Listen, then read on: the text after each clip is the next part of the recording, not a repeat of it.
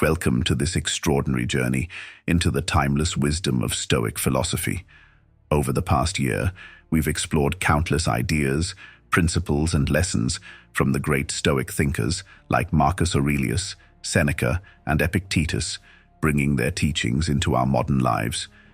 This video is a collection of my work from 2024, hours of reflections, insights, and practical advice to help you cultivate resilience, inner peace, and clarity. Whether you're searching for strength in tough times, looking to improve your relationships, or simply seeking a deeper understanding of life, these videos offer something for everyone.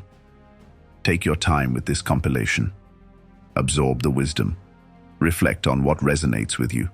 And most importantly, use these lessons to transform your life. If you're ready to embrace the path of the Stoic and discover how this ancient philosophy can make a profound difference in your modern world, let's begin.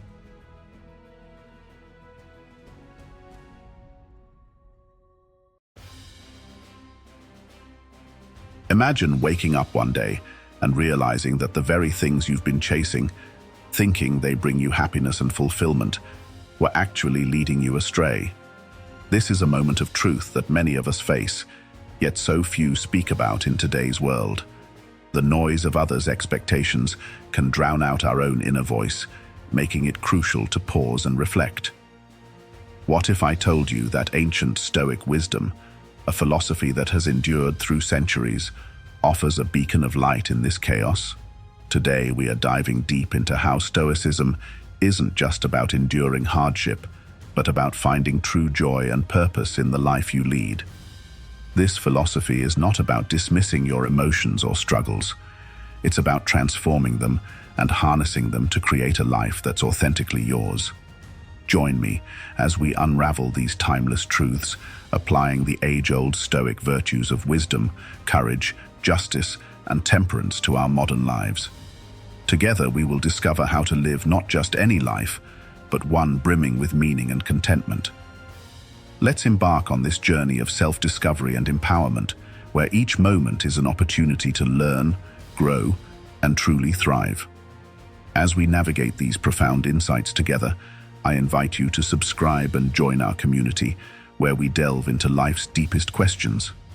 Stay with us for the entire journey, as each moment is a step towards uncovering the richness of a life guided by Stoic wisdom.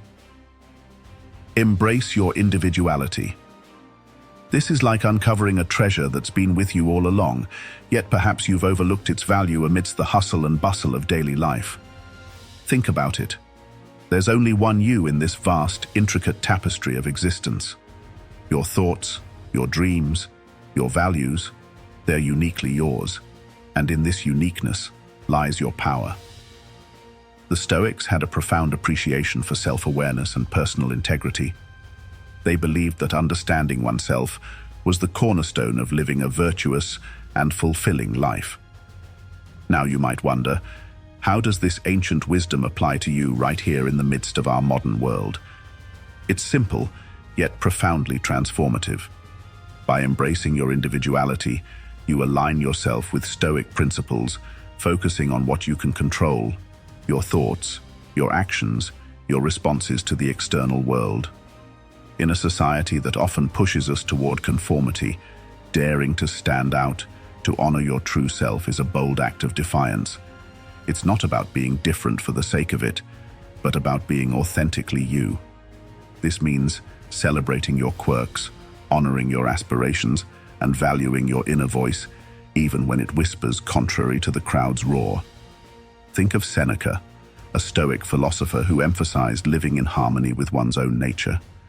He would argue that compromising your individuality is like denying your very essence. So whether you're passionate about art, driven by curiosity and science, or inspired by the simplicity of nature, these are reflections of your core, your essence. They are what make you, well, you. By embracing your individuality, you're not just honoring yourself. You're offering the world something it's never seen before. Your unique perspective, your voice, your story. Believe me, the world is richer for it. As we journey through this discussion, remember that being true to yourself is not just about self-acceptance. It's about self-celebration. It's about making choices that resonate with your deepest values and following paths that light you up from within. It's a commitment to live authentically, guided by Stoic wisdom, which reminds us that the only person you are destined to become is the person you decide to be. Guard your time and dreams. Each moment and aspiration you have is like a rare, irreplaceable flower, blooming with possibilities unique to your journey. Think of your time as the soil and your dreams as the seeds.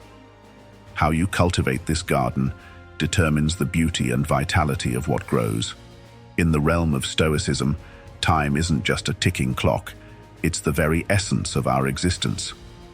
Marcus Aurelius, a Stoic emperor, emphasized the fleeting nature of time, urging us to live fully in the present while mindfully constructing our future. He taught that our dreams are not just fanciful wishes, but reflections of our true selves, guiding stars leading us toward our destiny. When you allow external demands to overrun your time, it's like letting weeds take over your garden. They choke out the life, leaving your dreams starved and stifled. It's so easy, isn't it? To say yes to every request, to fill every moment with activity, believing we're making the most of our time. But here's a Stoic truth. Guarding your time isn't about packing in as much as possible. It's about selecting what truly matters, what aligns with your core values, and furthers your dreams. Consider this. Every yes you utter is, in essence, a no to something else, potentially to your own dreams. So be discerning. Cultivate your time with intention, as if pruning a beloved rosebush, carefully selecting which branches to nurture and which to cut away. Your dreams deserve that kind of careful, attentive nurturing. But what about when life throws obstacles in your path, threatening to uproot your carefully tended aspirations? Here's where the Stoic virtues of courage and perseverance shine. Just as a gardener battles storms and droughts, you too will face challenges. Remember, the strongest trees grow with the wind, not against it. Your struggles and your resilience are all part of the growth process, enriching the soil of your experience, making your dreams all the more vibrant and robust. Prioritize your well-being. This isn't just about self-care Sundays or indulging in your favorite treat. It's about recognizing and honoring your inherent value, understanding that you can't pour from an empty cup. Just as a car needs fuel to run, your mind, body, and spirit need care and attention to thrive. Guess what? Stoicism, with its profound wisdom, has a lot to say about this. The Stoics believed that taking care of oneself is not a selfish act, but a necessary one. After all, how can you be of service to others, fulfill your responsibilities, or chase your dreams if you're running on empty? Think of Epictetus, who taught that our bodies are like gardens and our wills are like gardeners. Just as a garden requires regular watering and weeding to flourish, your well-being needs consistent nurturing. What does prioritizing your well-being really look like? It's tuning into your own needs and responding with kindness and compassion.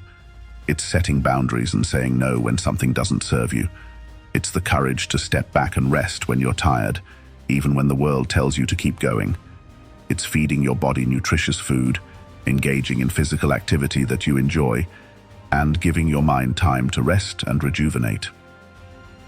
Let's talk about the mind, a crucial aspect of your well-being.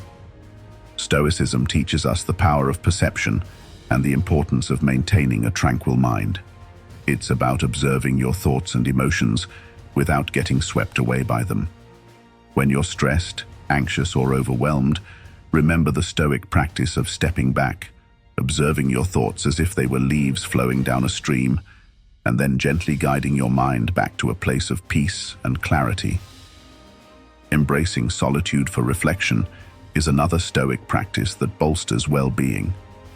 In today's hyper-connected world, it's easy to feel like you're missing out if you're not always engaged, but solitude offers a rare chance to connect with yourself deeply, to check in with your inner compass. As Seneca said, it's in quiet and seclusion that we can hear the subtle notes of our lives, understanding ourselves and our place in the world more clearly. Let's not forget about joy and gratitude, key ingredients for well-being. Even in challenging times, there's always something to be grateful for, a lesson the Stoics emphasize repeatedly. Cultivating gratitude turns what we have into enough and more, transforming denial into acceptance, chaos into order, and confusion into clarity. Value your support network. These are the people who celebrate your victories, stand by you during defeats, and provide guidance when you're lost. They are your anchor in a storm and your compass when the way forward is unclear. Stoicism, with its profound insights into human relationships and community, provides a beautiful perspective on why and how to cherish these bonds. The Stoics understood that while we must strive for personal independence and resilience, we are inherently social creatures, intertwined in a web of relationships. Seneca, in his letters, often emphasized the value of friendship and community, advising that we choose our companions wisely, as they greatly influence our character and well-being. When we talk about valuing your support network, it's about recognizing the role these relationships play in our personal growth and happiness. But how do you actively value these relationships? It's not just about spending time together or having fun, though those are important too.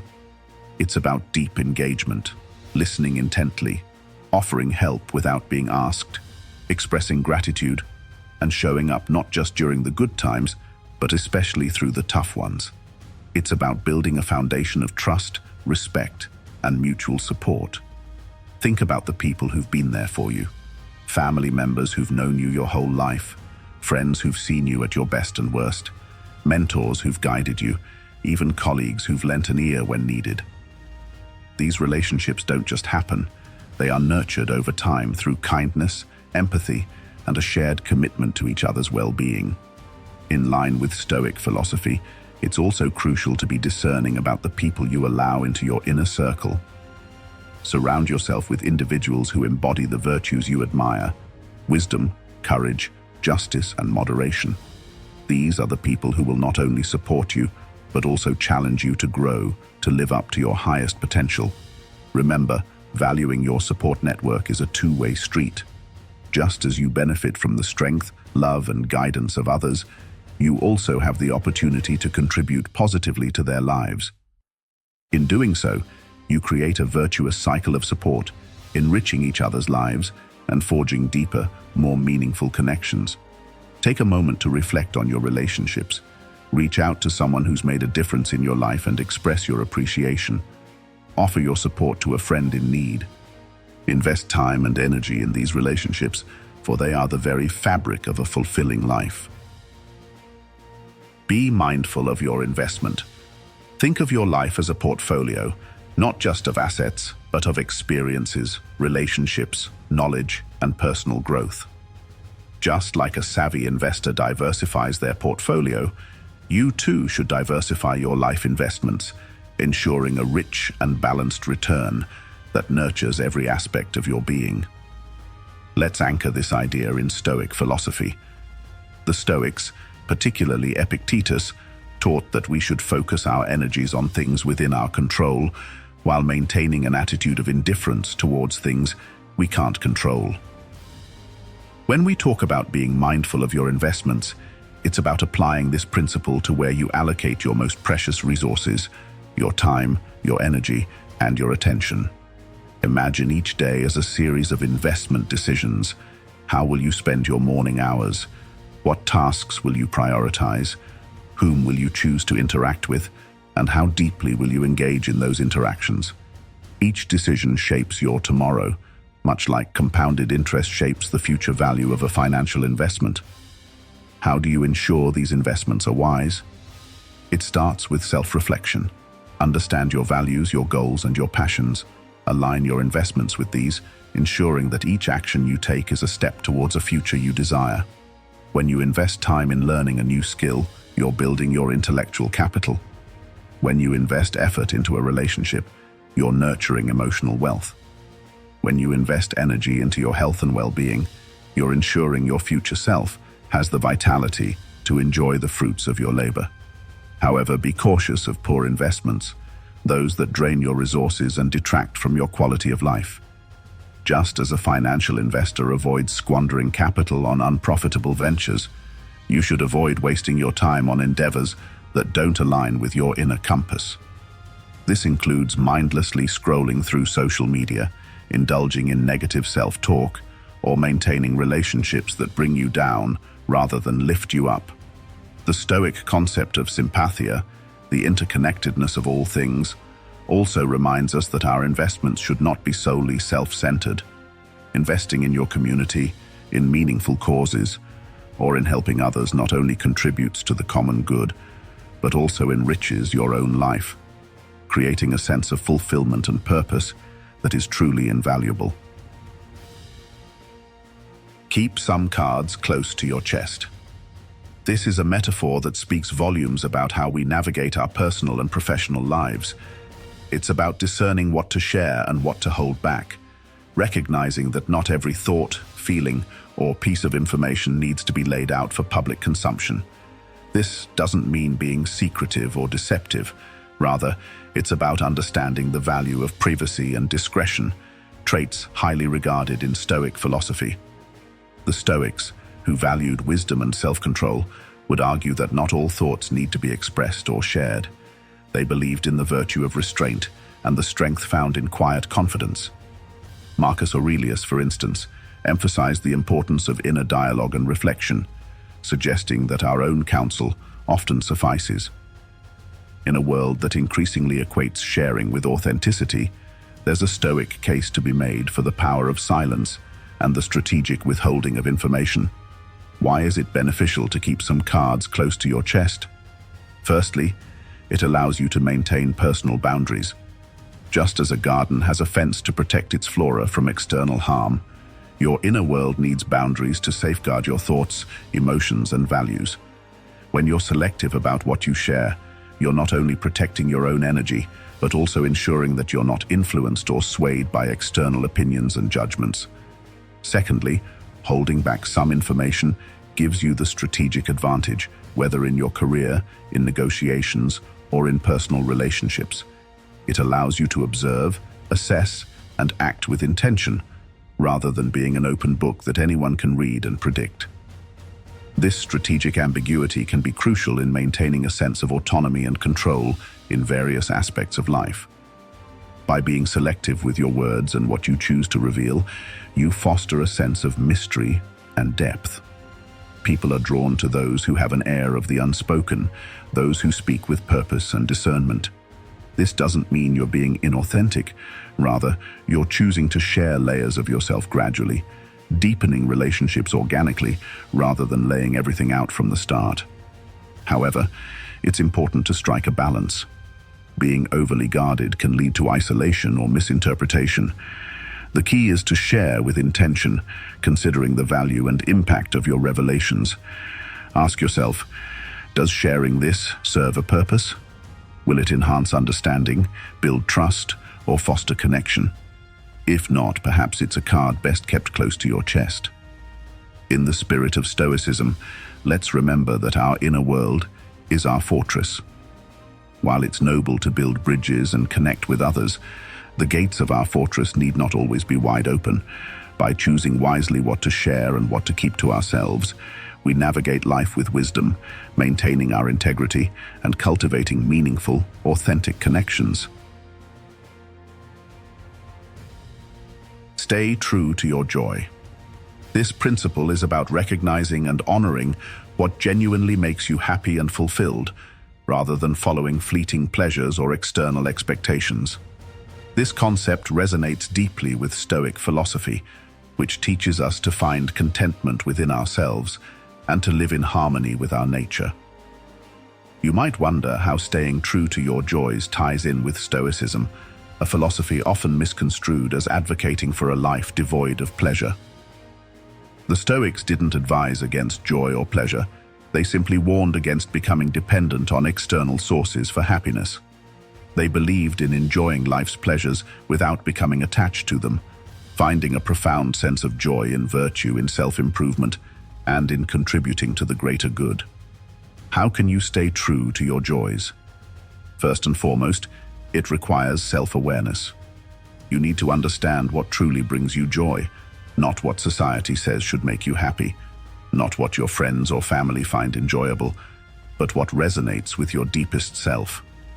This could be anything from reading a good book, engaging in a creative hobby, spending time in nature, or simply enjoying the company of loved ones. Once you identify your sources of genuine joy, make them a priority in your life. This doesn't mean neglecting your responsibilities or indulging in hedonism. Instead, it's about integrating these joys into your daily routine, making space for them amidst your obligations and challenges. It's about balancing the scales of duty and delight, ensuring that while you fulfill your commitments, you also nourish your soul. Staying true to your joys also means being resilient in the face of societal pressures. It's easy to get swayed by trends or to conform to what others consider enjoyable or successful. But true joy comes from authenticity, from living in alignment with your values and passions. It requires the courage to be different, to choose a path less traveled, if that's what resonates with you. Moreover, the Stoics remind us to be adaptable, to find joy even when circumstances change or when we face adversity. They teach us that our internal state, our ability to find peace and contentment within, is something no external force can take away. This means that even when you cannot engage in your usual sources of joy, you can find contentment in your response to the situation, in your ability to adapt and find silver linings. Don't let fear lead. This might sound like a simple directive, yet its depth is profound, touching the core of our being and influencing the spectrum of our choices. It's a call to rise above the instinctual response that has safeguarded our survival, yet often hinders our growth. Within the framework of Stoicism, this tenet encourages us to face life's uncertainties with courage and clarity, recognizing that fear is often a distortion of reality, a shadow that looms larger in our minds than in our actual path. The Stoics, with their focus on virtue and rationality, teach us that fear should not be the captain of our ship. They remind us that while we cannot control external events, we can certainly govern our reactions to them. Seneca, one of Stoicism's most eloquent spokespeople, articulated that we often suffer more in imagination than in reality. This statement underscores the essence of not letting fear lead. It's about not allowing our imagined catastrophes to paralyze us or dictate our actions. How can we ensure that fear does not take the helm? It begins with awareness. Recognize when fear is speaking. Acknowledge its presence but question its validity. Is the threat real or perceived? Is the fear serving a protective purpose, or is it merely a barrier to growth? This discernment allows you to respond rather than react, choosing actions aligned with your highest good rather than being swayed by ephemeral emotions. Embracing a Stoic approach means preparing oneself for various life scenarios, including those we fear. This preparation isn't about worrying or obsessing, but about cultivating a resilient and adaptable mindset. Just as a sailor prepares for stormy seas, we can equip ourselves with the virtues of wisdom, courage, justice, and temperance to navigate life's uncertainties. What about when fear is already at your door, shaking the foundations of your peace? The Stoics would advise us to face it head-on, not with brashness, but with composure and dignity. They champion the practice of premeditation, envisioning potential challenges and setbacks, not to foster anxiety, but to diminish fear's power over us. By familiarizing ourselves with fear, we strip it of its novelty and intensity, rendering it just another aspect of life's rich tapestry, not an insurmountable obstacle. In adopting this stance, we not only liberate ourselves from fear's grip, but also open the door to growth and fulfillment. Fear often guards the threshold to our greatest achievements and deepest transformations. By refusing to let it lead, we step into a realm of expanded possibilities, embracing life with a boldness and zest that would make any Stoic proud. Celebrate every step. The Stoics, with their emphasis on living in accordance with nature and virtue, would advocate for acknowledging and appreciating each moment and every small victory on our path.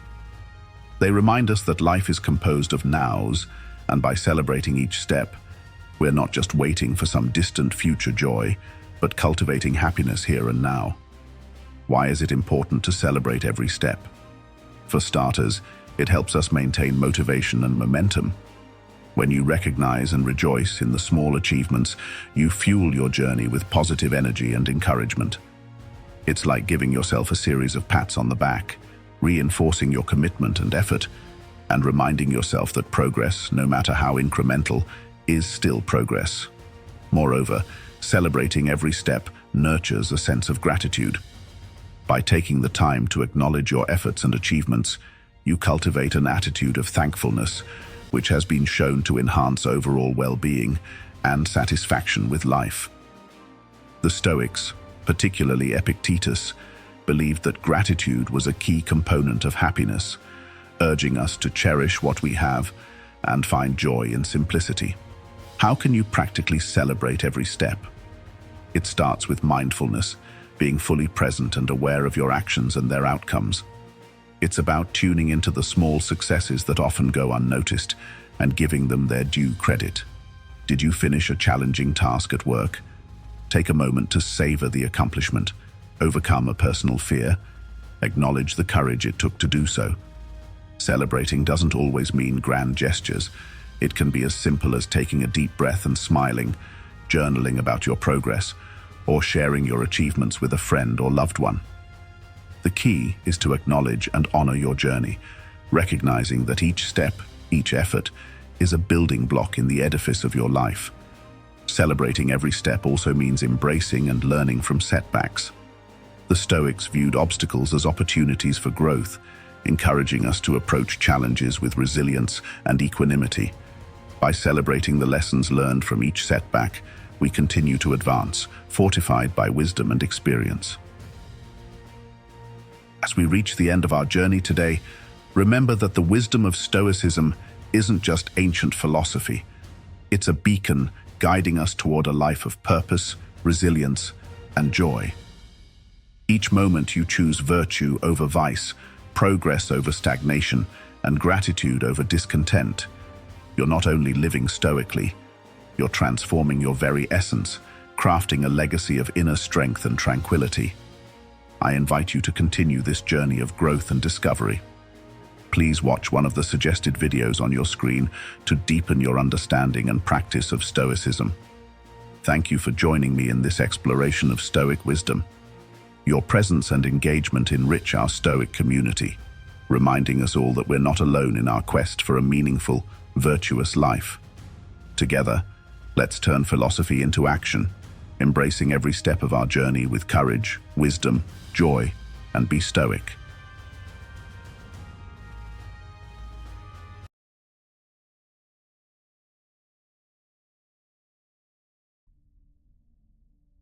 In a world where every smile conceals myriad thoughts and every handshake carries more than just a greeting, the true essence of a person often remains hidden.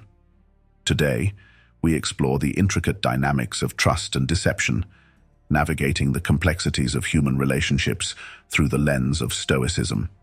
The Stoics taught us that while we may not control others' actions, our reactions and understanding can shape the very fabric of our social bonds. Join me as we uncover the unseen forces at play in everyday interactions, revealing the wisdom that can help us lead not just successful, but meaningful lives. The manipulative friend. At first glance, this individual seems to understand you better than anyone else. They nod at all the right moments, and their empathetic smiles appear tailor-made just for you. However, over time, a disturbing pattern emerges. Their understanding is not fueled by genuine care, but is instead a strategic play to use your vulnerabilities for their gain. These social chess players collect your personal information, not to support you, but to weaponize it, pushing you toward decisions and actions that serve their interests, not yours. Stoicism teaches us to seek clarity over comfort and truth over pleasant illusions. Marcus Aurelius advised being wary of our own mind's impressionable nature and the intentions of those around us. Observe not just what friends say, but what they do. How they discuss others in their absence, handle your secrets, and respect your boundaries are the true indicators of their character. To deal with a manipulative friend, start by setting firm, clear boundaries. Share selectively, understanding that not every internal thought needs external validation, especially from someone with questionable motivations. Slowly distance yourself from their influence and invest in relationships that bring positivity and growth. Real friends enhance your life and inspire you to expand rather than contract, adding layers through support and genuine care. The constant critic. This person seems to find fault in everything around them. Every project you undertake, every idea you propose, and every aspect of your personality never seems good enough for them. Their feedback, often lacking the warmth of constructive criticism, feels more like relentless judgment, chipping away at your confidence and self-esteem. The constant critic operates under the guise of honesty or helping you improve. But there's a fine line between helpful criticism and discouraging nitpicking. Their relentless critiques can create a toxic environment where, instead of growing, you guard every action and word for fear of criticism, stifling creativity and initiative. Marcus Aurelius once said, "Reject your sense of injury, and the injury itself disappears." This powerful Stoic reminder teaches us not to internalize harsh words or negative perceptions. Consider the source of criticism and reflect on its truth and value. If there's something to be learned, use it to your advantage. If not, let it roll off like water off a duck's back. To deal with a constant critic, maintain perspective. Understand that their criticism often reflects their worldviews, insecurities, or frustrations, more than your capabilities or worth. Construct boundaries to protect your mental space. Listen, assess, and choose whether to accept or discard their words. Engage with them from a place of strength, acknowledging feedback without allowing it to diminish your sense of self-worth. The superficially friendly. These individuals seem like the most personable people you could meet, always asking about your day with a wide smile and making all the right noises that suggest they care. However, their warmth has little depth, resembling a shallow puddle rather than a welcoming ocean. They move gracefully from one group to another, never settling long enough to form deep, meaningful connections. In the world of superficially friendly people, interactions are often a series of pleasant exchanges that skim the surface of politeness, but never dive into true friendship. They might be present at every party and appear in all your social circles, but when times are tough, their presence is often as fleeting as their commitment. Stoicism teaches us the importance of genuine relationships and the value of a small circle of close friends over a wide network of acquaintances. Seneca emphasized the quality of friendships rather than quantity, advocating for relationships where mutual respect and sincerity prevail. Seek friends who mirror your values and provide a stable, reliable presence in your life. To navigate the realm of the superficially friendly, recognize the signs early. Enjoy their company in light-hearted moments that require nothing more than casual interaction. However, invest your emotional energy wisely. Reserve your trust and vulnerabilities for those who have proven themselves in times of both joy and adversity.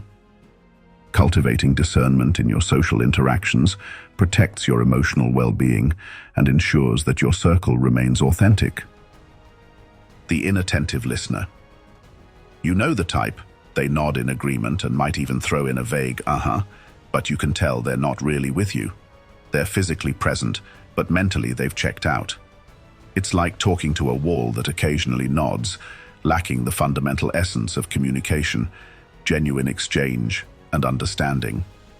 Relationships thrive on mutual understanding and active engagement. When someone consistently fails to pay attention, it sends a clear message that what you're saying isn't important to them. This behavior stifles the flow of ideas and erodes the emotional connection true listening can forge. The Stoic practice of present-mindedness teaches us to fully engage with the task at hand. For Stoics, like Marcus Aurelius, listening attentively is not just a courtesy, it's a duty. It's about respecting the person speaking to you by giving them your full attention, reflecting the Stoic belief in the importance of every human interaction. If you frequently encounter an inattentive listener, ensure your own communication is clear and engaging. Sometimes, simply asking direct questions can snap the listener back to the moment. If that doesn't work, a gentle call-out might be necessary. Let them know you've noticed their distraction and invite them back into the conversation. If the pattern persists, consider the value this person adds to your life. Are they giving you the respect and attention you deserve?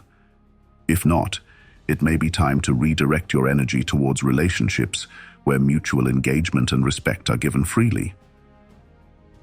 The empathy-lacking individual.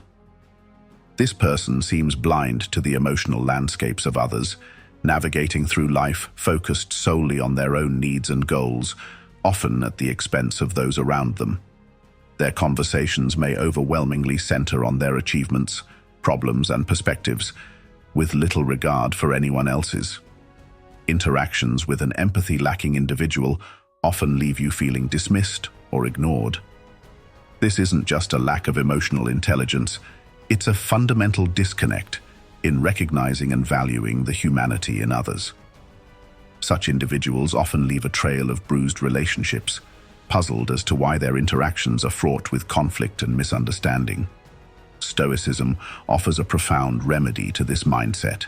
It teaches us the importance of looking beyond ourselves and understanding that the human experience is interconnected. Stoics like Epictetus emphasize the role of empathy in human ethics, teaching that we should listen and respond to others with kindness and understanding, recognizing that we are all part of a larger community. When dealing with someone who lacks empathy, Stoicism advises not to meet their indifference with anger or resentment.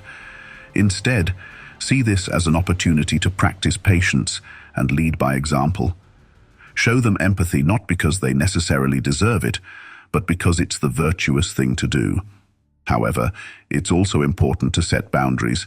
Protecting your emotional well-being is crucial, and sometimes that means limiting your exposure to those who drain it. Engaging with an empathy-lacking individual requires a balance of compassion and self-preservation. Model empathetic behavior, but recognize when to step back to maintain your peace. As Marcus Aurelius pointed out, what we do now echoes in eternity. Let your actions reflect your integrity and compassion, even in the face of apathy. The constant irritator.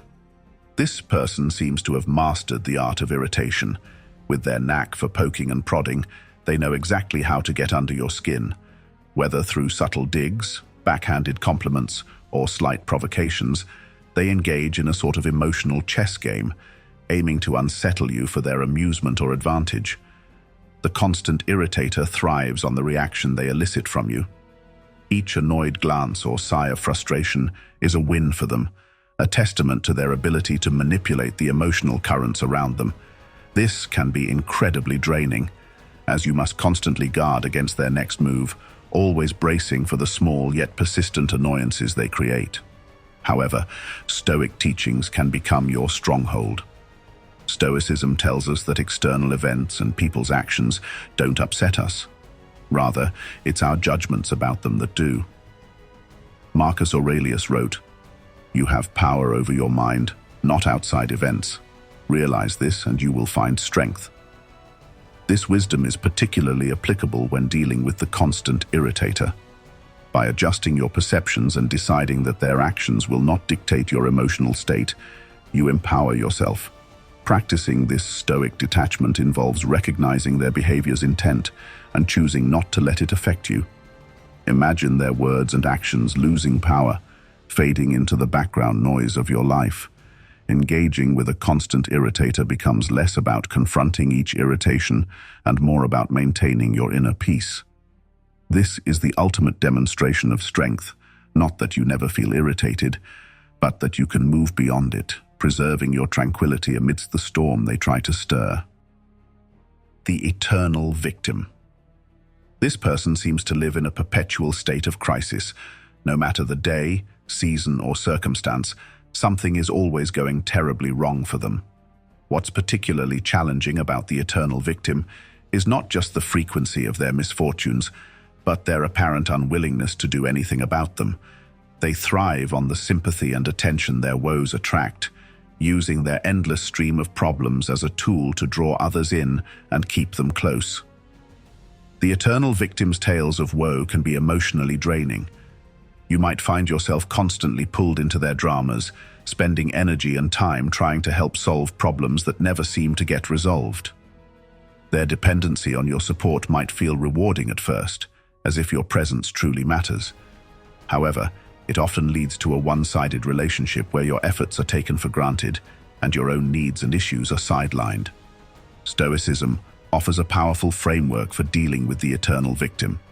Stoics like Epictetus taught that we should concern ourselves with things within our control and accept those that are not. When interacting with an eternal victim, recognize the limits of your influence. You can offer support and guidance, but you cannot change their situation. Only they can do that. Stoicism advises practicing empathy but also detachment. Empathize with their pain, but detach from the notion that you are responsible for fixing their life.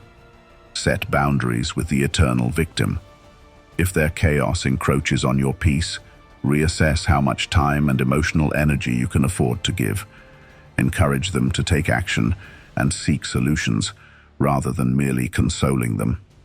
This approach protects your well-being and pushes them towards self-reliance and accountability. Remember, while compassion is a virtue, it must not come at the cost of your own stability and happiness. The Stoics believed in the importance of inner peace and equanimity.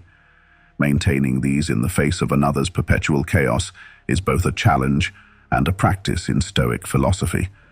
By doing so, you honor your mental and emotional health and foster a more balanced relationship with the eternal victim. The two-faced individual. This person masters the art of duplicity, being charming and friendly to your face, but turning to slander the moment your back is turned. Their skill in wearing different masks for different audiences is disconcerting. They can make you feel like a confidant one moment and the next, you might overhear them undermining you to others. It's a bewildering and hurtful experience to realize that someone you thought was a friend could so easily betray your trust. The two-faced individual not only strains individual relationships, but can also create a toxic environment around them. Their behavior fosters distrust, conflict, and insecurity among a group, whether in a workplace, a circle of friends, or within a family. Their actions are often driven by a desire for personal gain, be it power, influence, or mere amusement at causing disruption. Stoicism teaches us to focus on our virtue and integrity, not to be swayed by the deceitful actions of others. Seneca advised choosing our company wisely, asserting that being alone is better than being in bad company. Stoicism also prompts us to reflect on our responses to betrayal. It's natural to feel hurt and angry when you discover someone's duplicity, but Stoics would counsel us to rise above these initial emotional reactions. They urge us to respond with reason and dignity, maintaining our own ethical standards and not stooping to their level of deceit. The most effective strategy is to distance yourself from a two-faced individual once their true nature is revealed. Reducing your emotional and personal investment in the relationship protects you from further harm. Cultivate relationships with people who value authenticity and transparency. Surround yourself with individuals who support and uplift you both in your presence and absence. Choosing to interact with genuine people aligns with the Stoic principle of living a virtuous life. It fosters a healthier emotional environment and enables you to grow and thrive, unaffected by the underhanded tactics of those who choose duplicity over integrity. The toxic individual. This person is often a complex blend of many negative traits, each more damaging than the last. They might exhibit behaviors like manipulation, constant negativity, jealousy, or dishonesty. Being around them can feel like being caught in a storm, where your positive outlook and inner peace are constantly under threat. Their presence in your life can lead to feelings of doubt, insecurity, and even fear, as they seem to have a knack for souring joyful experiences and turning strengths into perceived weaknesses. Dealing with a toxic individual is challenging because their influence can seep into various aspects of your life, clouding your judgment and affecting your interactions with others. They often create an environment where you're always on the defensive, always having to shield yourself from their next negative outburst or manipulative tactic. This can be exhausting and deeply unsettling, challenging your mental and emotional stability. Epictetus offers wisdom that is particularly applicable when dealing with toxic people. It's not what happens to you, but how you react to it that matters.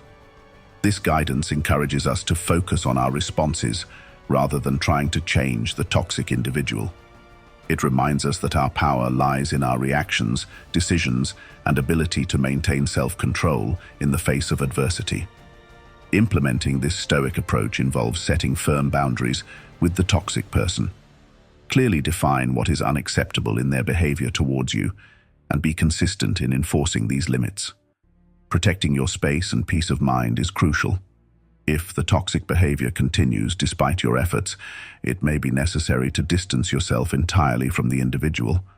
While this can be a difficult decision, especially if the toxic person is a close friend or family member, it's sometimes the healthiest choice you can make. Surround yourself with people who uplift you and encourage your growth. Cultivate relationships that bring positivity, mutual respect, and genuine support. By doing so, you reinforce your resilience against toxicity and foster an environment where you can thrive. Remember, in dealing with a toxic individual, the goal isn't just to avoid their negative impact, but to ensure that your life continues to be driven by your values, aspirations, and the pursuit of genuine happiness. You have the strength and the right to choose an environment and relationships that support your well-being and allow you to live your best life. And there you have it, a guide through the tricky terrains of human interactions. Remember, your peace of mind is precious, and whom you choose to trust plays a crucial role in preserving it. Thank you for joining me today on this journey of self-awareness and growth. Don't forget to watch our next video appearing right on your screen to continue enriching your life with Stoic wisdom. Thank you for being part of our community. Until next time, stay wise, stay serene, and be Stoic.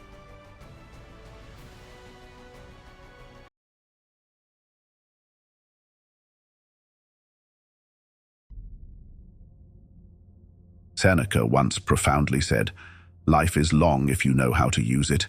Think about that for a moment. Here we are on this incredible journey called life, filled with endless possibilities, seeking to live fully, deeply, and meaningfully. But what does it truly mean to live well? As you join me today, imagine embarking on a path that not only enlightens but also empowers you, transforming your everyday experiences into a wellspring of wisdom and insight. We're diving into the world of Stoicism, an ancient philosophy centered on resilience, clarity, and the profound peace that comes from understanding the art of living. Today, I'll share with you 10 powerful Stoic strategies that can revolutionize the way you perceive, interact with, and navigate through the world. If you're ready to transform your approach to life's ups and downs, to learn how to remain steadfast in the face of adversity, and to discover a wellspring of inner peace and strength, then you're in the right place. Before we dive deep into the transformative wisdom of Stoicism, please make sure you join our community of thinkers and seekers. Each segment of this journey is packed with value, so stay with us to fully embrace the journey we're about to undertake together.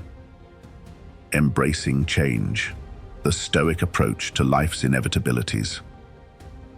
When was the last time something changed in your life?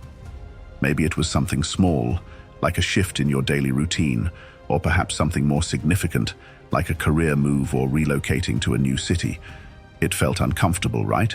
Maybe even scary. But here's where Stoicism comes in, teaching us that these moments of discomfort are not just obstacles. They are opportunities for growth, learning, and becoming stronger versions of ourselves. Marcus Aurelius, one of the most revered Stoic philosophers, put it beautifully. Accept whatever comes to you woven in the pattern of your destiny, for what could more aptly fit your needs. This perspective is powerful.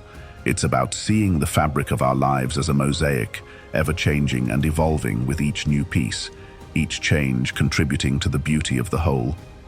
Embracing change isn't about being passive or letting life sweep you along. No, it's about engagement, meeting these changes head-on with courage, openness, and the willingness to adapt and learn. It's about asking ourselves, what can this change teach me? How can it help me grow? Facing change can be daunting, but Stoicism equips us with the mindset to not just endure, but to thrive. It teaches us to find stability within ourselves, to anchor ourselves in our values and virtues, so we can face any change with equanimity and grace. Growth doesn't happen in the comfort zone. It's often in those moments of discomfort that we find the most profound opportunities for personal growth and transformation. The power of embracing discomfort for personal growth. The Stoics were masters at turning adversity into advantage. They believed that facing difficulties head-on was not only character building, but also a pathway to developing resilience, wisdom, and inner strength. Think about a muscle. Without resistance, without challenge, it can't grow stronger. The same goes for our character and our mind. Now, let's get personal. Think about a time when you were truly uncomfortable, maybe tackling a challenging project at work, dealing with a difficult relationship, or facing a fear. It was tough, right? You might have wanted to give up, to retreat back to your comfort zone. But if you pushed through, you likely emerged on the other side stronger, wiser, and more capable. This is the essence of embracing discomfort as taught by Stoicism. It's about seeing these challenging moments not as impediments, but as opportunities. Marcus Aurelius once said, "The impediment to action advances action. What stands in the way becomes the way." Obstacles aren't just hurdles to overcome, they are chances to forge our path, to practice virtue, and to grow. But how do we do this? How do we embrace discomfort when every fiber of our being wants to avoid it? It starts with a shift in perspective. Instead of viewing discomfort as something to dread, we can see it as a signal, a beacon guiding us toward personal growth. It's about stepping into the challenge, leaning into the discomfort, and asking ourselves, what can I learn from this? How can this strengthen me? It's also about preparation and practice. Just as Stoics practiced negative visualization, imagining worst-case scenarios to prepare themselves mentally, we can practice stepping into small discomforts voluntarily. This might mean taking a cold shower, speaking up in a meeting, or tackling a project we've been avoiding. These acts of voluntary discomfort build our resilience, so when life throws us bigger challenges, we're ready. Disengagement. Finding clarity in a busy world. In the context of Stoicism, disengagement is not about turning your back on the world. Instead, it's about creating a space for yourself, a mental retreat, if you will, to gain clarity, perspective, and peace of mind. We live in a world that's constantly buzzing. Our days are filled with endless tasks, notifications, meetings, and all sorts of demands on our attention and energy. It's easy to get caught up in this whirlwind of activity and lose touch with ourselves, our values, and what truly matters. This is where the Stoic practice of disengagement comes in. It's about intentionally stepping back, even if just for a moment, to reconnect with ourselves and view our lives with a fresh perspective. The Stoics were big on reflection and meditation, taking time each day to examine their thoughts, actions, and reactions. Marcus Aurelius, for instance, would set aside time for self-reflection, writing in his journal. What later became Meditations, a cornerstone of Stoic literature. This practice helped him stay grounded, self-aware, and aligned with his values amidst the complexities of life as a Roman emperor. In our modern lives, practicing disengagement might be simpler than you think. It could be as straightforward as taking a few minutes each day to sit quietly, perhaps in the morning before the day ramps up or in the evening as it winds down. During this time, you can reflect on your day, your reactions to events, and your alignment with your values. It's about observing your thoughts and emotions without judgment and gaining insights into your behavior and motivations. Another way to practice disengagement is through what I like to call intentional pauses. These are moments throughout your day where you stop what you're doing, take a deep breath, and simply be present. It could be a pause between tasks, a quiet moment savoring your coffee, or a brief walk to clear your mind. These pauses can help break the cycle of constant engagement and provide little oases of tranquility in your day. Practicing disengagement doesn't mean you care less about your responsibilities or the people around you. On the contrary, it allows you to engage more fully and meaningfully when you do. By stepping back regularly, you can recharge your mental batteries, gain fresh perspectives, and approach your activities with renewed energy and focus. Lifelong learning, the Stoic path to wisdom. Stoicism encourages us to see learning in a broader, more integrated way, as a continuous journey that enriches our lives, honors our minds, and deepens our understanding of the world and ourselves. The Stoics believed that every experience, every interaction, and even every challenge offers us a lesson. It's through these lessons that we grow wiser, more resilient, and more attuned to our true nature. For them, learning wasn't just an intellectual exercise, it was a vital, life-enhancing pursuit, deeply intertwined with the practice of virtue and the quest for a good life. Let's bring this idea of lifelong learning into our context, our world. How can we embrace this Stoic practice in our daily lives? It starts with curiosity, the kind of vibrant, open-ended curiosity that drives us to explore, ask questions, and seek out new experiences and perspectives. It's about looking at the world around us with wonder and a desire to understand more deeply. But maintaining lifelong learning isn't just about being curious. It's also about being deliberate in our pursuit of knowledge and growth. It means setting aside time for reflection, for reading, for engaging in meaningful conversations, and for practicing new skills. It's about being a student of life, regardless of our age or situation. One of the beautiful things about this approach to learning is that it's incredibly empowering. When we commit to lifelong learning, we're essentially saying that we're never done growing, evolving, and expanding our horizons. We're acknowledging that there's always more to discover, more to understand, and more ways to enrich our lives and the lives of others. So how can we cultivate this mindset? How can we keep the flame of curiosity and the passion for learning alive? We can start by diversifying our sources of knowledge. This means not just reading books or articles, but also listening to podcasts, attending talks or workshops, traveling, trying new hobbies, and engaging with people who have different perspectives and experiences. We can also embrace the Stoic practice of self-examination, regularly reflecting on our experiences, our reactions, and our assumptions. This kind of introspection can lead to profound insights and a deeper understanding of the lessons life is teaching us. Cultivating gratitude in everyday life. The Stoics understood that life doesn't always unfold as we wish. There are ups and downs, joys and sorrows, gains and losses. But through it all, cultivating gratitude allows us to focus on the abundance rather than the lack, the lessons rather than the disappointments, and the opportunities rather than the obstacles.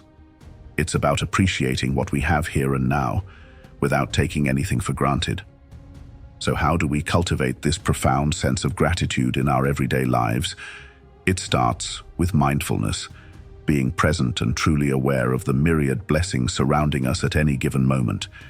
It's about waking up each day and recognizing the miracle of life itself, the air we breathe, the sky above us, our ability to think, feel, love, and aspire. Cultivating gratitude also involves a shift in perspective. It means recognizing that even our challenges and struggles can be sources of gratitude, for they teach us, shape us, and give us strength.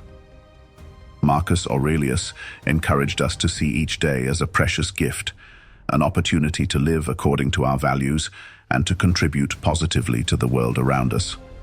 Maintaining an attitude of gratitude amidst the hustle and bustle of daily life can be challenging.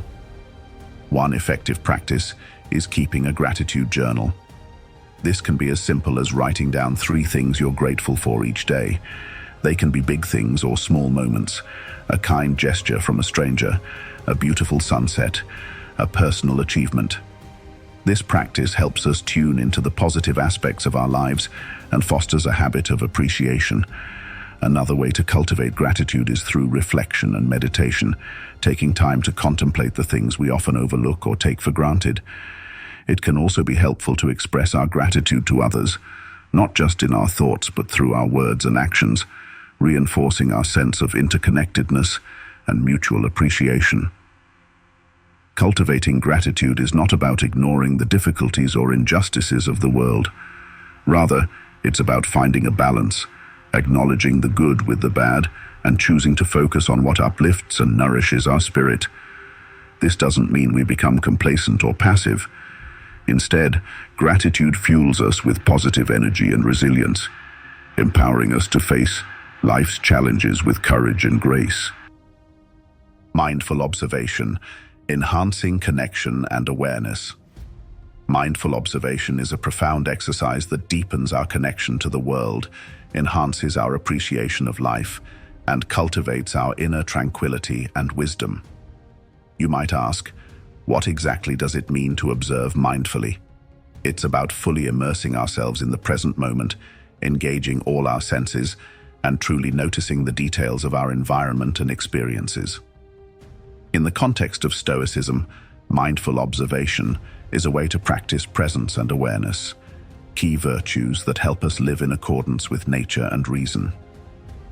The Stoics believed that by attuning ourselves to the present and engaging deeply with our immediate experience, we could gain insights into the nature of life and our place within it. It's about seeing the beauty, the transience, and the interconnectedness of all things.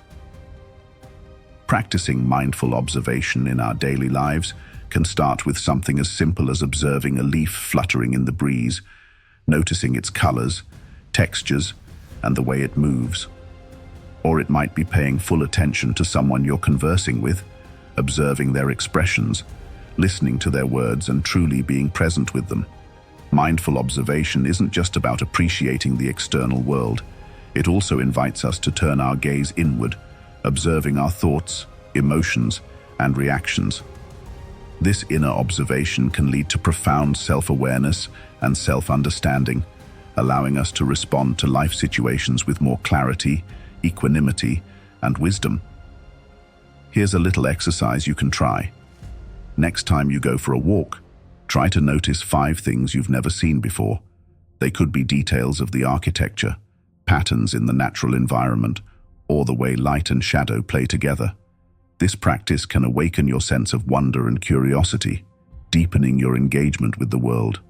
Mindful observation also ties into the Stoic practice of reflecting on the impermanence of life. By observing the constant changes in our environment, the cycle of the seasons, the ebb and flow of daily life, we're reminded of the transience of all things, including our own experiences and challenges. This can foster a sense of gratitude, resilience, and a deeper appreciation for the present moment. Active listening, building deeper relationships and understanding. In a world bustling with endless chatter, constant distractions, and rapid-fire communications, the art of truly listening to others, to ourselves, and to the world around us can seem like a rare treasure. Active listening is more than just a communication skill. It's a way of being present and fully engaged with the person or situation at hand. It's about listening not only with our ears, but with our hearts and minds, giving our full attention and intention to understand and connect. In the context of Stoicism, active listening is a way to practice empathy, patience, and respect, virtues that are central to living a wise and virtuous life. So how do we cultivate this skill, this art of active listening? First, it begins with intention, the conscious decision to be fully present with someone, to truly hear what they are saying without planning your next response or allowing your mind to wander. It's about creating a space where the other person feels seen, heard, and valued. When you engage in active listening, You're not just waiting for your turn to speak. You're genuinely interested in the other person's perspective, feelings, and experiences. You're listening to understand, not to reply.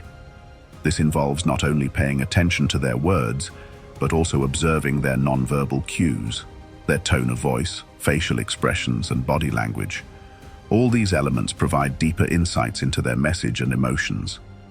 Active listening also involves asking thoughtful questions, reflecting back what you've heard, and showing empathy and understanding. It's a dynamic process, a kind of dance where you're fully attuned to your partner, responding to their lead, and moving together in a shared space of communication and connection. Active listening isn't just about engaging with others, it also applies to our relationship with ourselves. By listening attentively to our inner thoughts, feelings, and intuitions, we can gain valuable self-awareness and insight. This inner listening helps us understand our motivations, identify our core values, and navigate our path with greater clarity and purpose. Practicing active listening can transform our interactions and relationships, fostering deeper connections, trust, and mutual respect. It encourages openness, reduces misunderstandings, and promotes a genuine understanding and appreciation of diverse perspectives and experiences. Seeking silence. Finding peace in a noisy world. More than just stepping away from external noise, seeking silence is about cultivating a quietness within, a stillness of mind that allows us to think more clearly, perceive more deeply, and live more intentionally. The Stoics practiced this through contemplation and meditation, using silence as a tool to connect with their inner wisdom and to the natural world around them. How can we, in our modern lives, seek and embrace this nurturing silence?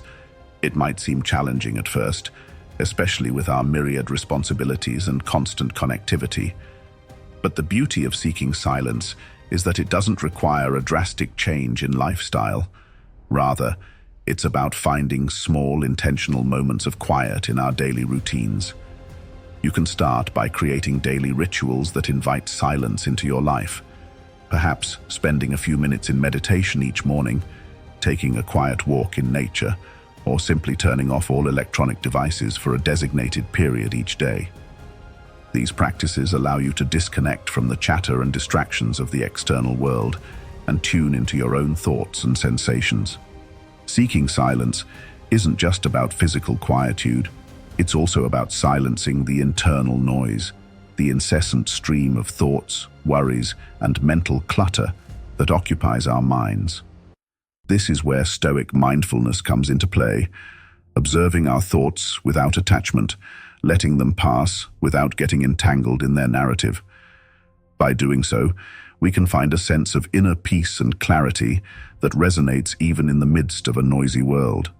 Moreover, seeking silence can deepen our relationships and enhance our communication with others. When we're comfortable with silence, we listen more attentively, respond more thoughtfully, and engage more meaningfully.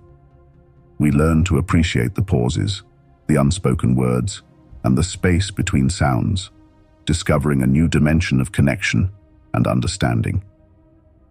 The Stoics saw the pursuit of silence as a way to align with the natural order of the world, to cultivate inner virtue, and to prepare the mind for philosophical inquiry and self-examination. In our times, seeking silence can be a radical act of self-care and rebellion against the incessant demands of a noisy, distraction-filled world. Embracing diverse interactions for broader perspectives. The Stoics understood the value of engaging with a wide array of people. They believed that wisdom could be found in every corner of society, from the marketplace to the philosopher's school, and that interacting with a broad spectrum of individuals could deepen their comprehension of the world and human nature. By actively seeking out and embracing these diverse interactions, we're not just gathering different opinions, we're challenging our own perspectives, breaking down biases, and uncovering common threads of humanity that bind us all. How can we incorporate this Stoic practice into our modern lives? First, it's about being open and curious. When we encounter someone with a different background or viewpoint, See it as an opportunity to learn and grow rather than a barrier to overcome. Ask questions, listen genuinely, and strive to understand their experiences and perspectives, even if they drastically differ from your own. But embracing diverse interactions goes beyond just conversing with different people. It's about immersing ourselves in varied environments and situations. This could mean attending cultural events, reading books from authors around the globe, traveling to new places, or even just exploring a new neighborhood in your city. Each of these experiences broadens our horizons, deepens our empathy, and enriches our understanding of the world. Engaging with diverse perspectives can also enhance our problem-solving and critical thinking skills. When we're exposed to different ways of viewing the world, we're encouraged to think more deeply, question our assumptions, and consider a wider range of solutions to the challenges we face. Embracing diverse interactions also means confronting our own discomforts and prejudices. It requires a willingness to step out of our comfort zones and engage with ideas and beliefs that may challenge our own. This is where true growth happens, where we learn to navigate complexity, embrace ambiguity, and cultivate a more nuanced understanding of the world. The Stoics saw the value in every human interaction, recognizing that each person we meet can teach us something valuable, can offer a mirror to our own character, and can contribute to our journey toward wisdom and virtue. So I encourage you to embrace the rich tapestry of human experience, to seek out and cherish diverse interactions in your life. In doing so, you'll not only be living true to Stoic principles, but also enriching your own existence, expanding your mind, and fostering a deeper connection with the fascinating world around you. Curiosity over judgment. A Stoic approach to open-mindedness. When we approach life with a curious mind, we're less likely to fall into the trap of rigid thinking or snap judgments. We're more open to new experiences, more willing to challenge our assumptions, and more adept at navigating the complexities of the world around us. How do we cultivate this sense of curiosity, especially when judgment seems to be our default mode? It starts with awareness. Notice when you're about to make a quick judgment and pause. Ask yourself, is there another way to see this? What am I missing? What can I learn from this person or situation? This simple act of questioning can shift your perspective and open up a space for curiosity to grow. Cultivating curiosity goes beyond just questioning your judgments. It involves actively seeking out new experiences, ideas, and perspectives. It's about embracing the unknown and the unfamiliar, stepping out of your comfort zone, and being open to being surprised and challenged. Whether it's trying a new cuisine, picking up a book on a topic you know little about, or striking up a conversation with someone from a different background, each of these acts of curiosity can enrich your life in unexpected ways. Here's where Stoicism provides a profound anchor. The Stoics believed that every experience, whether perceived as good or bad, offered an opportunity for learning and growth. By cultivating curiosity, we align ourselves with this philosophy, seeing life as an endless classroom where every moment is a teacher, if only we're willing to pay attention. Curiosity isn't about seeking comfortable or easy answers. It's about delving deeper, asking harder questions, and being open to whatever answers may come. It's about developing the resilience to face those truths, learn from them, and use that knowledge to grow. As we wrap up today's journey into the heart of Stoicism, I want to leave you with this thought. Embrace curiosity, embrace learning, embrace every facet of this wondrous life with an open heart and an open mind. By cultivating curiosity over judgment, we don't just live. We thrive, we grow, and we connect deeply with the world and the people around us. Thank you for joining me here at Be Stoic. Your presence and engagement make this community a beacon of wisdom and introspection.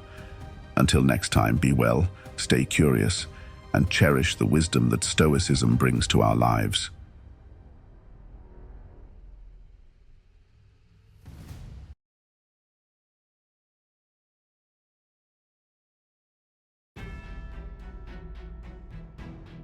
Welcome to our journey into the serene yet profound world of Stoicism, a philosophy that, although ancient, offers timeless wisdom for modern life's challenges.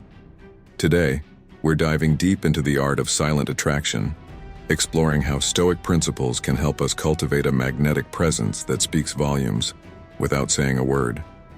If you've ever felt lost in the noise of a world that never stops talking, this exploration is designed especially for you.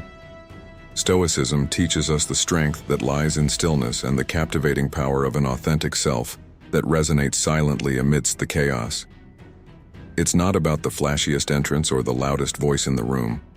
It's about embodying a presence that draws people in, a calm in the storm that is both noticed and felt at a profound level. Today, you'll learn how to harness this Stoic charm, turning heads and opening hearts by simply being true to your nature. As we unpack the secrets to becoming effortlessly attractive through the lens of Stoicism, from the nuances of body language to the subtlety of your style, each piece of advice is rooted in centuries of philosophical wisdom. This isn't just about making an impact when you walk into a room. It's about leaving an impression that lasts long after you've left, through sincerity, integrity, and the quiet confidence that comes from knowing who you are. So, if you're ready to transform the way you move through the world, stay with us till the end of this video. And if you find value in what we're about to uncover, do me a favor, hit that subscribe button, like this video, and share it with someone who could use a little more silence in their loud world. Remember, every part of this video is crucial, so make sure not to skip any part. You're the exception we've been waiting for. Let's begin our exploration of silent attraction through Stoicism and discover how to let your presence do the talking. 1. Embrace minimalism in communication. Embracing minimalism in communication is not about the scarcity of words, but about their significance. This approach aligns seamlessly with the Stoic philosophy of intentionality and simplicity. By speaking less but with more impact, one harnesses the power of each word, ensuring that what is said is thoughtful, meaningful, and resonates deeply with the listener. This form of communication is not merely an act of speaking. It is an art of conveying wisdom without clutter, leaving a lasting impression on those who engage with you. Utilizing pauses effectively in your communication is equally critical. A well-timed pause not only gives the speaker a moment to gather thoughts, but also allows the listener to digest the information shared. In the silence of a pause, words can resonate, enabling the message to settle and its impact to amplify. As the Stoic philosopher Seneca once said, "He who does not wish to speak much should not speak uselessly." This insight underscores the importance of making every word and every silence count. In practice, embracing minimalism in communication means being deliberate with your language. It involves stripping away the unnecessary, focusing on the essence of what needs to be communicated. This might mean refraining from filler words or resisting the urge to dominate a conversation merely to fill the space with sound. Instead, it involves choosing words with precision, crafting sentences that carry more weight, and speaking in a way that each phrase contributes something valuable to the dialogue. Moreover, the strategic use of pauses plays a pivotal role in enhancing the weight of your words. In the gaps between phrases, listeners find space to reflect and connect deeply with the message. This not only increases comprehension, but also elevates the overall communicative experience, making the interaction memorable. Stoicism teaches us the value of reflection and restraint, and by applying these principles to how we communicate, we engage others not just at the level of conversation, but at a profound intellectual and emotional level. Thus, by adopting a minimalist approach to communication, influenced by Stoic principles, one can become a more impactful and respected speaker. The economy of words paired with the strategic use of silence can transform ordinary interactions into moments of meaningful exchange, where less truly becomes more. 2. Cultivate an air of mystery. Cultivating an air of mystery in how we present ourselves and interact with others is a compelling approach that resonates deeply with Stoic teachings on discretion and self-mastery. By sharing selectively, we not only protect our inner sanctum but also invite others to engage more deeply, drawn by the allure of the unknown. This balance between transparency and privacy enhances our interpersonal relationships, making each reveal a meaningful and thoughtful exchange. Stoicism, a philosophy grounded in the control of one's actions and thoughts, suggests that not everything warrants external expression. Marcus Aurelius, a Stoic philosopher, wisely stated, "Be silent for the most part, or if you speak, say only what is necessary and in a few words." This guidance is pivotal in maintaining an air of mystery. It implies a strategic communication style that prioritizes quality over quantity, ensuring that when words are used, they are impactful and purposeful. By choosing what to share and what to withhold, we create a narrative that compels others to learn more. This does not mean fabricating falsehoods or being deceitful, but rather understanding the value of one's personal life and experiences. In an age where oversharing is common, choosing privacy and selective sharing can be particularly intriguing to others, as it stands in contrast to societal norms. Furthermore, balancing transparency with privacy involves a nuanced understanding of boundaries. It means being open enough to foster trust and closeness, yet reserved enough to maintain dignity and respect for one's own personal life. This delicate balance ensures that relationships are built on genuine curiosity and respect, rather than on superficial knowledge. The Stoic practice of reflection is crucial here. It encourages us to think about what we share, why we share it, and the potential impact of our disclosures on our personal integrity and on our relationships. By being mindful of these elements, we cultivate a persona that is both intriguing and respectful, inviting others into a dialogue that promises depth and continuity. In essence, cultivating an air of mystery through selective sharing and a balance of transparency is a Stoic way to navigate the complexities of human relationships. It enhances how others perceive us, fostering a sense of depth and intrigue that makes interpersonal engagements more dynamic and substantive. 3. Practice active listening. Active listening is a cornerstone of effective communication, distinguished by a deep focus on truly understanding the speaker, rather than merely hearing their words. This skill goes beyond simple auditory reception, encompassing a full engagement with the speaker's emotions, intentions, and messages. It's a form of respect and empathy that can profoundly influence interpersonal relationships, aligning well with Stoic principles of empathy and mindfulness. Epictetus, a Stoic philosopher, famously said, "We have 2 ears and 1 mouth so that we can listen twice as much as we speak." This quote encapsulates the essence of active listening, prioritizing understanding over being heard.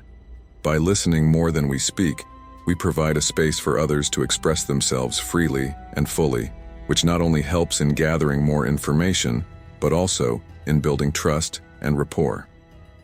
Active listening involves several key practices. First, it requires the listener to be fully present, avoiding distractions and refraining from planning responses while the other person is speaking. This level of presence allows the listener to catch subtle nuances in tone, pace, and volume, all of which can convey additional meaning beyond the words spoken. Moreover, showing empathy and engagement through nonverbal cues is vital. This includes maintaining eye contact, nodding, and positioning one's body to face the speaker, all signaling that the listener is engaged and values what is being said. Such nonverbal feedback can be tremendously reassuring to the speaker, encouraging them to communicate openly and honestly. Active listening also means reflecting on what has been said by paraphrasing or summarizing the speaker's words. This not only demonstrates that the listener has understood the content, but also gives the speaker a chance to correct any misunderstandings immediately. This reflective practice ensures that both parties are on the same page, which is crucial for effective communication. In practice, active listening can transform conversations, making them richer and more meaningful. It allows listeners to learn more, speakers to feel respected, and conversations to reach a depth that is both satisfying and productive. By embodying the Stoic virtue of thoughtful engagement, active listeners foster a deeper connection and understanding, paving the way for more genuine and fulfilling interactions. 4. Maintain composure under pressure. Maintaining composure under pressure is an admirable trait that not only demonstrates resilience, but also exerts a calm influence on those around us. This capacity to remain unshaken during chaotic times is deeply rooted in Stoic philosophy, which teaches the importance of controlling one's reactions to external events. Stoicism provides practical principles for developing an inner calm that withstands the turbulence of life's stresses and pressures. Seneca, one of the most renowned Stoic philosophers, eloquently stated, "The greatest remedy for anger is delay." This wisdom is pertinent when considering how to maintain composure under pressure. The Stoics emphasize the significance of pausing and taking a moment to reflect before reacting, allowing rational thought to guide one's actions rather than impulsive emotions. This practice is crucial in stressful situations where the first impulse might be panic or frustration. Developing resilience and calmness involves more than just restraining immediate reactions. It requires a fundamental shift in how we perceive and interact with the world. Stoics teach that while we cannot control what happens to us, we can control how we respond. By focusing on our responses, we can maintain a level of calmness and deliberation that not only helps us navigate challenges more effectively, but also attracts others to our stable demeanor. In practical terms, maintaining composure under pressure means practicing mindfulness and self-awareness regularly. It involves acknowledging emotions without allowing them to dictate our actions. This can be done through techniques such as deep breathing, meditation, or simply taking a step back to assess the situation objectively. These methods help slow down the mind's reaction time, providing space to choose a thoughtful and measured response. Moreover, using Stoic principles to stay unshaken in stressful situations encourages a perspective of viewing challenges as opportunities to demonstrate virtue and strength. This mindset shift is essential for transforming potentially overwhelming situations into chances for personal growth and leadership. In sum, maintaining composure under pressure by employing Stoic principles not only enhances personal well-being, but also serves as a beacon of stability for others. It fosters a magnetic presence that can guide and inspire people during times of uncertainty, making one not only a pillar of strength for oneself, but also for one's community. 5. Demonstrate confidence through body language. Demonstrating confidence through body language is a subtle yet powerful way to communicate one's self-assurance and openness.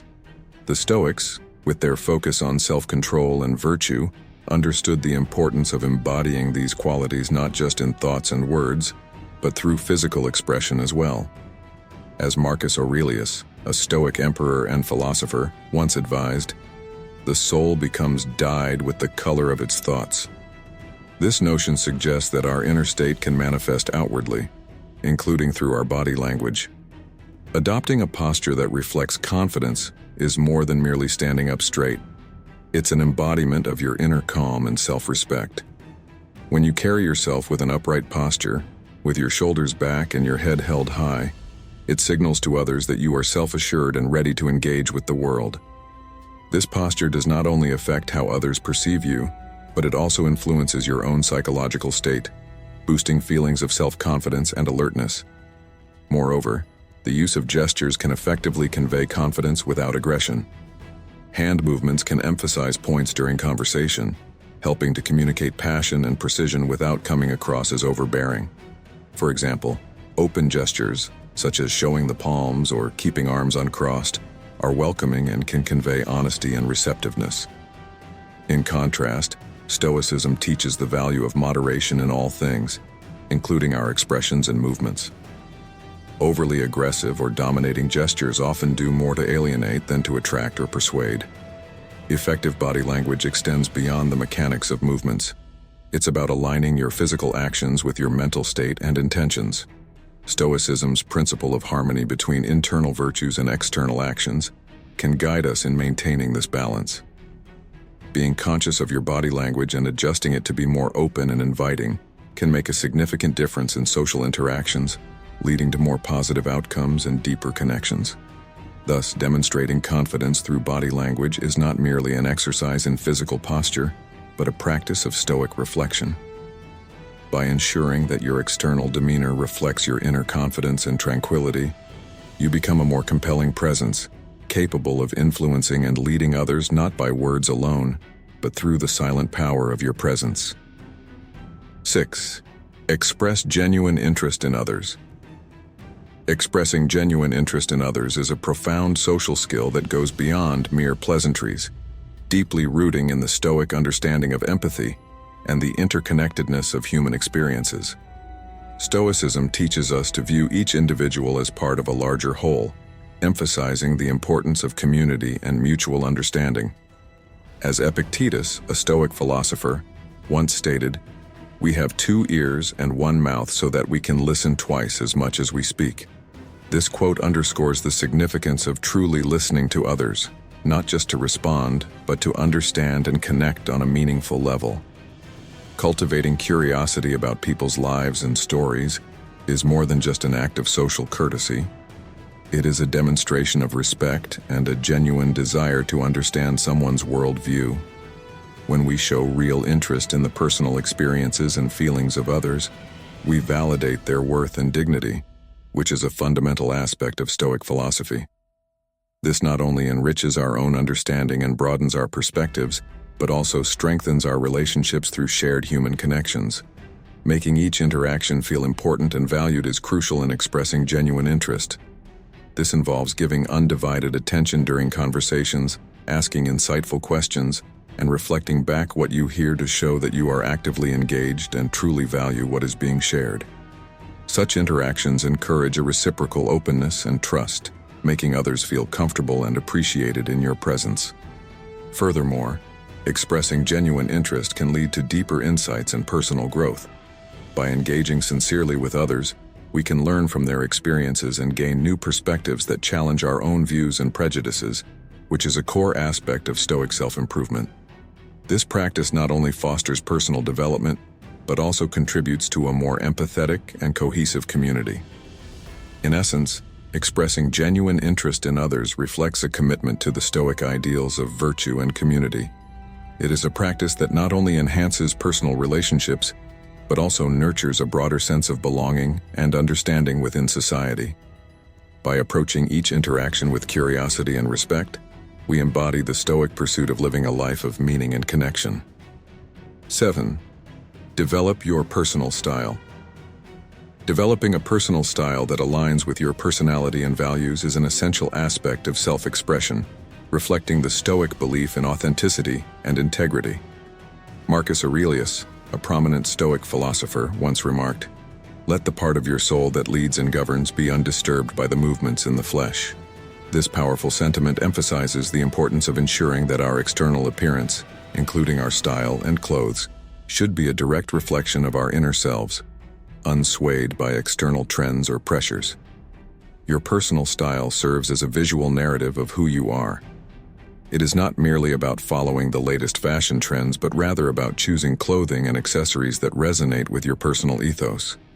For example, if simplicity and practicality are values you hold dear, your style might lean towards minimalistic and functional clothing that speaks to these qualities. This approach not only ensures comfort and authenticity in how you present yourself, but also communicates these values to others without the need for words. Moreover, aligning your fashion choices with your personality involves understanding what genuinely feels right for you. This might mean opting for color schemes that you feel best represent your mood and character, or choosing sustainable brands if environmental consciousness is a core part of your values. Each element of your wardrobe becomes a conscious choice that contributes to a larger picture of your identity. The Stoics believed in living in accordance with nature, your nature. In terms of personal style, this means embracing your unique body shape, color preferences, and personal comfort, rather than conforming to societal standards that don't fit your natural inclinations. By doing so, you honor your true self, which is the essence of Stoic wisdom. Furthermore, let your clothes and appearance speak to your authentic self by making deliberate choices that showcase your true identity. This isn't about impressing others, but about being true to yourself. The coherence between your internal values and external appearance not only bolsters your self-confidence, but also attracts people who appreciate genuine expressions of identity. In developing your personal style, remember that each outfit is an opportunity to reaffirm your values and express your individuality. It's a way to visually articulate your story, ensuring that your external presentation aligns with your inner essence. This Stoic approach to personal style not only enhances your sense of self, but also invites respect and admiration from others who recognize and value authenticity. 8. Embody grace and etiquette. Embodying grace and etiquette in your everyday interactions is an essential element of Stoicism, which emphasizes respect, self-control, and harmony in human relationships.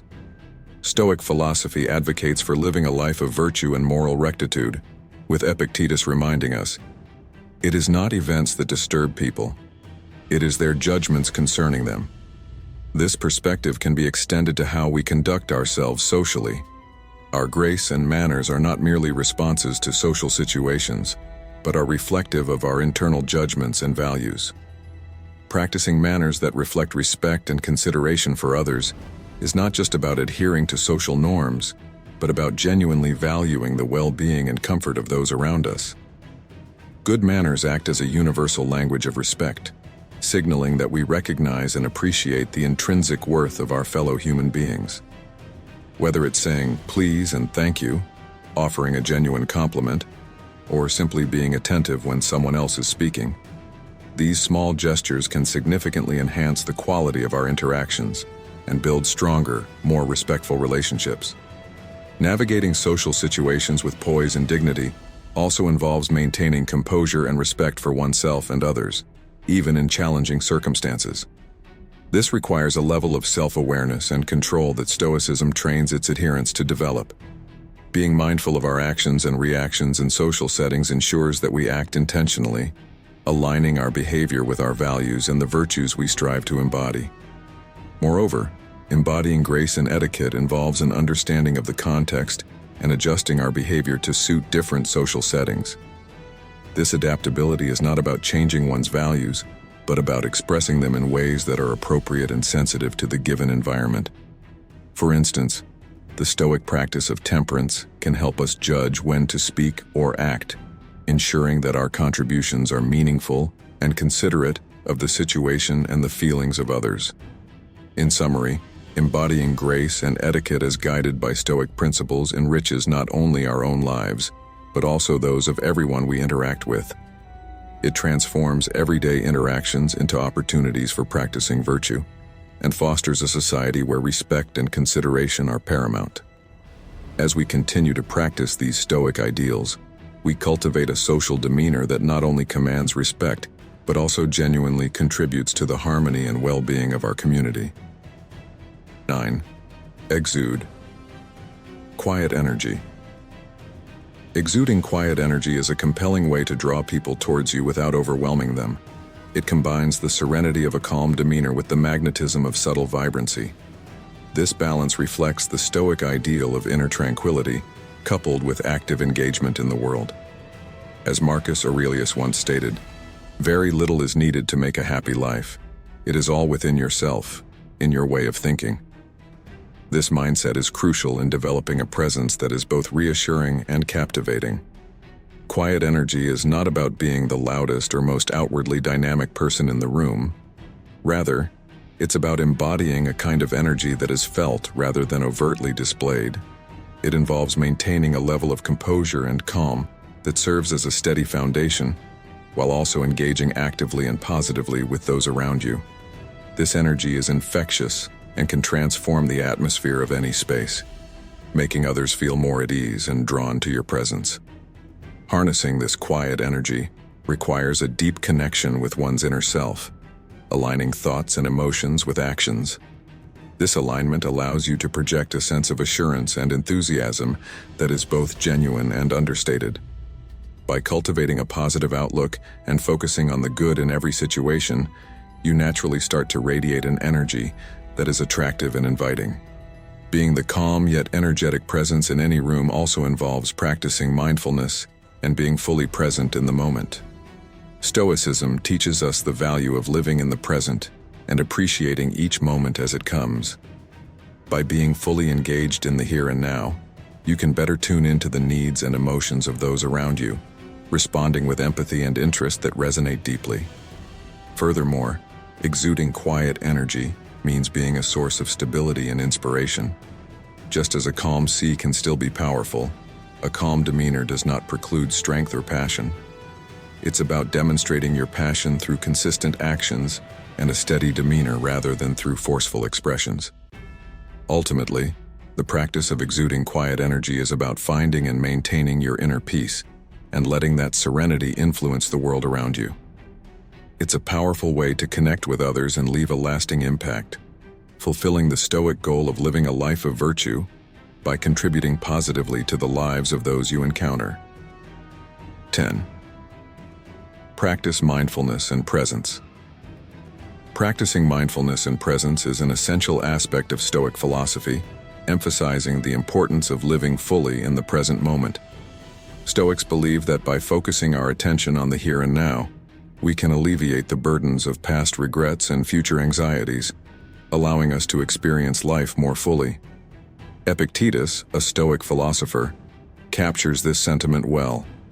Don't let the force of an impression when it first hits you knock you off your feet.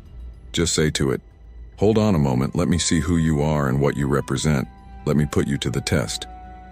This encourages a deliberate engagement with the present, testing our perceptions and experiences before reacting. Being fully engaged in the current moment means giving your complete attention to whatever or whomever is in front of you. This practice goes beyond mere concentration. It involves embracing each experience and interaction as if it were both the first and the last of its kind. This level of attentiveness not only enriches personal experiences, but also significantly enhances social interactions. When you are truly present with another person, you communicate that they are valued and important, which deepens connections and fosters mutual respect. Practicing mindfulness involves constant self-observation and awareness of one's thoughts, feelings, and sensations without judgment. This awareness helps us recognize when our minds wander and gently guides them back to the present. By developing this skill, we can maintain a clear and focused mind, which is particularly beneficial in social settings. It enables us to listen better, respond more thoughtfully, and engage more authentically with others. Additionally, the Stoic practice of presence is not just about individual benefits, but also about how it contributes to the well-being of others. Being present can make interactions more meaningful and sincere, which are essential for building strong, enduring relationships. When we engage deeply with others, we create an environment where open, honest communication can thrive, and where genuine support and understanding can be offered and received. In essence, mindfulness and presence are about cultivating a peaceful state of mind that allows us to appreciate and respond to the present moment with clarity and compassion. By embracing Stoic principles in our daily lives, we can enhance our interactions and relationships, leading to a richer, more fulfilling life both for ourselves and for those we connect with. 11. Cultivate intellectual curiosity. Cultivating intellectual curiosity is a core aspect of Stoicism, emphasizing the importance of continually seeking knowledge and understanding. This pursuit not only enriches one's own life, but also enhances interactions with others by enabling more meaningful and enlightening conversations.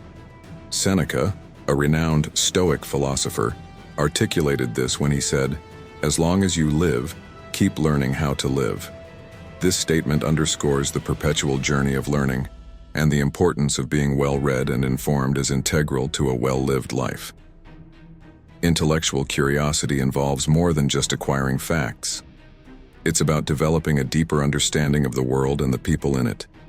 It drives us to question, explore, and discuss a wide range of topics, from science and philosophy to art and culture. Being well-read enhances our ability to contribute to conversations, making them more engaging and substantive.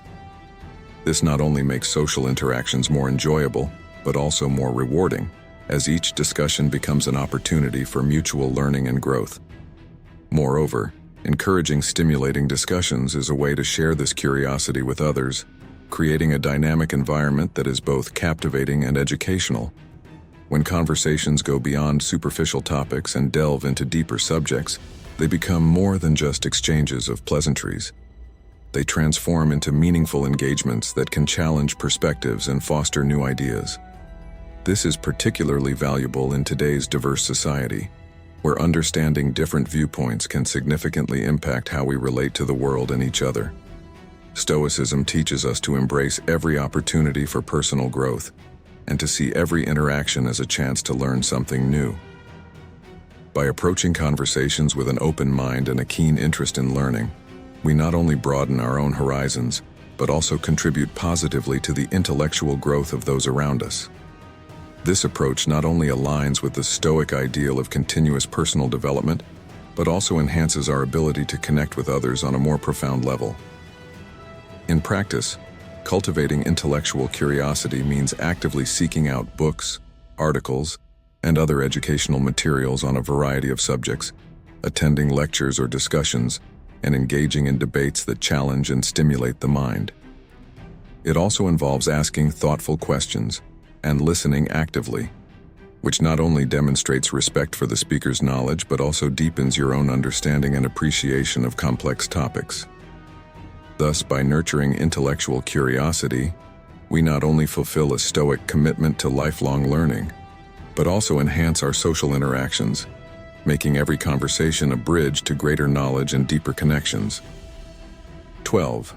Show unwavering integrity. Showing unwavering integrity is a fundamental aspect of Stoic philosophy, which teaches the importance of living a life that is consistent with one's core values and principles. Marcus Aurelius, a Stoic emperor and philosopher, once reflected, "Waste no more time arguing what a good man should be one." This directive underscores the Stoic emphasis on action over rhetoric, encouraging us to demonstrate our virtues through our behaviors rather than merely discussing them. Living by a strong set of values means that your actions are always aligned with your beliefs, regardless of the circumstances.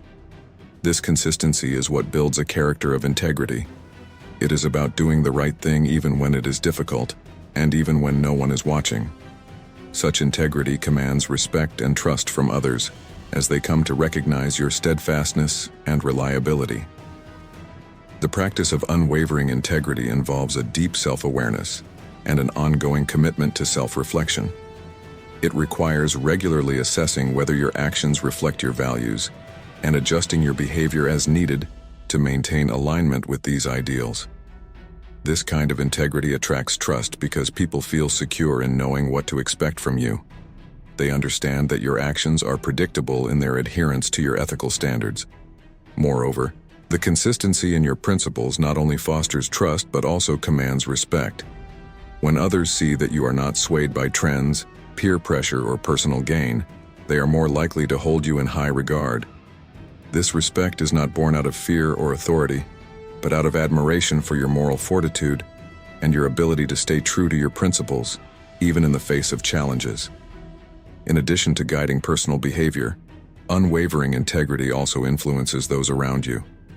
It sets a standard for others to follow, promoting a culture of honesty and respect.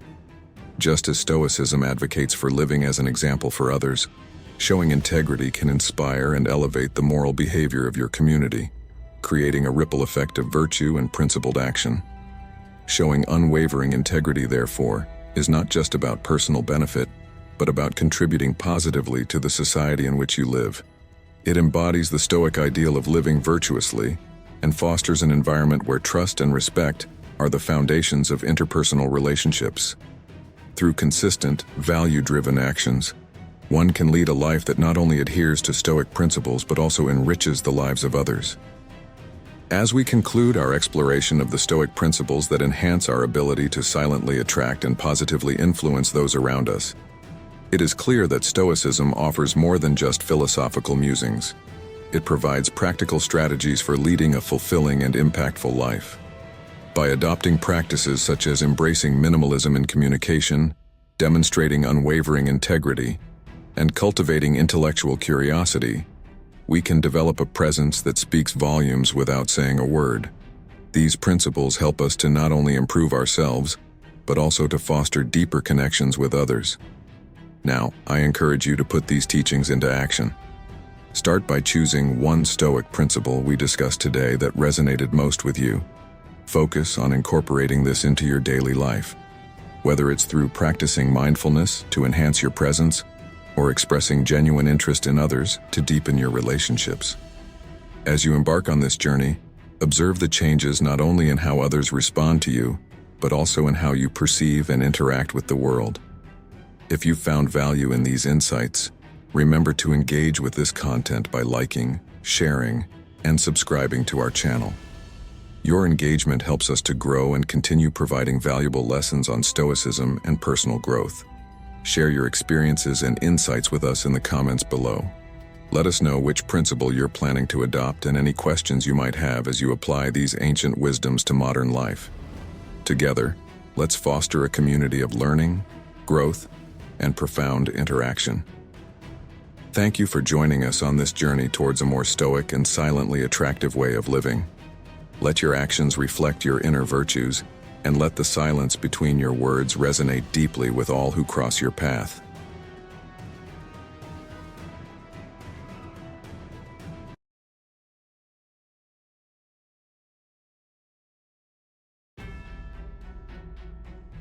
The obstacle is the way.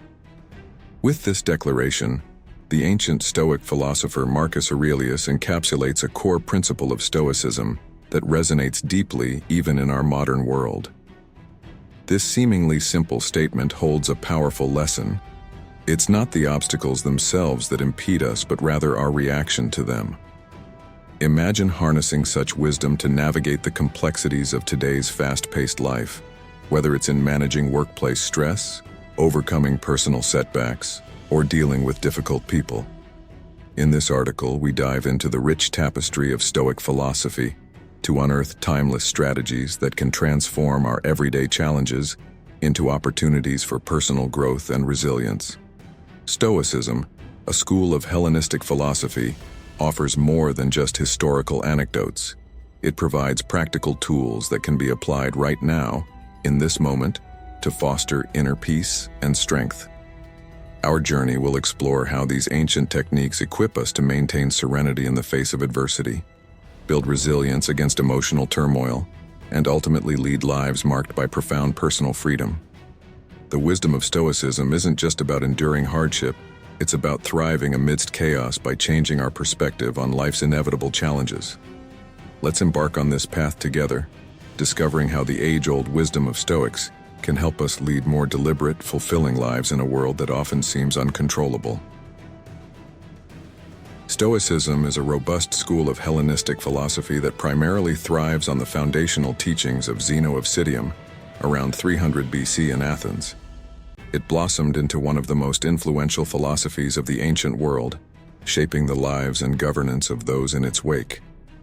Central to Stoicism were figures such as Marcus Aurelius, the Roman emperor whose personal writings and meditations detail his struggle for self-improvement; Seneca, a playwright and advisor to Nero, whose essays and letters offer rich insights into Roman political life and Stoic ethics; and Epictetus, a former slave whose discourses and handbook starkly outline the Stoic path to freedom through wisdom. The core principles of Stoicism revolve around the mastery of the self through reason and the acceptance of fate. Stoics believe in the control over one's reactions to external events, a foundational concept illustrated in the dichotomy of control. This principle asserts that there are things within our control, our thoughts, behaviors, and reactions, and things beyond our control, most external events and the actions of others. By focusing our energy solely on the former, Stoicism teaches that one can maintain inner peace amidst external chaos. To achieve and maintain this philosophical stance, Stoics employ various practical tools and exercises. Journaling is one such practice, serving as a reflective mirror to understand and manage emotions and thoughts. It helps individuals align their behaviors with their values by providing a private space for self-dialogue and evaluation. Meditation, another pivotal Stoic tool, involves regular reflection on one's life and decisions, fostering a heightened state of mindfulness and presentness that is crucial for emotional resilience. Lastly, the practice of reflection, particularly through daily examination of one's actions and intentions, serves to reinforce the Stoic commitment to personal ethics and integrity. Through these methods, Stoicism not only teaches how to endure life's trials, but how to transform them into a source of strength. The philosophy's enduring appeal lies in its pragmatic approach to the trials of human existence, promoting a life led by virtue and reasoned action. As we delve deeper into Stoic practices, we uncover the timeless relevance of these ancient strategies, aimed at nurturing a life of tranquility and purpose. Dealing with difficult people through Stoic wisdom. Navigating the complexities of interpersonal relationships can often be a source of great distress and disruption in our lives. Whether it's a narcissistic boss who thrives on control and admiration, or a difficult family member whose unpredictable moods create a tense home environment, these scenarios test our patience and resilience. Stoicism, however, offers a compelling framework for dealing with such individuals by focusing on self-control, perception, and inner peace. Stoic strategies. One fundamental Stoic strategy is to differentiate between what we can and cannot control. Epictetus famously said, "Some things are in our control and others not." In practice, this means accepting that we cannot change another person's nature or behavior, but we can control our reactions and our own emotional state. When faced with a narcissistic boss, for instance, Stoicism teaches us to focus on our own actions and responses rather than attempting to change or confront their inherent traits. Another key Stoic approach is the use of objective judgment and perception management. Marcus Aurelius advised, "You have power over your mind, not outside events. Realize this, and you will find strength." Applying this to interactions with difficult people, we learn to see situations through a lens of objectivity, stripping away the personal feelings that might cloud our judgment. For example, if a family member makes a hurtful comment, instead of reacting emotionally, a Stoic might analyze the comment as neutral information and choose a response that aligns with their values of calmness and non-retaliation. The concept of amor fati, or love of fate, is another Stoic principle useful in managing difficult relationships. It is the idea of embracing whatever happens, both good and bad, as necessary components of the universe. This perspective encourages individuals to accept challenging relationships as opportunities for personal growth and learning, rather than as obstacles to happiness. Practical applications. To put these Stoic strategies into practice, here are some step-by-step guides on how to deal with difficult people. 1. Identify and differentiate control. When a challenging situation arises, first ask yourself, what aspects of this situation can I control? Focus your energy on these areas. For instance, you can't control your boss's demands, but you can control how efficiently you manage your tasks or how you communicate your workload. 2. Practice objective perception. Whenever you feel emotionally charged by someone's actions or words, take a step back and try to view the situation objectively. Ask yourself, what are the facts here, devoid of my personal feelings? This could mean acknowledging that a family member's negativity is a reflection of their own struggles, not a true assessment of your character. 3. Respond, don't react. Once you've assessed the situation objectively, decide on a response that maintains your integrity and composure. This might mean responding to a provocation with silence, choosing to excuse yourself from a heated conversation, or offering a calm and collected rebuttal to an unfair criticism. 4. Use reflection as a tool. End each day by reflecting on your interactions with difficult people. Consider what you handled well and what you might improve. This can be done through journaling or meditative thought. The key is to use reflection not as a tool for self-criticism, but for self-improvement and resilience building. 5. Embrace amor fati. Try to see each challenging interaction as an opportunity to practice your Stoic skills. Rather than wishing for a different situation, embrace the experience as a chance to grow in patience, empathy, and understanding. 6. Build your inner citadel. Continuously work on strengthening your inner fortress, your mind and spirit, so that no external turmoil can disrupt your peace. This involves regular practice of Stoic exercises, engaging with Stoic texts, and possibly discussing your experiences with like-minded individuals who support your philosophical practice. By systematically applying these Stoic methods, individuals can transform their relationships with difficult people from sources of stress into opportunities for profound personal growth. Stoicism does not offer a quick fix, but rather a way of life that equips us with the tools to remain tranquil, effective, and happy, no matter the nature of challenges we face. Building personal resilience and freedom. Resilience is often lauded as the backbone of personal and professional success. But within the Stoic philosophy, it assumes a deeper, more integral role. Stoicism teaches that resilience isn't merely about bouncing back from adversity. It's about transforming adversity into an opportunity for self-improvement. This form of resilience is a key outcome of Stoic practice, as it empowers individuals to maintain their inner peace and virtue in the face of life's inevitable challenges. The role of resilience in Stoicism. Resilience in Stoicism is grounded in the idea that our experience of the world is shaped not by the events themselves, but by our perceptions of those events. Epictetus, a pivotal figure in Stoicism, asserts that it is not events themselves that disturb people, but their judgments concerning them. Thus, developing resilience involves training oneself to see and interpret life's challenges in a way that aligns with Stoic virtues, such as wisdom, temperance, and courage. This reorientation of perspective not only mitigates the emotional impact of adversities, but also enables one to extract wisdom and growth from them.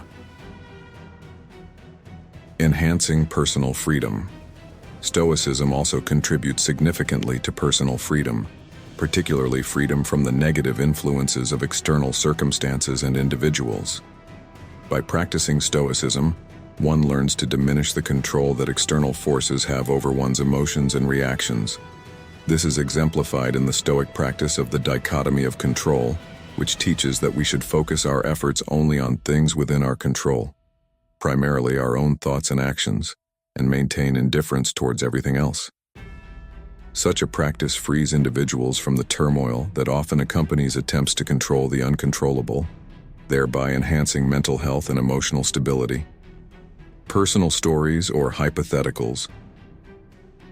Consider the story of Anna, a mid-level manager who frequently felt undermined by her critical supervisor. Each critique would leave her riddled with doubt about her professional capabilities. After embracing Stoic principles, Anna began to reinterpret these interactions. She adopted the perspective that her supervisor's criticisms, whether valid or not, offered opportunities to either improve her skills or reaffirm her competence. By focusing on what was within her control, her reaction and her professional development, Anna not only became more resilient, but also felt a greater sense of freedom from her supervisor's influence.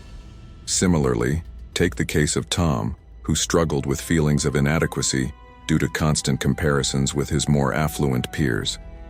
After studying Stoicism, Tom learned to apply its principles to his self-evaluation processes. He shifted his focus from external achievements to personal virtues like kindness and integrity, which were under his control. This shift not only alleviated his sense of inadequacy, but also allowed him to cultivate a genuine appreciation for his own life, independent of societal benchmarks. Application. Applying Stoic principles to enhance resilience and freedom starts with recognizing and adjusting our perceptions. It involves daily practices such as reflective journaling, where one might write about the day's events and identify areas where perception might be aligned more closely with Stoic teachings.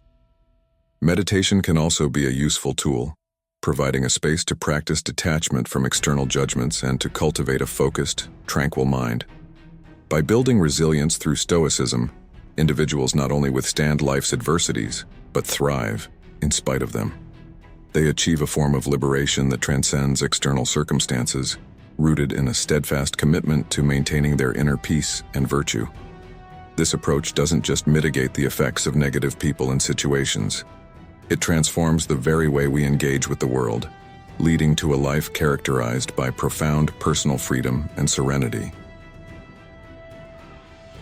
Maintaining serenity in a hectic world.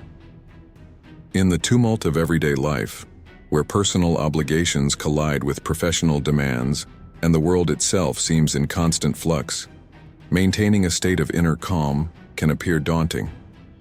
Yet, Stoicism, with its practical wisdom, teaches you that serenity isn't contingent on external circumstances, but on our internal responses. This philosophy offers tools and strategies designed to preserve tranquility and resilience, enabling us to navigate life's chaos with composure and grace.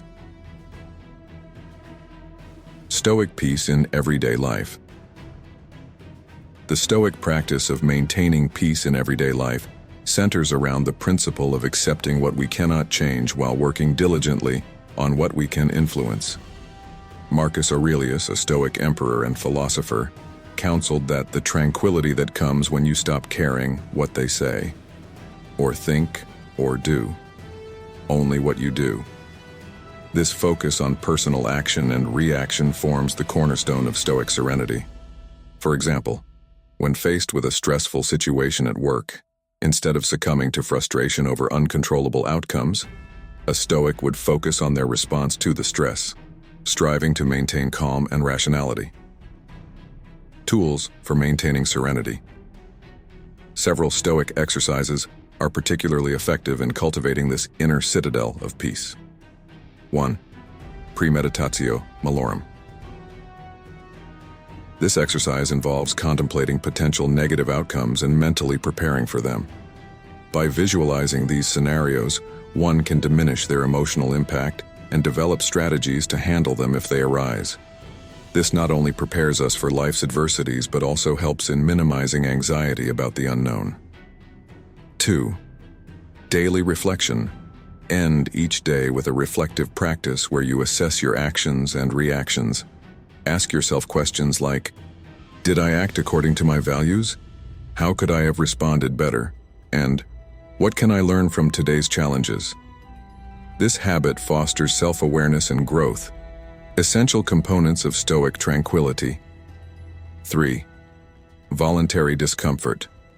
Occasionally engaging in practices of voluntary discomfort, such as skipping a meal or enduring cold temperatures, can reinforce your ability to remain unperturbed under less than ideal conditions. This practice strengthens mental fortitude and reduces the impact of external discomforts on our inner peace. Real-world application. Applying these Stoic tools can profoundly impact various areas of life. In work, use premeditatio malorum to prepare for important presentations or meetings, anticipating challenges and planning appropriate responses in advance. Daily reflections can help assess professional interactions and decisions, fostering a workplace persona that remains unruffled by day-to-day stresses. In personal relationships, voluntary discomfort can be adapted to emotional realms, such as practicing patience during a family member's irritating habits. This builds emotional resilience, essential for maintaining serene relationships. In self-care, integrating Stoic practices into your self-care routine can enhance its benefits. For instance, reflecting on personal needs and responses can lead to more mindful and fulfilling self-care practices that truly rejuvenate your spirit and fortify your inner citadel. By systematically integrating these Stoic practices into daily life, you can not only face life's challenges with a calm demeanor, but also enhance your overall well-being, crafting a life marked not by the absence of trouble, but by the presence of peace.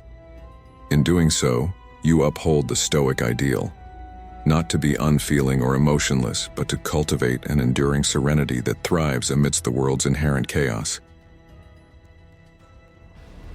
Empowering yourself through Stoic reflection. Stoic philosophy places a strong emphasis on the practice of self-reflection as a pathway to wisdom and virtue. This introspective tool is crucial for cultivating self-awareness, which Stoics argue is fundamental to living a good life. By regularly examining their thoughts, actions, and motivations, individuals practicing Stoicism can gain deeper insights into their true selves, leading to improved decision-making and emotional resilience. Self-reflection as a Stoic practice. Self-awareness in Stoic philosophy is not merely about understanding one's strengths and weaknesses, but involves a rigorous examination of one's responses to external events and internal feelings.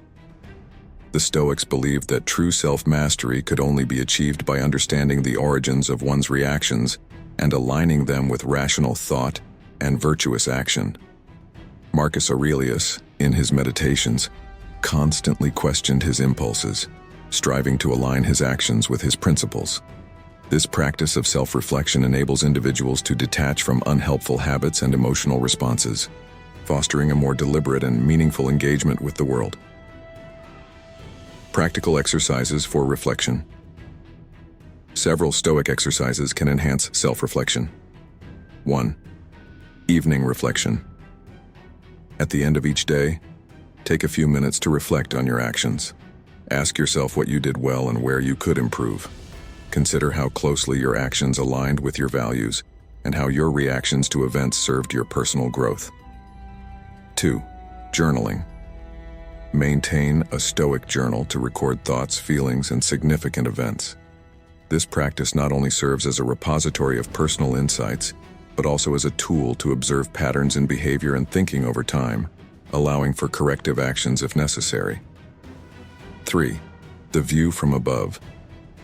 This exercise involves visualizing your life from a broader perspective. Imagine looking down upon your actions and their consequences as if from a great height. This can help put problems into perspective, highlighting how small and manageable your troubles often are within the larger tapestry of life. 4.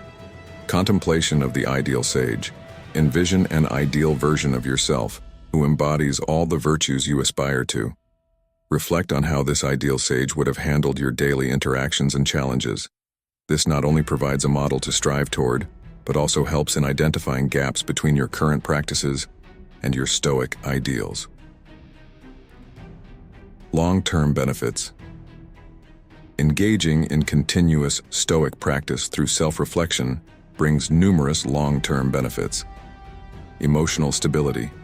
By regularly examining and moderating your reactions, you develop a steadier mood and a more balanced outlook on life. This stability arises not from suppressing emotions, but from understanding and managing them effectively. Clarity of thought. Stoic reflection clears the mind of unnecessary clutter, allowing for clearer thinking. This enhanced clarity aids in better decision-making and prioritization, which are crucial in both personal and professional realms. Alignment with virtue. Regular self-reflection encourages alignment with Stoic virtues such as wisdom, justice, courage, and moderation. Over time, these virtues become integral to one's character, shaping a life that is not only more resilient to external shocks, but also richer in meaning and fulfillment. By cultivating a habit of Stoic reflection, individuals empower themselves to overcome both internal and external obstacles. They gain the tools not only to cope with the challenges they face, but also to thrive amidst them, achieving a level of personal growth and understanding that is both profound and lasting. This practice is the cornerstone of a life lived in accordance with reason and virtue, as envisioned by the Stoics. Throughout this exploration of Stoicism, we've uncovered the enduring wisdom of ancient philosophers like Marcus Aurelius, Seneca, and Epictetus, whose teachings provide invaluable guidance for navigating the complexities of modern life. We've delved into the core principles of Stoicism: control over one's reactions, the dichotomy of control, and the pursuit of inner peace amidst external chaos. By incorporating practices such as daily reflection, journaling, and the philosophical exercise of premeditatio malorum, we equip ourselves with tools to maintain serenity and resilience in any situation. The practice of Stoicism is not just about enduring life's trials, but transforming them into opportunities for personal growth and enlightenment. It teaches us that our true power lies not in changing our external circumstances, but in mastering our internal responses. The Stoics' journey is one of continuous self-improvement, grounded in the belief that personal freedom and stability are achieved through self-awareness, rationality, and alignment with nature's logic. As we conclude, I encourage you to integrate these Stoic practices into your daily routine. Start small, perhaps with evening reflections or journaling your thoughts and reactions to daily events. Gradually incorporate more structured exercises like the contemplation of the ideal sage to guide your actions and decisions. These practices not only promise to enhance your emotional and psychological resilience, but will also empower you to live a more fulfilled and purposeful life. Waste no more time arguing what a good man should be. Be one. Marcus Aurelius. Let this powerful call to action inspire you to embark on your Stoic practice today. Remember, the path to wisdom and tranquility is not achieved through passive contemplation, but through active engagement with the world and your inner self. Embrace the Stoic journey and cultivate your inner fortress, ensuring that no external chaos can disturb the peace and strength you have built within. As we continue to explore and apply the profound teachings of Stoicism in our lives, your engagement and participation are invaluable. If you found value in this journey into Stoic philosophy and its practical applications for achieving serenity and strength, please consider liking this article and subscribing for more insightful content. Your support not only helps spread these timeless lessons to others who might benefit from them, but also encourages us to keep delivering high-quality, transformative content. Join our community, and let's grow together in wisdom and resilience. Don't forget to like, subscribe, and share this with someone who could use a little more peace and empowerment in their life. Thank you for being part of our journey toward a more stoic and fulfilled existence.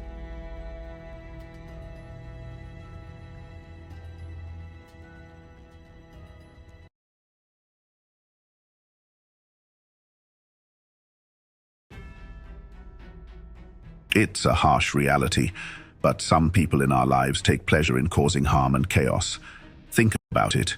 You could be sharing moments, trusting someone, only to discover they are the very source of your turmoil.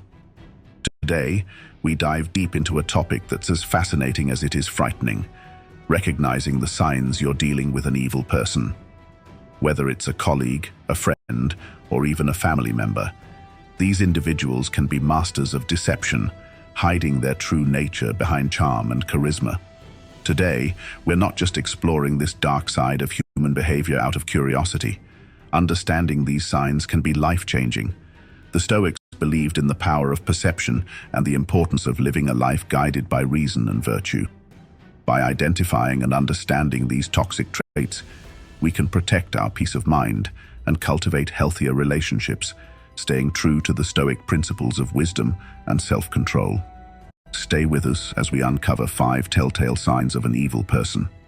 By the end of this video, you'll not only be better equipped to spot these behaviors, but also learn practical ways to safeguard your mental health and well-being. And if you appreciate what we're doing here, a simple free favor I'll ask from you is to hit the subscribe button, and please don't skip any part of the video. You won't want to miss our special bonus section, where I'll share an effective strategy for setting firm boundaries with these individuals. Let's embark on this journey of self-awareness and resilience together. Sign 1. Charm and charisma with a hidden agenda. When we talk about people who seem charming and charismatic at first, it's important to remember that appearances can be deceiving. These individuals often have a way of lighting up a room, making everyone around them feel special and valued. They know exactly what to say to make you feel like you've just made a new best friend. At first glance, they seem like the perfect person, witty, engaging, and seemingly interested in your life. It's easy to get swept up in their charm, thinking you found someone truly special. However, the Stoics teach us to look beyond the surface and seek the truth through rational thought and observation. Over time, you might start to notice little cracks in their facade. Maybe they always need to be the center of attention, overshadowing others in social settings. They might talk over you, interrupt you, or even subtly put you down in front of others. These aren't just quirks or signs of an extroverted personality. They're red flags. The Stoics would advise us to observe these behaviors with a clear mind, unclouded by the initial excitement of their charisma. Imagine being at a party where this person is the life of the event, telling jokes and captivating the crowd. At first, it feels great to be in their orbit, but as the evening progresses, you realize they're dominating every conversation, making everything about themselves. When you try to share something about your life, they quickly redirect the topic back to them. This is where the Stoic principle of apatheia, a state of being undisturbed by external things, comes in handy. By staying emotionally balanced, you can see through their charming act and recognize the self-centered nature underneath. It's also crucial to pay attention to how they react when things don't go their way. A person who is genuinely kind and caring will handle disappointments and disagreements with grace and understanding, but someone who is merely playing a role to gain your trust might quickly become angry or defensive. They might lash out or try to manipulate the situation to regain control. According to Stoic wisdom, such reactions are clear indicators of a lack of virtuous character. Marcus Aurelius reminds us to be wary of those who display signs of anger and manipulation, as these are not the traits of a rational and virtuous person. The key here is to take your time and trust your instincts. The Stoics believed in the power of observation and the importance of not rushing to judgment based on first impressions. Epictetus taught that we should carefully evaluate the character of those we allow into our inner circle. So if someone seems too good to be true, give yourself the space to observe their actions over time. Notice how they treat others, especially when they think no one is watching. True character is revealed in how a person behaves when they aren't trying to impress anyone. Remember, not everyone who seems charming and charismatic has good intentions. Some people use their charm as a tool for manipulation. By staying grounded and mindful, you can protect yourself from being taken in by a superficial facade. Stay true to the Stoic principles of wisdom and discernment, and you'll be better equipped to navigate these complex social interactions. Sign 2. Lack of empathy. Another crucial sign to watch out for is a lack of empathy. Empathy is the ability to understand and share the feelings of others. It's what allows us to connect deeply with those around us, to offer support when it's needed, and to create meaningful relationships. However, there are individuals out there who seem to completely lack this essential human trait. They don't care about how their actions or words affect others, and this can have a devastating impact on those around them. The Stoics believed in the importance of compassion and understanding as fundamental virtues. Marcus Aurelius often spoke about the interconnectedness of humanity and the need to consider the well-being of others as part of our own well-being. So when we encounter someone who shows a blatant disregard for the feelings of others, it's a serious red flag. Imagine you're sharing something deeply personal with a friend, hoping for some comfort or understanding. Instead of showing any genuine concern, they brush off your feelings or even mock your vulnerability. This lack of empathy can make you feel isolated and misunderstood. It's not just about them not being there for you in tough times. It's also about them failing to share in your joy or celebrate your successes. A person who lacks empathy won't cheer for your achievements. They might even undermine them or take credit themselves. This behavior is not just limited to personal relationships. Consider a boss who pushes their employees to the brink, showing no concern for their well-being. They might demand long hours without fair compensation, ignore requests for time off, or publicly criticize employees in a way that's meant to humiliate rather than constructively guide. This creates a toxic work environment where people feel undervalued and stressed. The Stoics would advise us to maintain our inner peace and integrity in such situations, recognizing that the lack of empathy in others is a reflection of their character, not ours. Furthermore, a lack of empathy can lead to more sinister behaviors. People who cannot empathize with others may engage in actions that are outright cruel or without any sense of guilt or remorse. They might lie, cheat, or even inflict physical harm without a second thought about the pain they're causing. The Stoic philosopher Seneca emphasized the importance of kindness and justice, teaching that our actions should always reflect our inner virtue. When someone lacks empathy, they're fundamentally disconnected from these values. A lack of empathy is also evident in smaller everyday interactions. For example, you might notice that someone constantly interrupts conversations to talk about themselves, shows little interest in what others have to say, or fails to offer help when it's clearly needed. These might seem like minor annoyances at first, but they add up to a pattern of behavior that reveals a deeper issue. The Stoics would remind us to be observant and discerning, understanding that these small signs are indicative of a person's true character. If you find yourself dealing with someone who consistently lacks empathy, it's important to set boundaries to protect your own mental and emotional health. The Stoics believed in the importance of maintaining our own well-being and not allowing the negativity of others to disturb our peace. You have the right to distance yourself from those who drain your energy and bring you down. Sign 3. Manipulative behavior. Another major sign of an evil person is manipulation. Manipulation is when someone uses deceit or cunning tactics to control or influence others to get what they want.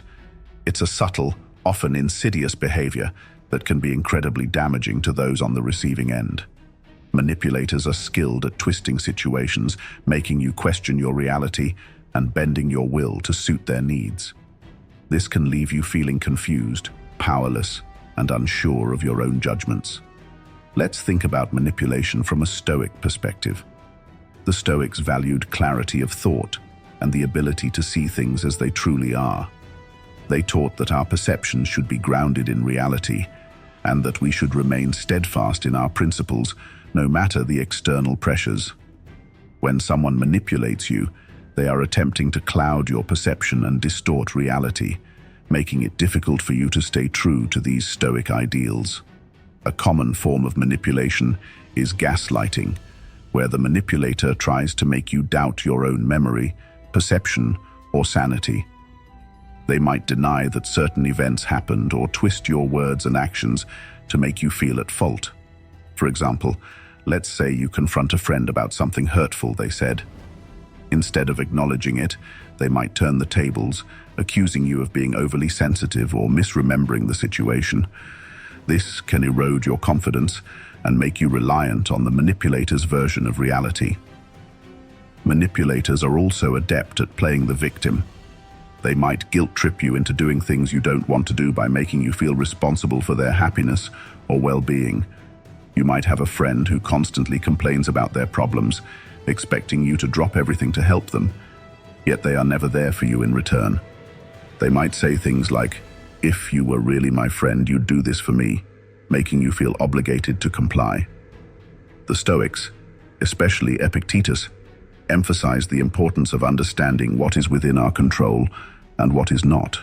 We cannot control others' actions or emotions, only our response to them. Consider how a manipulator might use flattery or charm to get their way. At first, this can feel great. They might shower you with compliments and make you feel special, but over time, you might notice that their praise comes with strings attached. They might compliment you when they want something from you, or when they need you to do something for them. This can make you feel like you owe them, or that you need to live up to their expectations to maintain their approval. The Stoics would remind us that true virtue and self-worth come from within, not from the fleeting approval of others. Manipulation can also take the form of isolation. A manipulative person might try to cut you off from your friends and family, making you more dependent on them. They might say things like, "Your friends don't really care about you," or "Your family doesn't understand you like I do." This tactic makes it easier for them to control you because you become more reliant on them for support and validation. The Stoics believed in maintaining strong, supportive relationships with others, recognizing that we are social beings who thrive in community. Isolation goes against these principles as it weakens our support network and makes us more vulnerable to manipulation. Financial manipulation is another tactic used by evil people. They might borrow money and never repay it, or they might control your finances to limit your independence. For instance, a partner might insist on managing all the money in the relationship, making you ask for permission to spend anything. This control over finances can make it difficult for you to leave the relationship or assert your independence. The Stoics would encourage us to seek self-sufficiency and independence, ensuring that we are not unduly influenced or controlled by others. Recognizing manipulation for what it is can be challenging, especially when you care about the person involved. The Stoics teach us to be vigilant and discerning, to see things clearly, and to act with integrity. If you suspect someone is manipulating you, take a step back and assess the situation objectively. Are they consistently prioritizing their needs over yours? Do they make you feel guilty or unsure of yourself? Are they trying to control aspects of your life or isolate you from others? It's important to set firm boundaries with manipulators and stand your ground. Communicate clearly and assertively about what you will and will not tolerate. Remember, you have the right to your own thoughts, feelings, and actions. The Stoics remind us that while we cannot control how others behave, we can control how we respond. By maintaining our inner strength and clarity, we can protect ourselves from the harmful effects of manipulation and stay true to our values. Sign 4. Controlling behavior. One of the most glaring signs of an evil person is controlling behavior. This goes beyond mere preferences or quirks. It's about someone who seeks to dominate every aspect of your life, leaving little room for your own autonomy and decisions. Controlling individuals often disguise their behavior as concern or care, but underneath, it's about power and control. The Stoics, who valued personal freedom and self-control, would see this behavior as fundamentally opposed to living a virtuous life. Controlling behavior can manifest in many ways. For instance, you might have a friend who insists on always choosing where you go and what you do together. While it might seem harmless at first, over time, you start to realize that your preferences and opinions are consistently ignored or overwritten. They might say things like, "I know what's best for us," or "You'll have more fun if you just listen to me." This isn't about mutual decision-making. It's about one person exerting their will over another. In relationships, controlling behavior can become even more dangerous. A partner might monitor your whereabouts, demand constant updates on your activities, and even dictate who you can and cannot see. They might go through your phone, check your messages, or insist on knowing all your passwords. This kind of surveillance and micromanagement can make you feel trapped and anxious, constantly walking on eggshells to avoid conflict. The Stoics, particularly Epictetus, emphasize the importance of maintaining your own inner freedom and autonomy, regardless of external pressures. Control can also come in the form of financial manipulation. A controlling partner or family member might take charge of all financial decisions, doling out money as they see fit, and keeping you financially dependent on them. They might say, "I handle the money because you're not good with finances," or "It's easier if I just take care of everything." This can strip you of your financial independence and make it difficult to leave the relationship or assert your own choices. The Stoics believed in self-sufficiency and managing your own resources wisely, viewing financial control as a form of enslavement that must be resisted. Another way controlling behavior shows up is through isolation. A controlling person might try to cut you off from friends and family, claiming that they're the only one who truly understands you or cares about you. They might criticize your loved ones, saying things like, "Your friends don't really care about you," or "Your family is toxic." Over time, you might find yourself increasingly isolated, relying solely on the controlling person for support and companionship. The Stoics recognized the importance of community and supportive relationships, seeing isolation as detrimental to both personal growth and well-being. Controlling individuals also often use threats and intimidation to maintain their power. They might threaten to leave you, harm themselves, or even hurt you if you don't comply with their demands. This creates an environment of fear and anxiety, making it difficult to think clearly or make decisions that are best for you. The Stoics, especially Seneca, taught that we should face our fears and not allow others to intimidate us into submission. True courage and wisdom lie in standing firm against such threats and reclaiming our own power. It's important to understand that controlling behavior is about more than just wanting things done a certain way. It's about fundamentally undermining your ability to make your own choices and live your own life. The Stoics would advise us to recognize these behaviors for what they are, an attack on our autonomy and a violation of our personal freedom. By staying true to our values and maintaining our inner strength, we can resist the influence of controlling individuals and reclaim our right to live freely. If you find yourself dealing with someone who exhibits controlling behavior, it's crucial to set firm boundaries and assert your independence. Communicate clearly about your needs and limits, and don't be afraid to seek support from others who understand your situation. Remember, the Stoics teach us that we cannot control others, but we can control our own reactions and decisions. By staying grounded in our principles and valuing our own autonomy, we can protect ourselves from the harmful effects of controlling behavior and live more authentic, fulfilling lives. Sign 5. Pathological lying. Another unmistakable sign of an evil person is pathological lying. This goes beyond the occasional white lie that most people tell. Pathological liars deceive constantly, often without any apparent reason. They fabricate stories, manipulate facts, and distort reality to suit their own needs or to gain an advantage over others. This behavior can be incredibly damaging to relationships, eroding trust and creating a web of deceit that's difficult to untangle. The Stoics valued truth and integrity above all else. They believed that a virtuous life was grounded in honesty, and that deceit was a fundamental betrayal of one's character. Marcus Aurelius emphasized living in accordance with nature, which means aligning our actions with truth and reason. When someone lies pathologically, they are living in direct opposition to these principles, creating a false reality that benefits only themselves. Pathological lying can take many forms.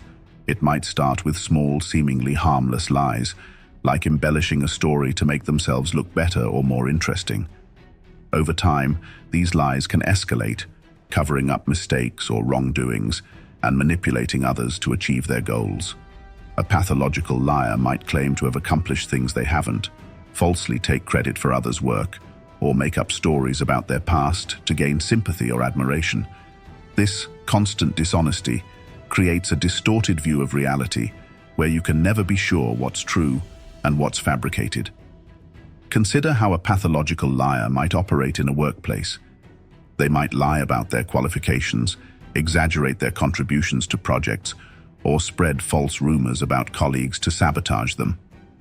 This can create a toxic environment where trust is undermined and people are constantly on edge, unsure of who to believe.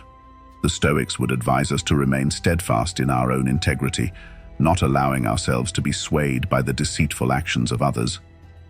Epictetus taught that we should focus on what we can control, our own thoughts and actions, and not be disturbed by the dishonesty of those around us.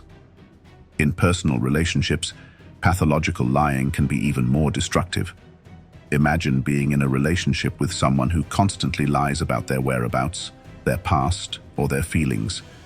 This behavior can make you feel insecure, anxious, and constantly questioning your own perceptions. You might find yourself doubting your memory or second-guessing your instincts, which is exactly what the liar wants. They thrive on creating confusion and instability, keeping you off balance so they can maintain control. The Stoics would remind us to trust our own judgment and not be swayed by the manipulations of others. Seneca taught that true peace comes from within, and that we should not allow the deceit of others to disturb our inner tranquility. One of the most insidious aspects of pathological lying is that it's often difficult to detect at first. Pathological liars can be incredibly convincing, telling their lies with such confidence and detail that it's hard not to believe them. They might mix truth with lies, making it even more challenging to discern what's real. This is where the Stoic principle of vigilance comes into play. We must remain observant and critical, not taking things at face value, but instead seeking the truth through careful consideration and evidence. When you catch someone in a lie, pay attention to how they react. Do they become defensive or aggressive? Do they try to turn the tables and blame you? Or do they offer a plausible explanation that seems to make sense, even if it's just another layer of deceit? A genuine person will admit to their mistakes and strive to correct them, while a pathological liar will double down on their falsehoods, weaving an even more intricate web of lies. The Stoics would counsel us to remain calm and rational in the face of such behavior, recognizing it for what it is and not allowing it to provoke us. It's also important to consider the long-term impact of pathological lying. Over time, it can erode the very foundation of trust that any relationship is built upon. Once trust is broken, it's incredibly difficult to rebuild. You might find yourself constantly suspicious, always wondering if you're being lied to again. This can lead to a toxic cycle of mistrust and resentment. The Stoics believed in the importance of building strong, honest relationships based on mutual respect and understanding. When dealing with a pathological liar, you must decide whether it's worth trying to rebuild that trust or whether it's healthier to distance yourself from their toxic influence. If you find yourself entangled with a pathological liar, it's crucial to set firm boundaries and protect your own mental and emotional well-being. The Stoics would advise us to remain true to our own values and principles, not allowing ourselves to be dragged down by the deceit of others. Be clear about what you will and will not tolerate, and don't be afraid to walk away from a relationship or situation that is built on lies. Remember, your peace of mind and integrity are more important than maintaining a connection with someone who consistently deceives you. Conclusion and bonus section. Setting boundaries. Now, how can you protect yourself from these harmful behaviors while maintaining your peace and integrity? Setting boundaries is one of the most crucial skills you can develop when dealing with difficult or toxic people. Boundaries are about defining what you will and will not accept in your relationships, and they are essential for protecting your mental, emotional, and even physical well-being. The Stoics, who emphasize the importance of personal integrity and inner peace, would see boundary setting as a fundamental practice for maintaining a virtuous and tranquil life. First and foremost, it's important to recognize that setting boundaries is not about being harsh or unkind. It's about respecting yourself and ensuring that others respect you as well. The Stoics believed in the importance of self-respect and living in harmony with our true nature. By setting clear boundaries, you're not only protecting yourself but also fostering healthier interactions with others. When it comes to setting boundaries, clarity is key.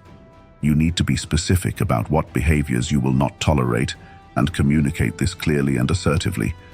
For example, if you have a friend who frequently belittles you or puts you down, you might say, "I appreciate our friendship, but I won't tolerate being spoken to in a disrespectful manner. If this continues, I will have to distance myself." This approach is direct and leaves no room for misinterpretation. According to Stoic principles, this kind of clear communication helps maintain order and respect in relationships. Another important aspect of setting boundaries is consistency. It's not enough to state your boundaries once and expect others to adhere to them without reminders. You must consistently enforce your boundaries, even when it's uncomfortable or difficult. The Stoics, particularly Epictetus, emphasize the importance of discipline and perseverance. By consistently upholding your boundaries, you demonstrate self-respect and teach others how to treat you.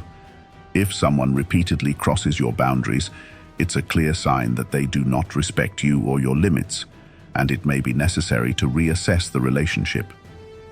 It's also important to remember that setting boundaries is not a one-time event, but an ongoing process.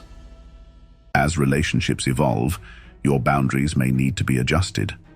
For instance, in a work environment, you might need to set boundaries around your availability and workload to prevent burnout.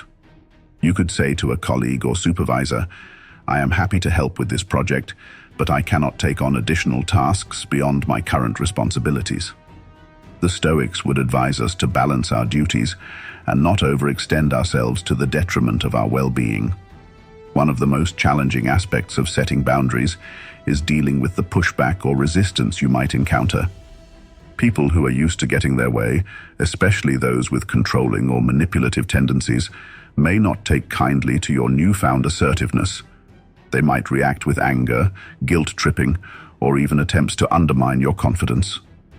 The Stoics teach us to remain calm and steadfast in the face of such challenges. Marcus Aurelius wrote about the importance of maintaining our composure and not being swayed by the negative emotions of others. When you encounter resistance, stay firm and remind yourself that your boundaries are necessary for your well-being. In some cases, setting boundaries might mean making difficult decisions, such as distancing yourself from certain individuals or even ending relationships that are toxic or harmful. This can be a painful process, but it's essential for preserving your mental and emotional health. The Stoics would remind us that our primary responsibility is to our own virtue and well-being.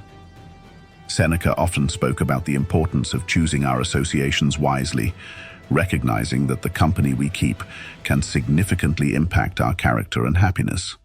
By distancing yourself from those who consistently violate your boundaries, you are making a powerful statement about your self-worth and commitment to living a virtuous life. It's also helpful to seek support from others when setting boundaries. This could mean talking to trusted friends, family members, or a therapist about your experiences and getting their input and encouragement. Sharing your struggles and successes with boundary setting can provide you with valuable perspective and strengthen your resolve. The Stoics valued community and the support of like-minded individuals. Marcus Aurelius often reflected on the interconnectedness of humanity and the importance of mutual support. By leaning on your support network, you can find the strength to uphold your boundaries and maintain your well-being. In addition, practicing self-care is crucial when setting and maintaining boundaries. This includes taking time for yourself, engaging in activities that bring you joy and relaxation, and nurturing your physical and mental health. The Stoics believed in the importance of self-care as a foundation for a virtuous life. Epictetus, for example, emphasized the need to care for our own well-being so that we can be of service to others and fulfill our responsibilities effectively. By prioritizing self-care, you reinforce the message that your well-being is important and deserving of protection. Remember, setting boundaries is a form of self-respect and self-love. It's about recognizing your own value and refusing to allow others to diminish it. The Stoics teach us that our worth is not determined by external factors, but by our own actions and integrity. By setting and maintaining boundaries, you are living in accordance with these principles and fostering a life of peace, virtue, and resilience. Your peace and integrity are worth protecting, no matter who tries to undermine them. Setting boundaries is not just a defense mechanism, it's a declaration of your self-worth and commitment to living a virtuous life. Thank you for joining me today and being a part of Be Stoic. If you found this helpful, make sure to check out one of the suggested videos on the screen for more insights. Stay strong, stay wise, and keep living your truth.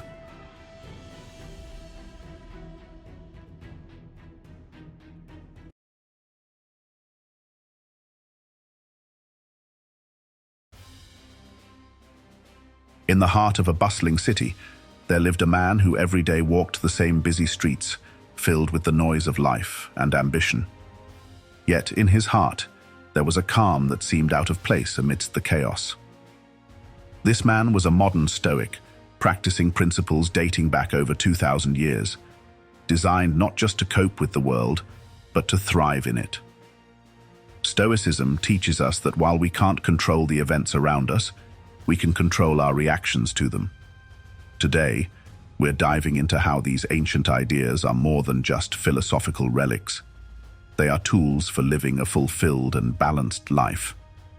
We will explore how adopting a Stoic mindset can transform challenges into opportunities for personal growth, helping us build resilience and a deep-seated contentment no external condition can shake. So, if you're feeling overwhelmed by the pace of modern life, or just curious about how ancient wisdom can apply in our high-tech world, stick around as we uncover the timeless strategies of Stoicism for maintaining inner peace in a world that never stops moving. If you appreciate what we're uncovering here, the simplest free favor I'll ask from you is to hit the subscribe button. Let's go in exploring the Stoic perspective on love versus attachment. Love versus attachment. In exploring the Stoic perspective on love versus attachment, we delve into a realm where emotions intertwine with wisdom, shedding light on how we can love more freely and fully. Stoicism, a philosophy rooted in the logic of managing emotions to lead a virtuous life, offers us valuable insights here. It teaches us that love, in its purest form, is a generous act of the will, a choice to wish the best for others without the necessity of reciprocation or possession. This form of love is free from the chains of expectation and dependency, which are often signs of attachment rather than true affection. Attachment, on the other hand, can often disguise itself as love. It's where fear and insecurity lay their roots, manifesting as a clinging neediness that paradoxically drives us to grasp tighter at the risk of losing what we hold dear. Stoics warn us about such attachments. They argue that by allowing our happiness to depend heavily on someone else's actions or presence, we surrender our tranquility. Stoicism teaches us to embrace a concept known as amor fati, or love of fate, which encourages us to cherish and accept what life brings, be it joyous or challenging, without letting either disturb our inner peace. Let's consider how this applies in our relationships. When we love without attachment, we commit to an honest expression of care that respects both our own integrity and that of our loved ones. We allow our partners the freedom to be themselves without the pressure to conform to our expectations. This doesn't mean we don't care deeply or passionately. Rather, it means that our emotional state isn't solely reliant on the actions or feelings of others. It's about supporting rather than controlling, understanding rather than demanding. Furthermore, Stoic practices such as mindfulness and reflection enhance our understanding of these concepts. By regularly examining our motives and reactions, we can begin to separate healthy affection from possessive attachment. We learn to appreciate the present moments with our loved ones without the persistent worry about future uncertainties. This not only strengthens our relationships, but also aligns us with Stoic virtues of wisdom, justice, courage, and moderation, all crucial for cultivating lasting and fulfilling connections. So, as we journey through the complexities of human emotions, Stoicism provides a beacon that guides us to love more wisely. It reminds us that while we cannot control the feelings or choices of others, we can always choose how we respond and contribute to our relationships. By fostering love that is generous and free from the heaviness of attachment, we open ourselves up to a more resilient and joy-filled life. The importance of self-love and personal growth. It's easy to overlook the importance of self-love, especially when we're caught up in the whirlwind of external relationships. But Stoicism places a strong emphasis on the idea that to truly love others, we must first cultivate a profound sense of self-love and personal growth. This isn't about selfishness. Rather, it's about self-respect and self-awareness, essential ingredients for any healthy relationship. Stoicism teaches us that personal growth stems from our commitment to becoming better human beings through the pursuit of virtue and wisdom. It involves the continuous examination of one's character and actions and striving for self-improvement. This introspective practice leads us to become more resilient and adaptable in the face of life's challenges. When we know ourselves deeply and cherish our own company, we are less likely to seek completion or validation from others, which is a common trap that leads to attachment and relationship strain. Self-love in Stoicism also means accepting ourselves fully, including our flaws and imperfections. It encourages us to treat ourselves with kindness and compassion, which in turn teaches us how to extend the same to others. This is crucial because in relationships, Conflicts often arise not from outright disagreement, but from our reactions to perceived slights or failures, both in ourselves and our partners. Moreover, personal growth involves setting personal boundaries that are healthy and respectful of both our well-being and that of others. These boundaries are not walls. Rather, they are guidelines that help us interact with others in a way that maintains our dignity and respects our values. For instance, knowing when to say no or when to step back and allow others space can be powerful acts of self-love and respect. In practice, Stoicism encourages us to engage in daily reflections, which can be a form of meditation or journaling, to better understand our progress in self-love and personal growth. These reflections help us stay aligned with our core values and objectives, ensuring that our actions consistently reflect our true selves.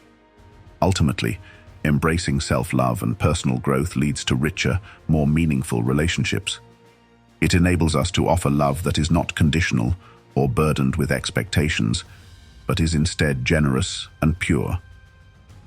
By fostering a strong sense of self and a commitment to personal ethics, we prepare ourselves to engage in relationships that are not only loving but deeply transformative. How attachment happens. Stoicism provides a compelling lens through which to explore how attachment happens. At its core, attachment is often fueled by our reactions to uncertainty and our deep-seated fears about loss and inadequacy. Stoicism, a philosophy that teaches the art of emotional regulation and the pursuit of virtue through rational thinking, offers profound insights into managing these fears. From a Stoic perspective, attachment arises when we allow our happiness to depend excessively on external factors, whether these are possessions, people, or situations. The Stoics taught that by investing our emotional well-being in things outside our control, we set ourselves up for disappointment and distress. They advocated for an inner detachment from external outcomes, emphasizing that true contentment comes from within, based on our ability to maintain virtue in the face of life's fluctuations. Imagine the common scenario where someone fears losing the affection or approval of a loved one. This fear can lead to behaviors aimed at keeping the other person close at all costs, often manifesting as jealousy, possessiveness, or neediness. Such behaviors are not expressions of love but signs of attachment. They not only undermine the individual's peace of mind, but also strain the very relationships they hope to preserve. Stoicism teaches us to embrace amor fati, or the love of one's fate, which means accepting and loving everything that happens, understanding that life's occurrences, pleasant or unpleasant, are opportunities for personal growth and development. This acceptance is not passive resignation, but an active engagement with life, viewing every event as a chance to practice virtues like patience, courage, and understanding. Moreover, Stoics practice mindfulness and reflection to recognize the early signs of unhealthy attachment. Through daily meditations, they remind themselves of the impermanence of all things and the importance of focusing on their own actions and responses rather than attempting to control the uncontrollable. This helps them develop a healthier, more stable form of love that is free from the anxieties of attachment. In relationships, this Stoic approach means loving freely and wholeheartedly while accepting the natural ebbs and flows of human connection. It encourages individuals to invest in their personal growth and to value others not merely for what they provide, but for who they are. By understanding how attachment forms and employing Stoic strategies to mitigate its grasp, we can enjoy more meaningful and enduring relationships that contribute to our overall well-being. Stoic exercises for detachment. To truly embrace Stoic philosophy and combat the challenges of attachment in our relationships and everyday lives, Stoicism introduces several practical exercises. These exercises are not just theoretical concepts, they are actionable strategies that help cultivate detachment and foster a deeper sense of peace and resilience. One of the central Stoic practices for cultivating detachment is negative visualization. This might sound a bit grim at first, but it's a profoundly effective tool. The idea is to periodically contemplate the loss of things we value. This could mean imagining life without certain relationships, possessions, or even our current lifestyle. The purpose isn't to dwell on sadness, but to appreciate what we have now and prepare ourselves emotionally for any possible changes in the future. This practice teaches us not to take things for granted and helps lessen the shock and pain that might accompany actual losses. Another key exercise is the discipline of desire, which involves training ourselves to want only what is within our control. Stoics divide things into two categories: what we can control, our own thoughts, behaviors, and reactions, and what we can't control, almost everything else, including the behavior of others and most life circumstances. By focusing our energy and desires on our own actions, we can remain more emotionally stable and satisfied with our lives, regardless of external circumstances. Stoicism also teaches the practice of voluntary discomfort.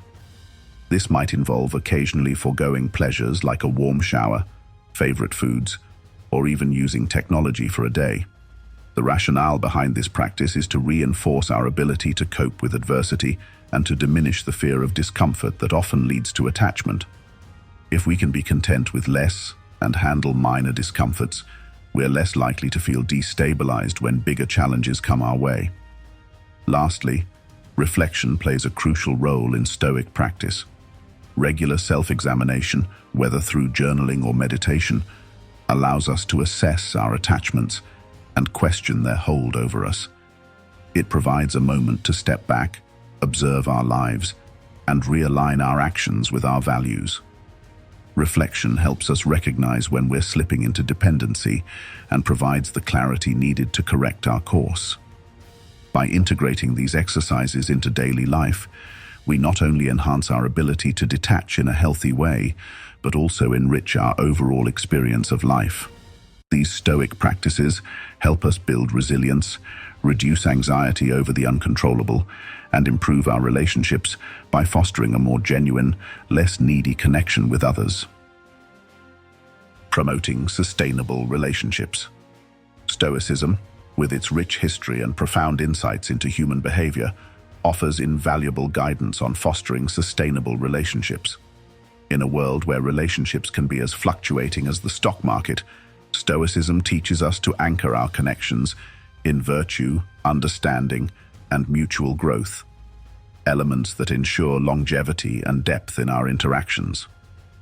At the heart of promoting sustainable relationships through Stoicism is the principle of living according to nature, which includes accepting and loving people as they are, not as we wish them to be. This acceptance goes hand in hand with the Stoic idea of focusing only on what we can control. We can't control others' feelings, behaviors, or thoughts, but we can control our reactions to them.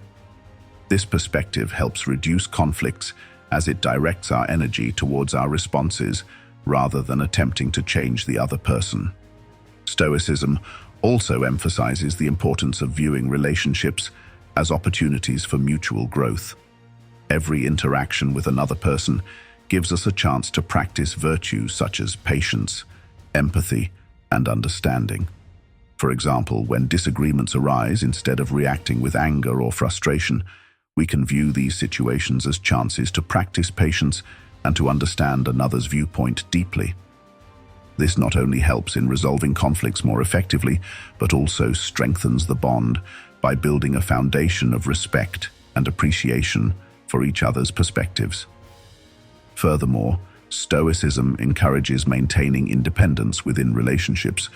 This is not about emotional distance, but about each person cultivating their own well-being and virtues.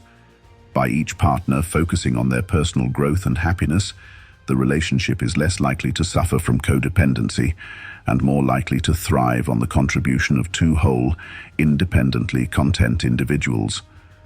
This approach aligns with the Stoic belief that external factors should not dictate our inner peace and happiness. Lastly, communication plays a critical role in sustainable Stoic relationships. Stoicism teaches us to be honest and straightforward in our interactions. This transparency fosters trust and prevents misunderstandings that often lead to resentment or detachment. It also involves showing genuine interest in the other's well-being and regularly engaging in conversations that go beyond surface-level topics, thereby deepening the connection. Incorporating these Stoic principles doesn't just help in romantic relationships, but also enriches friendships, family dynamics, and professional interactions.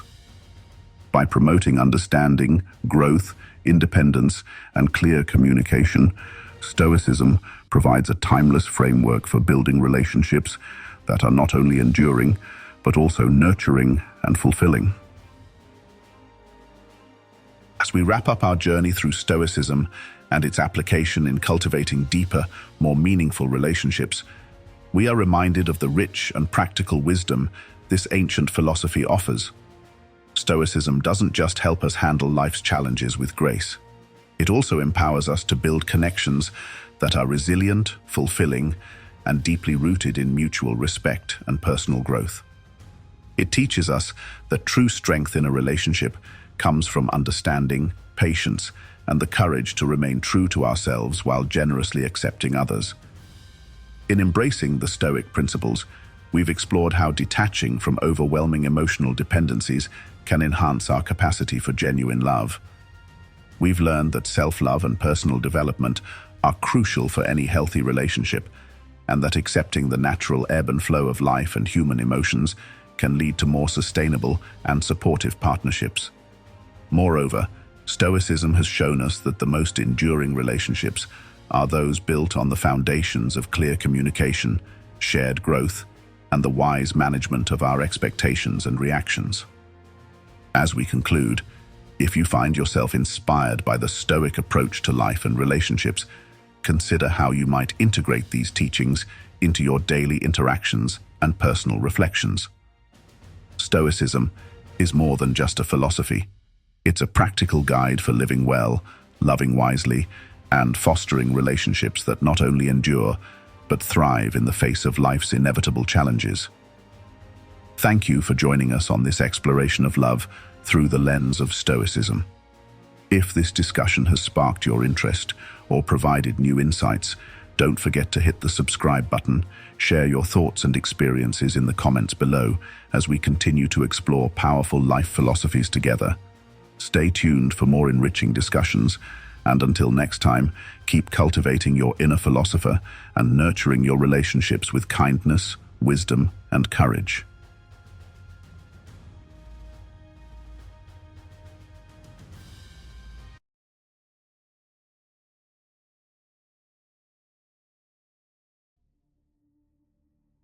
Did you know that some of the most life-changing decisions can begin in the time it takes to take a deep breath? That's right. In just a brief moment of pause, the course of your life can shift dramatically, for better or for worse. Today, we're diving deep into the world of Stoicism, a philosophy that has empowered leaders, thinkers, and individuals across centuries to seize that crucial moment between stimulus and response. Stoics like Marcus Aurelius and Seneca weren't just philosophers. They were practitioners of a way of life where every decision was a chance to lead a more meaningful existence. In this guide, we'll uncover the power of thoughtful action and explore how, with a few simple Stoic strategies, you can transform your daily decisions and ultimately, your life. Whether you're deciding on a career move, managing relationships, or choosing where to invest your energy, the wisdom of Stoicism can guide you to clearer, more deliberate paths. Over the next 30 days, you will learn how to create space between stimulus and response, use rational analysis to make better decisions, master emotional resilience, and align your actions with your core values. Each day offers a chance to practice these techniques and refine your thinking. By the end of this month, you'll be able to embrace life's challenges with clarity and calm, harnessing the wisdom of the Stoics to thrive, not just survive. Let's dive into how to make the next 30 days count by adopting a Stoic's approach to clear thinking and thoughtful living. Chapter 1. The Pause, where wisdom begins. One of the core principles of Stoicism is the idea that between what happens to us and how we respond, there is a moment, a brief pause. This gap, this moment of pause, is where true wisdom can flourish. But this pause isn't about freezing up or avoiding life's challenges. It's about taking control. It's about giving yourself the chance to respond with intention rather than reacting on autopilot. This simple act of pausing, though small, can lead to dramatic changes in how we approach life's challenges. The Stoics, particularly Epictetus, emphasized that we are not disturbed by events themselves, but by the opinions we form about those events. It is in the pause between the event and our response that we can take control of how we perceive and handle the situation. Why is the pause so powerful? Think about the last time you reacted too quickly. Maybe you snapped at a friend or made a hasty decision that you later regretted. In those moments, if you had just taken a moment to breathe, to really consider your next move, things might have turned out differently. This is what the Stoics understood. Marcus Aurelius, a Roman emperor and Stoic philosopher, often wrote about the space between stimulus and response. He believed this space is where we hold our true power. It's our opportunity to align our actions with our values, ensuring we aren't merely reacting to impulses, but acting in a way that's true to ourselves. Marcus Aurelius, in his meditations, frequently reflected on the importance of self-control. He taught that external events are beyond our control, but our inner responses are entirely within our power. The ability to pause and reflect before reacting represents the highest form of freedom, the freedom to choose how we respond, regardless of the circumstances. Implementing the power of pause. So, how can we start implementing this powerful pause in our everyday lives? Start with the 5-second rule. Before reacting to anything, be it an annoying email, a stressful request from your boss, or even the urge to skip your morning workout, count down from 5. During those 5 seconds, take a deep breath and remind yourself who you are and what you stand for. These few seconds can shift your response from a knee-jerk reaction to a thoughtful response. This 5-second pause is a crucial tool for emotional regulation and decision-making. By giving yourself just a few seconds, you disengage from the impulse to react and re-engage your rational mind, which is more aligned with your long-term goals and values. For decisions that aren't as urgent, there's the 24-hour rule. This technique is particularly useful for bigger, life-impacting decisions. Give yourself a full day to mull things over. This doesn't mean obsessing for 24 hours straight, but allowing yourself time to sleep on it, discuss it with a trusted friend or mentor, or simply let your subconscious process it while you go about your day. The 24-hour rule is a great way to diffuse the emotional charge of a situation. Often, strong emotions like anger, frustration, or anxiety can cloud our judgment. By delaying action for a day, we give those emotions time to settle, allowing us to approach the decision with a calmer, clearer mind. Often, this pause helps dissolve the fog of urgency and emotion, revealing a clearer, more reasoned path forward. And in the long term, practicing the art of the pause cultivates a habit of thoughtfulness and deliberation, which allows for more meaningful decision-making. The Stoic philosopher Seneca wrote about how patience and calm are essential for making good decisions. He believed that rushing into decisions based on emotion is a recipe for regret, while deliberation leads to wiser, more virtuous outcomes. Chapter 2. Seeing the world through Stoic lenses. In Stoicism, one of the most powerful techniques for gaining clarity is learning to shift your perspective. Sometimes, all it takes to solve a problem or ease a burden is a fresh perspective. This idea taps into a core Stoic principle. Our judgments and reactions shape our reality more than the external events themselves. In other words, it's not what happens to us that causes distress, but how we interpret it. By changing how we view the world, we can change our emotional and mental response to it. The Stoics understood that most of our suffering comes not from the events themselves, but from how we interpret them. As Epictetus taught, Men are disturbed not by things, but by the views they take of them. By reframing our perspective, we can transform how we experience the world. The view from above. One of the most effective Stoic techniques for shifting perspective is the view from above. This exercise involves imagining yourself zooming out of your current situation. Picture yourself rising above your life, above your city, and seeing everything from a higher, broader perspective. From this vantage point, the things that seem overwhelming up close begin to shrink in significance. The view from above allows you to see your problems in context. You begin to realize that what seemed so urgent or frustrating is often just a small part of a much larger whole. This technique is rooted in cosmic perspective, a Stoic concept that encourages us to see ourselves and our problems in the grand scheme of the universe. Seneca, another Stoic philosopher, often emphasized the importance of putting our struggles into context. He believed that viewing problems from a distant perspective helps us prioritize what truly matters and let go of what doesn't. For example, let's say you're facing a conflict at work, and it's causing you significant stress. From the view from above, you can imagine yourself floating above the situation, seeing not just the problem, but also the broader context of your career, your relationships, and your life as a whole. This broader view helps you realize that this one issue, while difficult, is only one piece of a much larger life. It loses some of its power to overwhelm you when you see it in this light. Role reversal. Another useful Stoic technique for shifting perspective is role reversal. This involves imagining how someone else would handle your situation. You could ask yourself, how would Marcus Aurelius or Seneca respond? Or think about how a mentor, a respected friend, or even a fictional character might deal with the problem. Role reversal allows you to step outside of your own head and see things through a new lens. This can be particularly helpful when you feel stuck or when you're too emotionally invested in a problem to see it clearly. By imagining how someone else might approach the situation, you gain valuable insight and often come up with solutions you hadn't previously considered. Alternatively, consider what advice you would give a friend in your predicament. This can be surprisingly effective. Often, we are more compassionate and reasonable with others than we are with ourselves.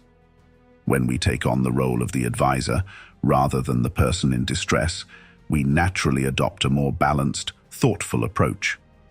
This technique helps you step outside of your emotional response and gain some objectivity. It also encourages empathy, a crucial Stoic virtue.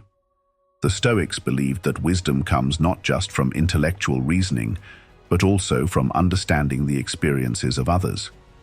By practicing the view from above and role reversal, we can begin to see our challenges more clearly and objectively.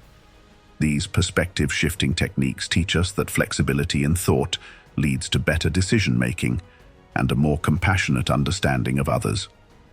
By regularly practicing this shift in perspective, you not only gain clarity, but also cultivate humility, another key Stoic virtue. When you realize how small your problems are in the grand scheme of the universe, it becomes easier to approach life's challenges with a calm, centered mindset. Chapter 3. Mastering Emotional Resilience. Managing our emotions is a critical skill in Stoicism. The Stoics didn't believe in suppressing emotions. Instead, they taught that we must understand and navigate our emotions wisely, ensuring that they don't dictate our decisions. The Stoics saw emotions like anger, fear, and sadness as natural responses to life's events. However, they believed that we can learn to control our emotional reactions through practice and reflection. They taught that emotional resilience, or what the Stoics called apatheia, freedom from destructive emotions, is essential for a rational and fulfilling life. Naming the emotion. One simple yet effective method for managing emotions is naming the emotion. When you feel overwhelmed by an emotion, whether it's anger, anxiety, or sadness, pause and name it. Say it out loud or in your mind. "I am feeling angry," or "I am experiencing anxiety." This simple act of labeling the emotion creates distance between you and the feeling. It helps you remember that you are not the anger or the anxiety. You are experiencing it, but it doesn't define you. The Stoics were deeply aware of how emotions can hijack our thinking. By naming the emotion, you begin to take a step back from it, viewing it as something separate from your core self. Epictetus, a Stoic philosopher, emphasized that it's not the events themselves that disturb us, but our interpretation of those events. By naming the emotion, we start to disentangle ourselves from the feeling and see it for what it really is, a temporary state that doesn't have to dictate our actions. The Stoics pause. Another effective tool for emotional management is the Stoics pause. This is about taking a literal pause before reacting to emotional triggers. When something upsets you, whether it's a heated conversation or an unexpected setback, take a deep breath. Count to 3. Let the breath fill you slowly and then exhale. This pause allows your rational mind to catch up with your emotional response. The Stoics' pause can be thought of as a mini version of the larger pause principle we discussed earlier. It gives you a chance to prevent your emotions from taking over and leading you into actions you might later regret. Marcus Aurelius reminds us in his Meditations that you have power over your mind, not outside events. Realize this, and you will find strength. This pause is a reminder of your power over your mind. It's not about avoiding emotion. It's about choosing how to respond in a way that aligns with your values and goals, rather than being ruled by impulses. Building long-term resilience. These methods, naming the emotion and the Stoics' pause, are powerful tools for managing your emotional state in the moment. But to build long-term emotional resilience, you need to train your mind consistently, just like you would train a muscle. The Stoics believed that by cultivating the right mental habits, we could achieve inner peace even in the face of external turmoil. Over time, practicing these techniques will help you build the resilience to face life's challenges with equanimity and grace. Emotional resilience, in the Stoic sense, means not being carried away by the highs and lows of life. It's about maintaining a steady mind and recognizing that emotions, while important, should never be the driving force behind our decisions. The Stoics believed that reason should always guide our actions, with emotions being acknowledged but not controlling. Over the next 30 days, make a conscious effort to practice naming your emotions and using the Stoics' pause when you feel emotionally charged. By doing so, you will develop greater emotional resilience and gain more control over your actions. Chapter 4. Rational Analysis in Stoic Decision-Making. One of the key Stoic principles for making better decisions is the practice of rational analysis. The Stoics believed in examining every decision carefully and rationally, weighing the options and considering the consequences. The ability to think clearly and rationally without being clouded by emotion or impulse is one of the cornerstones of Stoic philosophy. Seneca, in his letters, wrote about the importance of making decisions based on reason rather than passion. He advised that we take the time to think things through logically, considering the pros and cons before taking action. The pros and cons. List. One simple yet effective tool for rational analysis is the pros and cons list. When faced with a decision, simply draw 2 columns. In one column, write down all the potential benefits of the decision. In the other, list the possible drawbacks. This visual representation allows you to weigh the advantages against the disadvantages in a clear, structured manner. It's a technique that echoes the Stoic emphasis on objective assessment, seeing things as they are, not as we wish them to be. This exercise also helps to strip away the emotional biases that often cloud our judgment. When we write down the pros and cons, we engage our rational mind and remove ourselves from the emotional state that might be influencing us. Worst-case scenario planning. Another useful Stoic technique for rational decision-making is considering the worst-case scenario. Ask yourself, what's the worst that could happen?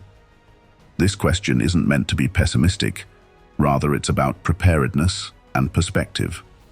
By understanding the worst possible outcome, you can assess whether you are capable of handling it and how likely it is to occur.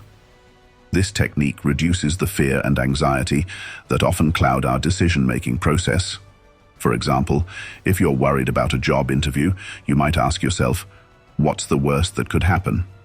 The worst-case scenario might be that you don't get the job. Once you've acknowledged that possibility, you can start thinking about how you would handle it. Perhaps you would apply for another job or use the experience to improve your interview skills. By planning for the worst, you reduce its emotional impact and empower yourself to move forward confidently. Seneca, a Stoic philosopher, suggested that we periodically practice the hardships we fear. By doing so, we demystify those fears and reduce their emotional impact. For example, if you're worried about financial hardship, you might try living on a very limited budget for a week to prove to yourself that you can handle it if it comes. Rational analysis in the Stoic sense is about more than just making good decisions.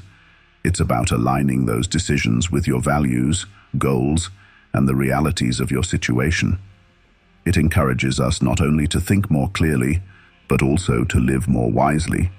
By consistently applying rational analysis to your decisions, you will not only improve the quality of your choices, but also reduce the emotional stress that comes with decision-making. Chapter 5. Living in accordance with your values.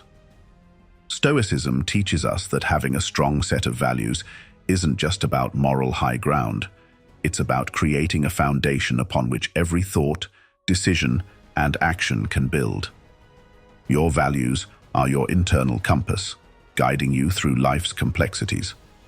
For the Stoics, living a good life meant living in accordance with nature, which includes living in harmony with our own true nature. This means aligning our actions with our deepest principles and values, regardless of the external circumstances. The integrity check. One key technique to ensure your decisions align with your values is what I like to call the integrity check. Whenever you face a decision, big or small, ask yourself, does this align with my core values? Is this choice going to enhance my character or diminish it? By questioning how your actions reflect your values, you are practicing what the Stoics consider the essence of wisdom, living according to nature, which includes your own true nature.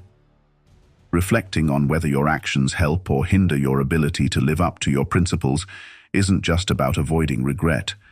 It's about actively shaping a life you can be proud of. This integrity check is a powerful way to ensure that your actions are consistent with your long-term goals and principles. It helps you avoid decisions that may provide short-term satisfaction, but are at odds with your deeper values. The would I respect myself test. Another powerful method is the would I respect myself test. This involves looking at your decision through the lens of public scrutiny. Ask yourself, would I feel comfortable and proud if my decision were known to others?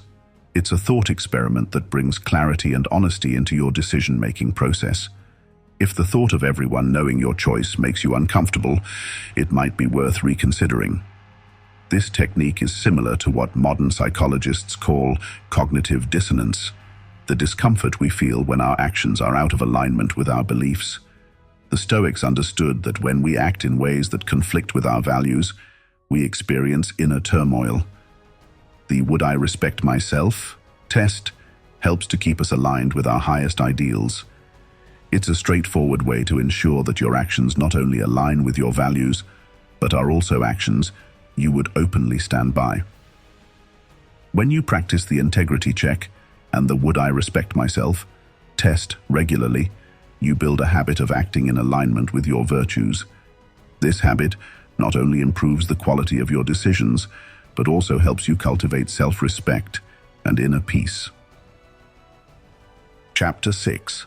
Seeking wisdom from others. While Stoicism teaches self-reliance and the importance of personal judgment, it also emphasizes the wisdom in learning from others. No person is an island, and sometimes an outside perspective is the key to unlocking insights we might have missed.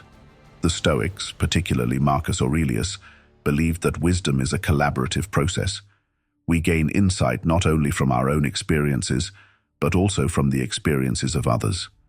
This principle is reflected in Marcus Aurelius's personal writings, where he frequently acknowledged the mentors and teachers who shaped his thinking.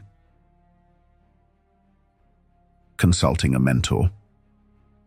One practical technique is consulting a mentor. Whether it's a trusted advisor, a respected friend, or a professional mentor, these individuals bring with them a wealth of experience and knowledge. They can offer advice that is not only insightful, but also objective, given their emotional distance from your dilemmas. For example, if you're facing a difficult career decision, a mentor who has navigated similar challenges can offer guidance based on their own experiences. Their advice can help you see your situation from a different perspective, providing clarity where you might feel confused or uncertain. Marcus Aurelius, himself a Roman emperor and Stoic philosopher, had teachers and advisors to whom he turned for guidance. He recognized that wisdom doesn't come from solitary contemplation alone, but also from the shared human experience. The two heads are better than one technique. Another approach is the two heads are better than one technique. This involves discussing your thoughts and plans with a small group of trusted individuals. Each person's unique perspective can shed light on different facets of your situation, illuminating possibilities and pitfalls you might not have considered. This method reinforces the Stoic belief in community and mutual support as essential components of a well-lived life. The Stoics believed in the power of dialogue. By engaging with others in meaningful conversations about our challenges, we refine our thoughts and strengthen our resolve. Dialogue encourages us to question our assumptions and broaden our understanding of the world. So, when you're at a crossroads, don't hesitate to seek counsel. Reach out to those mentors who inspire you and engage in meaningful discussions with peers who challenge and support you. Chapter 7. Reflecting on experience and growing from it. The Stoics believed that experience is one of our greatest teachers. Reflecting on our past decisions, both good and bad, allows us to learn and grow. This reflective process is a key part of Stoic self-examination, which involves regularly reviewing our actions to ensure they are aligned with our values and goals. One technique for this is post-mortem analysis. After a decision has played out, whether it was successful or not, take time to reflect on it. Ask yourself, what went well? What didn't? What could I learn from this? This reflective practice is deeply Stoic and aligns with how Marcus Aurelius used his meditations to develop his philosophy. He would reflect on his day, analyzing how he responded to events, what he could improve upon, and how he could live more in accordance with his principles. Future self-reflection. Another valuable Stoic practice is future self-reflection. This involves imagining how your future self would view your current decisions. Imagine yourself a few years from now, looking back at the choice you're about to make. What would your future self say? Would they be proud of the decision? Would they regret it? This thought experiment helps to align your decisions with your long-term goals and the person you aspire to be. It's a way to ensure that you're making choices that reflect your highest aspirations, not just your immediate desires. Learning from mistakes. The Stoics believed that mistakes are opportunities for growth. When we reflect on our failures with a clear and rational mind, we can extract valuable lessons that make us wiser and more resilient. Seneca famously said, "To err is human, but to persist in the error is of the devil." The Stoic path to wisdom involves acknowledging our mistakes, learning from them, and moving forward with a renewed commitment to virtue. Thank you for joining me on this journey through the timeless wisdom of Stoicism.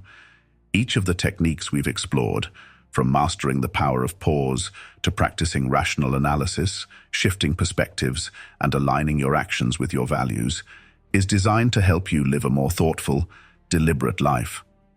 Over the next 30 days, you will have the opportunity to apply these principles in your daily decisions.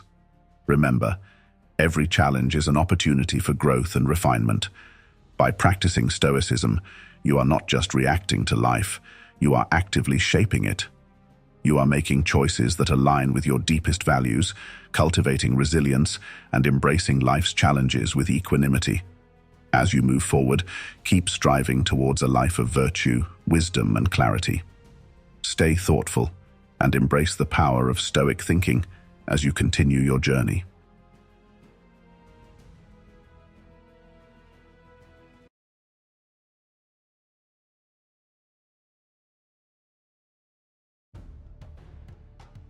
Stoicism, an ancient philosophy founded in the early 3rd century BC, remains profoundly relevant in today's fast-paced and often volatile world. At its core, Stoicism teaches the value of self-control, rationality, and fortitude as a means to overcome destructive emotions. By focusing on what is within our control, our thoughts and reactions, we can maintain inner peace and resilience despite external circumstances. This philosophical approach is not just about enduring hardship, but actively transforming challenges into opportunities for personal growth and fulfillment. Incorporating Stoic principles into your morning routine can significantly enhance your daily life. A morning routine steeped in Stoicism is not merely about the actions you take, but the mindset you cultivate from the moment you wake up.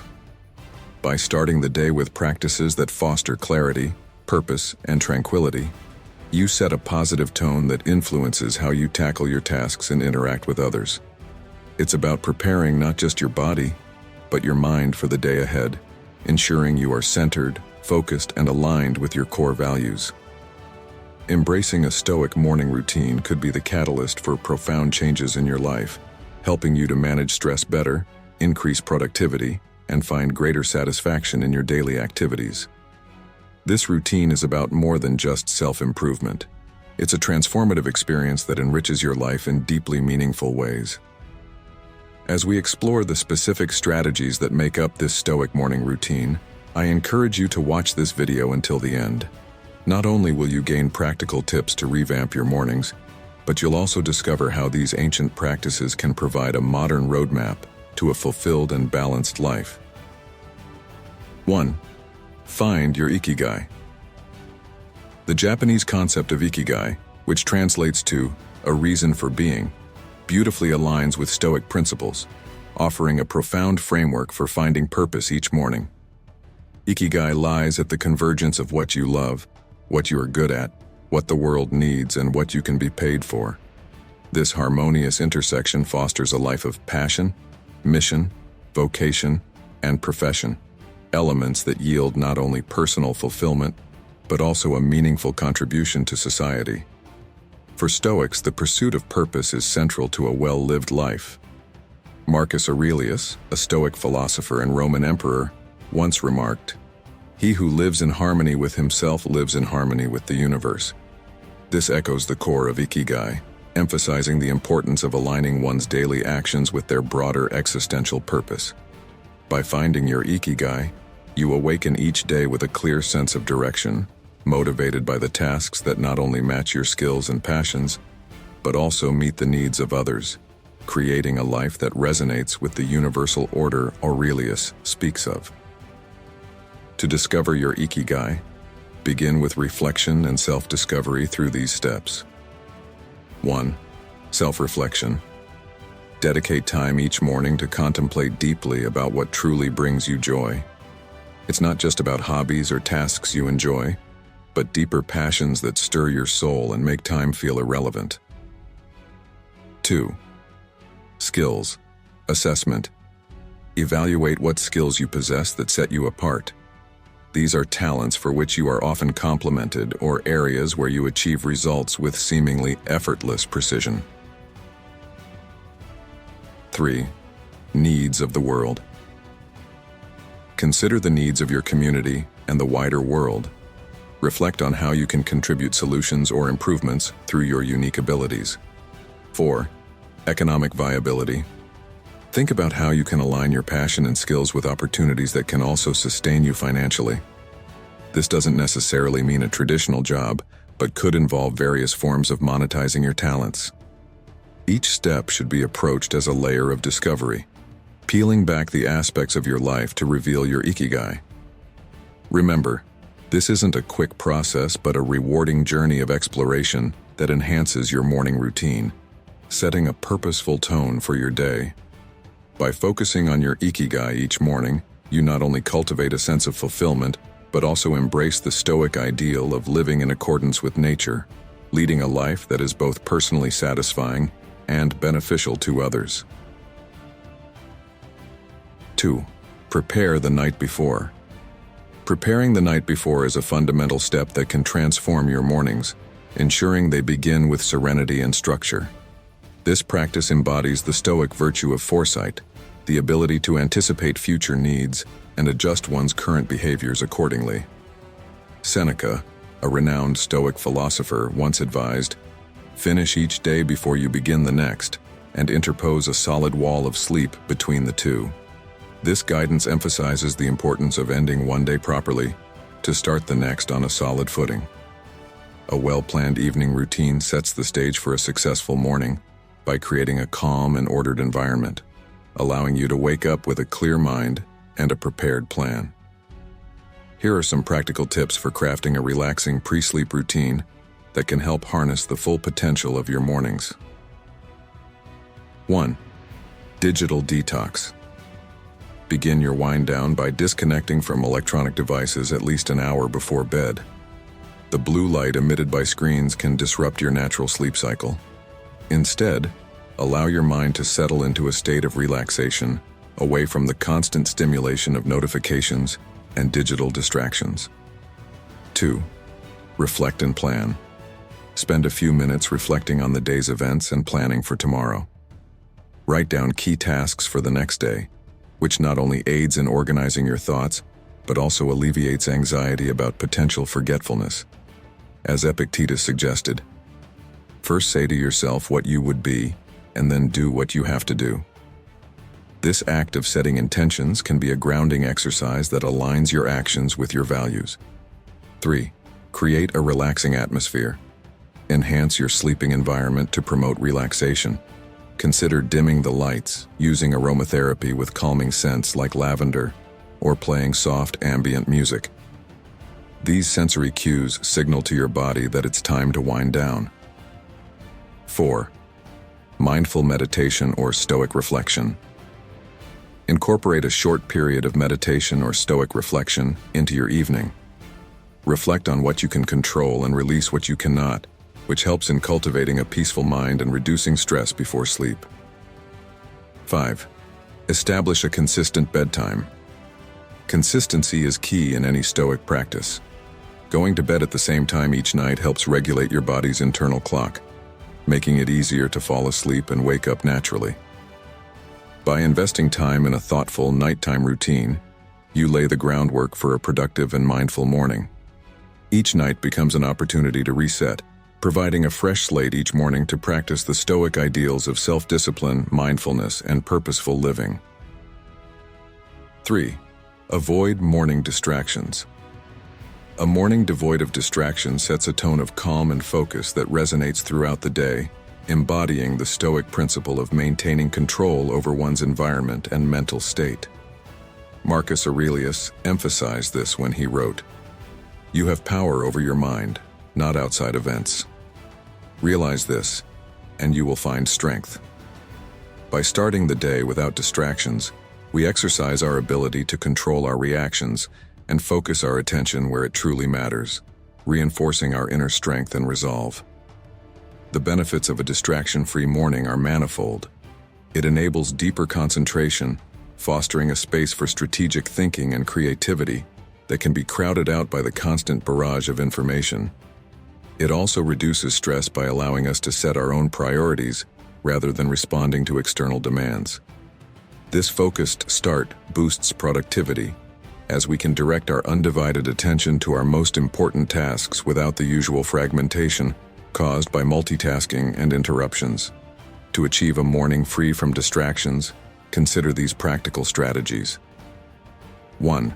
Establish a no-phone zone. Keep your phone on airplane mode or in another room until you've completed your morning routine. This prevents the immediate influx of emails, social media notifications, and other digital distractions that can derail your focus first thing in the morning. 2. Prepare your environment the night before. Organize your workspace or breakfast area the evening before to avoid the cluttered chaos that can distract from your morning tasks. A tidy and designated area encourages a smoother start to the day. 3. Morning pages or meditation. Engage in a practice like writing morning pages or meditating, which centers your mind and sets a deliberate pace for the day. These activities hone your focus and help shield you from the scattering effects of external noise. 4. Mindful eating. Practice mindful eating by enjoying breakfast without the TV on or phone in hand. This not only improves digestion, but also enhances your ability to be present, strengthening mindfulness as you start the day. 5. Time blocking. Dedicate specific times in your morning for particular activities.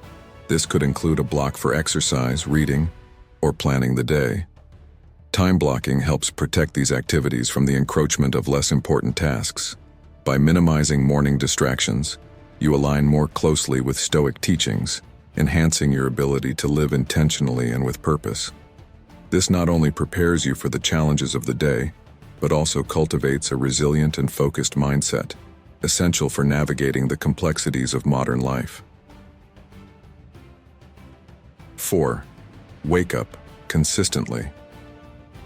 Waking up consistently at the same time each day is more than a mere routine. It is a profound exercise in discipline and self-mastery, core tenets of Stoic philosophy.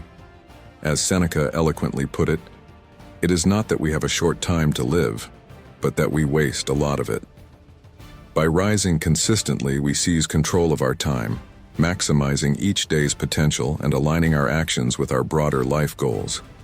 The regularity of a fixed wake-up time sets a rhythm for our body's internal clock, leading to better sleep quality and easier mornings. This consistency also eliminates the need for decision-making upon waking, reducing mental fatigue, and allowing us to reserve our cognitive resources for more complex decisions later in the day. As a result, we can approach our tasks with a clearer mind and a heightened ability to focus, significantly boosting daily productivity. Moreover, the discipline required to adhere to a consistent wake-up time fosters resilience and self-control. It cultivates a habit of doing what is necessary even when it is not easy, a principle that can be applied to other areas of life. This practice of self-regulation not only enhances personal growth, but also deepens our commitment to personal and professional aspirations. Stoic philosophy values the development of such character traits, emphasizing their role in living a virtuous and fulfilling life. To effectively integrate this practice into your life, consider the following strategies. 1. Gradual adjustment. If your current wake-up time is far from your ideal, adjust gradually. Shift by 15-minute increments until you reach your goal. This eases the transition and increases the likelihood of sustaining the change. 2. Evening routine. Develop a calming evening routine that supports your goal to wake up at a consistent time. Avoid caffeine and electronics before bed, and create a relaxing environment that encourages sleep. 3. Accountability mechanisms. Use tools like alarm clocks or apps that track sleep habits and wake times. Placing your alarm clock across the room can be an effective way to ensure you get up at the set time. 4. Reflect on benefits. Regularly remind yourself of the benefits of waking up at the same time each day. Whether it's more productive mornings, better health, or more time for activities you love, keeping these advantages in mind can motivate you to stick to your schedule. By waking up consistently, you embrace the Stoic ideal of living intentionally and with discipline, transforming each morning into an opportunity for personal advancement and deeper satisfaction with life. 5. Take it easy. Embracing self-compassion and understanding within your morning routine is a vital aspect of living a balanced and fulfilling life, echoing the Stoic principles of mindfulness and temperance. Epictetus, a prominent Stoic philosopher, once said, "It's not what happens to you, but how you react to it that matters." This wisdom underscores the importance of responding to oneself with patience and grace, particularly when establishing new habits or routines. Incorporating self-compassion into your morning routine does not mean abandoning discipline. Rather, it involves acknowledging your efforts and limitations with kindness and understanding. This balance ensures that while you strive for improvement, you also honor your current state, allowing for a healthier and more sustainable personal growth path.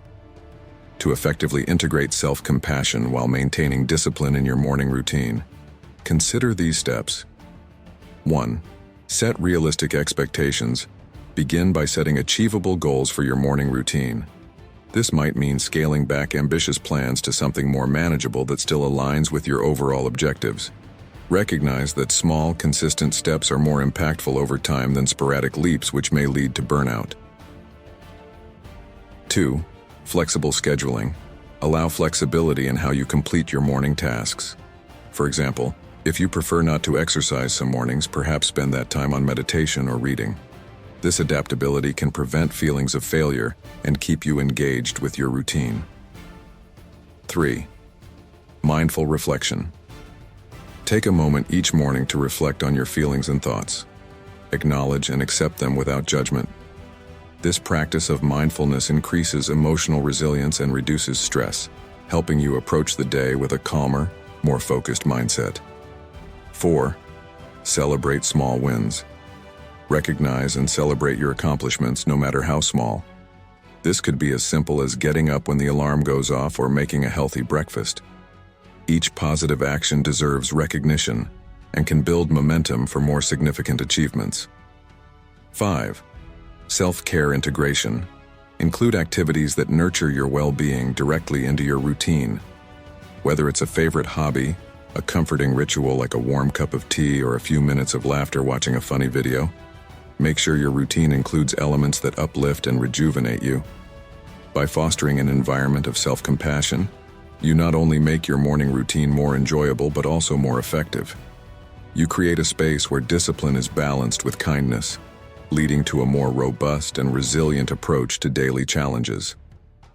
This stoic balance between rigorous self-improvement and gentle self-acceptance can transform your mornings into a powerful foundation for success and happiness throughout your day. 6. Small acts of discipline. Small acts of discipline in the morning can set a powerful tone for the entire day, embodying the Stoic principle that the quality of our lives is determined by the quality of our daily habits. Marcus Aurelius, a Stoic emperor, believed in the transformative power of routine, famously stating, "The color of your thoughts dyes your soul." By starting the day with small, manageable tasks, you effectively dye your soul with the color of discipline, organization, and purpose. These small acts are crucial because they create momentum without overwhelming you. They serve as a primer for the mind and spirit, signaling that the day is to be approached with intent and focus. By accomplishing these tasks, you build a sense of trust in yourself and your ability to follow through, reinforcing your self-discipline with each successive morning. Here are some examples of small acts of discipline that can enhance your morning routine. 1. Making your bed. This simple task might seem trivial, but it sets the stage for orderliness and pride in your environment. It's a quick win that provides a sense of accomplishment and aesthetic pleasure, encouraging further productive behavior throughout the day. 2. Dressing purposefully. Even if you are working from home, the act of dressing in clothes that make you feel professional and prepared can significantly affect your mindset. It creates a psychological shift from restfulness to readiness, enhancing your focus and performance. 3. A mindful moment of silence. Spending a few minutes in silence each morning can help you center your thoughts and align your focus. This practice allows you to set your intentions for the day without the clutter of external noise. 4. Handwriting a to-do list. The physical act of writing out your tasks for the day can be a meditative and practical exercise. It helps clarify your priorities and cements your commitment to tackling them. 5. A balanced breakfast. Taking the time to prepare and eat a nutritious breakfast is an act of self-care that pays dividends in mental and physical energy throughout the day. By integrating these small acts of discipline into your morning, you nurture a robust framework for personal integrity and efficiency. Over time, these habits accumulate, profoundly influencing your character and life trajectory, as consistent, disciplined actions gradually shape who you become. In the spirit of Stoicism, it is not the grand gestures, but rather the daily disciplines that forge a meaningful and virtuous life. 7. Accountability. Partners. Accountability is a powerful tool in maintaining a disciplined morning routine, reflecting the Stoic value of community and mutual support in personal development. Seneca, a revered Stoic philosopher, emphasized the importance of fellowship and growth, stating, "Associate with people who are likely to improve you." An accountability partner acts as a catalyst for this improvement, providing the external motivation and support needed to maintain consistency in your routines. The role of an accountability partner in a morning routine. Having an accountability partner greatly enhances your commitment to a morning routine. This partnership provides a structure of support and motivation, making you more likely to follow through on your commitments when you know someone else is aware of your goals and will check in on your progress. The psychological impact of having to report your actions can significantly increase your dedication and persistence, especially on days when your internal motivation might wane. Choosing an accountability partner. When selecting an accountability partner, it's crucial to choose someone who is reliable and genuinely interested in mutual growth. This person should ideally share similar goals, or at least have a strong understanding of the importance of a morning routine. It's beneficial if they are also looking for accountability, creating a reciprocal relationship where both parties are committed to supporting each other's aspirations. 1. Shared values and goals. Your partner should ideally share your values about discipline and growth. This common ground ensures that they understand the reasons behind your actions and can provide relevant encouragement and feedback. 2. Reliability. Choose someone who is consistent and reliable. Knowing that your accountability partner will follow up with you regularly adds an essential layer of commitment. 3. Positive reinforcement. Look for someone who is encouraging, yet honest. They should be able to provide constructive feedback without discouragement and celebrate your successes to motivate continued effort. Interacting with your accountability partner. Regular interaction is key to an effective accountability relationship. Decide how you will communicate, e.g., phone calls, texts, in-person meetings, and how often you will check in with each other. Daily morning messages or weekly reviews can be effective depending on your goals. 1. Set clear expectations. From the outset, clearly communicate your goals, the role you hope your partner will play, and what you expect from each other. This clarity will prevent misunderstandings and optimize the support provided. 2. Be honest and open. The relationship should be a safe space for honesty about your struggles and setbacks. Open communication fosters a deeper, more supportive relationship. 3. Celebrate and reset. Regularly celebrate achievements together and help each other reset after any setbacks. This not only strengthens your relationship, but also reinforces the positive impact of having an accountability partner. In conclusion, an accountability partner not only enhances your ability to stick to a morning routine, but also enriches the journey towards personal excellence, echoing the Stoic belief in the power of community and mutual support in fostering virtue and resilience. 8. Memento mori. The Stoic practice of memento mori, which translates to "remember you must die," serves as a poignant reminder of life's impermanence and the preciousness of each moment. This reflection on mortality is not intended to be morbid or fear-inducing. Instead, it is meant to clarify and invigorate one's perspective on life. As Marcus Aurelius poignantly stated, "You could leave life right now. Let that determine what you do and say and think." This awareness of death encourages us to live with a sense of purpose and urgency, ensuring that we make the most of the time we have. Reflecting on mortality to appreciate each day. Memento mori compels us to consider each day as potentially our last, pushing us to focus on what truly matters and discard trivial concerns. This reflection helps us prioritize actions and choices that align with our deepest values and aspirations. By remembering our mortality, we are prompted to live more fully, avoiding the pitfall of procrastination and the complacency that can creep into daily life. It sharpens our focus on the present, motivating us to act with intention and vigor. Infusing morning routines with purpose and urgency. Integrating memento mori into your morning routine can transform the start of your day into a powerful motivational tool. Here are practical ways to incorporate this practice. 1. Morning reflection. Begin your day with a few minutes of quiet reflection on the transient nature of life. Remind yourself that each day is a gift and not a given. This can be done through meditation, journaling, or a simple moment of silence. 2. Set intentions with urgency. When planning your day, consider what you would regret not accomplishing if today were your last.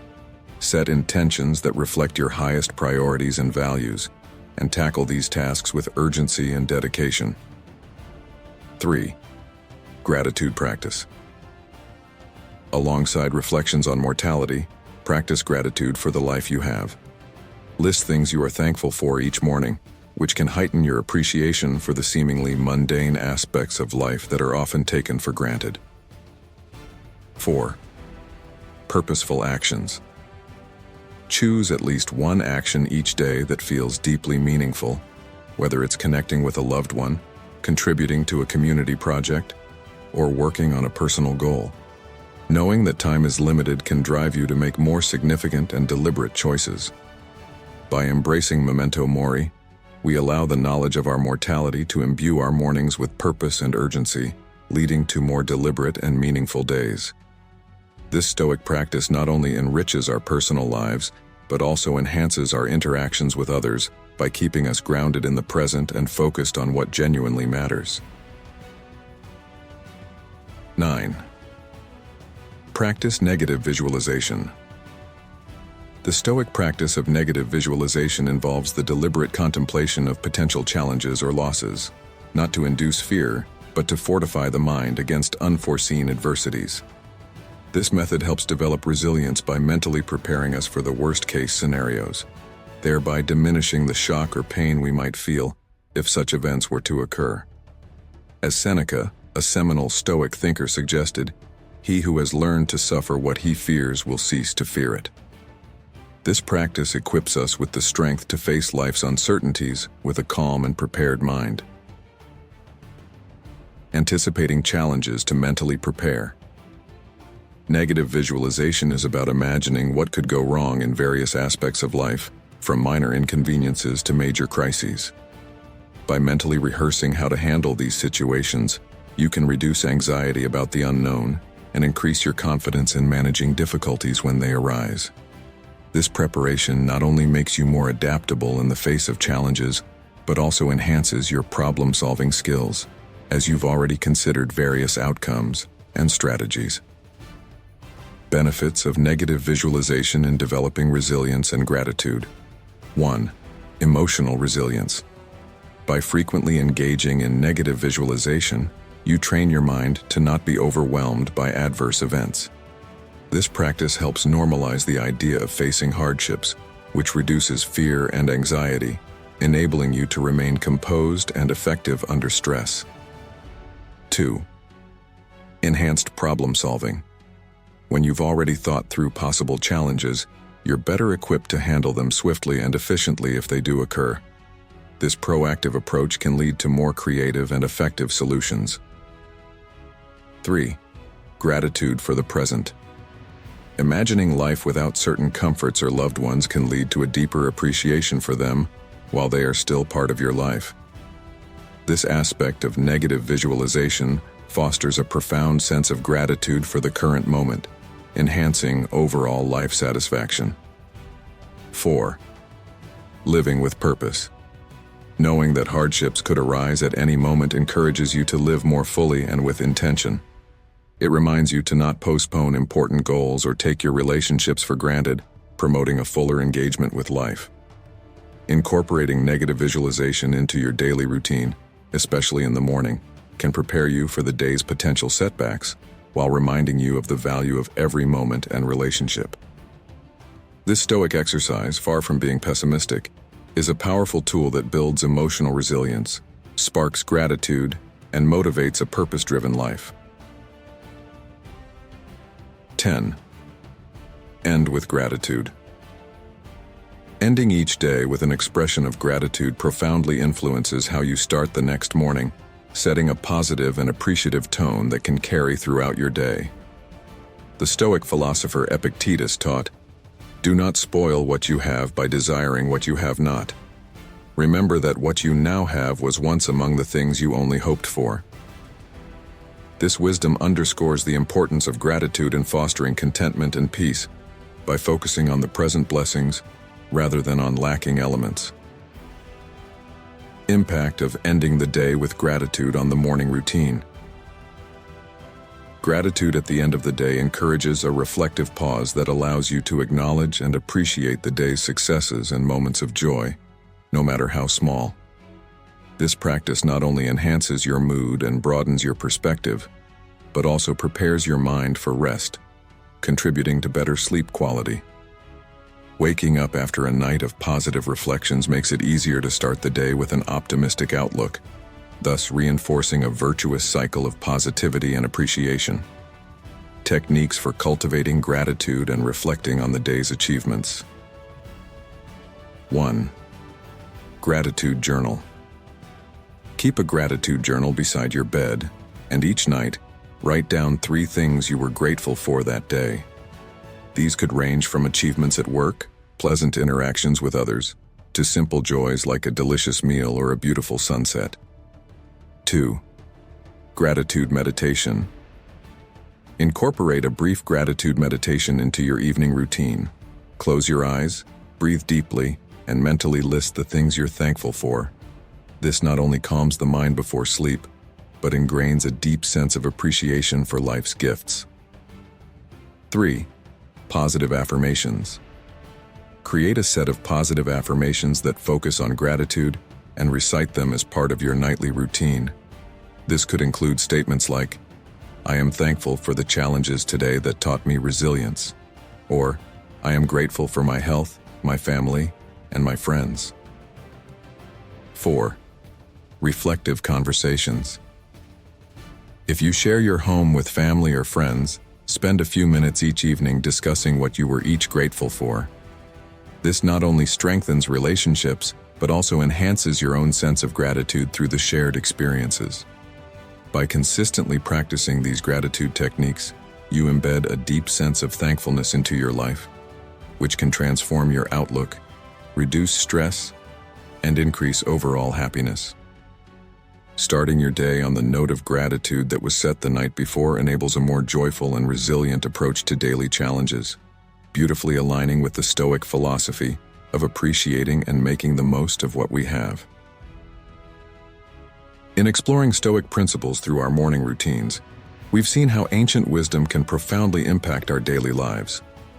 From the empowering reflection of memento mori to the grounding practice of negative visualization, each technique offers tools for fostering resilience, intentionality, and gratitude.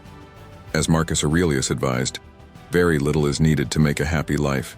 It is all within yourself, in your way of thinking. This encapsulates the Stoic endeavor to master one's perceptions and actions as the path to fulfillment. We've discussed practical applications like waking up consistently, preparing the night before, and infusing mornings with acts of discipline to set a productive tone for the day. We also emphasize the importance of ending the day with gratitude, enhancing both our sleep quality and our readiness for the next day with a positive mindset. These practices are not one-size-fits-all, but are meant to be adapted and tailored to fit individual needs and circumstances. I encourage you to experiment with these Stoic routines to discover which elements resonate most with you and bring the greatest benefits to your life. If you found these insights into Stoicism helpful or inspiring, please like, share, and subscribe for more content.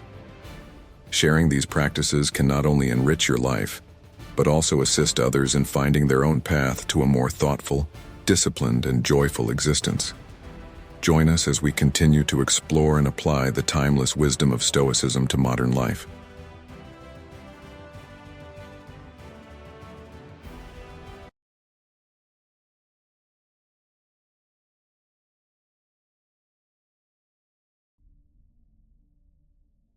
Every day you walk out the door wearing an invisible armor, bracing yourself against the world's judgments and expectations.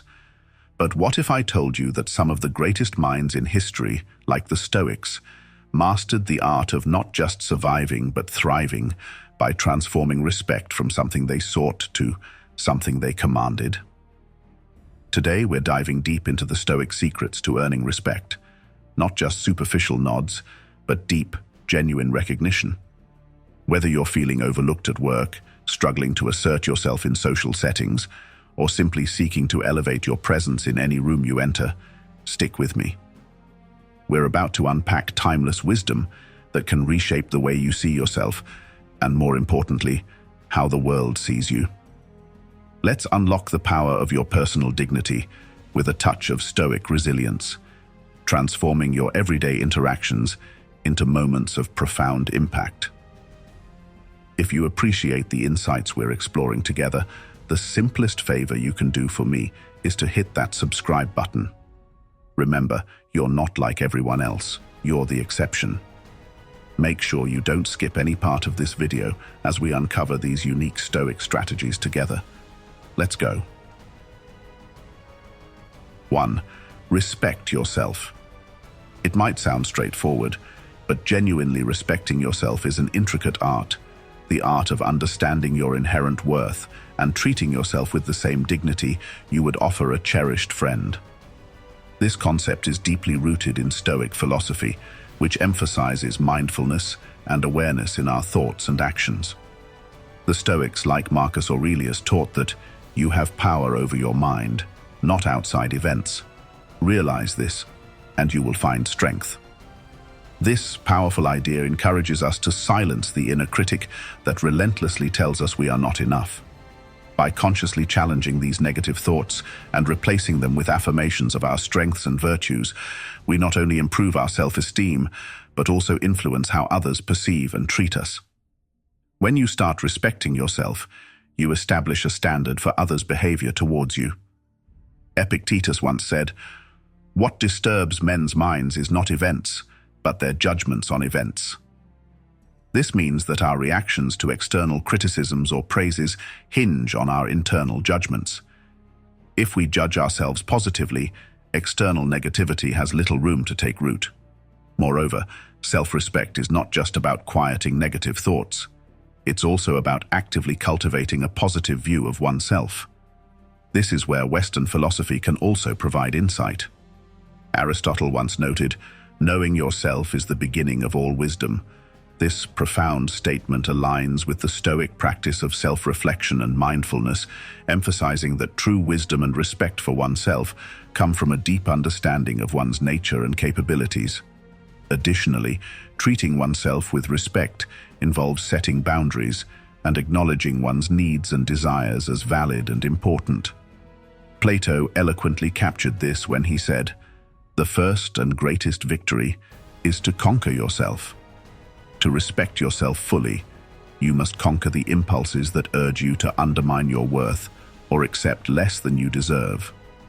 Respecting yourself is about embracing the Stoic mindset of self-control, self-awareness, and self-appreciation. It's about recognizing that your value does not decrease based on someone's inability to see your worth. As Socrates might suggest, the unexamined life is not worth living, and part of that examination includes acknowledging and asserting our value both to ourselves and to the world around us. 2. Set clear boundaries. This principle is essential not just for maintaining your peace of mind, but for commanding respect from others as well. In the wisdom of the Stoics, there's a strong emphasis on knowing what is within our control and what lies beyond it. This philosophy directly applies to setting boundaries. You control your actions, reactions, and where you draw the line with others. The practice of setting boundaries is about being clear on what you will accept in your life and what you won't. It's about not letting others impose their will on you. Just as Epictetus advised, make the best use of what is in your power and take the rest as it happens. When you set boundaries, you're making the best use of your power, deciding how you allow others to treat you. Boundaries can be seen in simple daily interactions.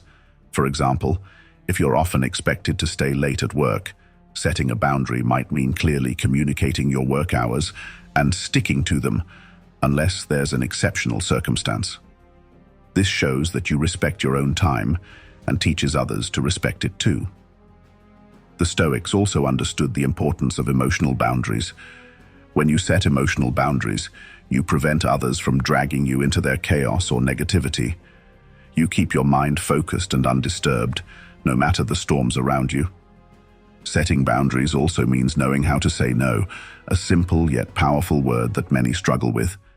It's about respecting your limits and not feeling guilty for prioritizing your well-being. Seneca's words ring true here.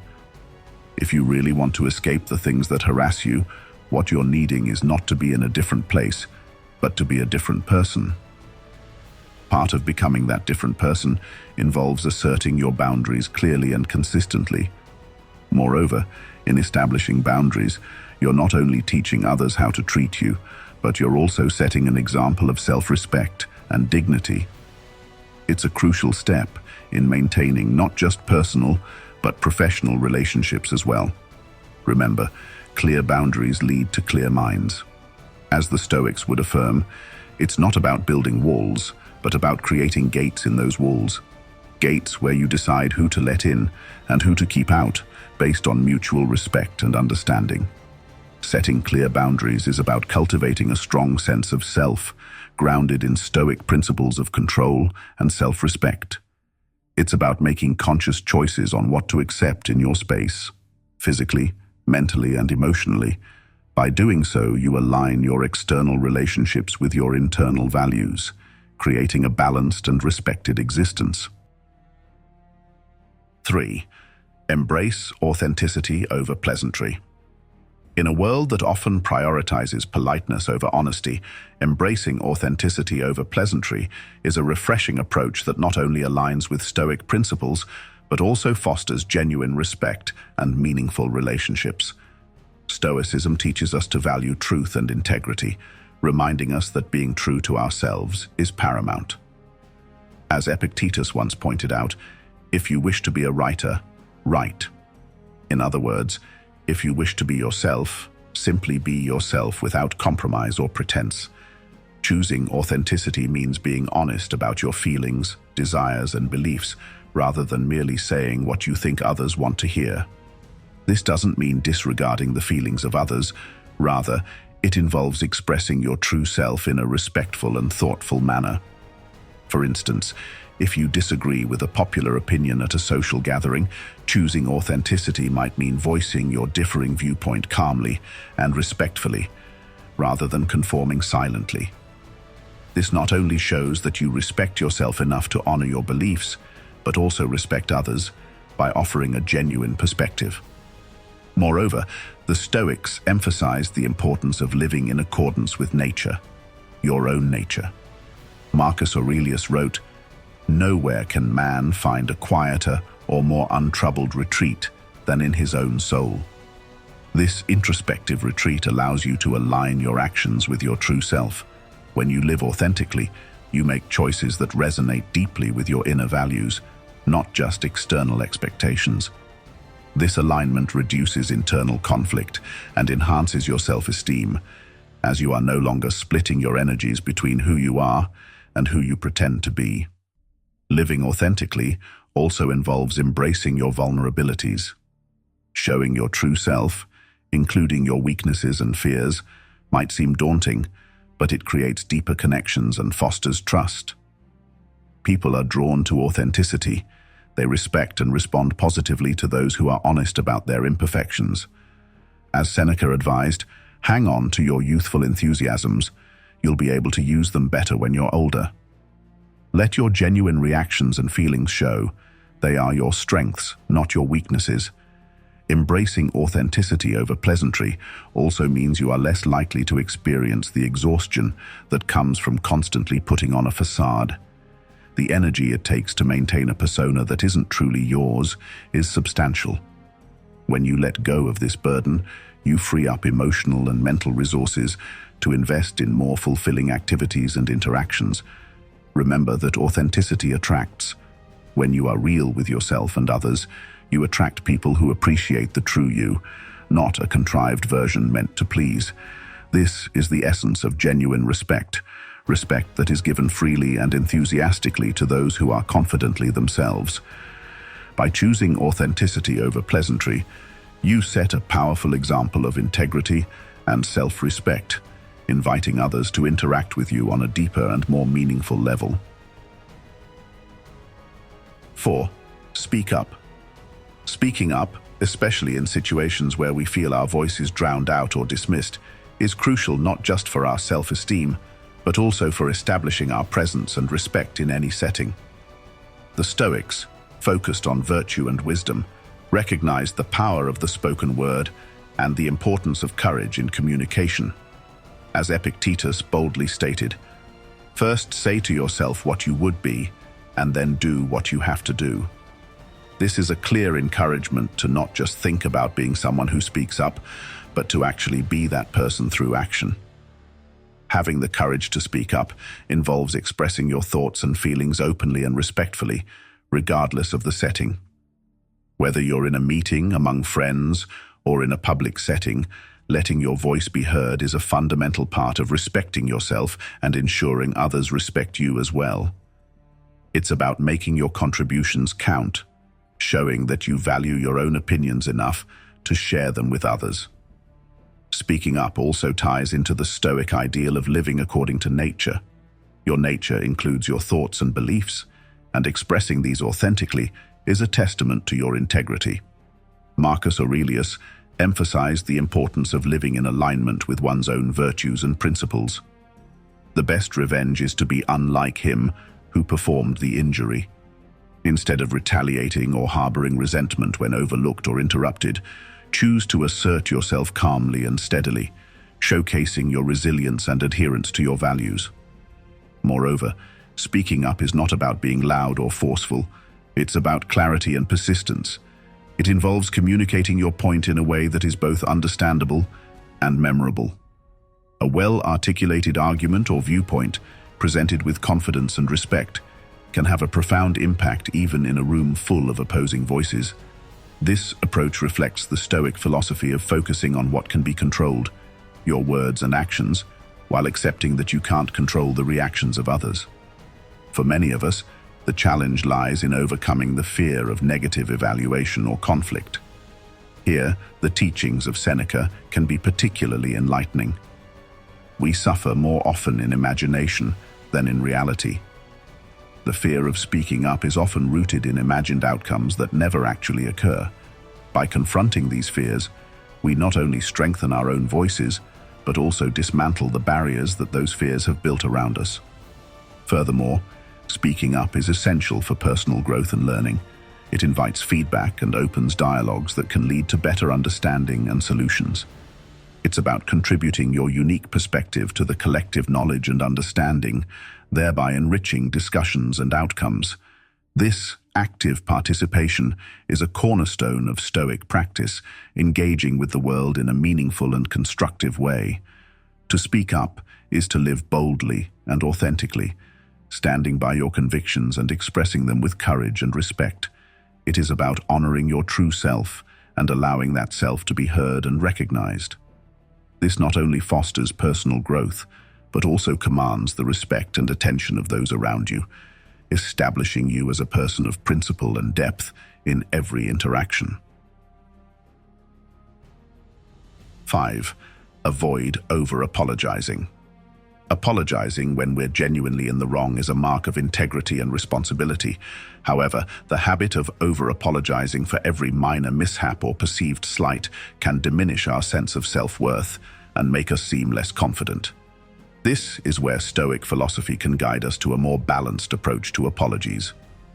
The Stoics taught that it's crucial to distinguish between what we can control and what we cannot. As Epictetus said, some things are in our control and others not. When you apologize excessively, you may be taking on responsibility for things beyond your control, which is not only unnecessary, but can also be harmful to your inner peace and self-respect. Over-apologizing can send a message that you are always at fault or always to blame, which is rarely the case. This can set a precedent where others may begin to expect you to take responsibility for things that aren't your fault.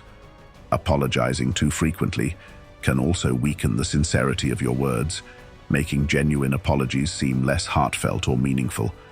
Seneca's advice resonates well here. It is not the man who has too little, but the man who craves more, that is poor.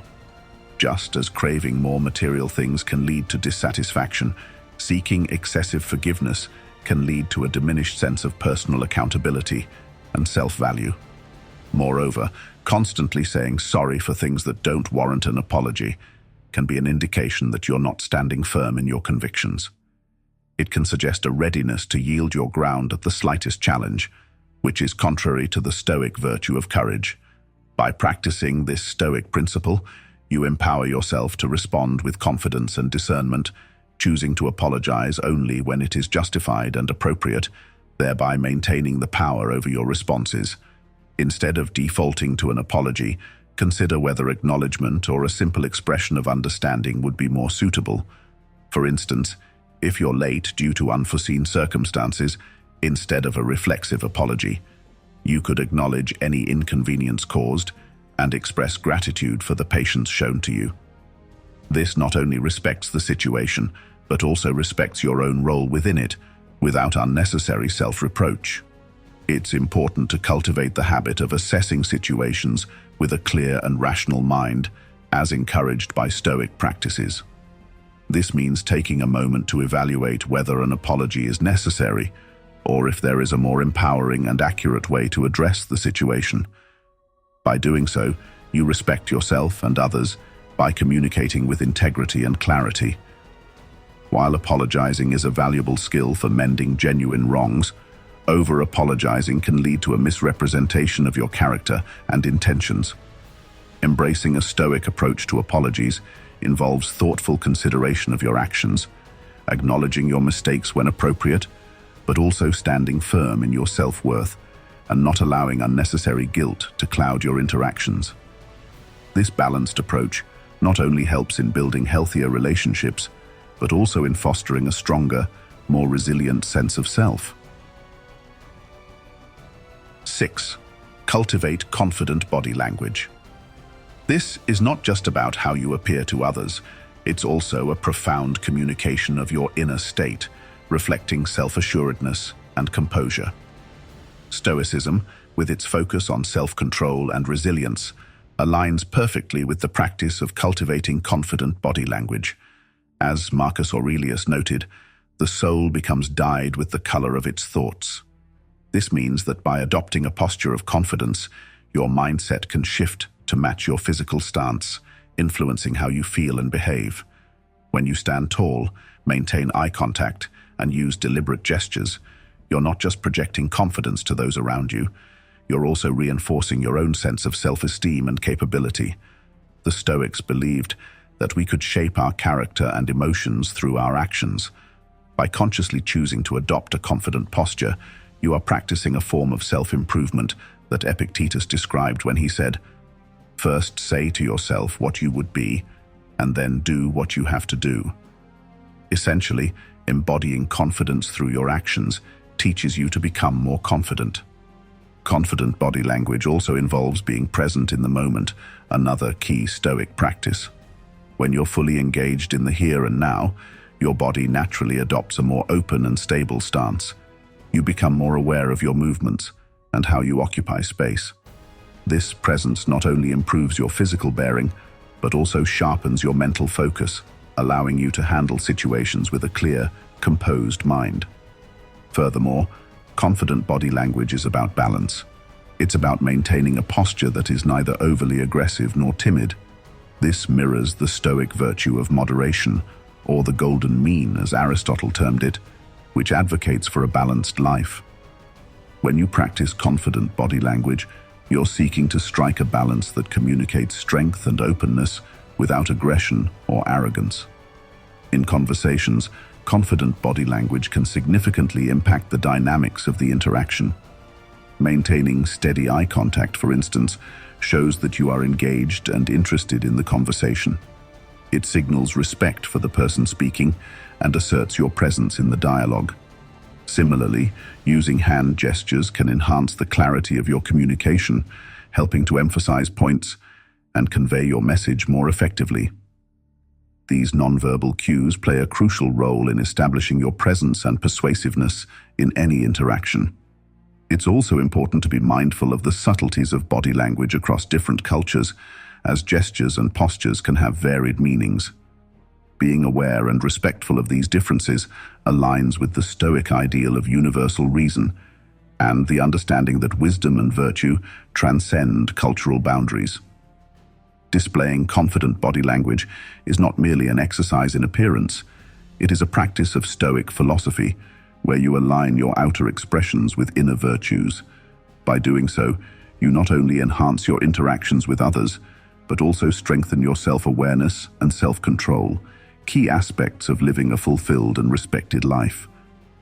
Through this practice, you embody the Stoic ideal that true confidence and virtue are not just shown, but lived. Thank you for joining us on this journey towards self-mastery and respect. Remember, the path of Stoicism is not just about learning, it's about transforming these teachings into daily actions. We're glad you're here, growing and evolving with us at Be Stoic. Now, don't stop your journey here. Take a moment to check out one of the suggested videos on the screen to continue enriching your understanding and practice of Stoic principles. Thank you for being an essential part of our community. By following these Stoic strategies, you can transform how you see yourself and how the world sees you. From respecting yourself and setting clear boundaries, to embracing authenticity, speaking up, avoiding over-apologizing, and cultivating confident body language. These practices are the key to earning genuine respect. Here's to embracing every part of ourselves and moving forward, not just with more knowledge, but with greater wisdom.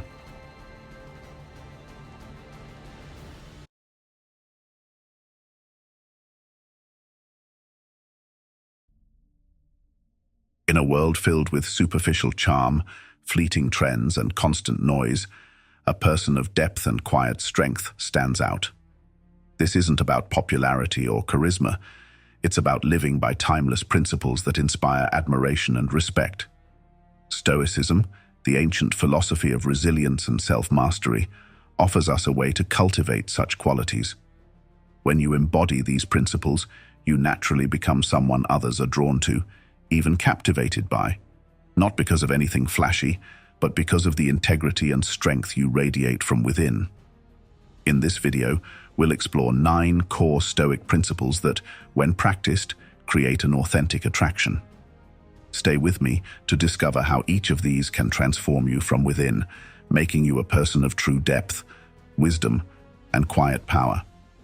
Let's get started. Principle 1. Self-control. The first principle of Stoic magnetism is self-control, a quality that creates an unshakable inner strength.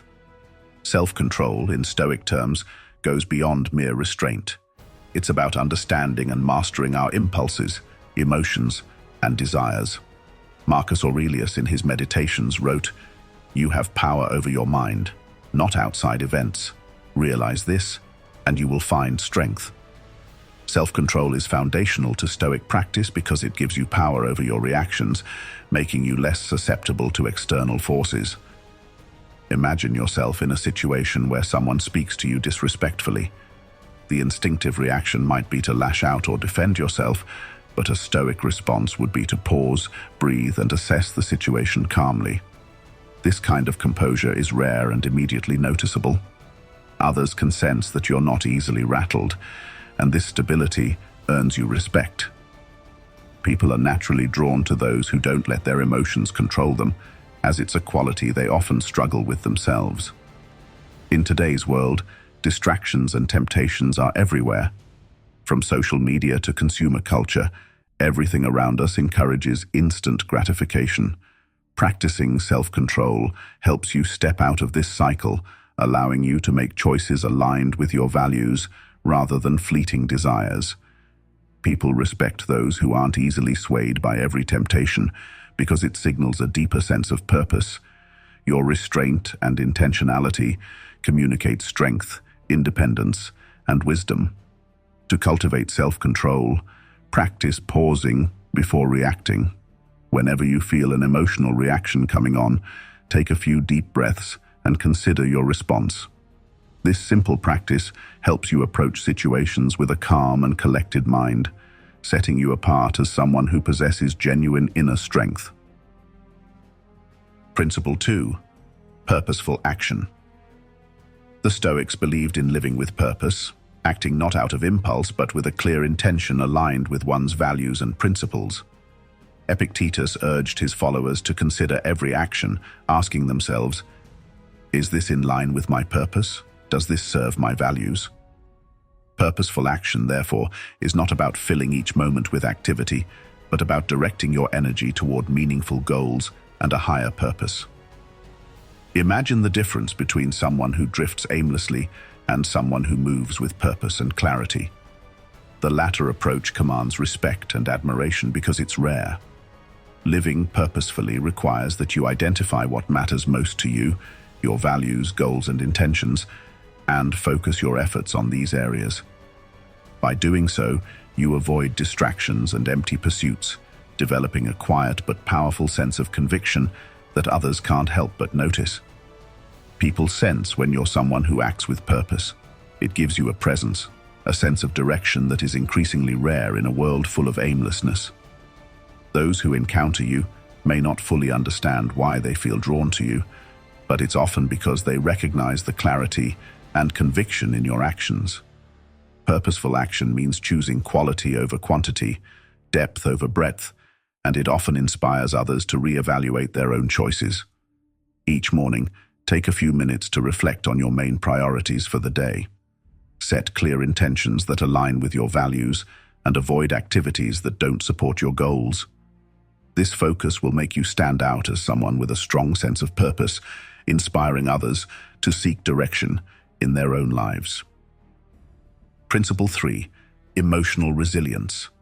Emotional resilience is the ability to face life's challenges without letting them define or control you. Stoics believe that while we can't control what happens to us, we can always control our reactions. Epictetus taught, "It's not what happens to you, but how you react to it that matters." Emotional resilience, therefore, is about choosing not to be a victim of circumstances, but to see each setback as an opportunity to grow stronger. Imagine enduring a significant setback, a failed project, a financial loss, or a painful breakup. Most people in these situations feel overwhelmed, allowing these experiences to define their mood or self-worth. However, a Stoic would face these challenges with acceptance and resilience, viewing them as temporary and choosing to learn from them. They don't avoid emotions, but they don't let them take over either, maintaining their calm and composure throughout. This resilience naturally draws others in. People admire someone who, despite challenges, remains strong and hopeful. It signals a level of self-mastery and independence that few possess. By embodying resilience, you become someone who others can rely on, who provides a sense of stability and strength in a world filled with uncertainty. The next time you face a challenging situation, remind yourself that it's temporary. Rather than dwelling on what went wrong, focus on what you can learn from it and how you can use the experience to grow. This resilience will inspire those around you and set you apart as someone of true strength. Principle 4. Silent dignity. Silent dignity is the ability to maintain a calm, respectful presence without needing to prove yourself constantly. Seneca, one of the great Stoic philosophers, believed that wisdom doesn't need to shout to be heard. Silent dignity isn't passivity. It's about choosing when and how to engage, only speaking when your words add value and are aligned with your values. Imagine being in a heated discussion where everyone is speaking over one another, trying to get their points across. Instead of jumping in, you listen carefully, assessing the situation and only offering your thoughts when you have something meaningful to contribute. This restraint makes you stand out because it shows that you don't need to dominate the conversation or seek validation from others. Instead, you're someone who speaks with intention. In today's world, people often feel compelled to share every thought or opinion. By embodying silent dignity, you communicate a quiet confidence, demonstrating that you're secure in who you are. People will remember you not for what you said in every moment, but for the impact of your words when you did choose to speak. This restraint and mindfulness in communication set you apart, creating an air of mystery and wisdom that naturally attracts others. Practice active listening in conversations and resist the urge to speak immediately. When you do contribute, ensure that your words add value. This silent dignity will build your reputation as someone who is thoughtful and grounded. Principle 5. Generosity of spirit. The Stoic approach to generosity isn't about grand gestures. It's about consistently showing kindness and compassion in small, meaningful ways. Seneca wrote, "Wherever there is a human being, there is an opportunity for kindness." Generosity of spirit is about giving freely, whether it's your time, empathy, or assistance, without expecting anything in return. It shows that you value people and connections over transactions. Consider someone who takes the time to listen to others, to offer advice when needed, or to help a friend without expecting anything back. These small acts, though simple, create a lasting impact.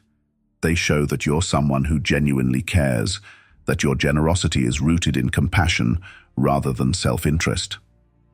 Over time, people recognize this sincerity and they feel comfortable and safe in your presence. Generosity in Stoicism also means helping where you can, without sacrificing your own well-being. It's about balance, offering what you're able to, but not to the point of depleting yourself. This kind of thoughtful generosity is refreshing because it's real. It's given from the heart, and people are drawn to that authenticity, often feeling inspired to be more generous themselves. Make it a habit to perform small acts of kindness each day, whether it's offering a compliment, helping a colleague, or simply listening attentively. This generosity of spirit will make others feel valued and respected in your presence, drawing them to you. Principle 6. Inner joy. Inner joy is a contentment that comes from within, not from external accomplishments or possessions. Marcus Aurelius often reflected on the idea that true happiness isn't found in wealth or status, but in living a life aligned with one's values. For the Stoic, joy is a quiet contentment that persists regardless of external circumstances, a peace that radiates from a life of meaning and purpose. Imagine someone who, regardless of their achievements or setbacks, remains genuinely content. They find joy in small everyday moments and don't rely on external factors for their happiness. This kind of inner joy is rare, as most people are constantly chasing something outside themselves to feel fulfilled. People notice this difference because it's refreshing and grounding. It shows that you're someone who is at peace with themselves, unaffected by the temporary highs and lows of life. This joy doesn't need to be loud or boastful. It's a calm, steady presence that makes others feel at ease around you. Your contentment inspires them because it shows that happiness doesn't have to be a constant chase. It can be a state of being. Inner joy is an anchor, grounding you in a way that others admire and wish to emulate. Cultivate gratitude for the present moment. Reflect daily on the things that bring you peace and fulfillment. This practice of inner joy will radiate to those around you, making you a source of positivity and calm. Principle 7. Humility in accomplishments.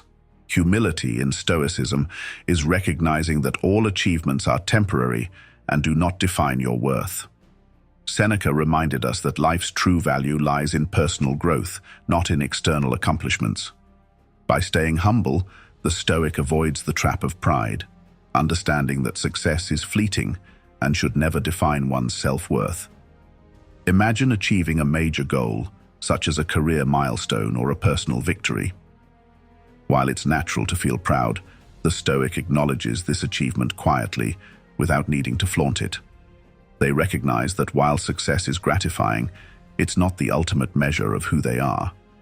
This humility is unusual and often surprising in a culture that values self-promotion. It signals a depth of character and maturity that others respect. Humility makes others feel comfortable and accepted around you.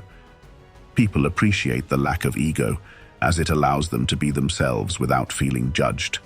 Over time, this humility builds a strong reputation, as people recognize you not for your achievements, but for your character. You become someone others respect and admire, not because of what you've done, but because of who you are. Celebrate your successes privately, focusing on the growth they represent rather than the recognition. This humility will set you apart as someone who values depth over display, creating a quiet respect among those around you. Principle 8. Detachment from praise and criticism. Stoicism teaches us to detach from praise and criticism, understanding that neither defines our true worth. Epictetus warned that when we rely on others' opinions, we become enslaved to them. Detachment from external validation creates a sense of freedom and independence, allowing us to act according to our values rather than seeking approval.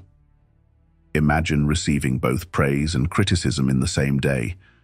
Rather than letting either affect your mood or self-worth, you acknowledge them without internalizing them. This practice is challenging but incredibly freeing. It allows you to stay centered, grounded in your own judgment, and less influenced by the shifting opinions of others. People are drawn to this sense of calm, self-assurance. It shows that you're comfortable with who you are, that you don't need others' validation to feel worthy.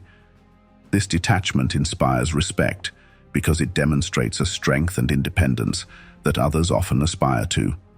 Practice valuing your own opinion of yourself over others' judgments. This detachment will give you a quiet confidence, drawing others to you because of your self-assurance and authenticity. Principle 9. Gratitude for the present moment. Gratitude in Stoicism is about appreciating the present moment, recognizing that it's all we truly have. Marcus Aurelius often reflected on the fleeting nature of life, encouraging himself to value each day. Gratitude for the present moment isn't just a mindset, it's a way of living fully, finding joy in what is here and now rather than always seeking something more. Imagine approaching each day with gratitude, focusing on what you have rather than what you lack. This perspective brings peace, making you less reactive to life's ups and downs. People sense this groundedness and appreciate it. They feel calm and content around you because your gratitude is contagious. When people see you living in gratitude, they're reminded to appreciate their own lives. Your presence becomes a source of inspiration, showing them that happiness doesn't have to be complicated. It can be found in the simple act of appreciating what's already here. Begin each day by reflecting on something you're grateful for. This practice will create a calm, content energy around you, attracting others who are seeking the same peace. These 9 Stoic principles, self-control, purposeful action, resilience, silent dignity, generosity, inner joy, humility, detachment, and gratitude, are the foundation of a life others naturally admire. They're not about changing how you act for others, but about transforming who you are from within. When you embody these qualities, you become someone people respect, trust, and are drawn to. If these principles resonate with you, consider subscribing to Be Stoic. Join our community to explore the timeless wisdom of Stoicism and discover how to live a life of strength, purpose, and peace. Thank you for being here on this journey to becoming someone who not only captivates others, but deeply inspires them.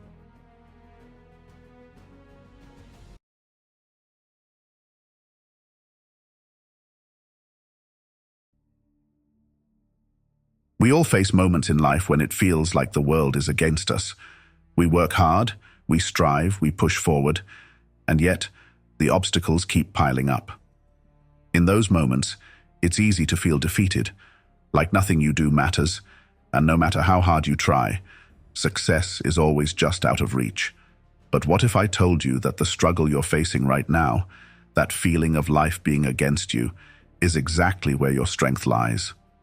What if the difficulties you encounter aren't just challenges to overcome, but opportunities to grow, to thrive? In today's video, we'll turn to one of the greatest Stoic philosophers and Roman emperors, Marcus Aurelius, who faced unparalleled challenges, yet maintained his inner strength and wisdom. He learned how to rise above adversity, and his teachings still resonate today. I'm going to share with you 10 Stoic principles based on the writings of Marcus Aurelius that will help you thrive when life is against you. Stay with me until the end, and I'll show you how these timeless teachings can empower you to turn your greatest challenges into your greatest strengths. This is Be Stoic, and today we're uncovering the Stoic way to thrive no matter how hard life pushes against you. Principle 1. The power of perception.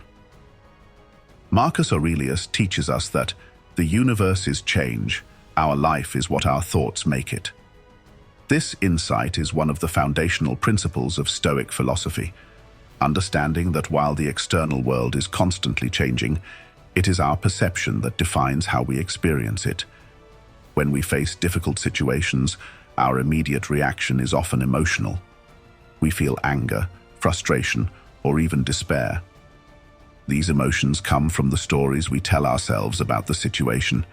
But what if we could step back and change the narrative? What if the difficulty itself isn't inherently negative, but our perception of it makes it so? Imagine this. You're at work, and you've just been told that despite all your efforts, a project you've been working on for months has been scrapped. All that work seems like a waste. Your mind starts racing, blaming yourself, your boss, or even bad luck. But now pause. What if, instead of seeing this as a personal failure, you saw it as an opportunity? What if this setback opens a door for you to pivot to something better, something more aligned with your true strengths? In Stoicism, perception is everything. Marcus Aurelius reminds us that it's not the events themselves that disturb us, but the way we interpret them. When you shift your perception from "this is a disaster" to "this is a challenge that will make me stronger," you change your entire relationship with the obstacle. Suddenly, the thing that seemed to be against you is no longer an enemy, but a potential ally in your growth. The next time life feels overwhelming, remember, it's not the situation that's causing your distress, but your interpretation of it, and that's something you have the power to change. Principle 2. Focus on what you can control. Marcus Aurelius writes, "You have power over your mind, not outside events. Realize this, and you will find strength." This principle is at the heart of Stoicism, the understanding that we cannot control everything in life, but we can control how we respond to it. How many times have you found yourself trying to change things that are outside your control? Perhaps you've been caught in traffic, stressing about being late, or found yourself in a situation where someone's actions hurt you, and you've spent hours dwelling on their behavior. This frustration comes from focusing on the external, things you cannot change. Imagine this. You've been training for a marathon for months, but a week before the race, you injure your leg. The disappointment is overwhelming. You can't control the injury, but what you can control is how you react to it. Instead of wallowing in frustration, you decide to focus on rehabilitation. You use this time to improve other aspects of your health, your mental toughness, your upper body strength, and your knowledge of injury prevention. When we focus on what we can control, our thoughts, our actions, our reactions, we reclaim our power. Life may throw obstacles at us, but we get to decide how we handle them. Stoicism teaches us to stop wasting energy on things outside of our control and instead focus on what's within our power. This shift frees up mental and emotional energy, making us more resilient. The next time you find yourself stressed about something outside your control, take a step back. Ask yourself, what can I influence here? Then put all your energy into that and let go of the rest. You'll find that life becomes far less overwhelming when you focus on what you can control. Principle 3. Embrace the present moment. Marcus Aurelius tells us, confine yourself to the present. This Stoic principle urges us to stay grounded in the present moment, the only time we truly have any control over. It's easy to get lost in the past, rehashing old mistakes, regretting missed opportunities, or we get stuck worrying about the future. Will things ever get better? Will I succeed? These thoughts pull us away from the present, where real life is happening, and where real change can occur. Imagine this. You're sitting at home feeling anxious about the future. You've been thinking about an important presentation that's coming up, and the fear of failure is eating away at you. Your mind jumps to worst-case scenarios, imagining how badly it could go. But instead of spiraling further into anxiety, you take a deep breath and bring yourself back to the present. Right now, at this moment, you're safe. You're prepared.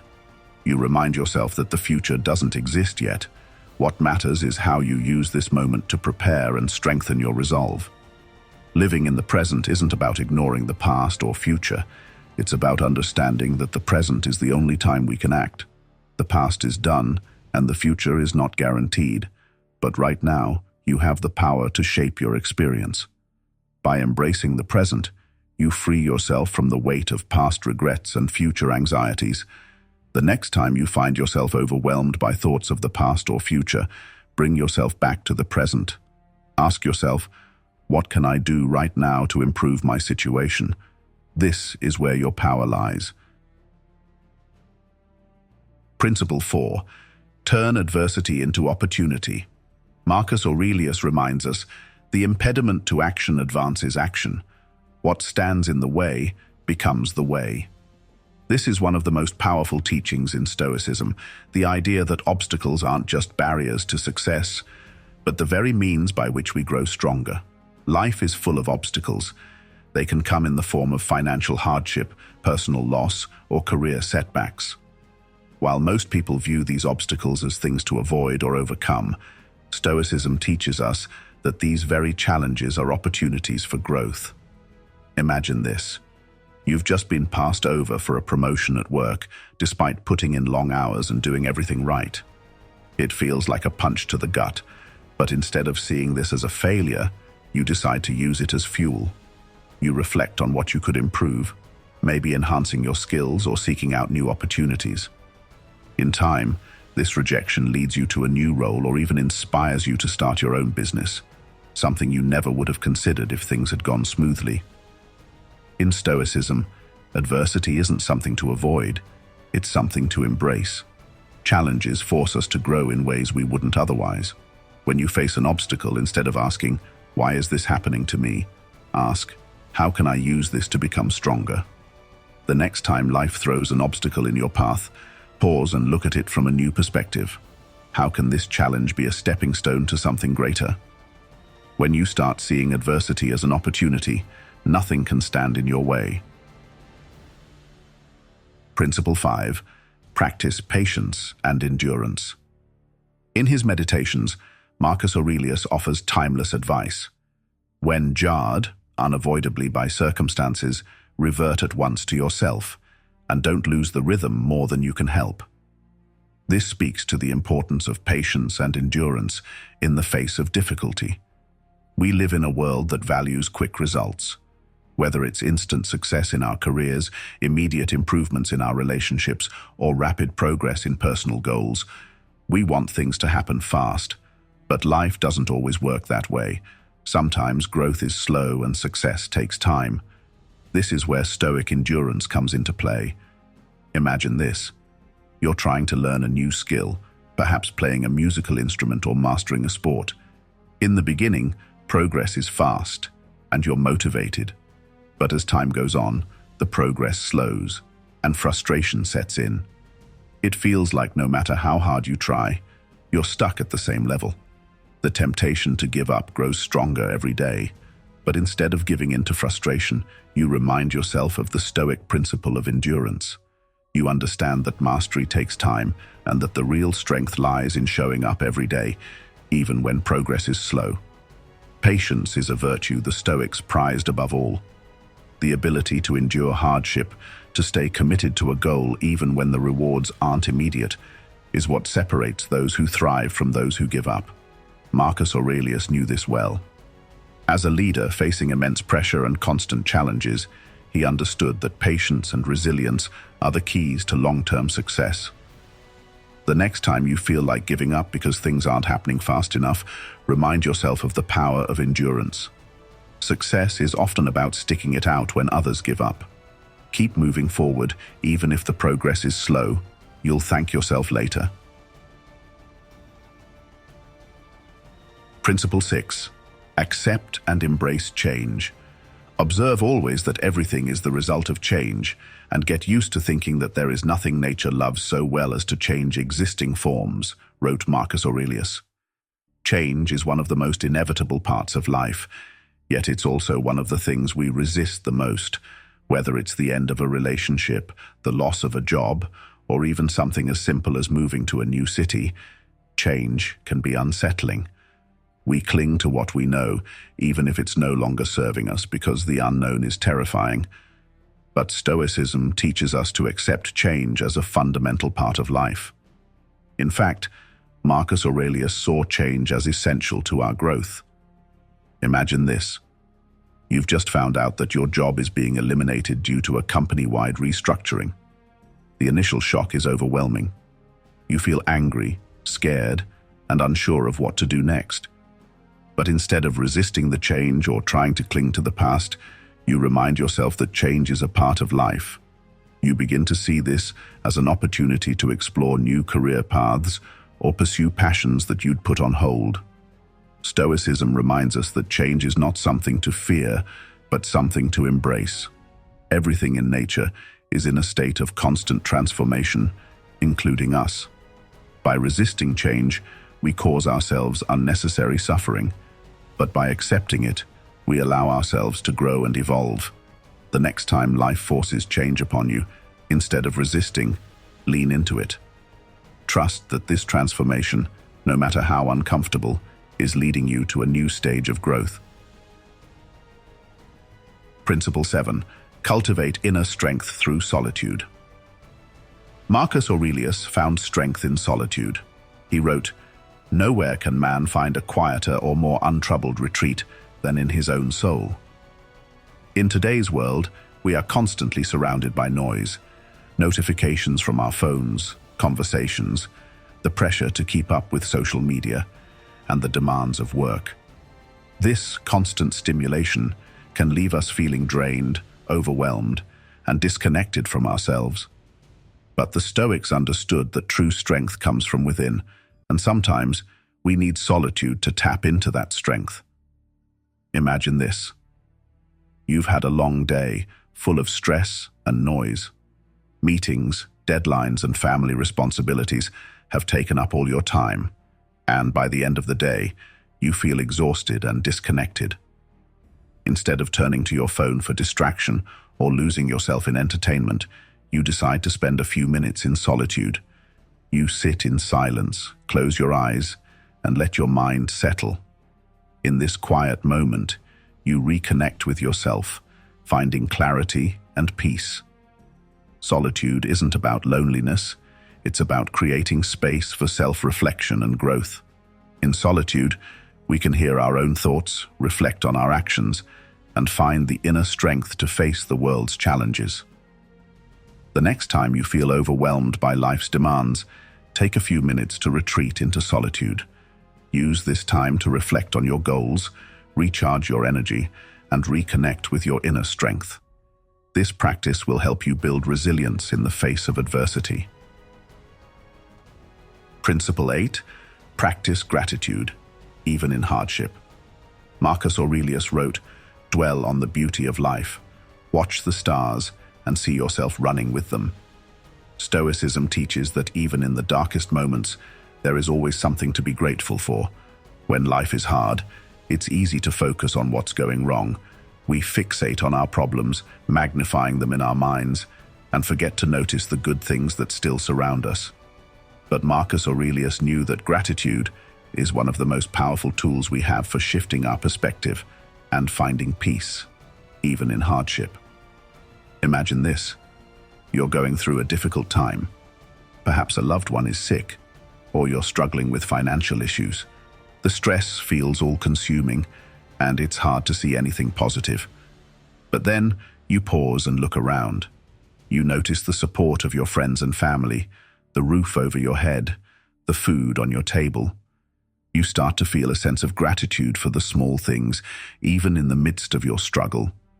Gratitude shifts our focus from what's lacking to what's abundant.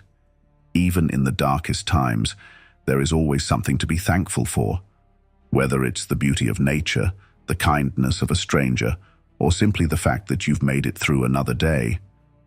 The next time you're facing a tough situation, take a moment to reflect on what you're grateful for. This simple practice can lift your spirits and give you the strength to keep going, even when life feels overwhelming. Principle 9. Know that all things are temporary. Marcus Aurelius reminds us, loss is nothing else but change, and change is nature's delight.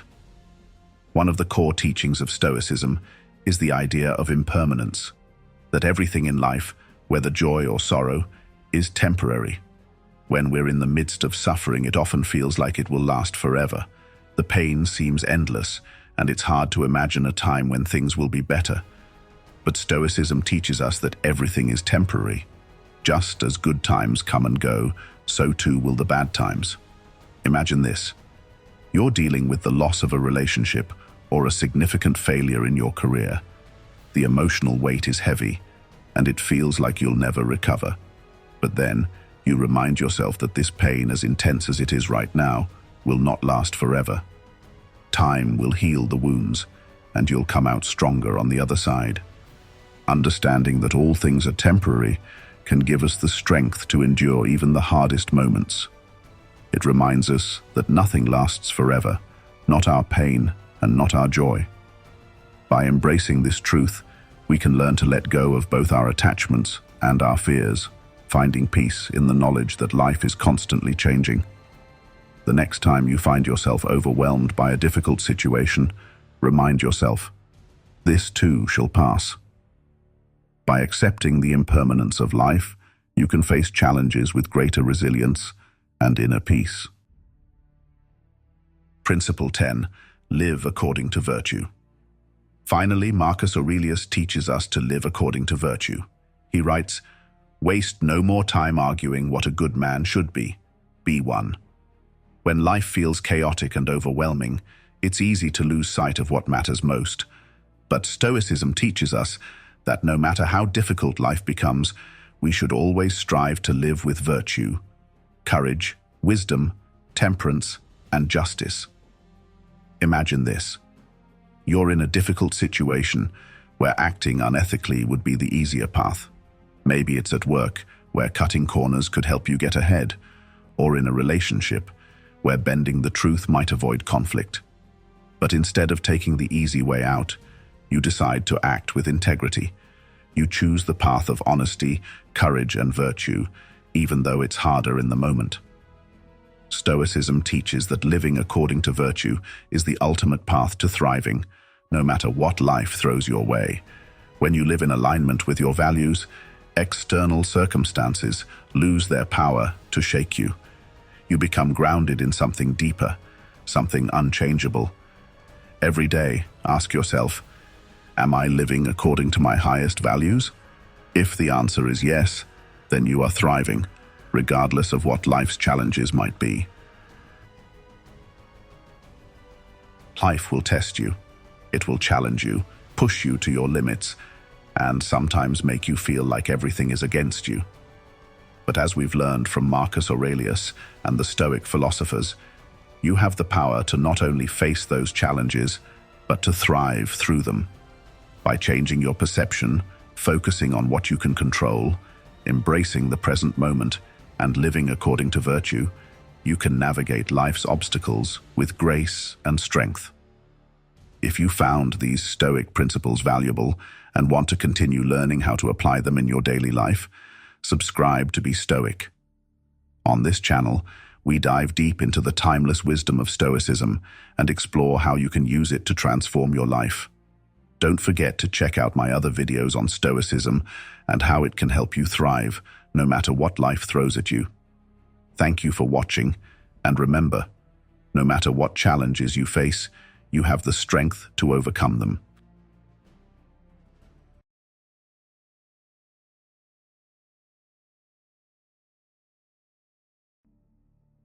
Did you know that silence can be one of your most powerful assets?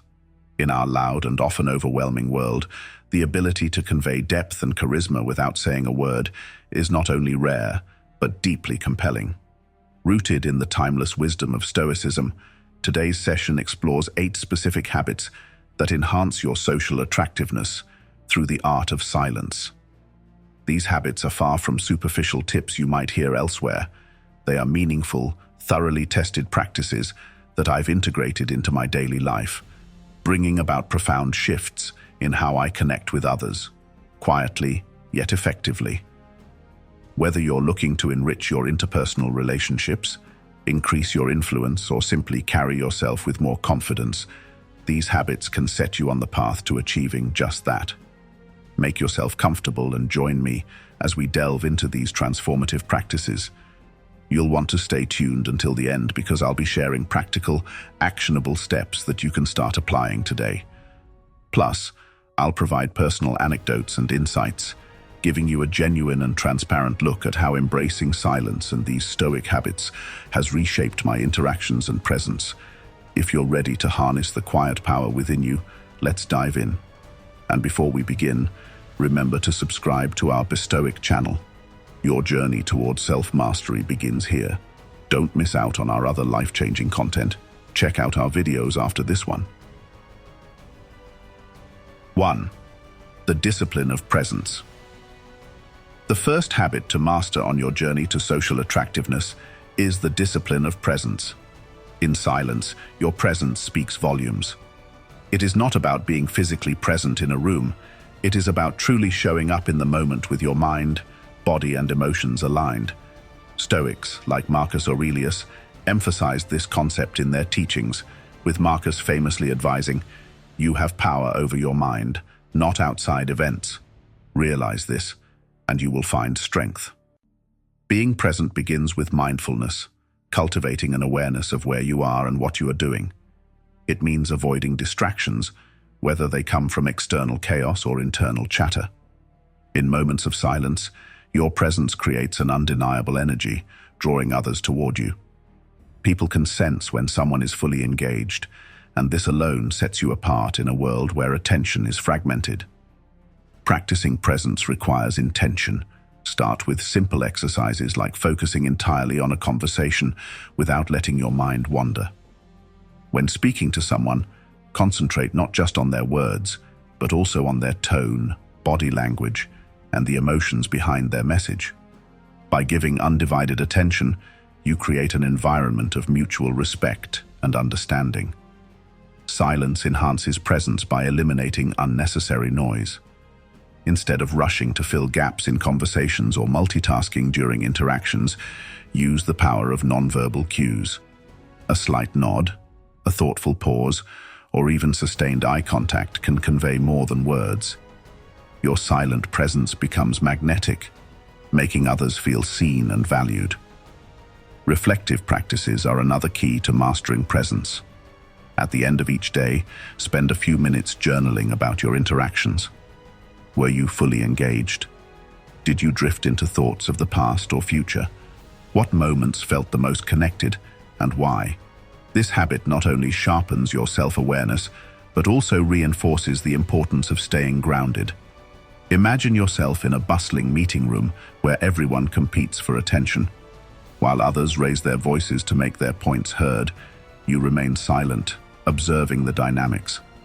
You take in the subtleties, the body language of a hesitant speaker, the undertone of frustration in a colleague's voice. When you finally speak, your words carry weight because they emerge from a place of considered reflection. This is the power of disciplined presence, the ability to influence without demanding attention.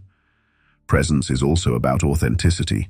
To truly connect with others, align your internal state with the external moment. Let go of judgments or assumptions about how you think you should appear. Instead, focus on being genuine and open. Authentic presence is what makes silence impactful.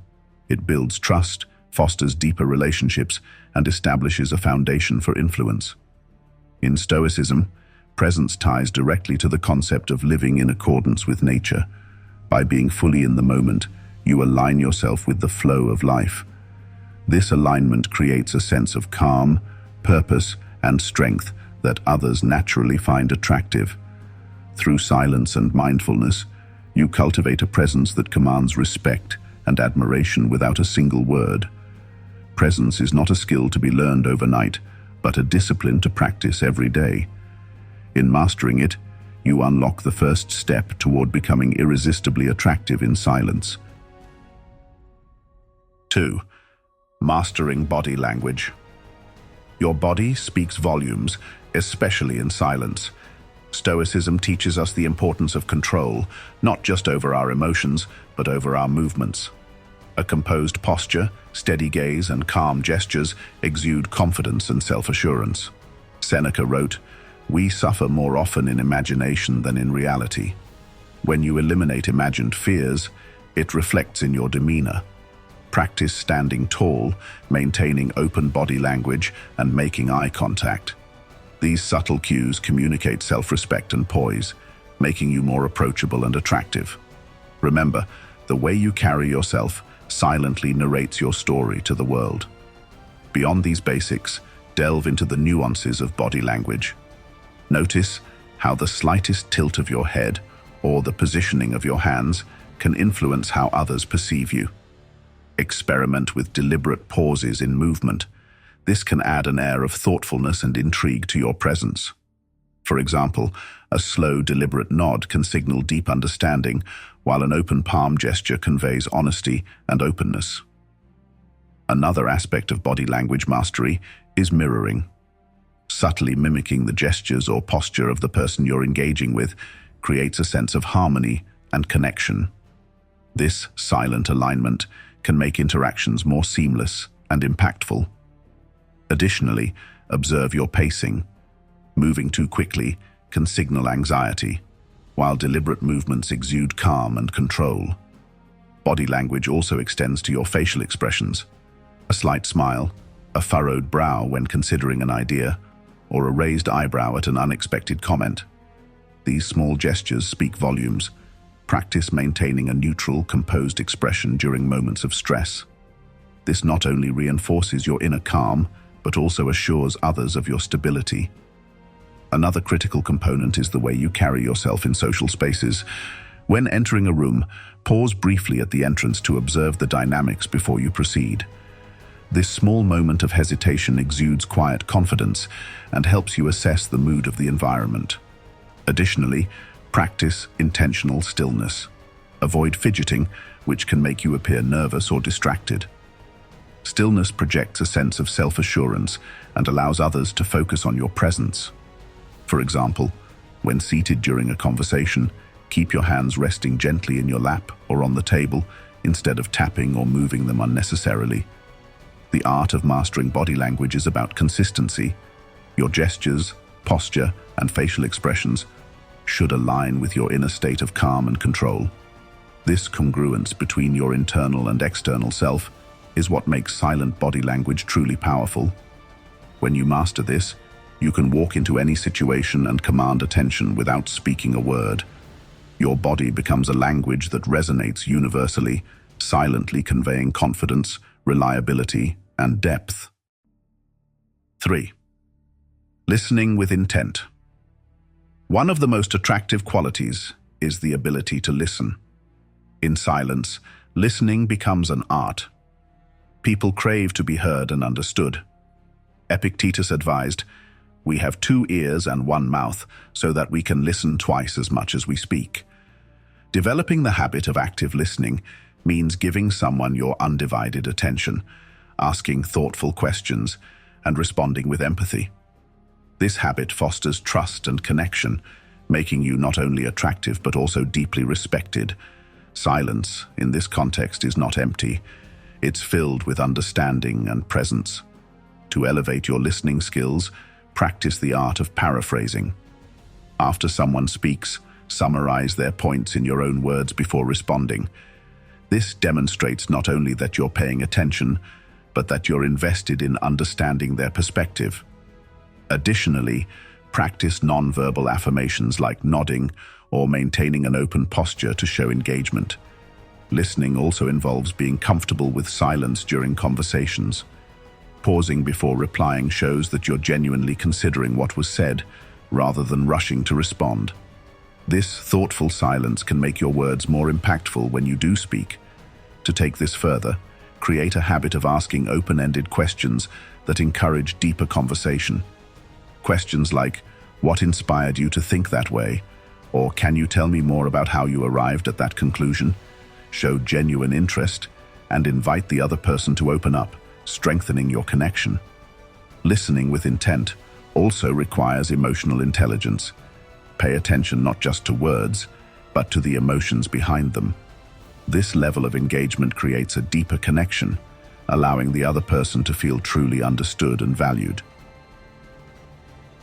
4. Practicing restraint. In a world driven by impulsive reactions, restraint is revolutionary.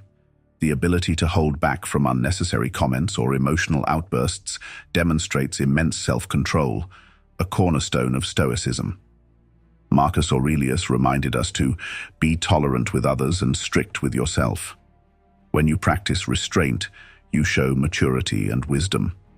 People are drawn to those who think before they speak, as it signals reliability and depth. Silence becomes your ally, giving you the space to respond thoughtfully instead of reacting impulsively. This habit not only enhances your social interactions, but also strengthens your inner peace. To further develop restraint, try engaging in small controlled discomforts, such as fasting or limiting your use of social media. These practices strengthen your ability to resist urges and maintain focus on what truly matters. Additionally, challenge yourself to pause before replying in conversations.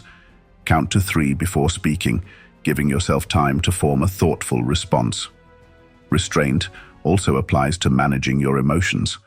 For example, when faced with criticism, take a moment to breathe and assess the validity of the feedback before responding.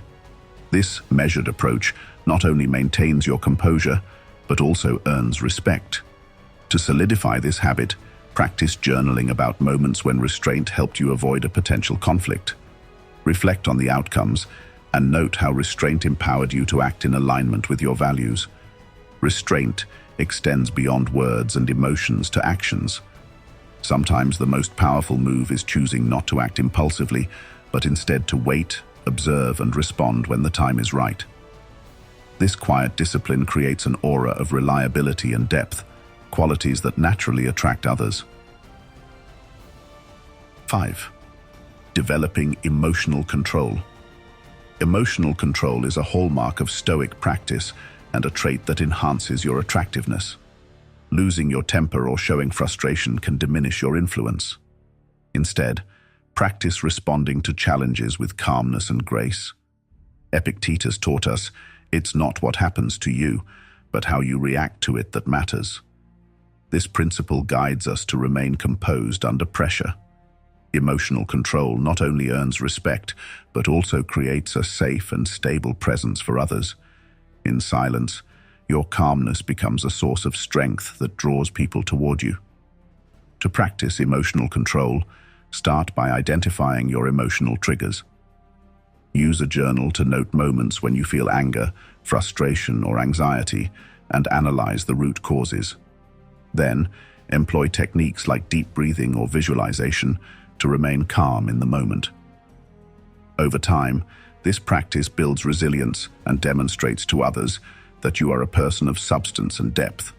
Additionally, Stoics embrace the idea of premeditatio malorum, or the premeditation of evils.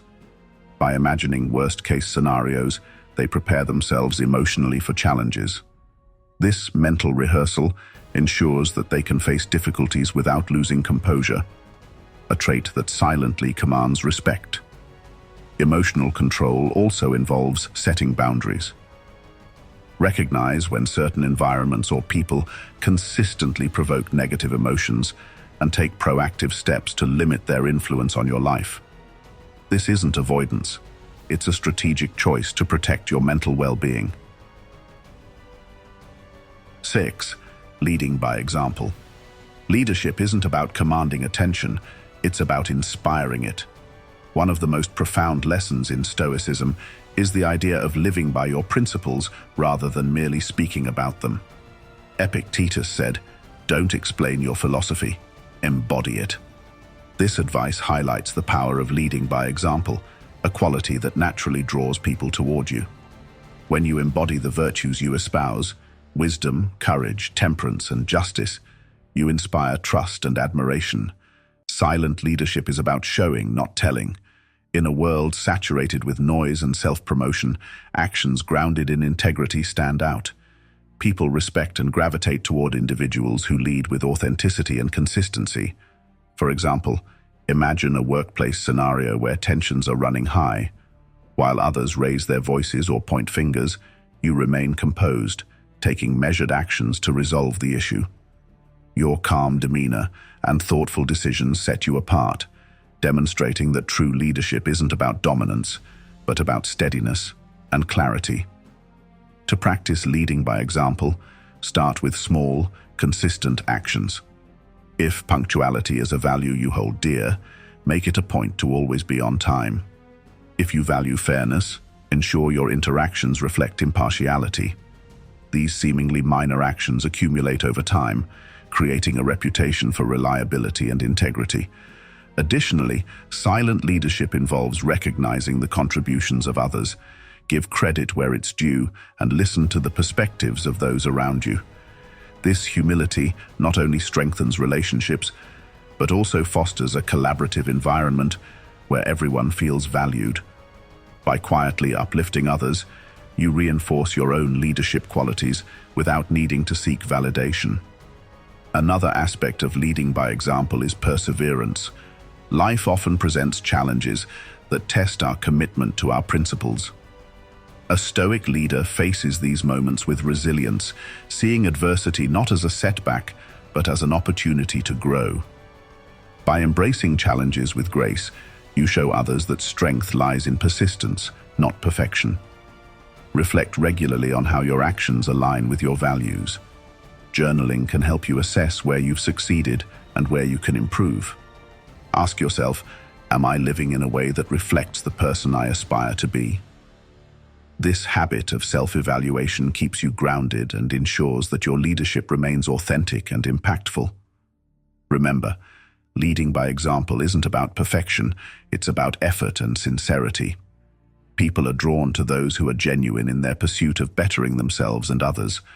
When your actions consistently reflect your beliefs, you create an unspoken authority that speaks louder than words ever could. This silent leadership is not only socially attractive, but also deeply transformative, influencing others to rise to their best selves. 7. Cultivating inner confidence. True confidence is quiet. It doesn't seek validation or applause, it emanates from within. Stoicism teaches us that confidence comes from living in alignment with our principles and knowing our worth is independent of external opinions. Seneca captured this sentiment when he said, "It is the power of the mind to be unconquerable." Inner confidence begins with self-awareness. Take the time to reflect on your values, strengths, and areas for growth. This honest appraisal helps you understand who you are and what you stand for. Confidence isn't about being perfect. It's about being comfortable in your imperfections and continually striving for improvement. One powerful exercise to build inner confidence is setting and achieving small goals. Each accomplishment, no matter how minor, reinforces your belief in your abilities.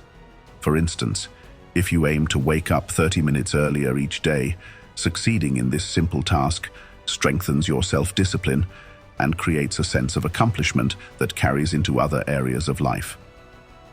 Additionally, embrace the Stoic practice of voluntary discomfort. By intentionally facing challenges, such as taking cold showers or practicing public speaking, you prove to yourself that you can endure and overcome difficulties. This builds resilience, which is a cornerstone of confidence. In social settings, inner confidence manifests through calmness. When you're secure in yourself, you don't feel the need to dominate conversations or prove your worth. Your silence becomes a statement of self-assurance. People are naturally drawn to those who project this quiet strength, as it creates a sense of stability and trust. Visualization is another powerful tool. Before entering a challenging situation, take a moment to envision yourself handling it with grace and composure. This mental rehearsal not only prepares you for success, but also reinforces your belief in your capabilities. As the Stoics remind us, we often suffer more in imagination than in reality, so why not use imagination to empower rather than hinder? Finally, remember that confidence grows through action. Take small, consistent steps toward your goals and celebrate your progress along the way. Each step reinforces your inner belief, creating a cycle of growth and self-assurance. Confidence isn't built overnight, but through steady effort, it becomes an unshakable part of who you are. When you cultivate inner confidence, you radiate an energy that doesn't demand attention, but naturally commands respect. This silent strength is one of the most attractive qualities you can possess, drawing people to you and inspiring them to cultivate their own confidence. Hate. Embracing mystery. In an age of oversharing and instant access, mystery has become a rare and valuable quality. The ability to withhold certain aspects of yourself, to let your actions speak louder than your words, creates an air of intrigue that naturally attracts others. Stoicism aligns perfectly with this concept, encouraging us to focus on what truly matters and to let go of the need for constant external validation. When you embrace mystery, you shift the focus from what you say to what you do. Instead of talking about your plans, you quietly work on them, letting your results speak for themselves. This approach not only adds depth to your character, but also earns the respect of those around you. Mystery doesn't mean being secretive or unapproachable. It's about being intentional with what you share and when. Consider the wisdom of Epictetus, who said, "Keep silence for the most part, and speak only when you must, and then briefly." By choosing your words carefully and sharing selectively, you invite others to explore the layers of your personality at their own pace.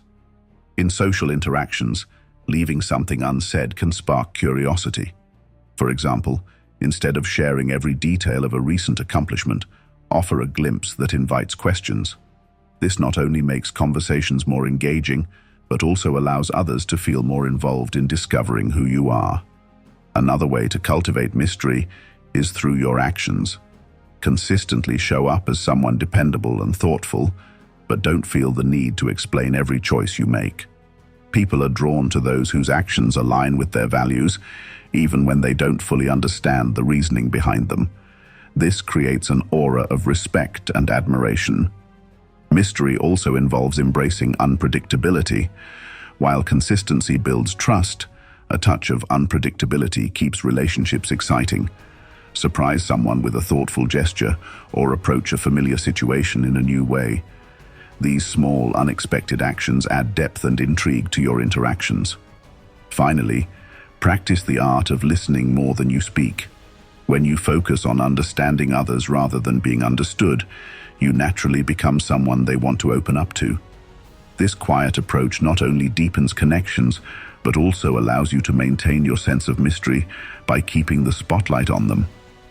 Embracing mystery is about balance.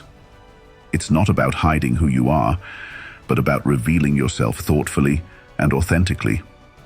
In doing so, you create a dynamic presence that draws people in and keeps them engaged, making your silence one of your most compelling attributes. Silence is a powerful tool that, when mastered, can transform how you interact with the world. It allows you to communicate without words, to connect without noise, and to influence without imposition. The 8 habits we explored today, mastering presence, refining body language, listening with intent, practicing restraint, developing emotional control, leading by example, cultivating inner confidence, and embracing mystery, are not just social tools, but life philosophies rooted in Stoic wisdom. Think of the countless opportunities each day to practice these habits. From the way you walk into a room to the quiet reassurance you offer in a moment of chaos, these small, deliberate actions compound over time. They don't just make you more socially attractive, they make you a person of depth and character. Thank you for joining me on this journey. If these insights resonated with you, I invite you to subscribe to our Be Stoic channel. Together, we're building a community dedicated to self-mastery and intentional living. Don't stop here. Explore our other videos and continue your growth. The path to personal excellence is lifelong, and every step, no matter how small, brings you closer to your best self. Let's harness the quiet power within and use it to create a life of purpose, meaning, and strength. Until next time, stay grounded, stay intentional, and above all, stay stoic.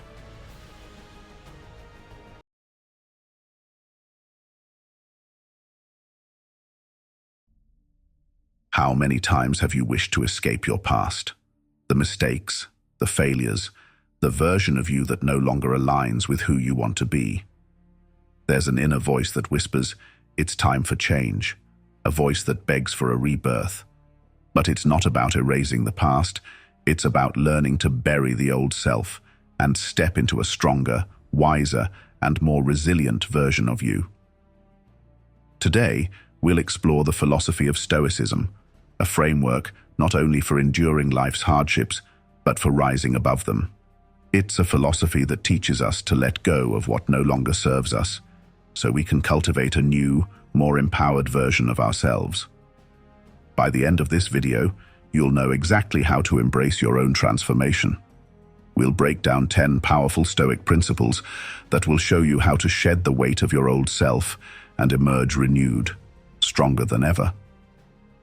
Stay with me until the end, because this journey we're about to take might just be the beginning of your new life. Principle 1. The power of perception. Let's start with the most foundational concept in Stoicism, the power of perception.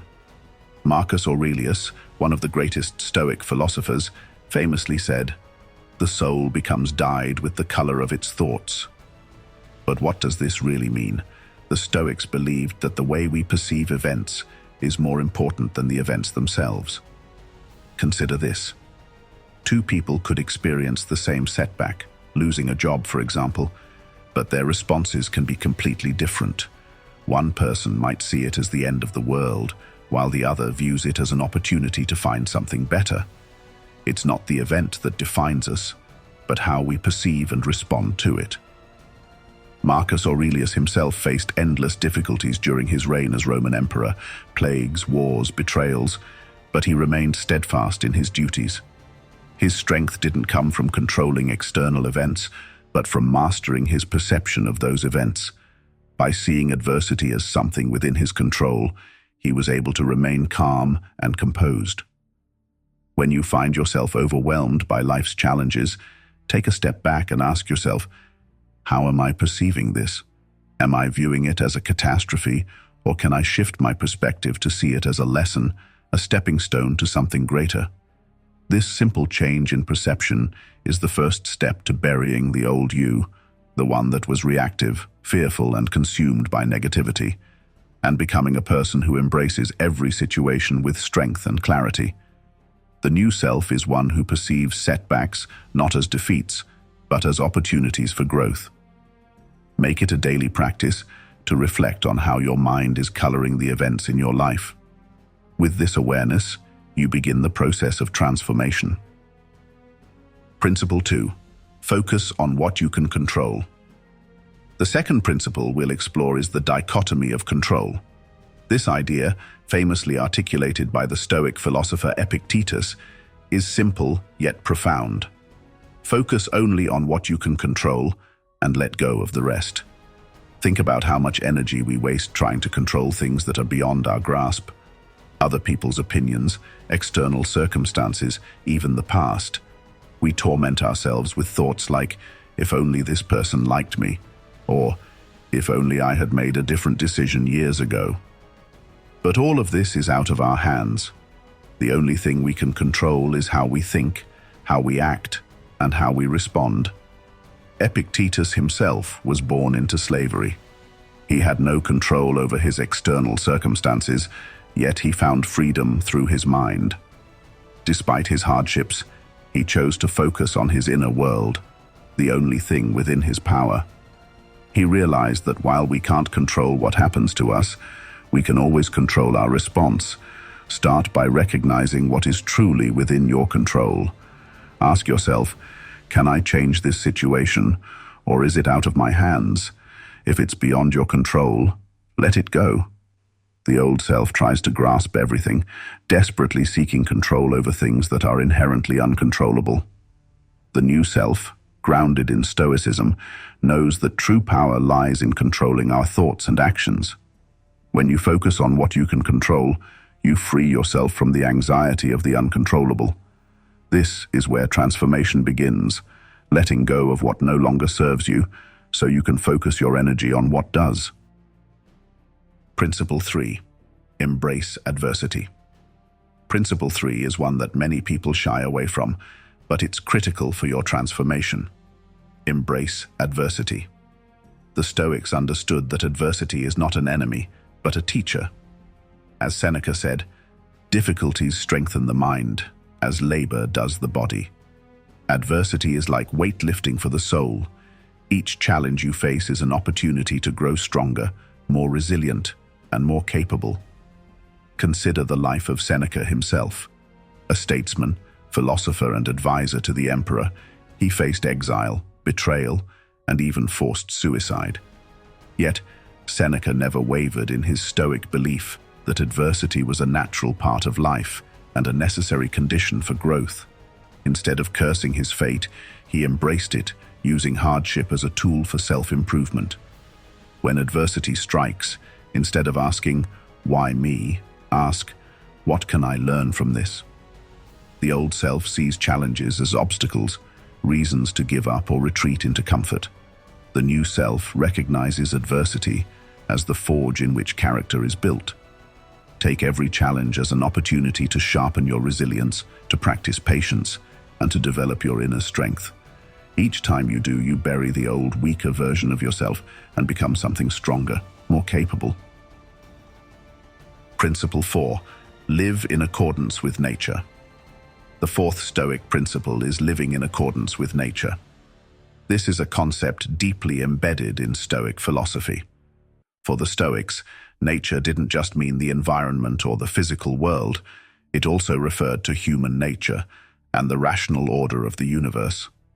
To live in accordance with nature means to align yourself with the way things are, rather than constantly wishing they were different. It's about accepting reality as it is, not as you would like it to be. Marcus Aurelius spent much of his reign fighting wars and dealing with crises. Yet, in his famous Meditations, he often wrote about the importance of accepting the natural flow of events. He understood that while he could not control external circumstances, he could always choose how to respond to them, in harmony with the greater order of the universe. Think about the areas of your life where you're resisting reality. Are you constantly frustrated because things aren't going the way you want them to? The old self tries to fight against the natural flow, creating stress and dissatisfaction. The new self, however, understands that there is peace in accepting life's natural course. When you live in accordance with nature, you stop resisting change and instead learn to flow with it.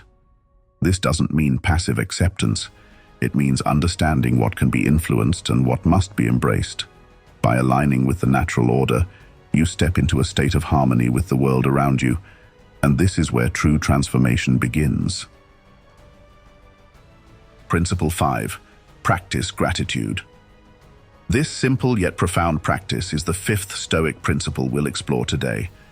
Marcus Aurelius reminded us in his Meditations, "When you arise in the morning, think of what a privilege it is to be alive, to think, to enjoy, to love." In our fast-paced, success-driven society, it's easy to focus on what we lack. We compare ourselves to others, wishing for more wealth, more recognition, more things. But gratitude shifts your focus away from scarcity and towards abundance. Seneca, despite his immense wealth, always advocated for simple living and the practice of gratitude. He argued that even in the most difficult circumstances, there is always something to be grateful for. When he was forced to take his own life, Seneca remained calm, grateful for the life he had lived and the wisdom he had gained. Every morning, start your day with a moment of gratitude. Reflect on what you have, rather than what you lack. The old self is constantly looking for what's missing, what's wrong. The new self, however, understands that life's true richness comes from appreciating what's already here. Gratitude creates a mental shift. It lifts you out of the cycle of dissatisfaction and opens your eyes to the many blessings you may have overlooked. By practicing gratitude daily, you begin to free yourself from the old patterns of envy, scarcity, and dissatisfaction. You step into a mindset of abundance, and this is where transformation truly takes root. Principle 6. Detach from the outcome. As the Stoic philosopher Epictetus taught, don't demand that things happen as you wish, but wish that they happen as they do. In today's world, we're often obsessed with results, whether it's career success, financial gain, or personal achievement. But the Stoics believed that the only thing that truly matters is the integrity of our actions, not the outcome. When we detach from results, we liberate ourselves from the stress and anxiety that come from things outside our control. Consider Marcus Aurelius once again. Despite being emperor, he understood that he couldn't control the success or failure of his military campaigns. What he could control, however, was his own conduct, his virtue, and his dedication to duty. By focusing on doing what was right, rather than obsessing over the results, Marcus Aurelius maintained his inner peace even in the most difficult times. Start by setting your intentions based on virtue, not outcomes. Focus on the process rather than the result. For example, if you're working on a project, focus on doing your best rather than worrying about how others will receive it. The old self is attached to success, recognition, and external validation. The new self, however, is content with knowing that you've done your best, regardless of the outcome. Detaching from the outcome frees you from the fear of failure and the constant need for approval. It allows you to focus on what truly matters, your own effort, integrity, and inner growth. This is the mindset of someone who has buried their old self and embraced a new way of being. Principle 7. Understand the impermanence of life. The seventh Stoic principle is one that can radically change the way you view life: understanding impermanence. Stoicism teaches us that everything in life is temporary, our successes, our failures, even our very existence. As Seneca wisely pointed out, it is not that we have a short time to live, but that we waste a lot of it. Stoic philosophers like Seneca, Epictetus, and Marcus Aurelius often wrote about the brevity of life. They reminded themselves daily that time is fleeting and that death is the ultimate end for all of us. But this wasn't a morbid fixation. It was a way to keep themselves focused on what truly matters. When you truly understand that life is temporary, it changes the way you live. You stop wasting time on trivialities and you begin to focus on what's meaningful. The old self clings to illusions of permanence, believing that there's always more time, that things will always stay the same. The new self, however, embraces impermanence and uses it as motivation to live fully, to act decisively, and to love deeply. By reflecting on the impermanence of life, you gain clarity about what's truly important. This clarity helps you make better decisions, and it frees you from the old habits of procrastination, indecision, and fear. With this understanding, you step into a new way of living, one that's focused on the present moment and the opportunities it offers. Principle 8. Cultivate inner strength. Stoicism teaches that true strength comes from within, not from external circumstances. As Marcus Aurelius said, "You have power over your mind, not outside events. Realize this, and you will find strength." In a world that often values physical strength, wealth, and status, Stoicism offers a different perspective. Inner strength is not about dominating others or accumulating power. It's about mastering yourself, your thoughts, and your emotions. Consider Epictetus, who was born into slavery.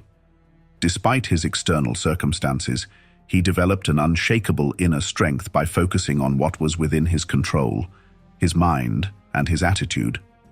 Even though he couldn't change his external reality, he cultivated an internal fortress that no one could penetrate. Begin by recognizing that your true strength lies within you, not in external achievements or possessions. The old self looks for validation from others, relying on external circumstances to feel secure. The new self, however, understands that inner strength comes from self-discipline, resilience, and mental fortitude. When you cultivate inner strength, you become unshakable. No matter what life throws at you, you remain calm, focused, and in control of your reactions. This inner strength is the foundation of your transformation. It's what allows you to bury the old self and rise as a new, more powerful version of yourself. Principle 9. Practice self-discipline. This principle is one of the most important tools for personal transformation. The Stoics understood that true freedom comes from self-mastery. As Epictetus said, "No man is free who is not master of himself." Discipline isn't just about controlling your actions, it's about controlling your thoughts, your desires, and your impulses. It's about staying committed to your principles, even when it's difficult. Consider the life of Marcus Aurelius, who, despite being emperor, adhered to a strict daily routine of self-reflection, writing, and discipline. He didn't allow his power or status to distract him from his Stoic principles. His self-discipline was what enabled him to lead with wisdom and integrity, even in the face of immense challenges. Start by setting small, achievable goals that require discipline, whether it's waking up earlier, exercising regularly, or dedicating time to self-reflection. The old self is ruled by whims, distractions, and cravings. The new self, however, practices discipline and self-control in all aspects of life. Discipline is the foundation of your transformation. It's what enables you to follow through on your commitments, to resist distractions, and to stay focused on what truly matters. Each time you practice discipline, you strengthen your ability to transform, burying the old self that was easily swayed by impulses and distractions. Principle 10. Reflect on mortality. The final principle, and perhaps the most transformative, is memento mori. Remember, you will die. The Stoics often reflected on death, not to be morbid, but to remind themselves of the preciousness of life.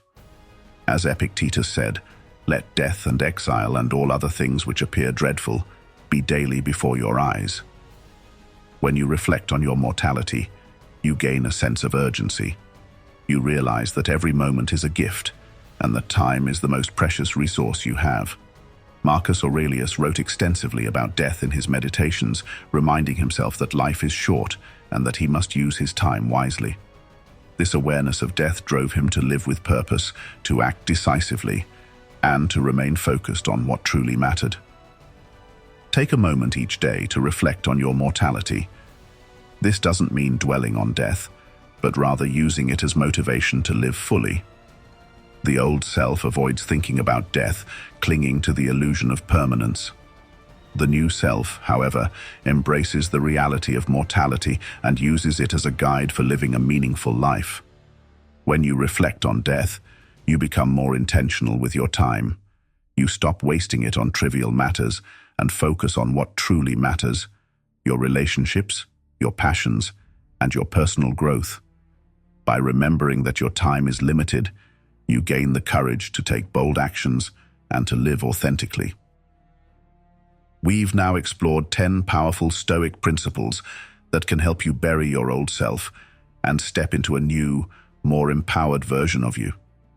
But this transformation doesn't happen overnight. It requires daily practice, reflection, and commitment to these principles. Remember, the power of perception, the importance of focusing on what you can control, embracing adversity, living in accordance with nature, practicing gratitude, detaching from outcomes, understanding impermanence, cultivating inner strength, mastering self-discipline, and reflecting on mortality are all keys to unlocking a life of purpose, resilience, and inner peace. If you've found value in this video, don't forget to subscribe to my channel, Be Stoic, for more content that will help you master the Stoic way of life.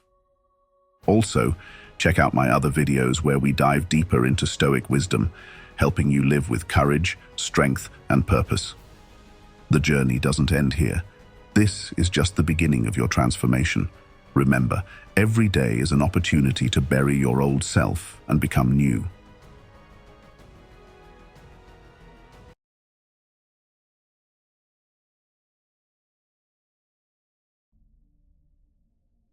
Have you ever faced a door slammed shut in your face, only to discover it was the best thing that could have happened? Today, we're diving deep into the art of turning rejection into opportunity, inspired by the wisdom of Marcus Aurelius, one of the great Stoic philosophers. Imagine a world where every no you hear doesn't hold you back but propels you forward.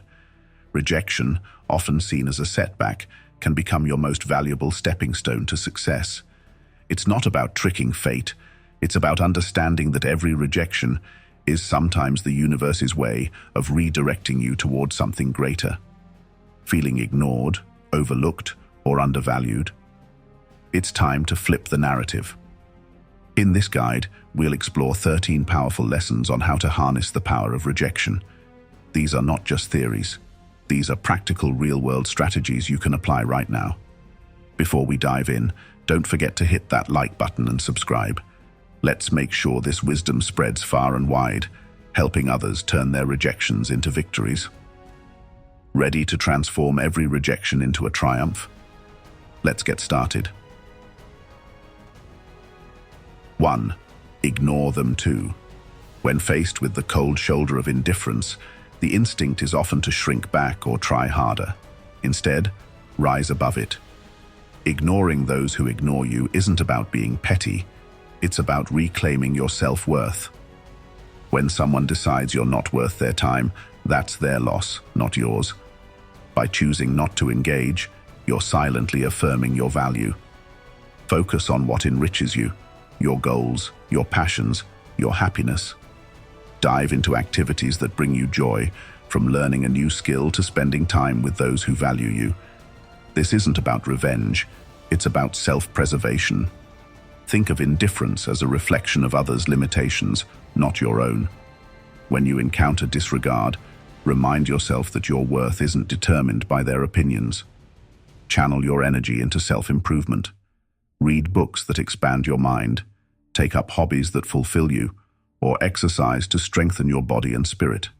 Every action you take to invest in yourself is a step away from their judgment and a step towards your own empowerment. Let their indifference bounce off your fortress of self-respect. You're not just surviving, you're thriving. This approach showcases emotional maturity and inner strength. Your worth doesn't decrease based on someone else's inability to see it. Stay true to who you are and let your actions speak louder than their silence. 2. Don't react emotionally. Rejection can sting, making it tempting to lash out emotionally. But here's a secret from the Stoic playbook. Calmness is your greatest weapon. Marcus Aurelius taught that we cannot control others, only our responses to them. When someone ignores or dismisses you, rather than react with anger or sadness, take a moment to breathe and reflect. Often, it's not the rejection itself that hurts, but our own insecurities triggered by it. Stoicism teaches us to focus on what we can control, our actions and reactions. When you feel slighted, respond with grace, not desperation. Remain composed. even when the world seems to push against you. The Stoics believed in the power of inner strength. When you control your emotions, you control your destiny. For example, instead of sending an angry message or venting your frustration publicly, channel that energy into something productive. Go for a run, meditate, or journal your thoughts. These practices help you process your emotions without letting them dictate your actions. Calm responses show not just self-control, but also confidence. You're signaling to the world that you are not easily swayed by external forces, making you appear grounded and resilient. When you respond calmly, you're not just handling rejection, you're growing. You're demonstrating that your self-worth is independent of external validation, and that is incredibly powerful. Remember, it's not about being emotionless. It's about choosing how to respond in ways that serve your growth, not your frustration. 3. Remove them from your mind. Rejection often lingers in our thoughts, but the Stoic approach teaches us the art of detachment. This doesn't mean pretending it didn't hurt. It means using the experience as a catalyst for growth. Acknowledge the sting, then redirect your focus. Picture rejection not as a stop sign, but as a detour guiding you to a better path. Engage in activities that enrich your mind and spirit. Read, exercise, explore new interests. These aren't distractions. They're stepping stones to self-discovery. The Stoics viewed every negative experience as an opportunity to practice virtue. So when rejection hits, see it as a moment to practice resilience, patience, and self-control. Consider the lesson hidden in the experience. What can it teach you about yourself? Perhaps it's a chance to refine your skills, reassess your direction, or simply learn to be at peace with the unpredictable nature of life. Build a network of positivity around you. Spend time with those who uplift and inspire you. Remember, rejection doesn't define your worth. It's simply an invitation to explore new opportunities. By shifting your mindset, you transform rejection from a painful end into a powerful new beginning. It's not about erasing the memory. It's about reframing it in a way that empowers you rather than holds you back. 4. Demonstrate your value. Rejection is a litmus test for your resilience. Instead of crumbling under its weight, use it as an opportunity to showcase your strength. If you're overlooked or dismissed, don't respond with bitterness. Respond with action. Step up your game. Work on projects that highlight your skills, take initiative, and let your results speak for themselves. When you demonstrate your value, you don't just prove others wrong, you remind yourself of your capabilities. The Stoic mindset focuses on personal excellence regardless of recognition. Your efforts shouldn't be about getting back at those who dismissed you, but about creating the best version of yourself. Remember, rejection isn't a reflection of your capabilities. It's often a redirection to something that better aligns with your strengths. When faced with rejection, dig deeper. Reassess your goals and recalibrate your approach. The setback you experience today could be the setup for your next big breakthrough. Keep moving forward with purpose and poise. The Stoic way teaches us to focus on our actions, not the opinions of others. Your value is intrinsic, and no amount of rejection can take that away. 5. Cut off contact. When rejected, the instinct might be to reach out, to fix the situation, or to plead your case. But sometimes the most powerful response is silence, not as a game, but as a boundary, a signal that you respect yourself too much to chase validation from those who undervalue you. Cutting off contact isn't about punishing the other person, it's about preserving your own peace. This pause allows you to detach and regain control over your emotional state. By cutting off contact, you create a space where you can heal, reflect, and grow without the constant reminders of the rejection. It's not about ghosting someone to get a reaction. It's about setting a personal boundary that prioritizes your mental and emotional well-being. Take this time to refocus on your goals. Silence can be a powerful reset, allowing you to gain clarity and rebuild your strength. You're not waiting for them to change. You're choosing to grow. It's about showing that your happiness doesn't hinge on someone else's approval. Silence speaks volumes. It says you're unshaken, self-sufficient, and ready for whatever comes next. 6. Prove them wrong. Rejection isn't just an obstacle, it's a challenge. When someone doubts your abilities, it's not about proving them wrong. It's about proving to yourself what you're capable of. Use their skepticism as motivation to refine your skills, not for their approval, but to exceed your own expectations. Whether you're aiming for a promotion that you were overlooked for, or honing a skill that was dismissed, let every moment of practice be a testament to your commitment. Dive into learning with the intensity of someone who knows that their only competition is the person they were yesterday. The Stoics believed that external opinions shouldn't dictate your actions. Instead, let your drive for self-improvement be the force that propels you forward. Focus on your personal growth journey, whether it's mastering a new skill, pursuing a passion project, or achieving a fitness goal. Let your progress speak for itself. You don't need to announce your success. Let your achievements do the talking. This silent, relentless pursuit of excellence is not about seeking validation. It's about becoming the best version of yourself. 7. Go out and have fun. Rejection often leads us to withdraw and isolate, but Stoicism teaches us the importance of joy and engagement as tools for resilience. When faced with rejection, make a conscious effort to reconnect with life. Explore a new hobby, join a social group, or spend time doing what you love. Joy isn't just an antidote to pain, it's a reaffirmation of life's richness beyond the moments of rejection. Engaging in fun activities helps you reconnect with your sense of self beyond any external approval.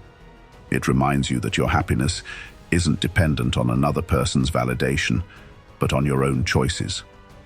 Each moment of laughter, each new experience adds to your resilience, making you stronger in the face of future challenges. Surround yourself with positive people. Engage in shared experiences that remind you of the vibrancy of life. Whether it's trying a new sport, attending a live event, or simply enjoying a quiet afternoon with friends, these moments of connection and joy rebuild your confidence and perspective. You're more than any single rejection.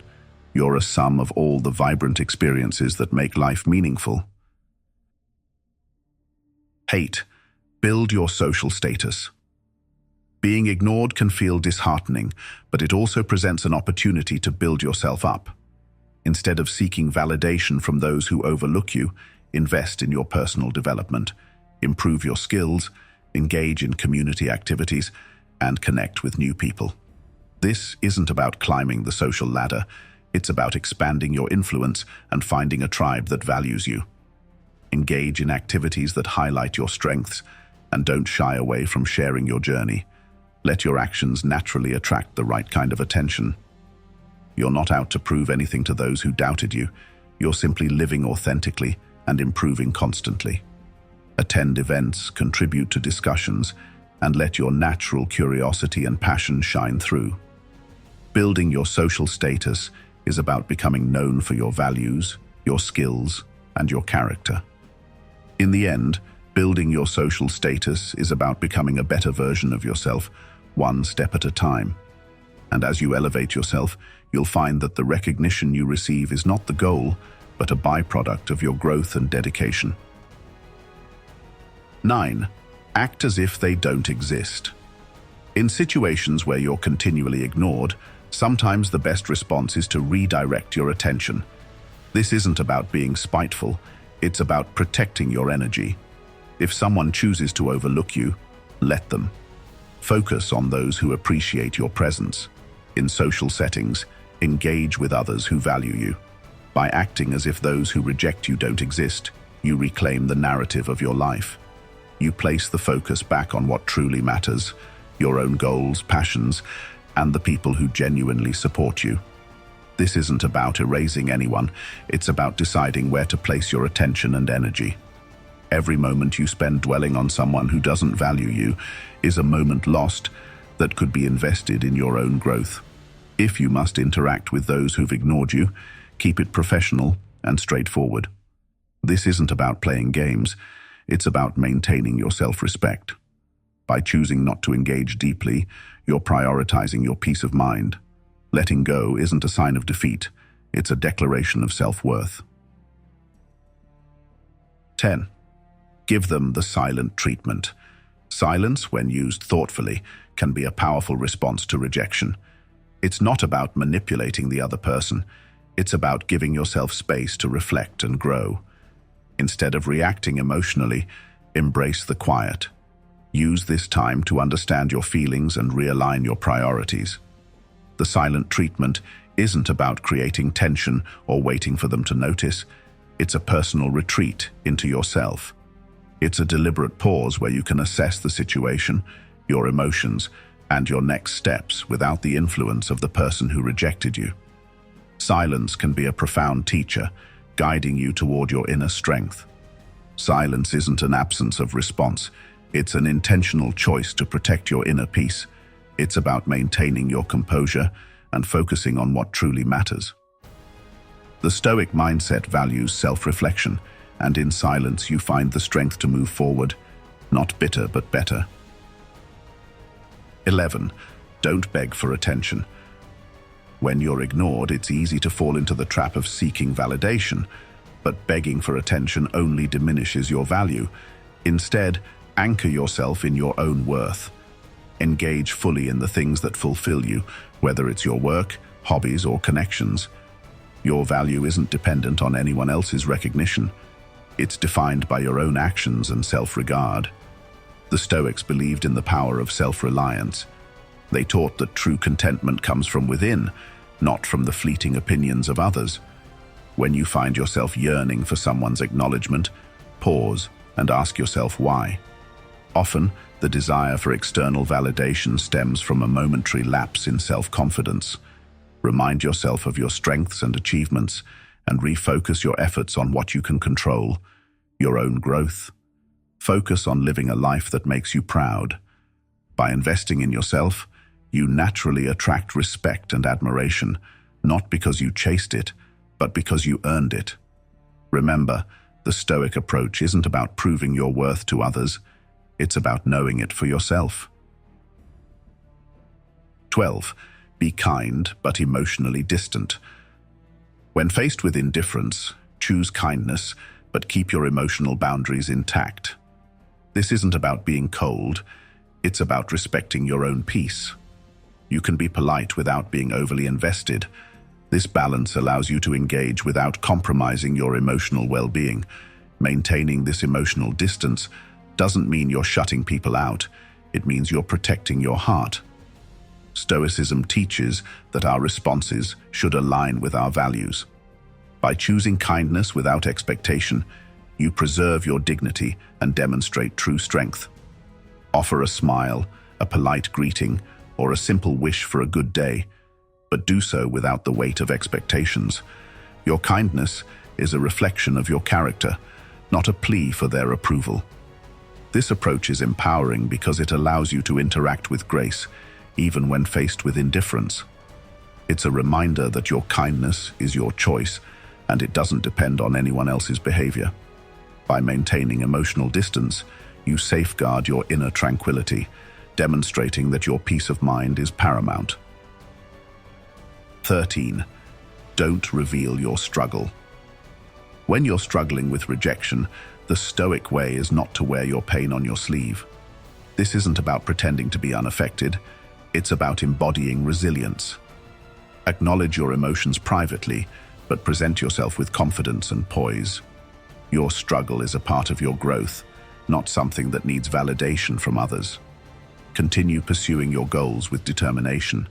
Let your actions reflect your strength, not your setbacks. The world doesn't need to see your struggle to recognize your strength. By managing your emotions with grace, you embody the true essence of Stoic wisdom, resilience, dignity, and unwavering self-respect. Instead of seeking sympathy, focus on finding solutions. Let your actions be your response to rejection. This doesn't mean you suppress your feelings. Process them, learn from them, but don't let them define you publicly. By not revealing your struggle, you're not hiding. You're choosing to face your challenges with strength and resolve. We've explored 13 powerful lessons inspired by Stoic philosophy to turn rejection into your greatest asset. Every rejection you face is an opportunity to grow, a lesson in resilience, and a chance to redefine yourself. Now, it's your turn to apply these insights in your life. Embrace each no as a stepping stone towards your next victory. Share your journey, your triumphs, and even your setbacks in the comments below. Your story could inspire others to see rejection not as a setback, but as a powerful catalyst for growth. Remember, each challenge is a chance to build your inner strength. Stay resilient, stay stoic, and continue turning every no into your greatest triumph.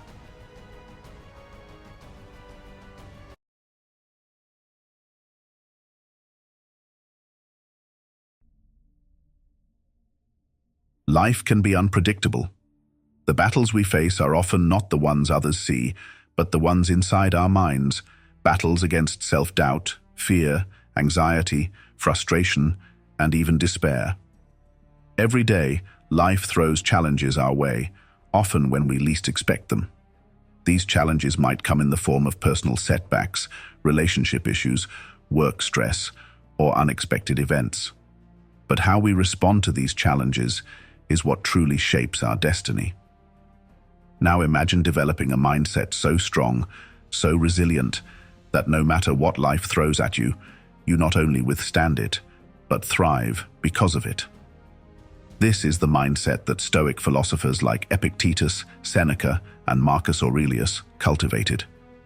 It's a mindset rooted in timeless principles: wisdom, courage, self-control, and justice. Today, we are going to dive deep into the wisdom of Stoicism, not as some ancient philosophy locked in the past, but as a powerful toolkit you can use to transform your mindset today. The Stoics believed that by applying their principles, we could turn every challenge into an opportunity for growth.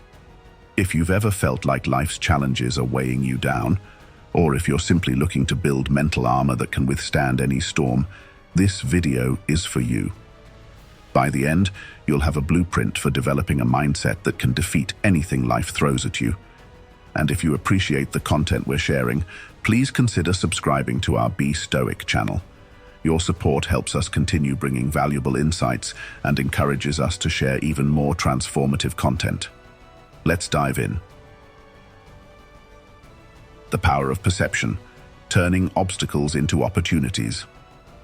One of the most profound teachings of Stoicism is that it's not what happens to you, but how you respond to it that truly matters.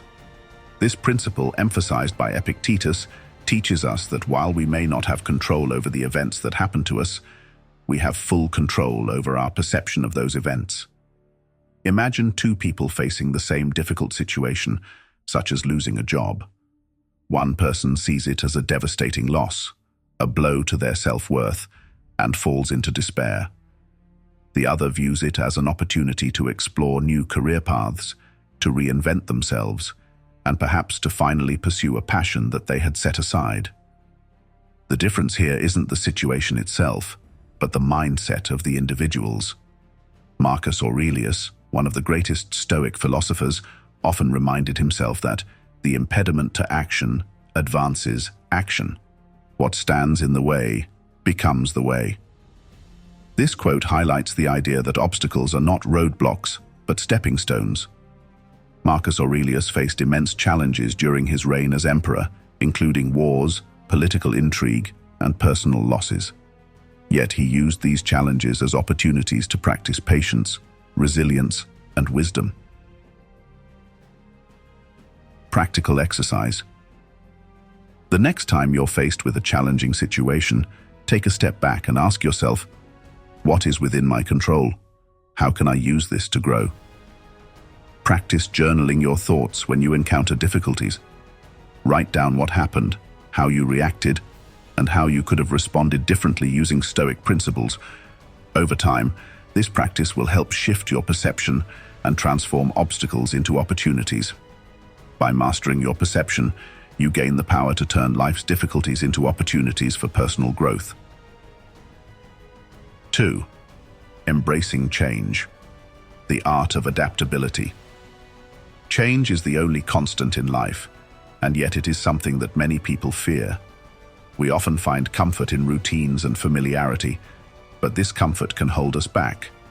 According to Stoic philosophy, change is not only inevitable but essential for growth. The Stoics believed that embracing change with an open mind was a sign of true wisdom. Epictetus, who was born a slave, knew firsthand the unpredictability of life. Yet he taught that we should not be disturbed by change, but should instead welcome it as an opportunity for growth. He emphasized that it is not things that upset us, but our opinions about them. The Stoics taught that suffering comes not from the events themselves, but from our resistance to them. One of the central concepts in Stoicism is the dichotomy of control, which teaches us to focus on what we can control and let go of what we cannot.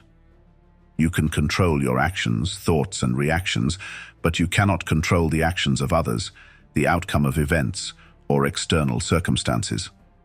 By focusing only on what you can control, you free yourself from unnecessary stress and anxiety. Practical exercises. Make a list of things currently causing you stress.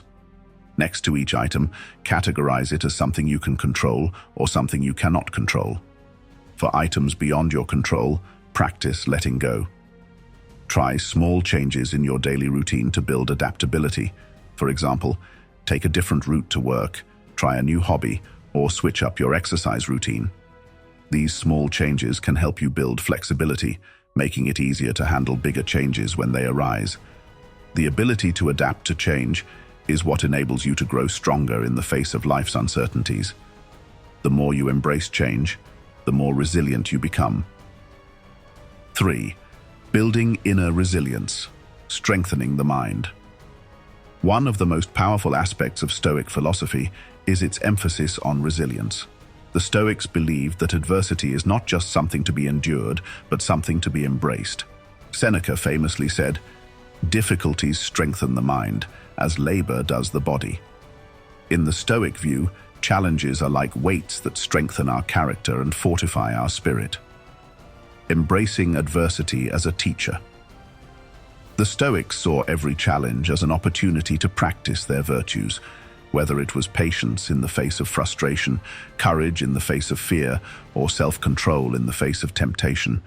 They believed that hardships are the crucible in which true character is forged. Consider the story of Viktor Frankl, a psychiatrist who survived the horrors of Nazi concentration camps. In his book, Man's Search for Meaning, Frankl emphasizes that even in the most brutal conditions, we have the freedom to choose our attitude. This perspective is deeply aligned with Stoic thought. Frankl did not let his circumstances break him. Instead, he found meaning and strength in his suffering, using it as a tool for inner growth. Practical exercise. Building resilience 1. Voluntary discomfort. Practice embracing small discomforts to build mental resilience. This could include taking cold showers, fasting for a day, or spending a weekend without the internet. These small acts of voluntary discomfort teach you to become comfortable with being uncomfortable, preparing you for when life's bigger challenges arise. 2. Weekly reflection on adversity. At the end of each week, reflect on a challenging situation you faced. Write about how you responded, what you learned, and how you can apply those lessons in the future. This practice helps you see challenges not as obstacles, but as opportunities for growth. By practicing resilience, you transform yourself into someone who can not only survive adversity, but also thrive because of it. 4. Cultivating self-discipline, the bedrock of Stoic philosophy. Self-discipline is the foundation upon which the entire Stoic mindset is built. Without self-discipline, it's impossible to develop the other virtues that Stoicism values: wisdom, courage, and justice. Epictetus taught, "No man is free who is not master of himself." In other words, true freedom comes from the ability to control your impulses and make decisions aligned with your values. The importance of self-control in today's world, in a world filled with constant distractions, social media, streaming services, endless notifications, it's easy to lose focus and fall into the trap of instant gratification. The Stoics, however, believed in cultivating a disciplined mind that isn't easily swayed by external temptations. This self-control allows you to act according to your values rather than being driven by fleeting desires. Exercise for developing self-discipline. 1. The pause technique. The next time you feel the urge to react impulsively, whether it's checking your phone during work, eating junk food, or responding angrily, pause for 10 seconds. Take a few deep breaths and ask yourself, is this action aligned with my long-term goals? 2. The 30-day challenge. Commit to a small discipline-building challenge for 30 days, such as waking up 30 minutes earlier, exercising daily, or meditating each morning. The goal is to strengthen your self-discipline muscle gradually. By practicing self-discipline, you gain control over your actions and choices, leading to a life that is more aligned with your values and goals. 5. Finding purpose, living according to your values. A sense of purpose is like a compass that guides you through life's storms. Without a clear sense of direction, it's easy to feel lost and overwhelmed. Marcus Aurelius wrote, "People who labor all their lives but have no purpose to direct every thought and impulse toward are wasting their time, even when hard at work." Defining your purpose. The Stoics believed that everyone has a unique role to play in the world, a concept they referred to as their inner daemon, or true self. Your purpose doesn't have to be grandiose or world-changing. It can be as simple as striving to become the best version of yourself, being a supportive partner, or making a positive impact on your community. Finding meaning in small actions. Consider the story of a nurse who finds purpose in caring for her patients. Even though the work can be exhausting and thankless, her commitment to helping others gives her a deep sense of fulfillment. This aligns with the Stoic idea that purpose is not necessarily about achieving fame or success, but about living a life of virtue and service. Practical exercise for defining your purpose. 1. Personal mission statement. Spend 30 minutes reflecting on your values and passions. Ask yourself, what activities bring me joy? What values do I hold dear? How can I use my strengths to contribute to the world? Write a personal mission statement based on your answers and use it as a guide when making decisions. 2. The 5 whys technique. When trying to discover your purpose, ask yourself why 5 times in a row. For example, if you want to start a business, ask yourself why that's important to you and keep drilling deeper until you find the core reason. This helps uncover your true motivations. Living with purpose not only enriches your life, but also gives you the strength to face challenges with a sense of meaning. 6. Reflective practices. The evening review for continuous growth. The Stoics were big advocates of self-reflection. They believed that regular self-examination was essential for personal growth and ethical living. One of the most powerful tools they used was the practice of the evening review, where they would reflect on the day's events before going to bed. How to perform an evening review. Seneca advised that each evening you should ask yourself, what did I do well today? Where did I fall short? What can I do better tomorrow? By doing this, you engage in a continuous process of self-improvement. It's not about beating yourself up for mistakes, but about learning from them so you can do better next time.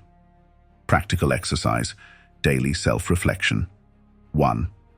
Journaling. Set aside 10 minutes before bed to write down your reflections on the day. Focus on your actions, thoughts, and emotions. Were they in line with your values? What can you improve tomorrow? 2nd, gratitude practice. At the end of your evening review, write down 3 things you're grateful for. This practice not only helps you reflect, but also shifts your focus to the positive aspects of your day. By regularly engaging in self-reflection, you become more aware of your thoughts, actions, and behaviors. This awareness is the first step to making meaningful changes in your life. The path of Stoicism is a lifelong journey, one that requires continuous effort, reflection, and commitment to self-improvement. By applying the principles we've discussed, perception, adaptability, resilience, self-discipline, purpose, and reflection, you can develop a mindset that can defeat any challenge life throws your way. Remember, it's not about being perfect, but about striving to be better each day. Every obstacle you face is an opportunity to grow stronger, wiser, and more resilient. Thank you for joining us on this journey today. If you found value in this video, please subscribe to our Be Stoic channel. Let's continue exploring how to live a life of virtue, purpose, and resilience together. And don't forget to check out our other videos to deepen your understanding of Stoic principles.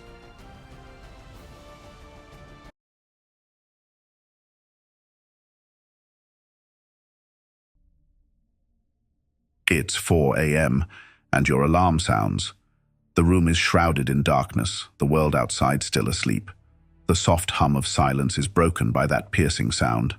A signal, a call, a decision point. You promised yourself yesterday that today would be different. You would rise early, tackle your day with purpose, and take the first steps toward a better version of yourself.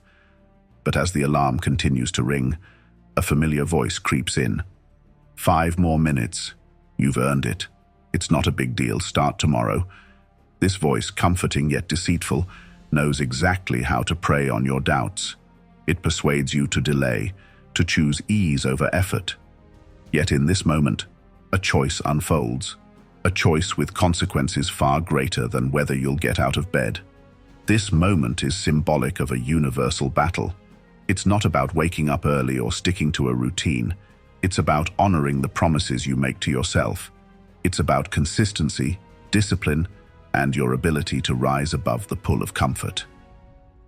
As Marcus Aurelius wrote, "At dawn, when you have trouble getting out of bed, tell yourself, I have to go to work as a human being."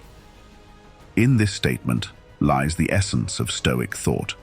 The struggle to act in alignment with your values isn't just a modern problem. It's a deeply human one, timeless and universal. The Stoics saw moments like these as opportunities, tests of character that reveal the strength of your will and the clarity of your purpose. The daily struggle, a test of character. Why do we falter in these moments? Why do we so often fail to follow through on the commitments we set for ourselves? Research shows that a staggering 92% of people abandon their New Year's resolutions by February. These aren't just statistics, they're reflections of an inner struggle we all face, the conflict between comfort and growth. Comfort is easy, seductive, and familiar. It whispers promises of safety and peace, but it comes at a cost. The cost is stagnation. Growth, on the other hand, is uncomfortable. It demands effort, persistence, and a willingness to endure discomfort. The Stoics understood this dichotomy and taught that true freedom lies in choosing growth over ease. Marcus Aurelius wrote, "The impediment to action advances action. What stands in the way becomes the way." This principle is a cornerstone of Stoicism. Obstacles are not roadblocks, but stepping stones. The moments that challenge your consistency, whether it's the temptation to skip a workout, procrastinate on a task, or hit the snooze button, are precisely the moments that shape your character. Why consistency matters. In Stoicism, consistency is not just a habit, it is a virtue. It is the disciplined practice of aligning your actions with your values regardless of circumstances. The Stoics believed that our character is not formed by grand gestures, but by small repeated actions performed with integrity. Imagine building a wall, one brick at a time. Each day, you lay another brick. Some days, the work feels tedious or insignificant. Other days, external forces like wind or rain make the process more difficult. But over time, your steady effort creates something enduring and strong. Now, consider the alternative. If you skip a day, the wall remains unfinished. If you skip several days, the foundation weakens, and you risk undoing your progress. The same principle applies to your character. Every consistent action you take strengthens your foundation. Every act of neglect weakens it. Consistency matters because it creates momentum. Each time you honor your commitments, you reinforce your identity as someone who follows through. Conversely, each time you falter, you strengthen the identity of someone who gives up easily. In the words of Epictetus, first say to yourself what you would be, and then do what you have to do. Let us now explore 21 principles drawn from the writings of Marcus Aurelius, Seneca, and Epictetus to transform moments of hesitation into opportunities for growth and resilience. Each principle is a stepping stone on the path to mastering yourself and building the discipline to act consistently, no matter the circumstances. Principle 1. The power of control. The first step to consistency is recognizing what you can control. Epictetus taught, "Some things are up to us, and some things are not." This principle is deceptively simple, but profoundly transformative. Your actions, thoughts, and decisions are within your power. External events, such as outcomes, opinions, or circumstances, are not. Consider this. You decide to start a new habit, like journaling every morning.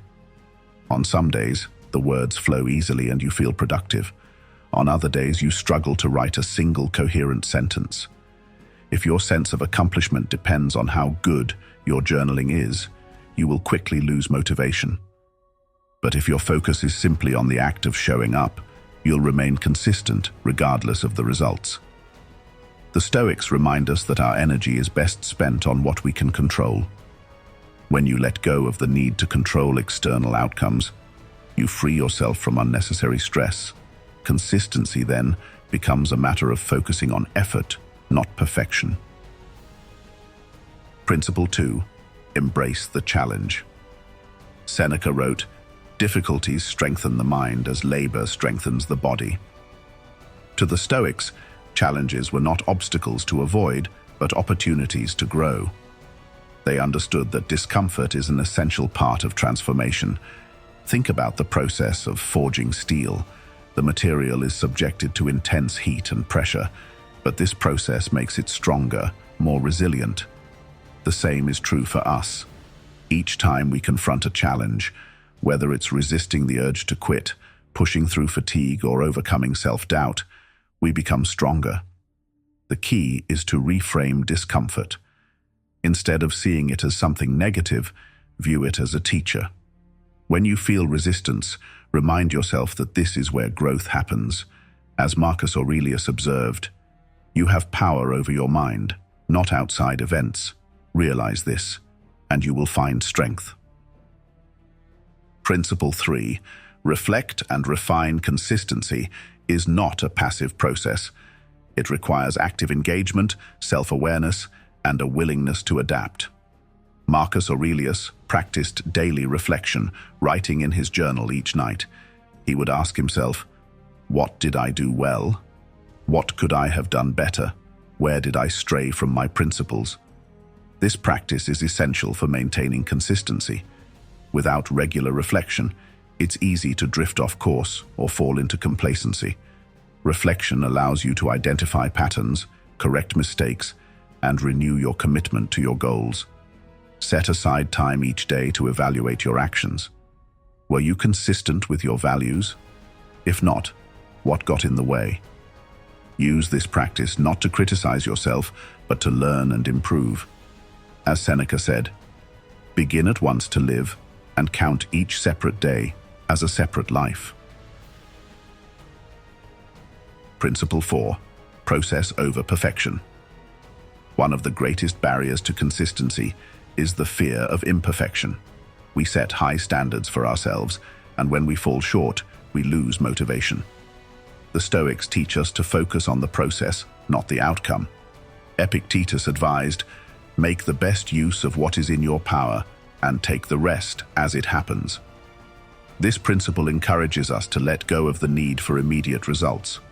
Whether you're learning a new skill, building a habit, or pursuing a goal, the important thing is to keep showing up. Imagine planting a garden. You water the seeds each day, trusting that they will grow in time. You don't dig them up to check their progress. You simply tend to them consistently. In the same way, focus on nurturing your efforts and trust that the results will come.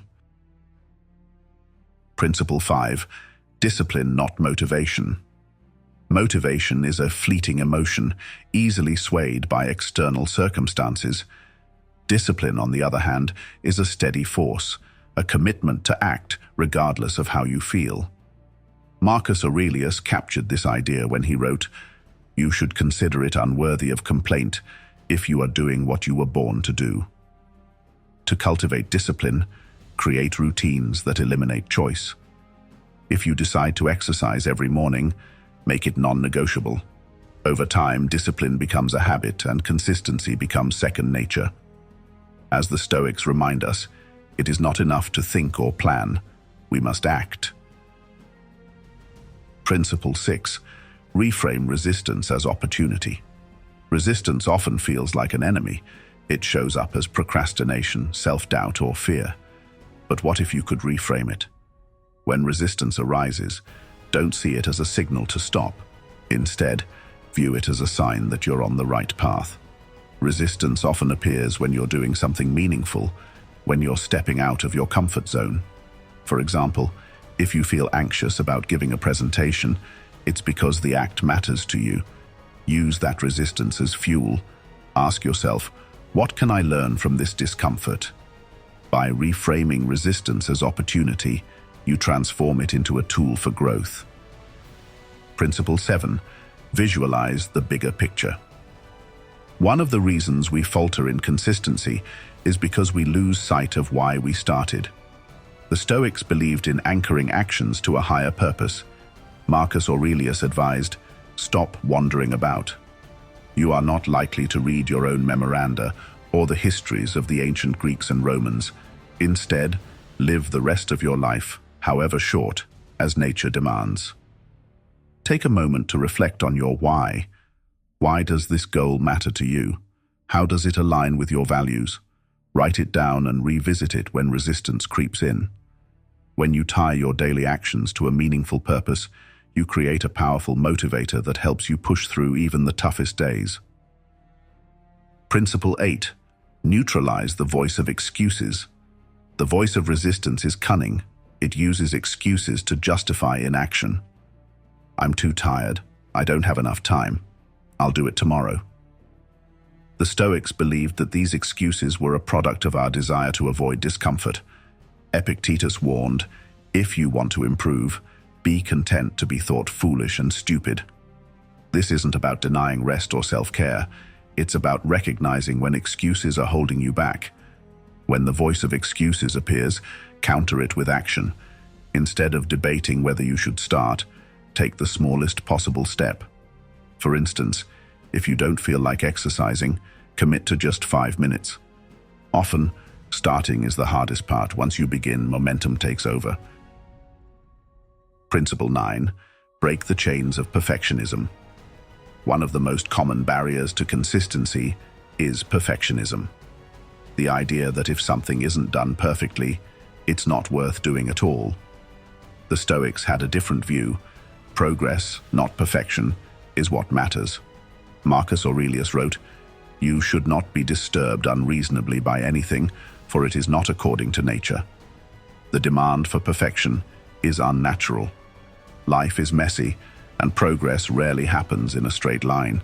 Instead of aiming for perfection, aim for consistency. If you're learning a new skill, allow yourself to be a beginner. Celebrate small wins, and remember that imperfection is part of the process. Principle 10. Take responsibility for your choices. Stoicism is a philosophy of action. It teaches that you are responsible for your life, not external circumstances. Epictetus said, "It's not what happens to you, but how you react to it that matters." When you take responsibility for your actions, you reclaim your power. Consistency becomes a choice, not something dictated by mood or circumstance. Ask yourself, what can I do today to move closer to my goals? Then do it, no matter how small the step. Principle 11. See failure as feedback. Failure is often misunderstood. We see it as a reflection of our inadequacy, but the Stoics saw it as a teacher. Seneca wrote, "Every new beginning comes from some other beginning's end. When you stumble, view it as feedback. Did you skip a task because your expectations were too high? Did you let distractions derail your focus? Analyze the situation, identify the root cause, and adjust your approach. Failure is not the opposite of progress. It's part of the process." Principle 12. Practice the art of adaptability. Stoicism is not a rigid philosophy. It encourages flexibility and adaptability.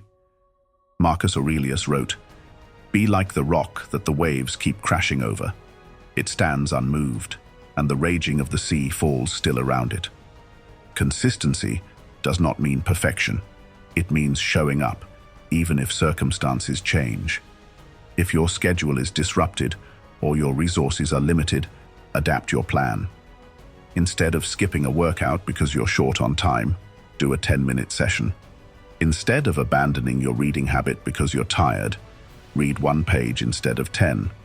Adaptability keeps you on the path, even when the terrain shifts. Principle 13. Align your actions with purpose. Resilience is fueled by purpose. When your actions are tied to a higher goal, setbacks feel less significant.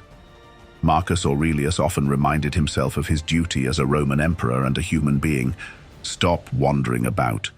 Live the rest of your life as nature demands. What is your higher purpose?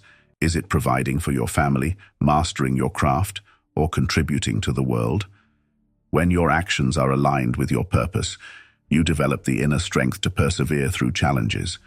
Use this purpose as your compass, guiding you back to consistency when you stray. Principle 14. The power of resilience in daily life. Resilience isn't just about bouncing back. It's about growing stronger with each challenge. Imagine a tree that withstands a storm. Its roots grow deeper, and its trunk becomes sturdier. The same applies to us. Each time you overcome a setback, you build your capacity to face future challenges. Resilience is also contagious.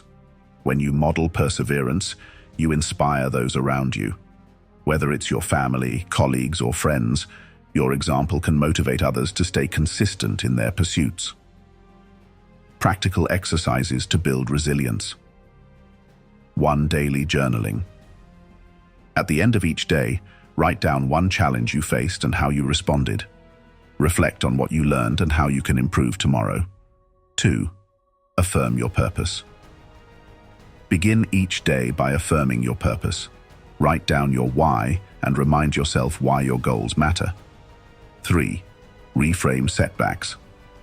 When you stumble, reframe the situation as a learning opportunity. Ask yourself, what did this teach me about my habits, priorities, or mindset? Reward. Small wins. Celebrate small victories, no matter how insignificant they seem. Each win reinforces your identity as someone who follows through. Principle 15. Use visualization to stay steady. The Stoics practiced premeditatio malorum, the premeditation of evils. They would imagine potential challenges in advance to prepare their minds for adversity. Epictetus advised, when you are about to take some action, remind yourself what kind of action it is. Before starting your day, visualize the obstacles you might face. Imagine feeling tired, distracted, or discouraged. Then, visualize yourself overcoming these challenges. This mental rehearsal strengthens your resolve and reduces the likelihood of being caught off guard. Principle 16. Focus on the present moment. Consistency is built one day at a time, one action at a time. Marcus Aurelius wrote, "Confine yourself to the present. When the road ahead feels overwhelming, bring your focus back to the present moment. Ask yourself, what can I do right now to honor my commitments? Whether it's making one healthy choice, completing one task, or taking one step forward, these small actions compound over time." Principle 17. Clarify your why. Purpose is the foundation of consistency, Without a clear why, even the best-laid plans crumble. Epictetus urged, "Know first who you are, and then adorn yourself accordingly." Ask yourself, why do I want to be consistent? What greater purpose will this serve? Write down your answers, whether it's becoming healthier for your family, achieving mastery in your craft, or contributing to a cause. Your purpose is your anchor. When resistance arises, revisit your why to reignite your determination. Principle 18. Integrate philosophy into action. To the Stoics, philosophy wasn't an abstract concept, but a guide for living. Seneca declared, "Philosophy teaches us to act, not to speak." Consistency requires turning knowledge into action. It's not enough to read about Stoic principles or set goals, you must embody them. For example, if you value honesty, ensure that your words and actions reflect that value in every interaction. If you value growth, embrace challenges as opportunities to strengthen your character. By integrating philosophy into your daily actions, you create a life that reflects your highest ideals. Principle 19. Treat each day as a new life. Seneca encouraged, begin at once to live and count each separate day as a separate life. This mindset shifts your perspective from long-term pressure to present-moment focus. When you view each day as a fresh start, you free yourself from the weight of past failures. Did you skip yesterday's workout? That doesn't matter. What matters is today. Consistency isn't about being perfect every day. It's about showing up again and again, regardless of what came before.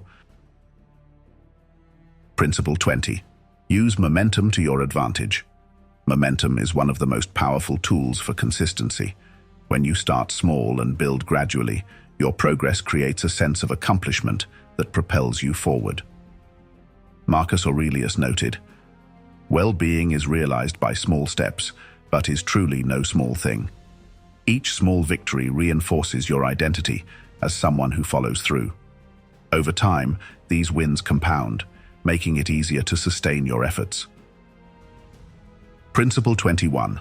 Accept and adapt to impermanence. The Stoics frequently meditated on the impermanence of life. Marcus Aurelius reflected, "You could leave life right now. Let that determine what you do and say and think." Consistency doesn't mean rigidity. Life is unpredictable, and circumstances change. The Stoics teach us to accept impermanence with grace and adapt our actions accordingly. If an obstacle disrupts your routine, adjust rather than abandon it. For example, if you can't complete a full workout, do a shorter session. Consistency thrives on adaptability. Practical exercises for aligning with your ideals. Morning intention setting. Begin each day by setting an intention aligned with your values. Ask yourself, what is the most important thing I can do today to honor my purpose? Second, evening gratitude practice. End your day by reflecting on what you accomplished. Celebrate your progress, no matter how small. 3. Weekly review. Set aside time each week to evaluate your consistency. Identify what worked, what didn't, and how you can improve. 4. Accountability partnerships.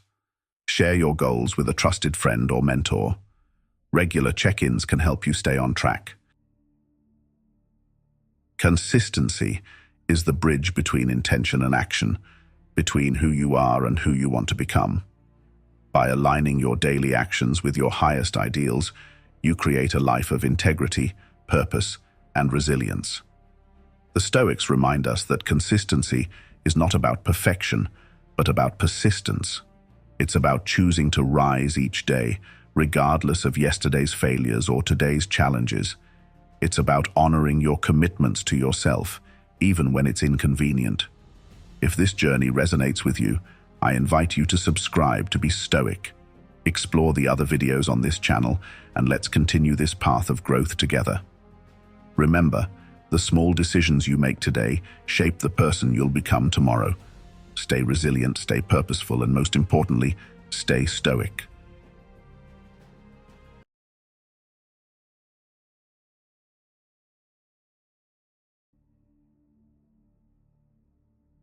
We all face moments in life when we feel stuck, trapped by bad habits, self-doubt, or unrealized goals. In our busy, often chaotic routines, we lose sight of what really matters, chasing solutions that only scratch the surface. But what if the answer isn't external? What if the path to fixing your life starts within, by reshaping your mindset and actions?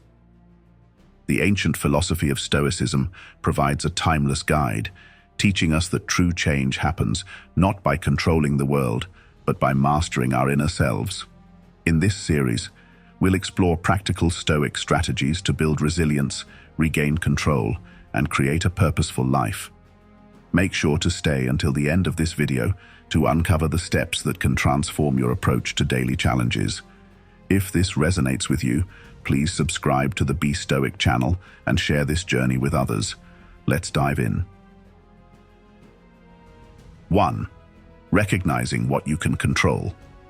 The first principle of Stoicism is deceptively simple, yet profoundly impactful. Recognize what you can control and let go of what you cannot. Marcus Aurelius said, "You have power over your mind, not outside events." Realize this, and you will find strength.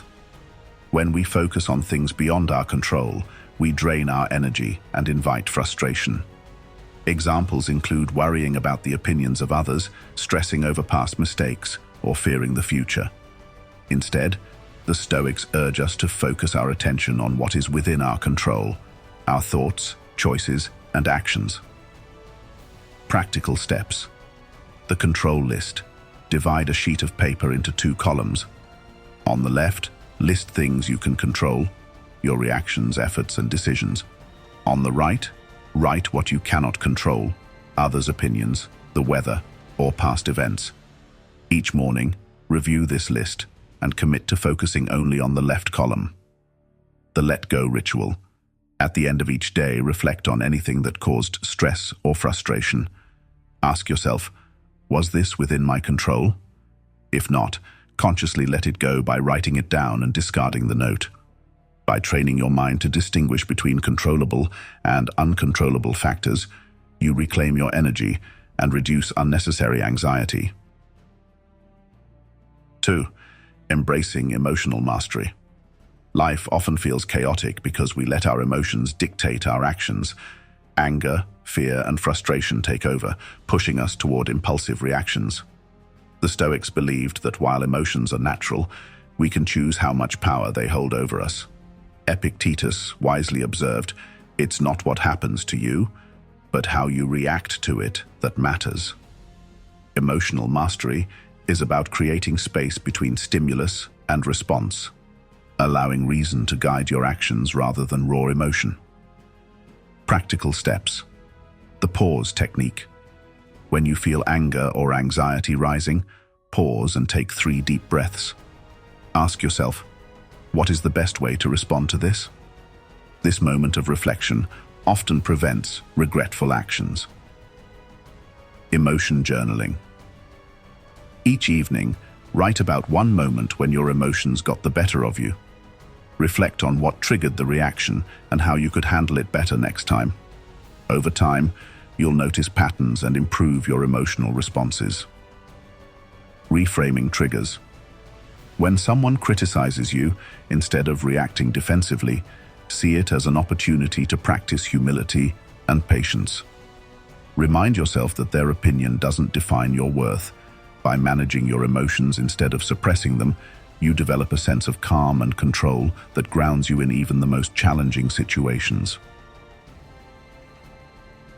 3. Turning obstacles into opportunities.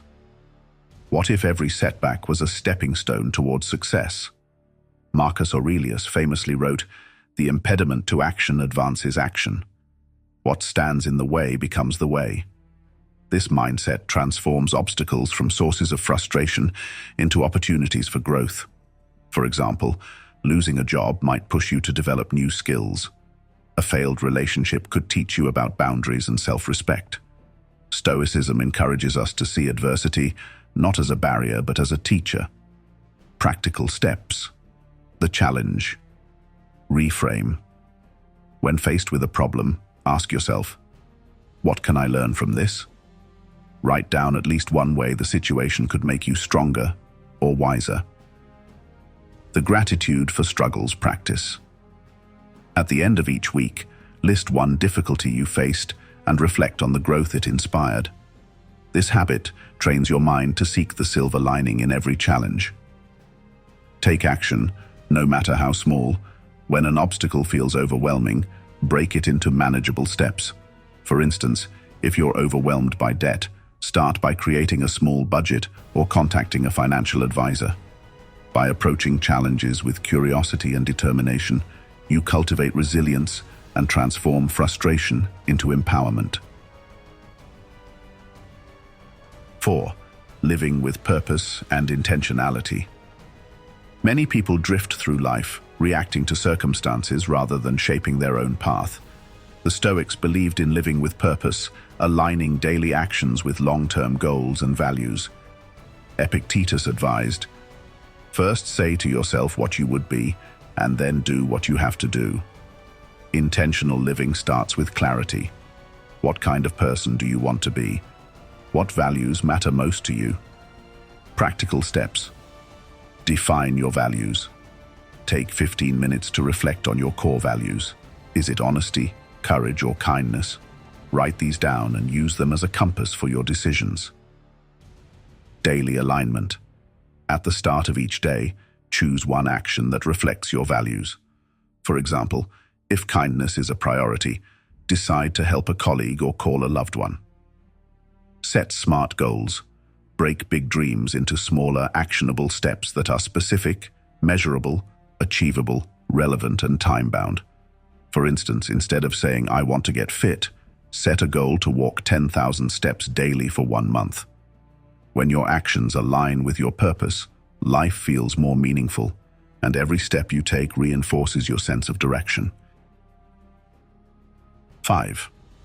Building resilience through Stoic practices. Life is unpredictable, and challenges are inevitable. Resilience, the ability to bounce back from setbacks, is a core element of Stoic philosophy. Marcus Aurelius wrote, "You have power over your mind, not outside events. Realize this, and you will find strength." The Stoics believed that hardship is not something to be feared, but embraced as an opportunity to grow stronger. Resilience is not a trait you're born with. It's a skill you develop through deliberate practice. It begins with changing your perspective on adversity. Instead of seeing challenges as roadblocks, view them as exercises for your mental and emotional muscles. Practical steps. Reframe your setbacks. When you encounter a difficulty, ask yourself, how is this helping me grow? For example, a demanding job might be teaching you patience or problem-solving skills. Voluntary hardship. Practice small acts of discomfort to prepare yourself for greater challenges. Take a cold shower, skip a luxury for a week, or walk instead of driving. These controlled hardships build mental toughness. Daily reflection. Write down one thing that went wrong each day and how you handled it. Could you have approached it better? What did you learn from the experience? By building resilience, you become less reactive to life's ups and downs, approaching every situation with a calm and steady mind. 6. The discipline of action. Discipline is the bridge between goals and achievement. The Stoics placed great value on consistent effort, recognizing that motivation fades, but discipline endures. Epictetus said, "No great thing is created suddenly, any more than a bunch of grapes or a fig. If you tell me that you desire a fig, I answer you that there must be time." Discipline is not about grand gestures. It's about the small, repeated actions that compound over time. Whether it's maintaining a fitness routine, saving money, or learning a skill, consistency is the key to success. Practical steps. Start small. Break down big goals into tiny, manageable tasks. For example, if you want to write a book, start by committing to 200 words a day. Track your progress. Use a journal or app to monitor your daily habits. Seeing your streak grow provides motivation to continue. Eliminate distractions. Identify what pulls you away from your goals. social media, procrastination, or unnecessary commitments. Create an environment that supports focus. By cultivating discipline, you build the foundation for long-term success, ensuring that your actions align with your aspirations. 7. The power of living in the present moment. Stoicism teaches us that life exists only in the present moment. Marcus Aurelius wrote, "Confine yourself to the present. The whole future lies in uncertainty. Live immediately." Dwelling on the past or worrying about the future robs us of the power to act now. Living in the present doesn't mean ignoring the past or neglecting future plans. It means approaching both with clarity. The past offers lessons, and the future provides direction, but your true power lies in what you do today. Practical steps. Mindfulness. Practice. Spend 5 to 10 minutes each day focusing on your breath. When your mind wanders, gently bring it back to the present moment.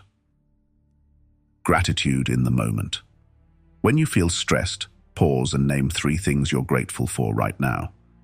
This anchors you in the present and shifts your focus. Set daily intentions. At the start of each day, write down 1 thing you want to accomplish or experience. Let this intention guide your actions throughout the day. When you embrace the present, you free yourself from unnecessary anxiety and tap into the full potential of each moment. 8. Embracing virtue as a guiding principle. For the Stoics, living a good life was synonymous with living a virtuous life. The 4 cardinal virtues, wisdom, courage, justice, and temperance, served as their moral compass. Epictetus emphasized, "The essence of philosophy is that a man should so live that his happiness shall depend as little as possible on external things." Virtue is not about perfection, it's about striving to do what is right, even when it's difficult. Whether it's acting with fairness, showing courage in the face of fear, or practicing self-restraint, virtue guides us toward a life of purpose and fulfillment. Practical steps. Practice wisdom. Before making a decision, ask yourself, what is the wisest course of action? This question encourages thoughtful consideration over impulsive reactions. Exercise. Courage. Take 1 bold step toward a fear each week, whether it's having a difficult conversation or trying something new. Live justly. Commit to fairness in your interactions. Treat others with respect, regardless of how they treat you. Cultivate temperance. Practice moderation in all things. Avoid overindulgence, whether it's food, entertainment, or even work. When you align your actions with virtue, you create a life of integrity and inner peace, no matter the circumstances. 9. Accepting mortality to live fully. The Stoics often reflected on mortality, not to instill fear, but to inspire a greater appreciation for life. Marcus Aurelius advised, "You could leave life right now. Let that determine what you do and say and think." Acknowledging the finite nature of life helps us prioritize what truly matters. Instead of wasting time on trivial concerns, we focus on meaningful relationships, personal growth, and contributing to the world. Practical steps. Daily memento. Mori. Each morning remind yourself, today could be my last. Use this thought not to despair, but to focus on what truly matters. Prioritize relationships. Make time for the people who matter most to you. Express gratitude and mend broken connections. Eliminate the trivial. Identify activities or habits that waste your time or energy. Replace them with actions that align with your values. By reflecting on mortality, you gain clarity and urgency, ensuring that you live each day to its fullest potential. 10. Cultivating gratitude to shift your perspective. Gratitude is one of the simplest yet most transformative practices in Stoic philosophy. Marcus Aurelius advised, "When you arise in the morning, think of what a privilege it is to be alive, to think, to enjoy, to love." Gratitude shifts your focus from what you lack to what you already have. fostering a sense of abundance and contentment. In a world often fixated on ambition and comparison, gratitude grounds us. It reminds us that fulfillment doesn't come from external acquisitions, but from appreciating the richness of the present moment. Practical steps. Morning gratitude. Ritual. Each morning, write down 3 things you're grateful for. They can be as simple as a good night's sleep, a supportive friend, or the opportunity to learn something new. Reframe challenges with gratitude. When you face difficulties, reflect on how they might serve you. Ask, what lesson is this teaching me? What can I be thankful for in this situation? Express gratitude to others. Make it a habit to thank someone each day, whether it's a colleague, family member, or even a stranger who offered kindness. Gratitude transforms your outlook, helping you find peace and joy regardless of external circumstances. 11. Practicing detachment from outcomes. Much of our suffering arises from attachment to specific outcomes, possessions, or relationships. The Stoics taught that true freedom comes from letting go of these attachments. Epictetus reminded us, make the best use of what is in your power, and take the rest as it happens. Detachment doesn't mean apathy. It means understanding that your worth and happiness aren't dependent on things outside your control. By practicing detachment, you free yourself from the fear of loss and the pressure of perfection. Practical steps. Release expectations. Before starting any task, remind yourself, I will do my best, but I am not entitled to a specific result. This mindset reduces anxiety and fosters resilience. Simplify your possessions.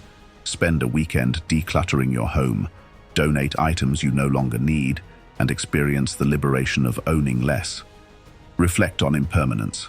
Regularly remind yourself that everything in life is temporary: successes, failures, possessions, and even relationships. This awareness helps you cherish the present moment while accepting change. Detachment empowers you to live with clarity and freedom, embracing life as it unfolds rather than clinging to how you wish it would be. 12. Finding purpose through service and growth. For the Stoics, a meaningful life is one rooted in service to others and personal growth. Marcus Aurelius wrote, "The fruit of this life is good character and acts for the common good." Purpose is not something we discover passively. It is something we create through deliberate action and reflection. When we align our actions with our values and contribute to the well-being of others, life gains depth and fulfillment. Purpose transcends fleeting pleasures and provides a sense of direction even in adversity. Practical steps. Define your why. Spend 30 minutes reflecting on what gives your life meaning. Is it helping others? Creating something valuable? Write down your answer and revisit it regularly. Set purposeful goals. Align your short-term goals with your larger purpose. For instance, if your purpose is to inspire others, set a goal to mentor someone or create meaningful content. Engage in acts of kindness. Each week, perform one selfless act for someone else without expecting anything in return. These small acts reinforce your sense of connection and purpose. Living with purpose transforms everyday actions into meaningful contributions, helping you navigate life with intention and fulfillment. 13. Managing fear with courage and perspective. Fear is a natural emotion, but it often paralyzes us and keeps us from pursuing our goals. The Stoics believed that courage is not the absence of fear, but the decision to act despite it. Seneca wrote, "We suffer more often in imagination than in reality." Most of our fears stem from imagined outcomes rather than real threats. By confronting fear with reason and perspective, we can diminish its power and move forward with confidence. Practical steps. Fear-setting exercise. Write down your worst-case scenario for a situation that scares you. Then, list ways you could handle it if it happened. This exercise often reveals that your fears are less catastrophic than they seem. Take small risks. Start with manageable acts of courage, such as speaking up in a meeting or trying a new hobby. Each success builds confidence for larger challenges. Reframe fear as growth. When fear arises, remind yourself, this is an opportunity to grow. Embrace the discomfort as a sign that you're expanding your comfort zone. Courage isn't about eliminating fear. It's about facing it with wisdom and determination, transforming it into a catalyst for growth.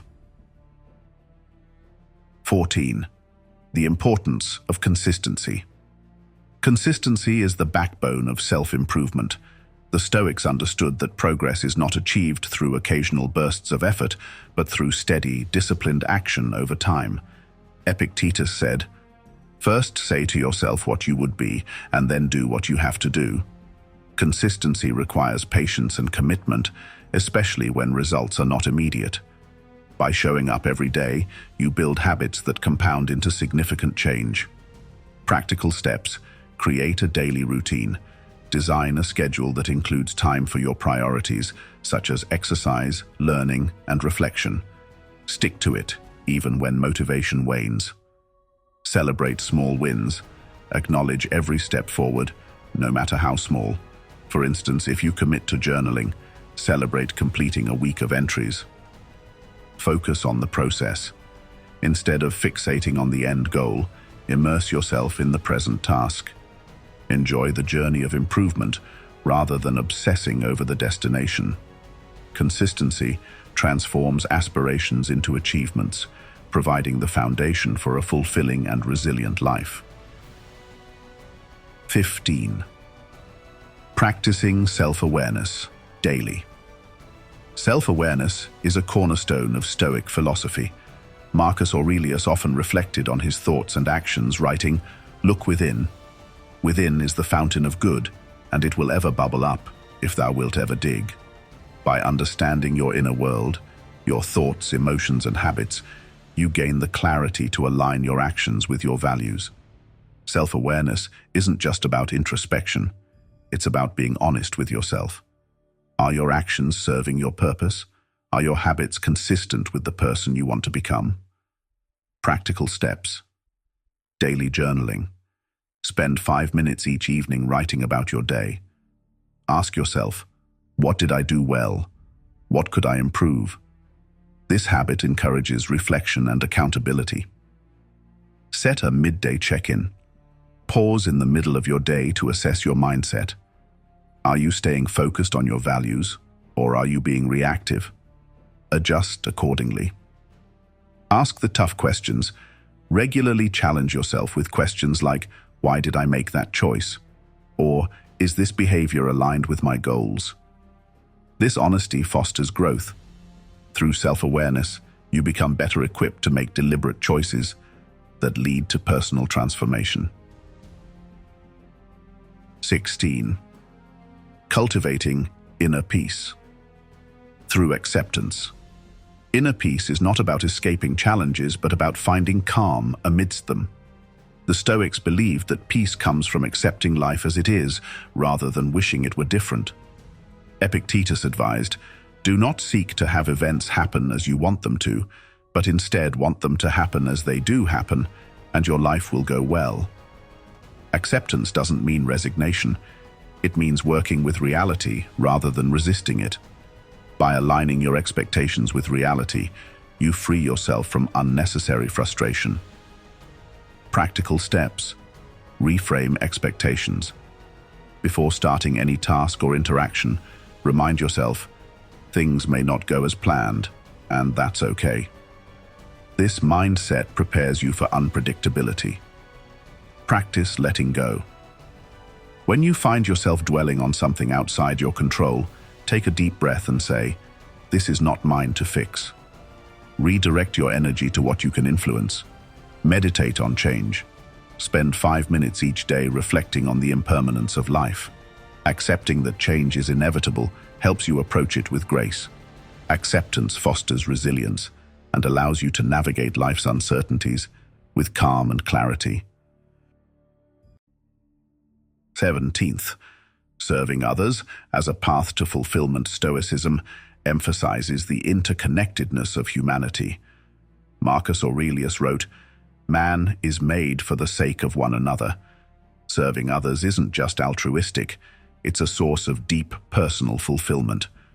When you contribute to the well-being of others, you create a ripple effect of positivity and meaning. Service can take many forms: offering kindness, sharing knowledge, or simply being present for someone in need. It shifts your focus from self-centered concerns to a broader perspective. Practical steps. Offer daily kindness. Commit to one act of kindness each day, whether it's helping a colleague, donating to a cause, or simply listening to someone. Share your knowledge. If you've learned something valuable, pass it on. Teaching others not only helps them, but also deepens your own understanding. Engage in community. Volunteer for a cause that resonates with you. Building connections through service enriches your life and strengthens your sense of purpose. By focusing on the well-being of others, you cultivate a life of meaning and gratitude. 18. Balancing ambition with contentment. Ambition and contentment often seem at odds, but Stoicism teaches us how to balance the two. The Stoics believed in striving for excellence while remaining content with the present. Seneca advised, "Begin at once to live, and count each separate day as a separate life." Ambition drives us to grow and achieve, but unchecked ambition can lead to dissatisfaction. Contentment reminds us to appreciate the journey, even as we work toward our goals. Practical steps. Celebrate small wins. Acknowledge each step forward, no matter how small. For instance, if you're learning a skill, celebrate completing a chapter or lesson. Set process goals. Focus on actions you can control, such as practicing a skill for an hour daily, rather than fixating on outcomes. Gratitude for the present. At the end of each day, write down one thing you're grateful for in your current circumstances. This practice grounds you in the moment. Balancing ambition with contentment ensures that you remain driven while appreciating the richness of the present. 19. Harnessing the power of daily rituals. Daily rituals create structure and consistency in your life, helping you align your actions with your values.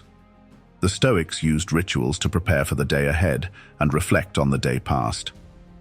Marcus Aurelius often began his mornings by reminding himself of his purpose and the challenges he might face. Practical steps. Morning ritual. Start your day with a moment of stillness. Reflect on your goals and visualize how you will handle challenges with patience and wisdom. Evening reflection. Before bed, review your day. Ask yourself, did I live according to my values? What could I improve tomorrow? Anchor habits. Link new habits to existing ones. For example, after brushing your teeth, spend 2 minutes reflecting on gratitude or journaling. Rituals provide a sense of control and purpose, guiding your daily actions toward meaningful growth. 20. Living a legacy of virtue. Ultimately, the Stoics believed in living a life that leaves a positive impact on the world. Marcus Aurelius urged, "Waste no more time arguing about what a good man should be. Be one." Living virtuously means embodying wisdom, courage, justice, and temperance in your daily actions. Your legacy isn't about material achievements, but about the values you live by and the influence you have on others. By striving to embody virtue, you inspire those around you and contribute to a better world. Practical steps. Define your legacy. Ask yourself, how do I want to be remembered? Use this vision to guide your daily actions. Model. Virtue. Act with integrity, even when no one is watching. Your consistent behavior sets an example for others. Mentor. Others. Share your wisdom and experiences with those who can benefit from them. Helping others grow extends your influence beyond yourself. Living a legacy of virtue ensures that your life is not only meaningful, but also leaves a lasting positive impact. By embracing these Stoic principles, self-awareness, resilience, acceptance, gratitude, detachment, and purpose, you can transform yourself and your life. Stoicism isn't about suppressing emotions or avoiding challenges. It's about facing life with clarity, courage, and wisdom. Every day is an opportunity to practice these teachings, to grow stronger, and to align your actions with your values. As you continue this journey, remember Marcus Aurelius's words: "The happiness of your life depends upon the quality of your thoughts." Thank you for being part of this journey. If this guide has resonated with you, please subscribe to the Be Stoic channel, share this video, and continue exploring the timeless wisdom of Stoicism. Together, we can build lives of purpose, peace, and strength.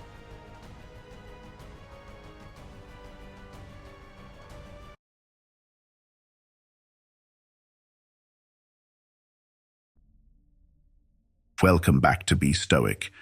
Today we're diving into a topic that may seem harmless at first, but is actually one of the greatest obstacles to achieving true growth and fulfillment: the comfort zone. Most of us spend a significant part of our lives here, where things feel familiar, safe, and even enjoyable. But according to the Stoic philosophers, the comfort zone is a hidden trap. It's where we lose sight of who we are capable of becoming, where potential fades, and where meaningful experiences are sacrificed for short-term ease. If you've ever felt like life is stagnant, or that you're capable of more, then this video is for you. In this journey, we'll explore how staying comfortable, though enticing, can prevent us from reaching our true potential.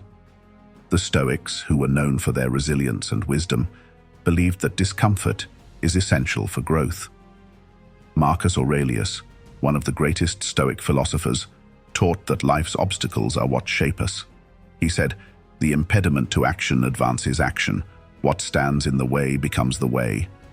In other words, by confronting what we fear, we learn to overcome and grow stronger.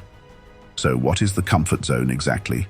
Think of it as an invisible boundary we create in our minds, a place where we're shielded from risks, uncertainty, and the unknown. It's a space where we feel in control and where things are predictable. But this sense of control can be deceptive. When we cling too tightly to the comfortable, we miss out on new opportunities, challenges, and experiences that could push us to evolve and unlock our highest potential.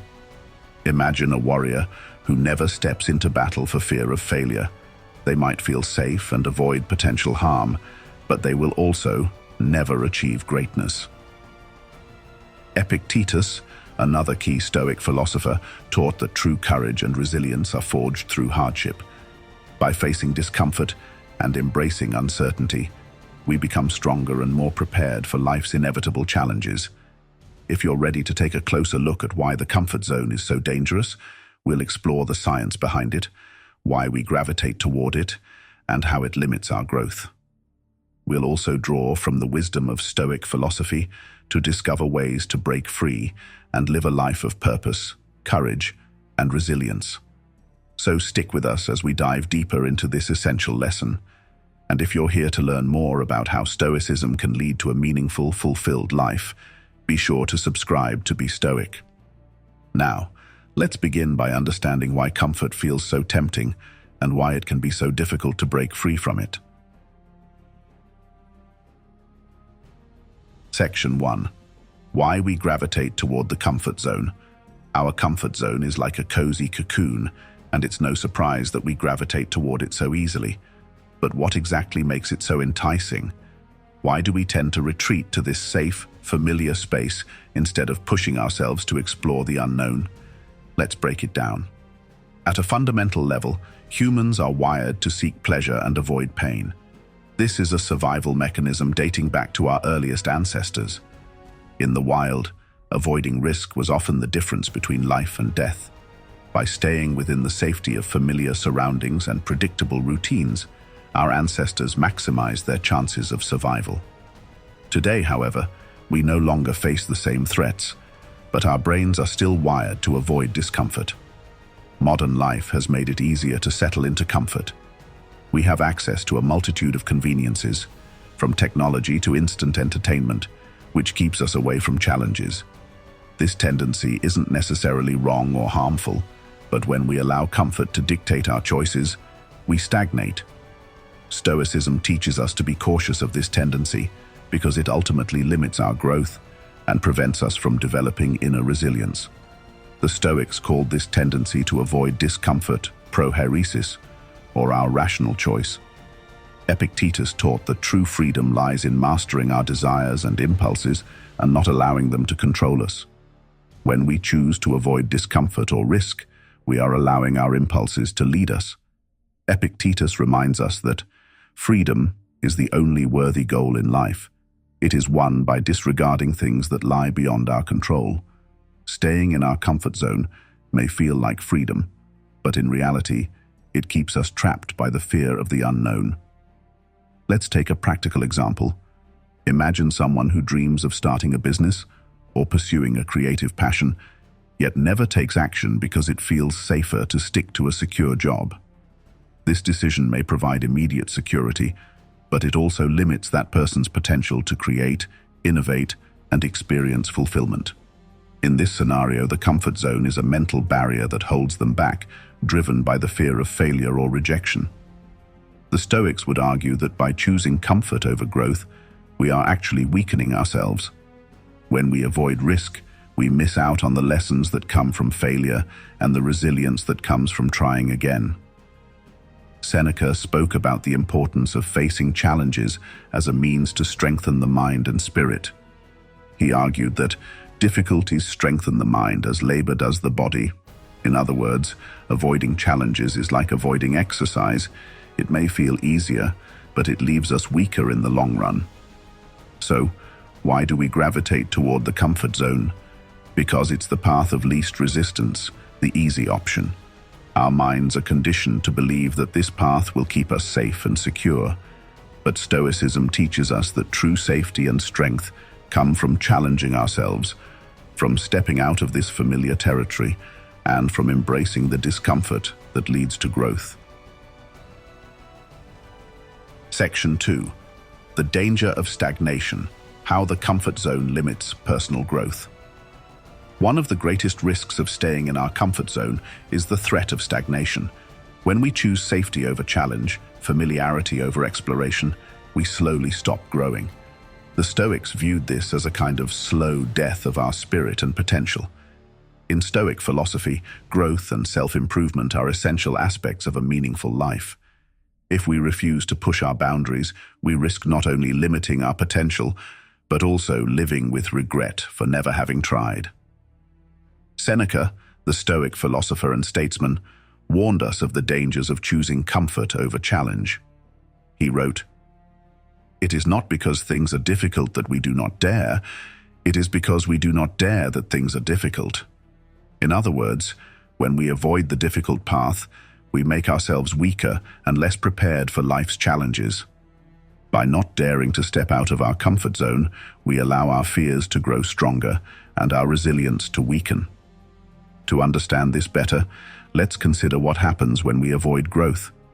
Imagine someone who feels comfortable in their job, even if it's not challenging or fulfilling. They might stay in the same position for years because it feels safe, but over time, this lack of challenge can lead to frustration, boredom, and even a sense of wasted potential. In Stoic terms, this person is not living in alignment with their eudaimonia or flourishing because they are not fully realizing their capabilities. The Stoics taught that personal growth requires a willingness to endure discomfort and even failure. To grow, we must learn to see challenges not as barriers, but as stepping stones that allow us to become stronger, wiser, and more resilient. Let's look at some specific ways that staying in the comfort zone can hinder our growth. 1. Loss of resilience. When we avoid challenges, we miss out on the opportunity to develop resilience. Resilience is like a muscle, it only grows stronger when we use it. By staying comfortable, we rob ourselves of the experiences that would prepare us for future adversity. The Stoics believed that true resilience comes from facing life's hardships. They would argue that avoiding discomfort weakens us, leaving us vulnerable to life's inevitable challenges. 2. Fear of the unknown.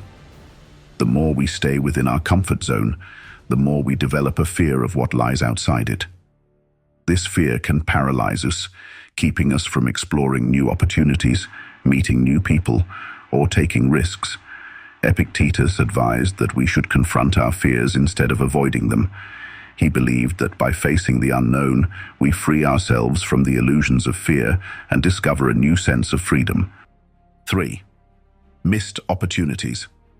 Staying in the comfort zone often means turning down opportunities for growth and improvement. Imagine a person who has the chance to travel, take on a new role, or learn a new skill, but declines because it feels uncomfortable.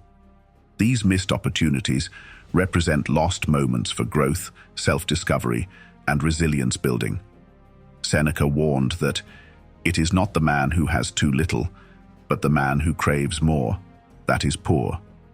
When we limit ourselves to what feels comfortable, we may find ourselves craving a sense of purpose and fulfillment that only comes from pushing beyond what we know.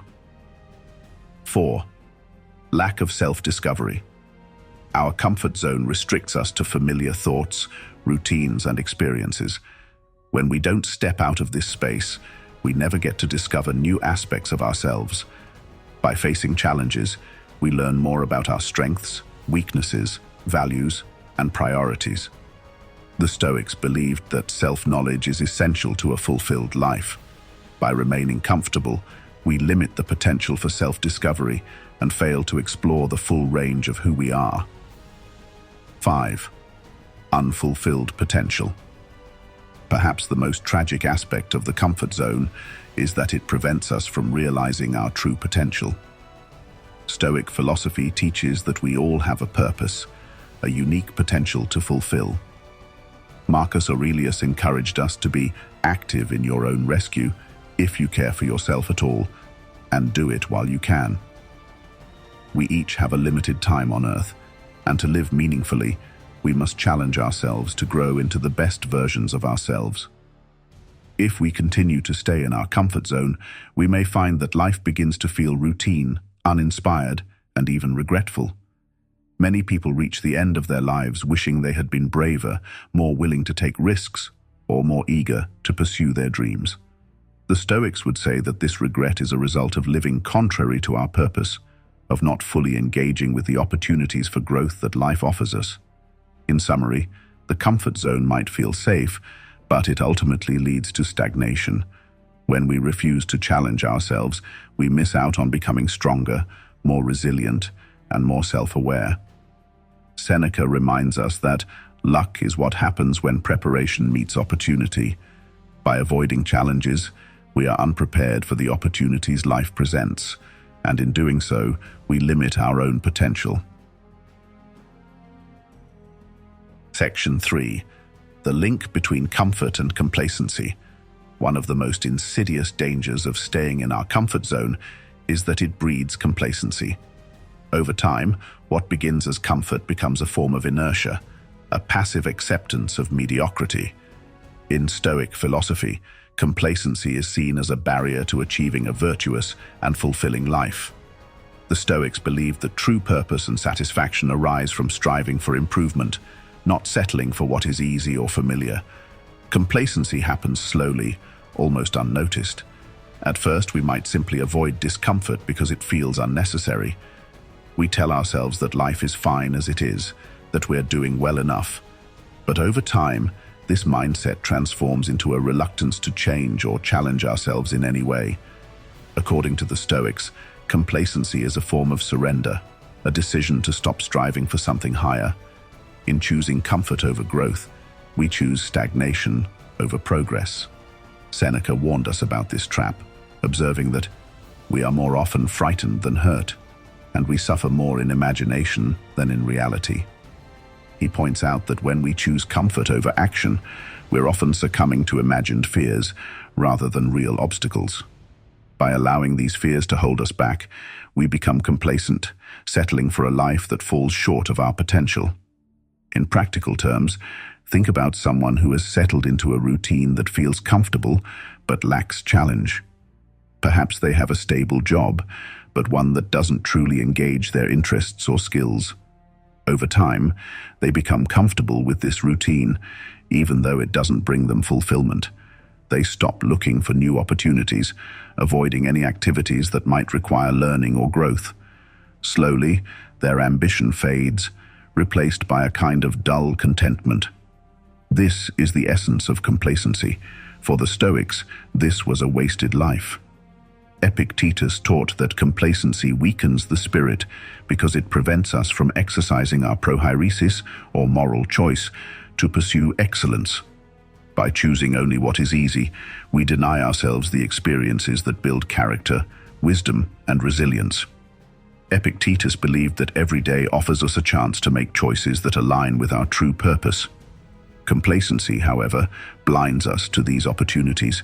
Here are some ways complacency manifests in our lives. 1. Loss of motivation. When we stay too comfortable, we lose the drive to pursue new goals or learn new skills. The Stoics valued arete, or excellence, as the pursuit of one's highest potential. But complacency dulls this drive, making us feel content with less than we're capable of. Over time, we stop setting goals or striving for improvement, content to stay exactly where we are. 2. Resistance to change. Complacency makes us resistant to change because change is often uncomfortable and requires effort. We might find ourselves clinging to routines, even when they no longer serve us, simply because they're familiar. Marcus Aurelius, in his Meditations, reminds us that life is constantly changing and evolving. He taught that embracing change is essential for growth. Complacency, on the other hand, keeps us rigid and inflexible, unwilling to adapt or grow. 3. Lack of curiosity. A complacent mind stops asking questions and seeking new knowledge.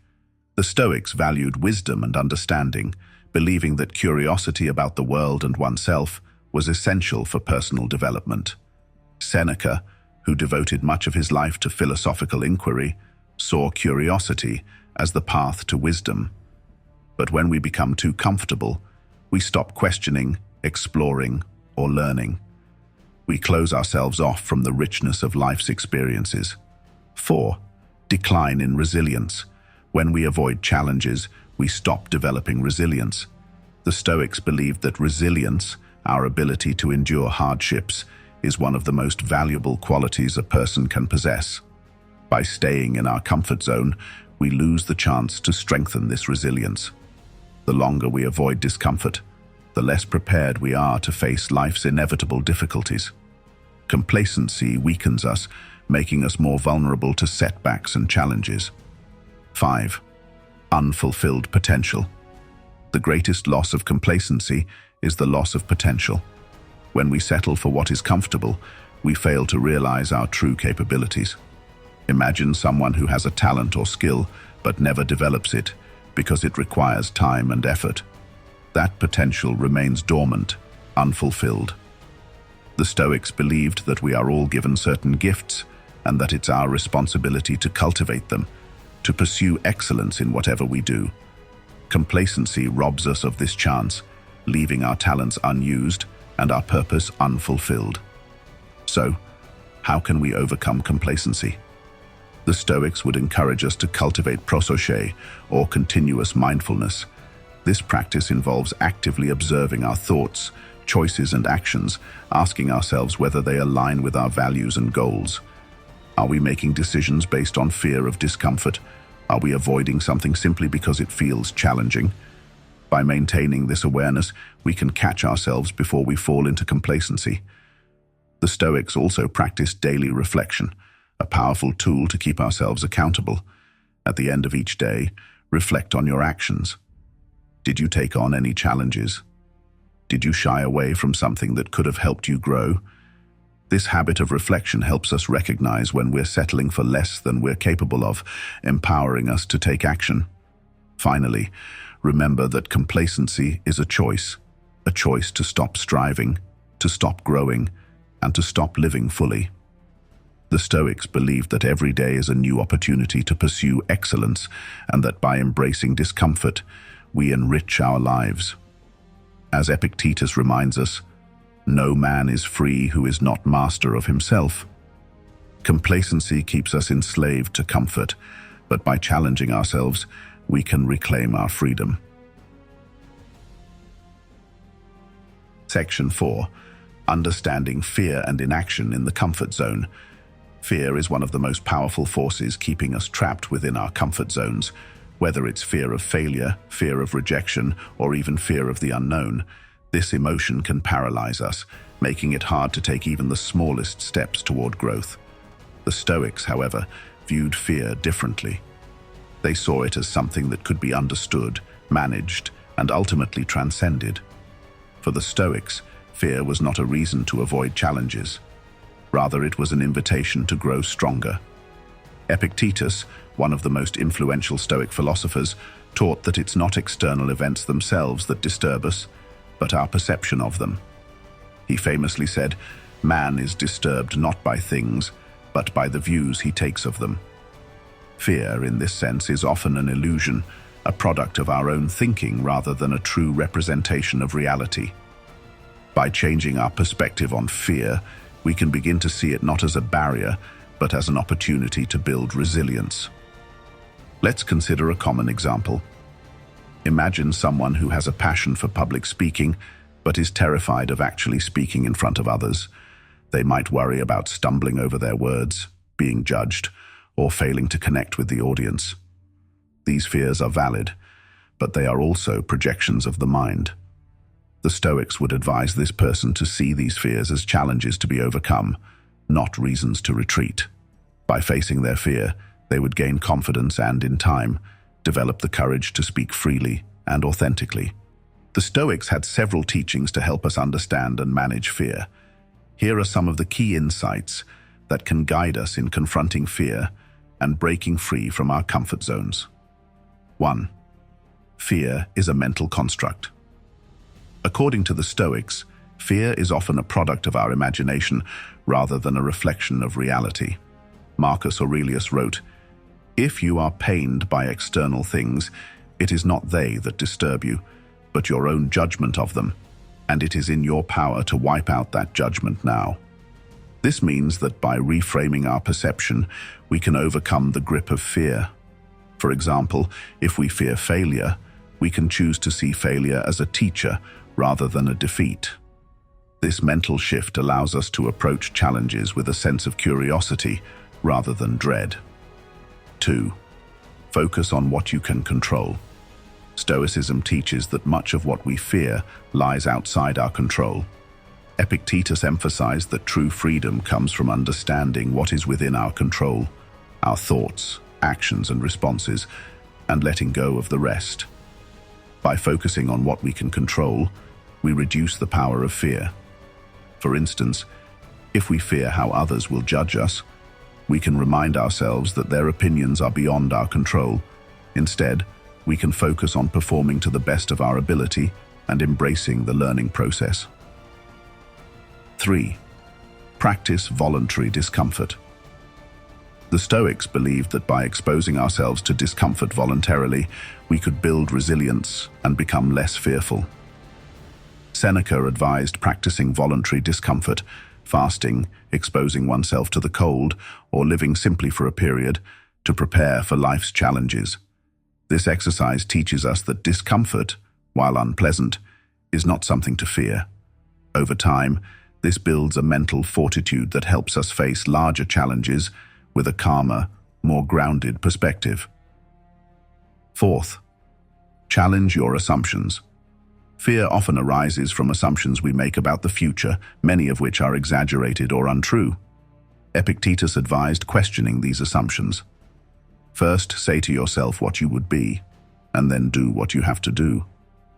By examining our fears, we can see that many of them are based on what-if scenarios that may never happen.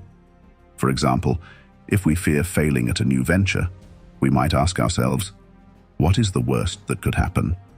Often we find that the consequences aren't as dire as we initially thought, freeing us to take action. 5. Embrace negative visualization. The Stoics practiced a technique called premeditatio malorum, or negative visualization, where they would imagine the worst possible outcome in any given situation. This might seem counterintuitive, but it helps prepare the mind for potential challenges. By contemplating the worst-case scenario, we realize that even if things don't go as planned, we can endure it. This acceptance reduces the power of fear, giving us the courage to act. For instance, if we fear public speaking, we could imagine scenarios where we forget our words or receive criticism. By visualizing these possibilities, we mentally prepare ourselves to handle them calmly and confidently. 6. Accept that fear is natural. The Stoics recognized that fear is a natural emotion. They did not seek to eliminate it entirely, but to understand and manage it. Marcus Aurelius reminded himself that it is normal to feel fear. He believed that by acknowledging our fear, rather than avoiding it, we make it less powerful. Fear doesn't mean we're weak, it means we're human. The goal is not to be fearless, but to take action despite our fears. This is true courage. Fear, when left unchecked, leads to inaction. We avoid the things we're afraid of, and over time, this becomes a habit. Inaction then becomes a form of self-protection, a way to stay safe within the boundaries of the comfort zone. But the Stoics warned that inaction is a false security. By avoiding action, we limit our experiences, and we deny ourselves the opportunity to grow. Imagine someone who fears rejection, so they avoid building relationships or pursuing opportunities. This might feel safer in the short term, but it ultimately leads to loneliness and regret. The Stoics would argue that this person has sacrificed potential happiness and growth in exchange for a temporary sense of security. True fulfillment, they would say, comes from taking risks, from engaging fully in life's opportunities, and from learning to overcome the fears that hold us back. In the words of Seneca, "He who is brave is free." To the Stoics, courage was the antidote to fear, and freedom was the reward for those willing to face it. By challenging our fears and embracing action, we unlock a freedom that no comfort zone can offer. This freedom isn't about escaping fear entirely, it's about learning to move forward in spite of it. As we conclude this section, let's remember that fear and inaction are closely linked to our comfort zones. By understanding our fears and choosing to act despite them, we can break free from the limitations we place on ourselves. The Stoics teach us that courage is not the absence of fear, but the decision to act regardless of it. When we make this choice, we begin to truly live. Section 5. Practical Stoic exercises to break out of the comfort zone. Now that we've explored how the comfort zone holds us back and the role of fear in keeping us there, let's look at some practical Stoic exercises that can help us break free. These techniques are designed to challenge our attachment to comfort, build resilience, and foster a mindset of courage. By incorporating these exercises into our lives, we can train ourselves to embrace discomfort, viewing it not as a threat, but as a pathway to growth and fulfillment. The Stoics believed that change begins with action, not merely with thoughts. Seneca, Epictetus, and Marcus Aurelius all emphasized the importance of doing, of taking deliberate, disciplined actions that align with our values. Here are some Stoic practices to help you step out of your comfort zone and expand your potential. 1. Voluntary discomfort. The Stoics practiced what they called voluntary discomfort as a way to prepare for life's inevitable challenges. This practice involves intentionally seeking out minor discomforts, allowing us to build resilience and adaptability. Seneca, for example, would periodically live without luxuries, eating simple food and wearing coarse clothing, even though he was a wealthy man. This exercise helped him become less dependent on material comforts and more appreciative of life's essentials. You can incorporate voluntary discomfort into your life by doing things like taking cold showers to build resilience against physical discomfort, fasting or eating a simple meal to challenge dependence on comfort foods, spending time away from technology to resist the urge for constant entertainment. By engaging in voluntary discomfort, we learn to view discomfort as temporary and manageable, which strengthens our ability to face greater challenges. 2. Daily reflection and journaling. Self-reflection is an essential Stoic practice. At the end of each day, the Stoics would review their actions, examining where they succeeded, where they fell short, and how they could improve. This practice, called evening self-examination, helps us recognize when we're avoiding discomfort and choosing the easy path. To start, dedicate a few minutes each evening to ask yourself, did I avoid something today because it felt uncomfortable? Where did I challenge myself? What can I do tomorrow to take one small step out of my comfort zone? Marcus Aurelius's Meditations is essentially his personal journal, filled with reflections and reminders about how to live with courage and purpose. By keeping a daily journal, we can build self-awareness and hold ourselves accountable for avoiding complacency. 3. Negative visualization. The Stoics practiced premeditatio malorum, or negative visualization, as a way to prepare for life's difficulties. This exercise involves imagining potential setbacks or challenges and reflecting on how you would handle them. By visualizing possible negative outcomes, we prepare our minds for adversity and develop resilience. For example, if you're afraid of starting a new project, try imagining the potential challenges. What if you face setbacks? What if you fail? Visualize yourself handling these situations with patience, wisdom, and resilience. This exercise reduces the fear of the unknown and helps us approach challenges with a calm, prepared mindset. Marcus Aurelius used negative visualization to remind himself that each day would bring difficulties. He wrote, "Begin each day by telling yourself, 'Today, I shall be meeting with interference, ingratitude, insolence, disloyalty, ill will, and selfishness.'"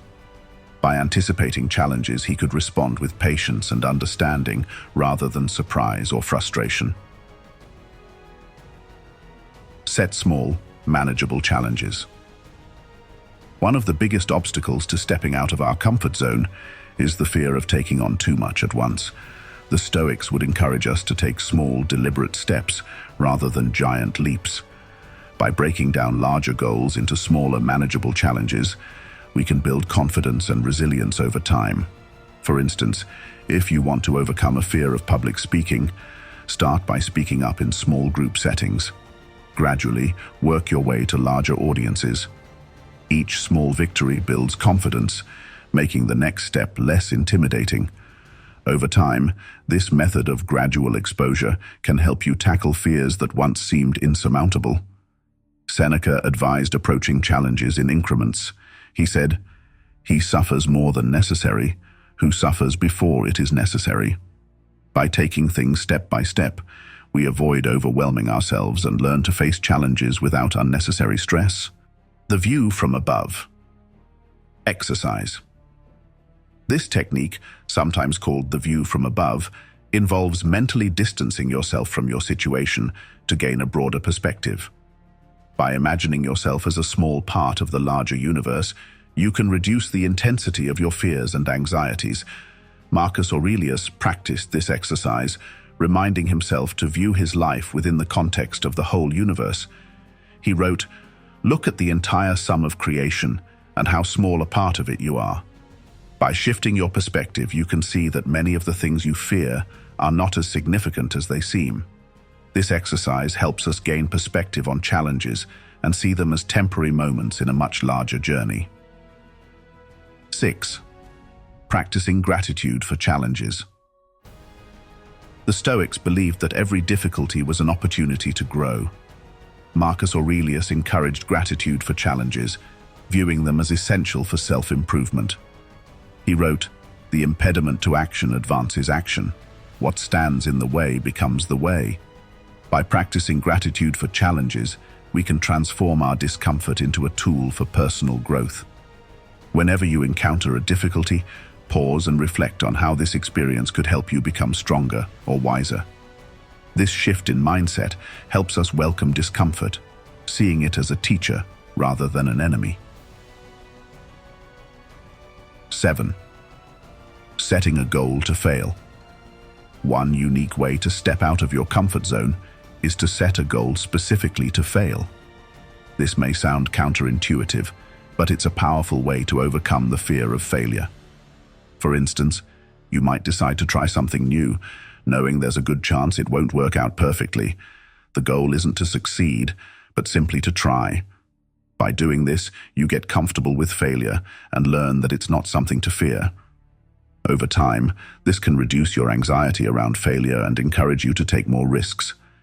The Stoics viewed failure as a part of learning and growth. It's a reminder that true strength lies not in avoiding failure, but in rising after each fall. 8. Practice silence. Finally, the Stoics practiced silence as a way to focus on self-control and self-reflection. In our busy lives, silence can feel uncomfortable, but it is essential for introspection and growth. Practicing moments of silence helps us build patience, humility, and the ability to be alone with our thoughts. By embracing silence, we challenge ourselves to step away from distractions and confront our inner world. This practice encourages clarity and fosters a deeper understanding of our motivations, fears, and values. Seneca taught that silence allows us to turn inward, where true wisdom resides.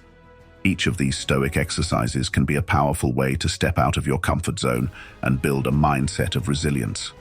While they may seem simple, the impact of practicing them consistently is profound. The more you practice these techniques, the more comfortable you'll become with discomfort itself. Remember, stepping out of your comfort zone is not about a single heroic act, but a series of small, consistent actions. The Stoics believed that the path to self-mastery and fulfillment is built on discipline and the courage to challenge oneself daily. By practicing these Stoic exercises, we can free ourselves from the illusions of fear and discover the strength that lies within. Section 6. The rewards of leaving the comfort zone, growth and fulfillment. After exploring the challenges of the comfort zone, the grip of fear, and practical Stoic exercises to overcome it, let's now focus on the rewards waiting for us on the other side. Stepping out of our comfort zone is not an easy journey. It requires courage, resilience, and commitment. However, the rewards that come from embracing discomfort are profound. According to Stoic philosophy, true growth and fulfillment only arise when we dare to face challenges, transcend our fears, and actively pursue self-improvement.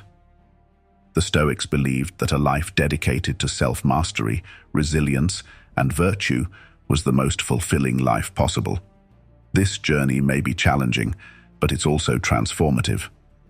Here are some of the key benefits that come from leaving the comfort zone, with Stoic insights on why these rewards are essential for living a meaningful life. 1. Increased resilience. Resilience, or the ability to bounce back from adversity, is one of the greatest rewards of stepping out of the comfort zone.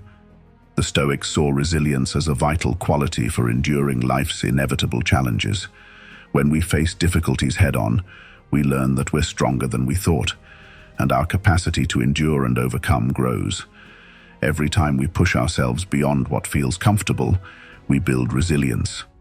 This resilience doesn't just help us in times of crisis, it becomes a source of inner strength that allows us to remain steady and grounded, no matter what life throws our way. For example, if you've ever pushed yourself to achieve a difficult goal, you may have discovered that setbacks became stepping stones, each one strengthening your determination. This resilience stays with you, helping you face future challenges with a calmer and more composed mindset. 2. Greater self-confidence. Leaving the comfort zone helps us cultivate self-confidence, which comes from repeated exposure to challenges and uncertainty. When we accomplish something that once seemed daunting, we prove to ourselves that we're capable. The Stoics valued self-confidence, not as an ego boost, but as a genuine understanding of our own abilities and limitations. Epictetus taught that true confidence arises from knowing that we can handle whatever comes our way. He advised that we should not seek for things to happen the way you want them to, but rather wish that what happens happens the way it happens. Then you will be happy. By stepping out of our comfort zone, we learn to trust ourselves and our capacity to adapt, even when circumstances are difficult. Every small victory outside the comfort zone is a testament to our strength. Over time, this self-confidence empowers us to take on greater challenges, and we begin to see ourselves as resilient, capable individuals. 3. Discovery of new opportunities. When we stay in our comfort zone, our world becomes small, limited to what we already know and feel secure about. However, stepping beyond these boundaries often reveals new opportunities for personal growth, connection, and achievement. The Stoics believed that life is dynamic, constantly offering us chances to evolve and improve. Seneca taught that luck is what happens when preparation meets opportunity. By stepping out of our comfort zone, we position ourselves to encounter new experiences, new people, and new ideas. These encounters can lead to unexpected paths, personal transformation, and even fulfillment beyond what we could have imagined. For example, taking a chance on a new career, learning a new skill, or pursuing a creative project can open doors to opportunities we never anticipated.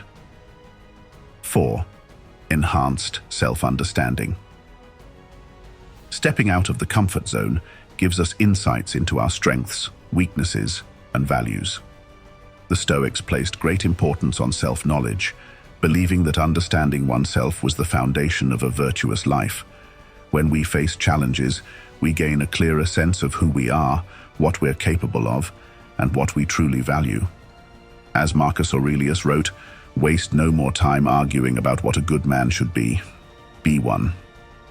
This advice reminds us to take action, as it is through our actions that we come to know ourselves. When we challenge ourselves, we see where we excel and where we struggle. We learn to appreciate our resilience and patience, and we gain a clearer sense of our purpose. This self-understanding is essential for leading a life of integrity and fulfillment. 5. Increased appreciation for life's simple pleasures. The Stoics believed that by experiencing discomfort, we come to appreciate life's simple pleasures more deeply. Seneca often wrote about the value of practicing poverty and discomfort as a way to cultivate gratitude. When we step out of our comfort zone, we become more mindful of life's blessings.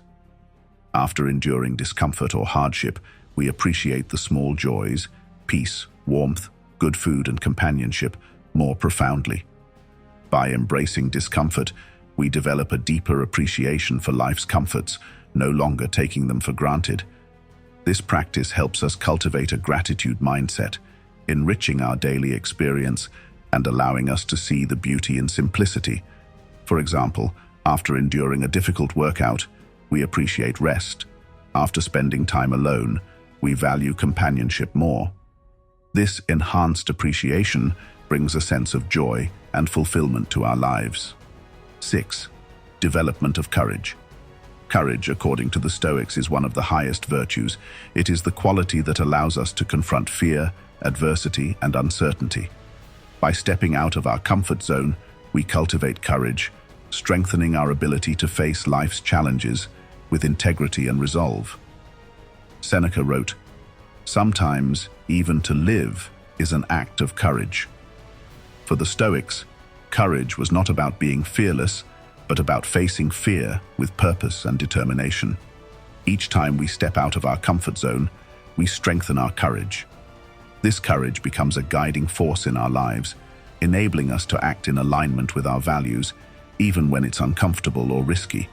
When we face our fears, we liberate ourselves from the constraints of the comfort zone.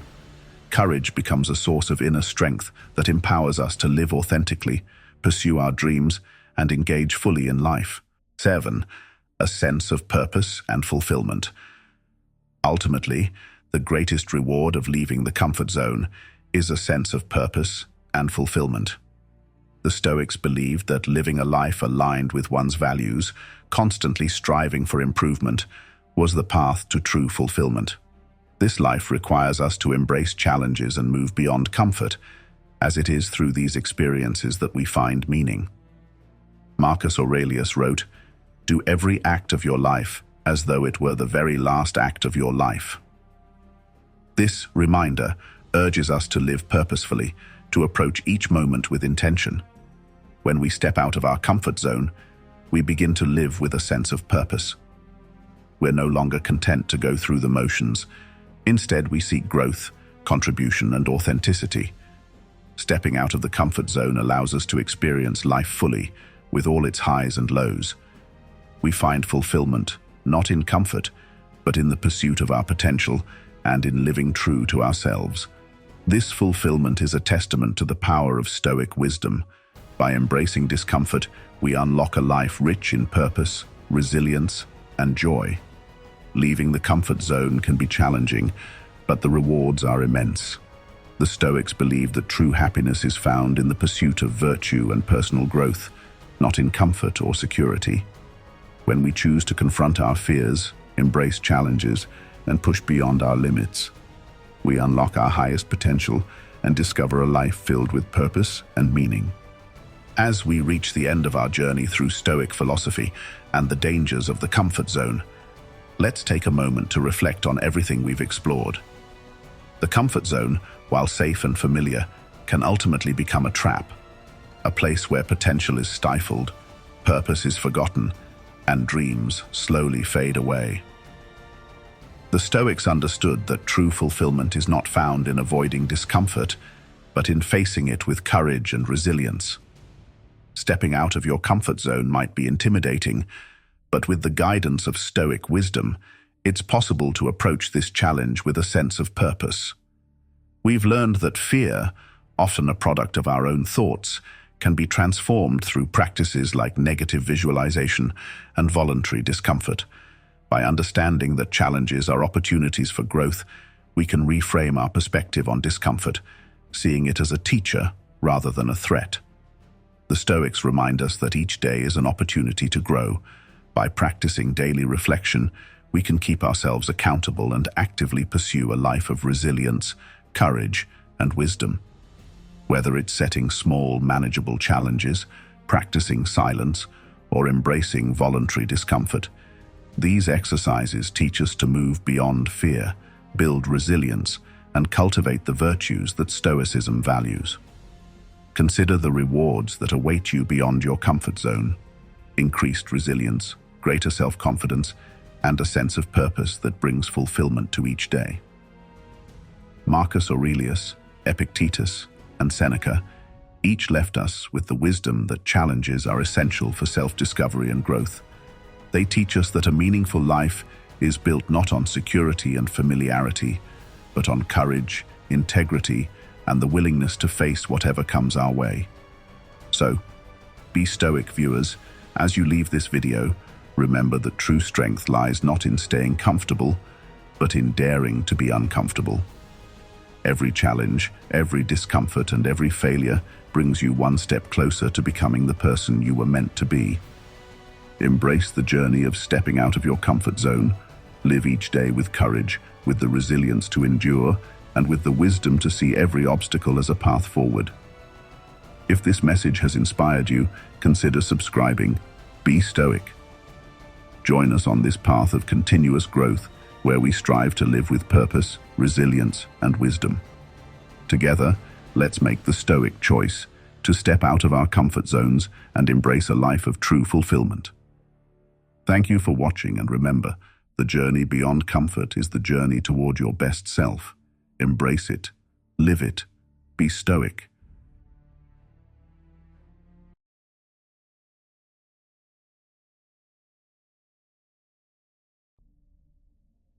Welcome to Be Stoic. If you're new here, you've come to the right place for powerful insights that can transform your life. Before we dive into today's topic, I want to take a moment to invite you to subscribe to this channel if you haven't already.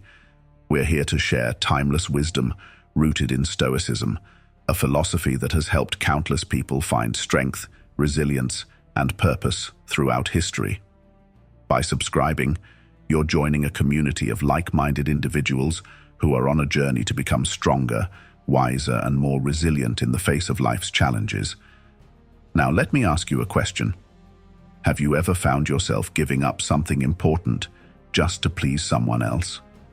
Perhaps you've sacrificed your peace of mind, your principles, or even your sense of self-worth to make someone happy or to avoid conflict. We've all been there.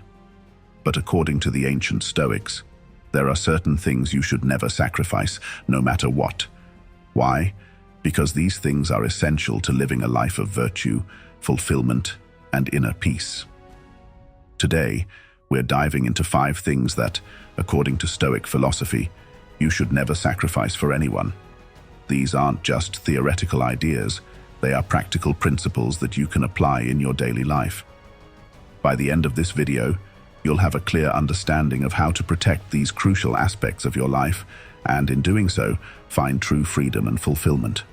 Make sure you watch till the end, because this could be the turning point in how you approach relationships, challenges, and life itself. Now, let's get started. 1. Never sacrifice your integrity. Integrity is one of the cornerstones of Stoic philosophy. The Stoics believed that living in alignment with your values and principles was the highest form of virtue. Marcus Aurelius, one of the greatest Stoic philosophers, wrote in his Meditations, "If it is not right, do not do it. If it is not true, do not say it." This simple yet profound statement highlights the essence of Stoic ethics, acting with integrity in all aspects of your life. But what does it truly mean to never sacrifice your integrity? In practical terms, it means staying true to your beliefs, even when faced with pressure from others. It's about refusing to compromise your principles for the sake of approval, convenience, or short-term gain. The Stoics believed that integrity was non-negotiable because it defined your character. Integrity is what remains when all external factors, money, status, relationships, are stripped away. It is the foundation upon which all other virtues stand. Without integrity, everything else loses its meaning. Imagine this. You're at work, and your boss asks you to manipulate a report to make the company's performance look better than it actually is. On the one hand, saying no might put your job at risk. On the other hand, agreeing to it would go against your principles. According to the Stoics, your character is worth far more than any job or relationship. If you compromise your integrity once, it becomes easier to do it again and again, until you lose trust in yourself. Marcus Aurelius emphasized the importance of self-respect, which is closely tied to integrity. He wrote, "Be content with what you have and act in accordance with nature." Acting in accordance with nature for the Stoics meant living according to reason and virtue. If you act against your own moral compass, you're going against nature itself, which leads to inner conflict and a loss of peace. When you sacrifice your integrity, the consequences are far-reaching. Yes, you might gain short-term benefits like praise, money, or social acceptance, but at what cost? The Stoics believed that once you compromise on what you know to be right, you lose a part of your soul. You become a person who is willing to do whatever it takes to get ahead, even if it means betraying your own values. But here's the thing. Integrity is like a muscle. The more you exercise it, the stronger it becomes. Conversely, if you compromise it, it weakens over time. When you consistently act in accordance with your values, you build unshakable self-confidence and trust in yourself. On the other hand, every time you betray your integrity, you chip away at your self-esteem. Practical Stoic exercises to strengthen your integrity. Daily reflection. At the end of each day, take a few minutes to reflect on your actions. Ask yourself, did I act according to my principles today? Did I make any compromises that went against my values? This practice, known as evening reflection, was a common exercise among the Stoics. It helps you stay accountable to yourself and ensures you are constantly aligning your actions with your values. 2. Journaling. Write down situations where you attempted to compromise your integrity. Reflect on why it was difficult to stay true to your principles and what you can do differently next time. This will help you develop the mental fortitude to stand your ground when faced with ethical dilemmas. 3. The Stoic pause. Before making a decision, especially when under pressure, take a moment to pause and ask yourself, is this in line with my values? Would I be proud of this decision if it became public? The Stoics believed that by pausing and reflecting, you can avoid impulsive actions that go against your principles. Think about historical figures like Nelson Mandela. He was offered multiple chances to be released from prison if he would only renounce his commitment to ending apartheid. Yet, he refused to compromise his principles, even if it meant spending 27 years behind bars. His unwavering integrity not only changed the course of history, but also became an inspiration to millions. You might not face situations as extreme as Mandela did, but the principle remains the same, whether it's standing up for what's right in a meeting, refusing to gossip, or staying true to your word. Integrity is something you should never sacrifice for anyone. Living with integrity means staying true to your principles, even when it's uncomfortable or inconvenient. Remember the words of Epictetus. It's not what happens to you, but how you react to it that matters. In any situation, your reaction should be guided by your values, not by the desire to please others or avoid conflict. 2. Never sacrifice your inner peace. Inner peace is one of the most invaluable assets you can possess, and according to Stoic philosophy, it is something that should never be sacrificed for anyone or anything. The Stoics taught that true contentment comes not from external circumstances, but from within. As Epictetus once noted, "No man is free who is not master of himself." For the Stoics, freedom was synonymous with inner peace. Achieving it meant mastering your thoughts, emotions, and reactions. But in the modern world, it's easy to fall into the trap of sacrificing your inner peace to meet the demands of others. Whether it's at work, in relationships, or even on social media, the pressure to please everyone can be overwhelming. This constant drive to satisfy external expectations can leave you feeling drained, anxious, and far from peaceful. The Stoics emphasized that your mind is your sanctuary.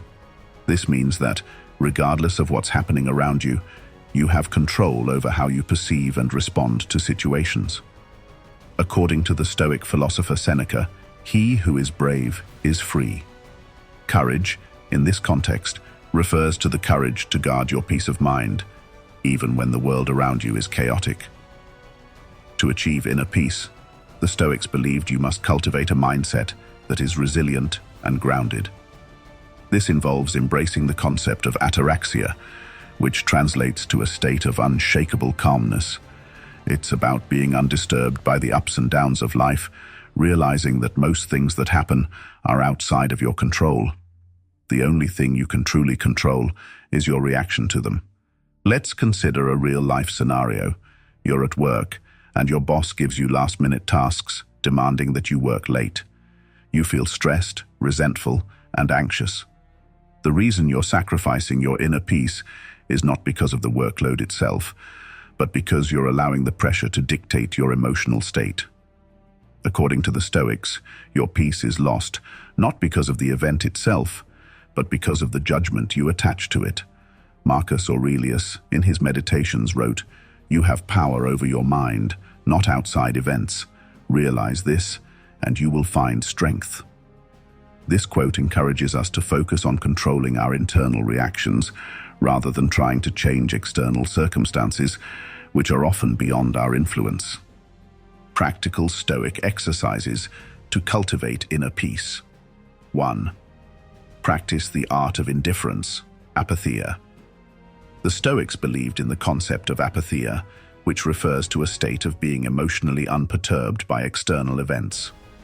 To practice this, whenever something happens that threatens to disturb your peace, pause and ask yourself, is this something within my control? If the answer is no, practice letting go of the emotional attachment. For example, if someone criticizes you unfairly, remind yourself that their opinion is beyond your control. 2.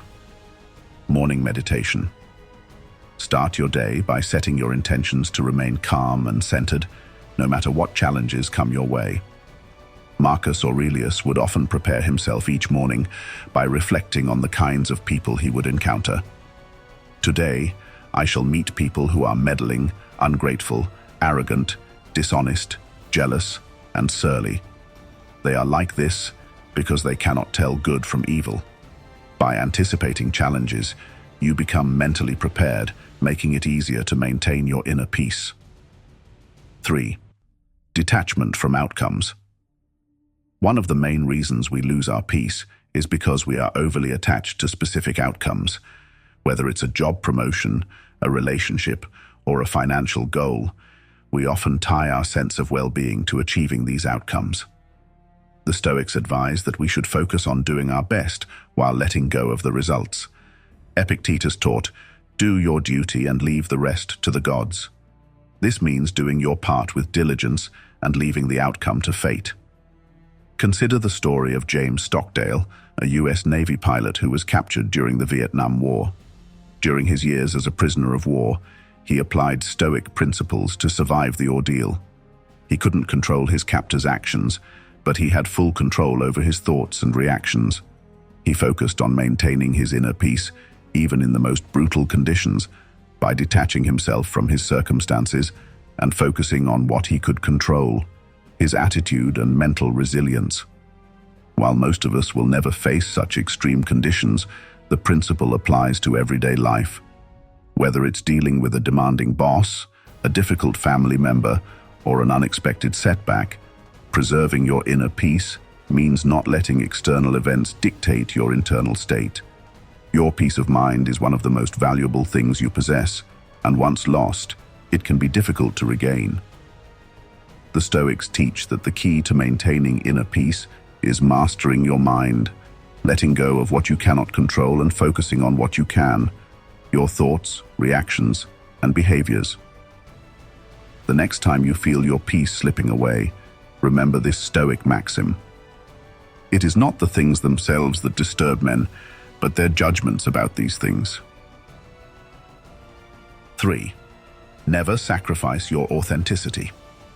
In a world filled with societal expectations, peer pressure, and the constant bombardment of social media, staying true to who you are can be incredibly challenging. Yet, authenticity is something the Stoics believed you should never sacrifice, no matter the cost. Being authentic means living in alignment with your true self, values, and beliefs, rather than conforming to what others expect of you. Seneca, a prominent Stoic philosopher, advised, "Be yourself. Everyone else is already taken." This statement highlights the importance of embracing your uniqueness and resisting the urge to mold yourself to fit others' ideals. For the Stoics, authenticity wasn't just about being different for the sake of it, but about living in accordance with your true nature and principles. The Stoics believed that everyone has their own unique nature or essence, and living in alignment with it is crucial for a fulfilling life. According to Stoicism, living a life that is true to yourself is synonymous with living a life of virtue. If you constantly adjust who you are to please others, you're not only betraying yourself, but you're also failing to live virtuously. Marcus Aurelius, in his Meditations, frequently reminded himself to remain authentic despite being surrounded by flatterers, sycophants, and those who sought to influence him. As a Roman emperor, he was constantly under pressure to conform to the expectations of his advisors and subjects. Yet, he remained committed to living according to his values, emphasizing, "Waste no more time arguing about what a good man should be. Be one." The consequences of sacrificing authenticity. When you sacrifice your authenticity, you're essentially living someone else's life. You may gain short-term approval, but over time, the cost is substantial. You begin to lose touch with who you truly are. This disconnect can lead to feelings of emptiness, dissatisfaction, and even resentment because you're not honoring your true self. Imagine being in a relationship where you constantly feel the need to change who you are to satisfy your partner. Over time, you lose sight of your own passions, interests, and identity. The Stoics would argue that such a sacrifice is not only unsustainable, but also destructive to your soul. Authenticity in relationships and social circles. It's often in social settings that we're tempted to compromise our authenticity, Whether it's laughing at a joke that doesn't align with your values or pretending to be interested in topics you couldn't care less about, small compromises can accumulate over time, eroding your sense of self. The Stoic philosopher Epictetus warned against the dangers of people-pleasing. He stated, "If you want to improve, be content to be thought foolish and stupid." In other words, if being true to yourself means that some people will misunderstand or judge you, so be it. The approval of others is fleeting, but your authenticity is what will lead to a deeper sense of fulfillment. Practical Stoic exercises to maintain authenticity. Daily self-reflection. Every evening, take a few minutes to reflect on your day. Ask yourself, did I act in alignment with my true self today? Did I say or do anything just to fit in or please others? Writing down your reflections can help you identify patterns where you may be compromising your authenticity. The 80-20 rule of authenticity. The Stoics believed in the idea of prioritizing what truly matters. Apply the 80-20 principle by focusing on being authentic in 80% of your interactions. This doesn't mean being rude or disregarding social etiquette, but rather prioritizing honesty in areas that align with your core values. If a situation arises where you feel pressured to conform, pause and ask yourself, is this worth sacrificing who I am? 3. Practice. Saying no. Often we compromise our authenticity because we fear rejection or disapproval. The Stoics believed that saying no is a powerful way to assert your boundaries. Next time someone asks you to do something that goes against your values or desires, practice saying no with confidence. It's a small but powerful way to protect your authenticity. Consider the story of Socrates, who is often considered a precursor to the Stoics. Socrates was famously sentenced to death for corrupting the youth of Athens with his ideas. He was given the opportunity to avoid execution by renouncing his teachings. However, Socrates chose death over compromising his beliefs. He believed that to betray his philosophy would be worse than death itself, as it would mean sacrificing the essence of who he was. While you may never face such an extreme situation, the principle still applies. Whether it's standing up for your beliefs in a meeting, expressing your true feelings in a relationship, or choosing a career path that aligns with your passions rather than societal expectations, staying authentic is a practice that requires courage. The Stoics teach that living authentically is essential for a life of virtue and fulfillment. Remember, authenticity is not about being stubborn or refusing to change. It's about ensuring that any changes you make are aligned with your true values, not driven by the desire to please others. The next time you feel pressured to conform, remember the words of Epictetus. Know, first, who you are, and then adorn yourself accordingly. 4. Never sacrifice your freedom.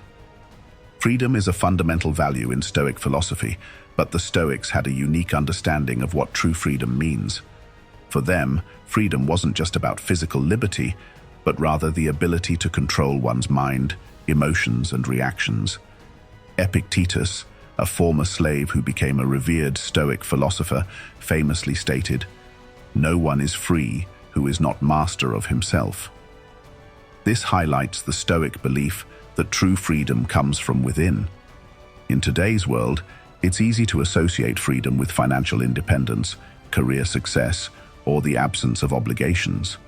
However, the Stoics remind us that these forms of freedom are fleeting and dependent on external circumstances. True freedom, according to Stoicism, is about cultivating an unshakable inner autonomy, a state where your mind is free from being swayed by desires, fears, or the opinions of others. The cost of sacrificing your freedom. Many of us unconsciously sacrifice our freedom in subtle ways. We stay in jobs we despise, remain in relationships that drain us, or adhere to societal expectations that don't align with our true desires. Why do we do this? Often it's because we fear the consequences of asserting our freedom, be it financial instability, loneliness, or social rejection. Let's take the example of someone working in a high-paying job that they hate. They continue to endure the stress and dissatisfaction because they're afraid of losing the security that comes with the paycheck. The Stoics would argue that this person has sacrificed their freedom for the illusion of security. By staying in a situation that goes against their well-being, they have effectively become a prisoner of their own fears. How to reclaim your freedom? The Stoic way. According to the Stoics, freedom is about letting go of attachments that bind you, whether it's the pursuit of wealth, the desire for approval, or the fear of failure. Marcus Aurelius wrote, "If you are distressed by anything external, the pain is not due to the thing itself, but to your estimate of it, and this you have the power to revoke at any moment." This means that the chains that bind you are often self-imposed. By changing your perspective, you can liberate yourself. Consider this. How often do you say yes to things you don't want to do because you're afraid of disappointing others? How many times have you put your dreams on hold because you were worried about what people might think? The Stoics would advise that true freedom is found when you stop allowing external forces to dictate your actions and start living according to your own values. Practical Stoic exercises to cultivate freedom. 1. The dichotomy of control. This is one of the most powerful Stoic tools for achieving freedom. Epictetus taught that we should focus only on what is within our control and let go of everything else. Make a list of your current worries and categorize them into 2 columns: things you can control and things you cannot. By focusing solely on what you can control, you free yourself from the anxiety of trying to change what is beyond your influence. 2. Practice voluntary discomfort. The Stoics believed that practicing discomfort helps build resilience and detachment from material comforts. Seneca, for example, would sleep on the floor occasionally or wear simple clothing to remind himself that he could live happily, even without luxury. Try fasting for a day, taking a cold shower, or going without your phone for a few hours. These exercises can help you break free from your dependencies and realize that you don't need external comforts to be content. 3.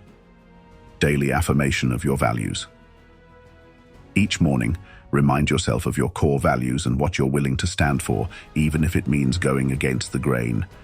Marcus Aurelius wrote, "The best revenge is to be unlike him who performed the injury." By staying true to your values, you preserve your inner freedom, no matter what pressures others may impose on you. One powerful modern example of someone who embodied Stoic freedom is Viktor Frankl, an Austrian psychiatrist who survived the Holocaust.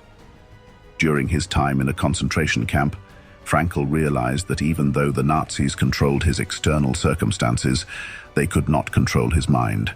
He wrote, "Everything can be taken from a man but one thing, the last of the human freedoms, to choose one's attitude in any given set of circumstances."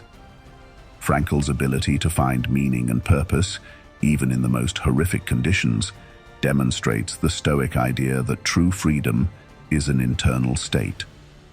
In our everyday lives, while we may not face such extreme situations, the principle remains the same. Whether it's dealing with a controlling boss, navigating difficult family dynamics, or resisting societal pressures, we all have the choice to preserve our freedom by controlling our reactions and staying true to our principles. The Stoics teach us that freedom is not about being free from responsibilities or obligations, but about being free from the tyranny of our own thoughts, desires, and fears. By focusing on what is within your control and letting go of the rest, you can achieve a level of freedom that no one can take away from you. Remember the words of Epictetus. Freedom is the only worthy goal in life. It is won by disregarding things that lie beyond our control. 5. Never sacrifice your self-respect. Self-respect is one of the most crucial pillars of a life lived well, according to Stoic philosophy. The Stoics believed that if you lose respect for yourself, you lose everything. Self-respect is the foundation of your dignity, self-worth, and inner strength. Marcus Aurelius, the Roman emperor and Stoic philosopher, wrote in his Meditations, the soul becomes dyed with the color of its thoughts. This means that how you perceive yourself, how you treat yourself, and how you allow others to treat you directly shapes your inner life. Understanding self-respect in Stoic philosophy. To the Stoics, self-respect was more than just a matter of pride. It was about living in alignment with your values. When you respect yourself, you uphold your principles, no matter what others think or how they may try to sway you. It means setting boundaries and refusing to compromise on what you believe is right. Seneca once said, "Dignity does not consist in possessing honors, but in deserving them." This quote reflects the Stoic view that self-respect comes from within. It's about living a life that is deserving of honor, regardless of external recognition. The Stoics believed that it's better to face disapproval for doing what's right than to gain approval for compromising your values. The dangers of sacrificing your self-respect. One of the most common ways people sacrifice their self-respect is by allowing others to dictate their worth. Whether it's staying in toxic relationships, tolerating disrespect at work, or constantly seeking validation from others, compromising your self-respect leads to a gradual erosion of your self-esteem. Imagine this scenario. You're in a friendship where you're constantly belittled or ignored. You continue to tolerate the behavior because you fear losing the friendship. Over time, however, you begin to feel less confident and more insecure. The Stoics would argue that by allowing this, you're not only sacrificing your self-respect, but also damaging your soul. Marcus Aurelius advised, "The best revenge is not to be like your enemy." In other words, just because others may treat you poorly doesn't mean you should compromise your standards. Upholding your self-respect in the face of adversity is the ultimate display of inner strength. How to maintain self-respect the Stoic way. According to the Stoics, self-respect is tied to living a virtuous life. This means acting in ways that align with your principles, regardless of the external pressures you may face. Epictetus taught that no one can make you feel inferior without your consent. This is a powerful reminder that maintaining self-respect is entirely within your control. Here's how you can apply Stoic wisdom to cultivate and preserve your self-respect. 1. Set boundaries without guilt. One of the clearest signs of self-respect is the ability to set boundaries. This means saying no when something doesn't align with your values, even if it means disappointing others. The Stoics believed that it's better to endure temporary discomfort from setting boundaries than to live with the long-term pain of self-betrayal. The next time someone asks you to do something that goes against your principles, practice saying no calmly and confidently. 2. Practice self-compassion. The Stoics emphasized self-reflection, but they also believed in being compassionate towards oneself. Seneca wrote, "We suffer more in imagination than in reality." Self-respect doesn't mean being harsh on yourself when you make mistakes. Instead, it involves recognizing your imperfections while striving to live in alignment with your values. Forgive yourself when you fall short, and use the experience as a lesson to improve. 3. Act according to your values, not others' expectations. Often, we sacrifice our self-respect to gain approval from others, be it family, friends, or society at large. The Stoics remind us that the opinions of others are beyond our control. Focus on what you can control, your actions, your thoughts, and your responses. The next time you're faced with a situation where you're tempted to compromise, ask yourself, will this action align with the person I want to be? Consider the story of Rosa Parks, who refused to give up her seat on a segregated bus. Her simple act of resistance was rooted in a deep sense of self-respect and a refusal to accept unjust treatment. While her decision led to her arrest, it sparked the civil rights movement and demonstrated that standing up for your dignity, even in the face of severe consequences, is a powerful act of courage. In our daily lives, we may not face such monumental challenges, but we do encounter situations that test our self-respect. Whether it's standing up to a difficult boss, leaving a toxic relationship, or asserting your boundaries with family members, choosing to prioritize your dignity over convenience is a Stoic way of living. Practical Stoic exercises to reinforce self-respect. 1. Journaling for self-reflection. Every evening, take time to write about situations where you felt your self-respect was challenged. Reflect on how you responded and whether you stayed true to your values. This exercise can help you become more aware of areas where you might be compromising yourself and empower you to make better choices in the future. 2. Daily affirmations of self-worth. Start your day by affirming your self-respect. Simple affirmations like, "I am worthy of respect," or "I deserve to be treated with dignity," can set a positive tone for the day and reinforce your inner resolve to stand by your principles. 3. The Stoic Virtue Audit. At the end of each week, perform a virtue audit where you assess how well you've adhered to your values. Were there moments where you compromised your self-respect? What can you do differently moving forward?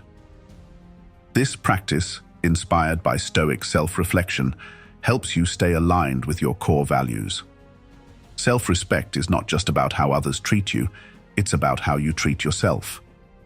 The Stoics teach us that maintaining self-respect means refusing to lower your standards, no matter the situation. Remember, the way you allow others to treat you is a reflection of how you see yourself. Uphold your dignity by living in alignment with your values, and you will find an unshakable sense of inner strength. As Marcus Aurelius reminds us, dwell on the beauty of life, watch the stars, and see yourself running with them. This is a call to recognize your own worth and to live a life that reflects your highest values. These are the 5 things you should never sacrifice for anyone, according to Stoic philosophy: integrity, inner peace, authenticity, freedom, and self-respect. These principles are the cornerstones of a fulfilling life and are worth protecting at all costs. If you found value in this video, don't forget to subscribe to Be Stoic for more insights on living a life of wisdom and resilience. Remember, true strength comes from within. The next time you're faced with a choice, ask yourself whether it aligns with your values. Make the decision to live with integrity, and you'll find a deeper sense of fulfillment that no external achievement can provide. Thank you for watching. Stay stoic, stay strong, and remember, never sacrifice what truly matters.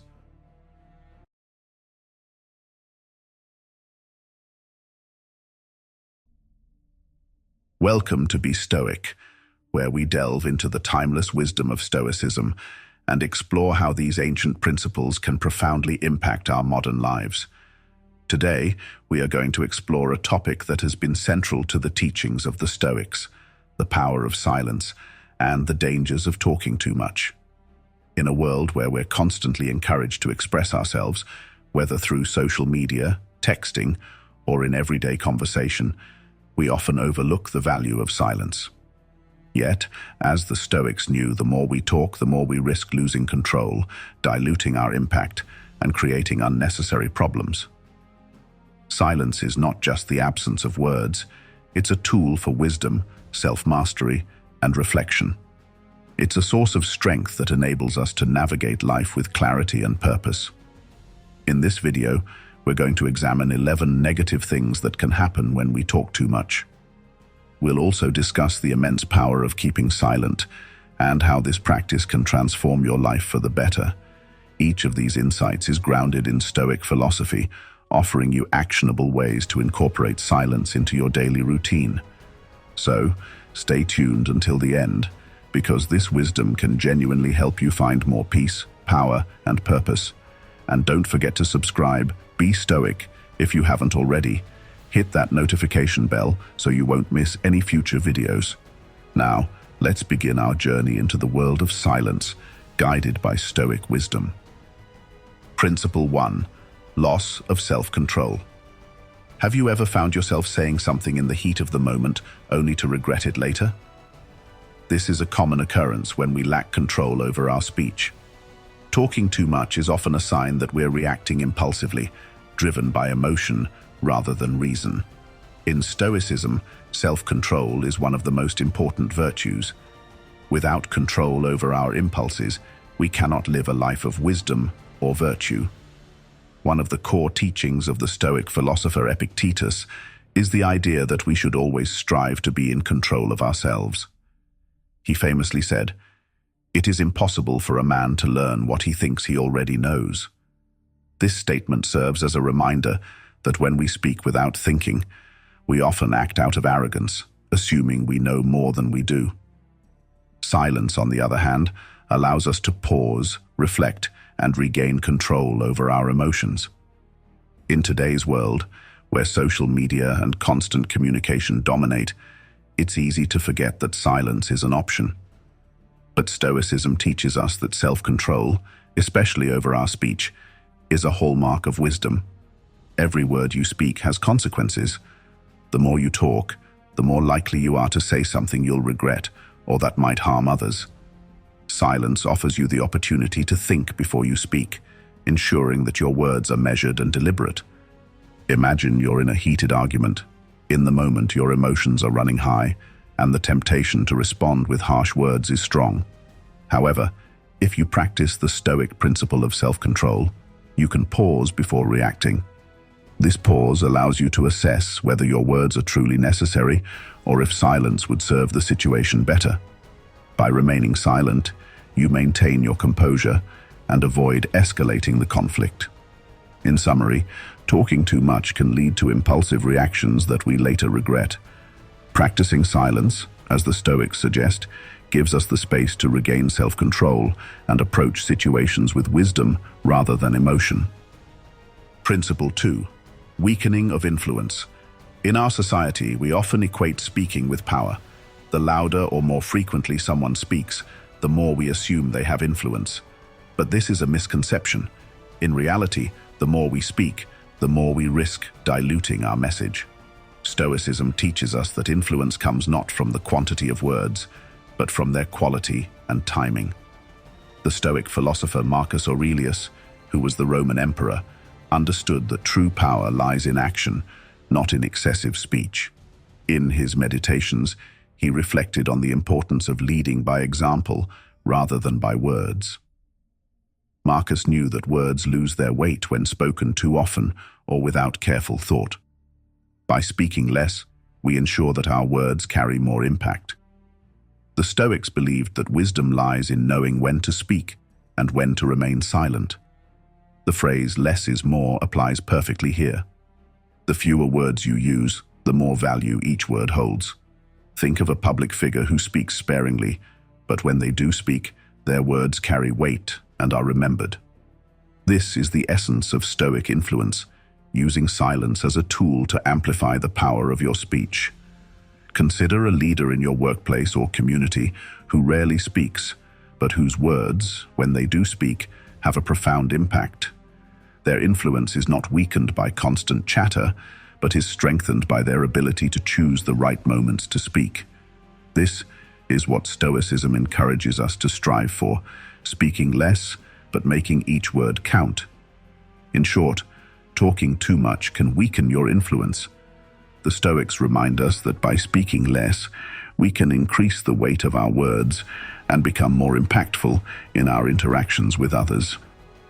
Principle 3. Misunderstanding and confusion. The more words we use, the more room there is for miscommunication.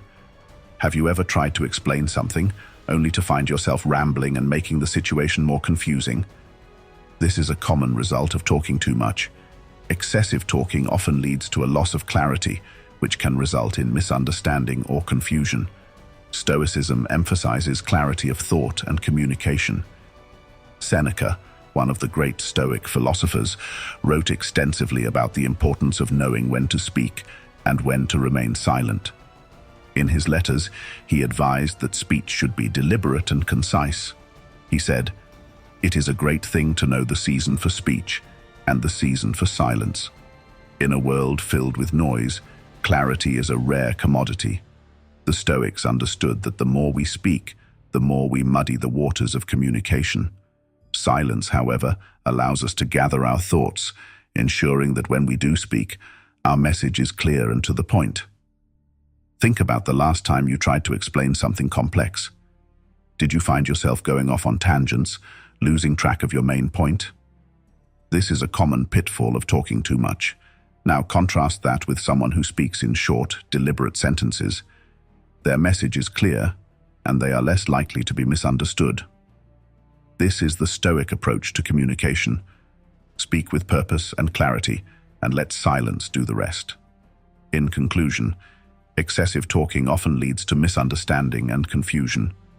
By embracing silence and speaking only when necessary, we ensure that our words are clear and meaningful, reducing the risk of miscommunication.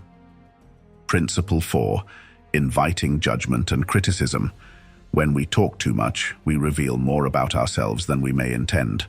The more we share, the more vulnerable we become to judgment and criticism. While Stoicism teaches us to be indifferent to the opinions of others, it also teaches us to practice discretion in how much we reveal. Stoic philosophy emphasizes the importance of guarding our inner peace from external judgments. Epictetus taught that we should not concern ourselves with what others think of us because their opinions are beyond our control. However, he also advised that we should be mindful of how much we reveal about ourselves. By talking too much, we open ourselves up to unnecessary criticism, which can disturb our tranquility. The Stoics valued discretion and modesty in speech. They understood that revealing too much can invite unwarranted opinions and judgments. Silence, therefore, becomes a shield that protects us from exposing too much of our inner world to the external noise of others' judgments. Imagine you're in a social setting and you find yourself talking at length about your personal life or your opinions. The more you speak, the more you expose yourself to the judgments of others. Now, think of someone who remains reserved, speaking only when necessary. Their discretion protects them from unnecessary criticism, and they maintain an air of mystery and self-respect. This is the Stoic ideal. Speak with purpose and allow silence to shield you from the judgments of others. In essence, talking too much can invite judgment and criticism. The Stoics teach us that by speaking less and practicing discretion, we can protect our inner peace from the external noise of others' opinions. Principle 5. Draining your energy. Talking requires energy, mental, emotional, and physical. The more you talk, the more energy you expend. Have you ever finished a long conversation and felt drained? This is a common result of talking too much. Excessive talking can deplete your energy, leaving you feeling mentally and emotionally exhausted. Stoicism emphasizes the wise use of our resources, including our energy. The Stoic practice of moderation, sophrosyne, applies not only to our actions, but also to our speech. The Stoics understood that our energy is finite, and we should be mindful of how we use it. By talking less, we conserve our energy for more important matters, such as self-improvement, reflection, and meaningful action. Seneca wrote, "Life is long if you know how to use it." This applies to our energy as well. Our energy is abundant if we know how to conserve it. Silence allows us to preserve our energy, while excessive talking depletes it. In a world where we are constantly bombarded with information and distractions, conserving our energy becomes even more important. Think about the last time you spent hours talking or engaging in a lengthy conversation. How did you feel afterward? Most likely, you felt drained, with little energy left for other tasks. Now, imagine a day where you practiced silence, speaking only when necessary. You would likely find that you have more energy to devote to important tasks and personal growth. This is the Stoic way. Use your energy wisely, and let silence be a tool for conserving it. In conclusion, talking too much can drain your energy. By practicing silence, we conserve our energy for more meaningful pursuits and ensure that we are using our resources wisely, as the Stoics advise. Principle 6. Losing focus on listening. When we're constantly talking, we're not listening. Listening is a vital skill in Stoic practice because it allows us to learn, grow, and connect with others.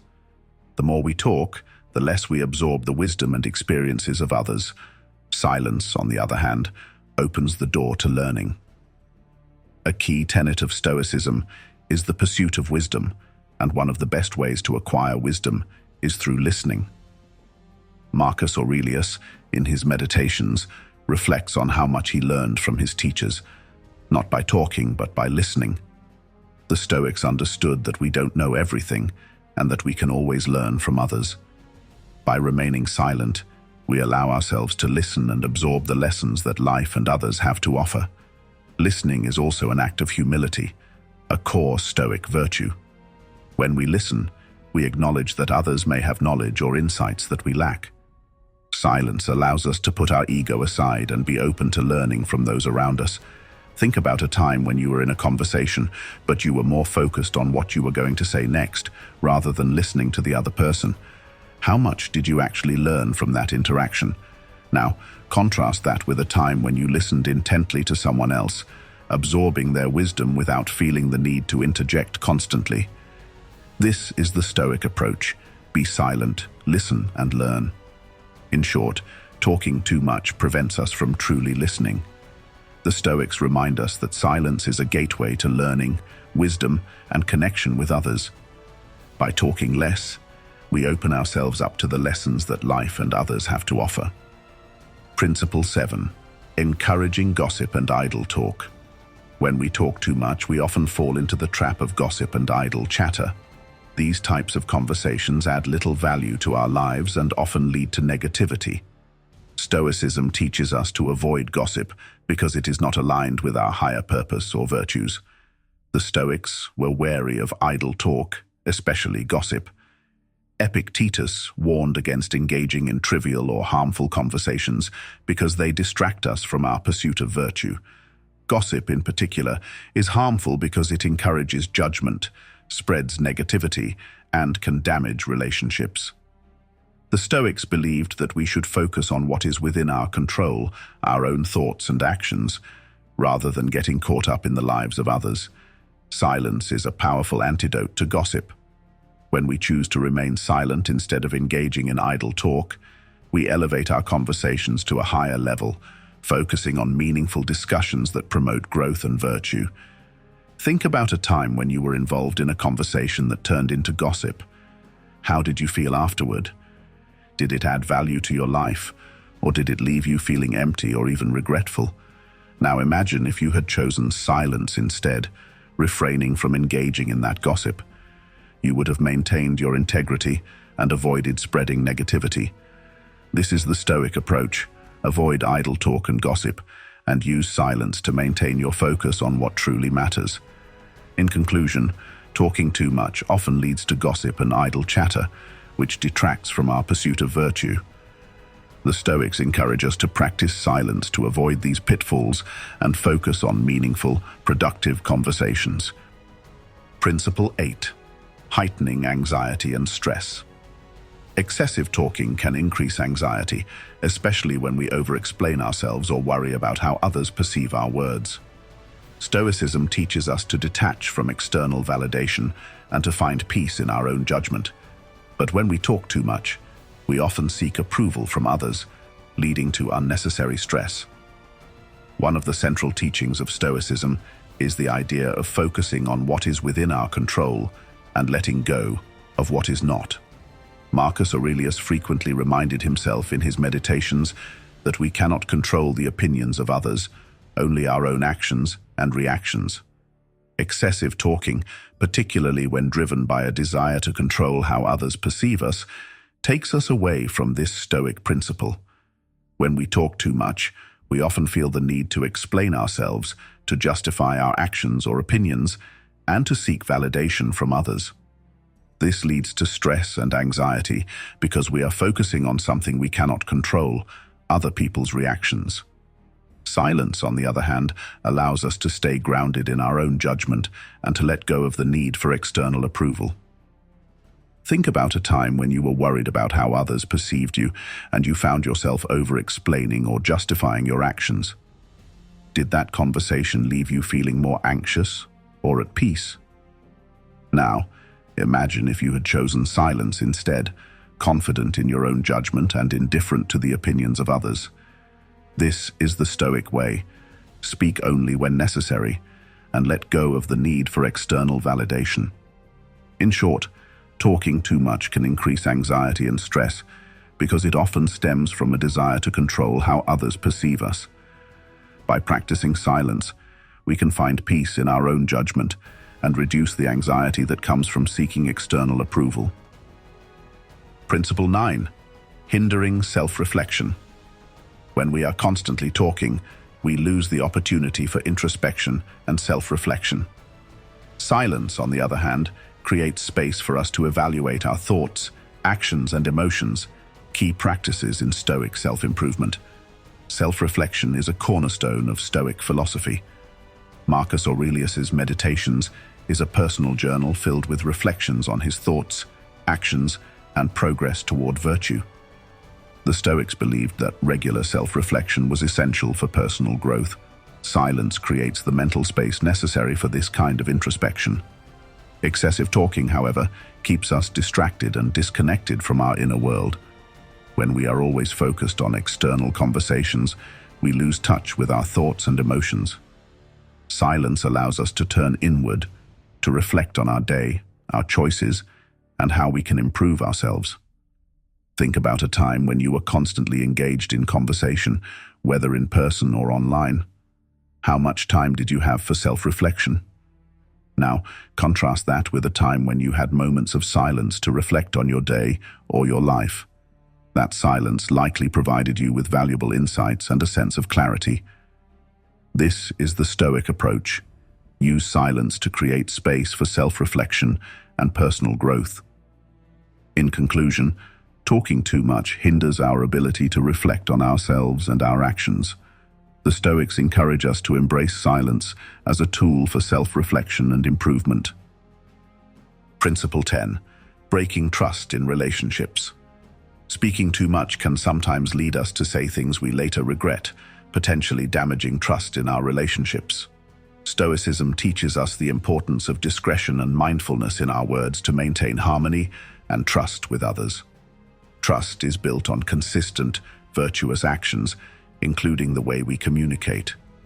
The Stoics emphasize the importance of speaking with intention and thoughtfulness. Marcus Aurelius wrote, "Kindness is invincible." This applies to our speech as well. When we speak with kindness and discretion, we build trust with those around us. However, when we talk too much, especially in moments of frustration or anger, we risk saying something that could break that trust.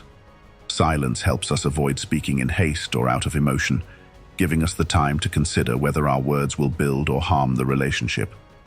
By speaking less and listening more, we demonstrate respect for others and cultivate stronger, more trusting relationships. Think about a time when you said something in the heat of the moment that damaged a relationship. How might that situation have been different if you had remained silent instead? By practicing silence in those moments of frustration, you could have maintained trust and avoided unnecessary conflict. This is the Stoic way. Use silence to protect your relationships and build trust. In essence, talking too much can harm trust in relationships. The Stoics teach us that by speaking less and practicing discretion, we can maintain harmony and trust with others. Principle 11. Losing connection with the present moment. Excessive talking pulls us away from the present moment.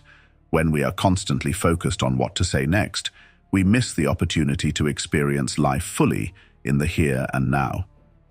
Silence, on the other hand, anchors us in the present. The Stoics placed great emphasis on the power of presence. Marcus Aurelius urged himself to confine yourself to the present, because that is where life truly happens. When we are constantly talking, our attention is divided. We are thinking about the past or future, or planning what we will say next. This pulls us away from the present moment, where true peace and wisdom reside. Silence allows us to fully experience the present moment. By quieting our minds and focusing on the here and now, we can engage more deeply with ourselves, others, and the world around us. The Stoics believed that being present was essential for living a virtuous and fulfilling life. Think about a time when you were engaged in a conversation, but were more focused on what you were going to say next, rather than being present in the moment. Now, contrast that with a time when you practiced silence and fully immersed yourself in the present moment. Silence allows us to connect more deeply with the present, which is where true wisdom and peace are found. In short, talking too much pulls us away from the present moment. The Stoics remind us that silence anchors us in the here and now, allowing us to experience life more fully and with greater clarity. The power of silence cannot be overstated. It is a tool for self-mastery, wisdom, and peace.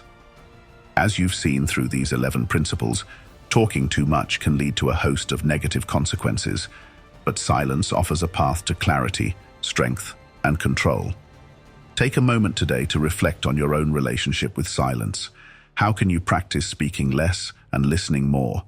How can silence help you navigate life's challenges with stoic composure? Thank you for watching.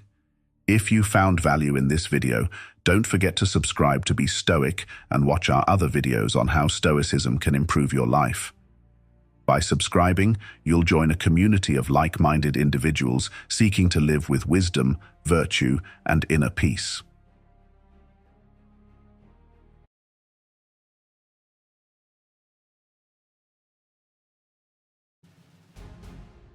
We've all experienced that sharp sting when someone's casual comment or offhand behavior leaves us feeling rattled or diminished.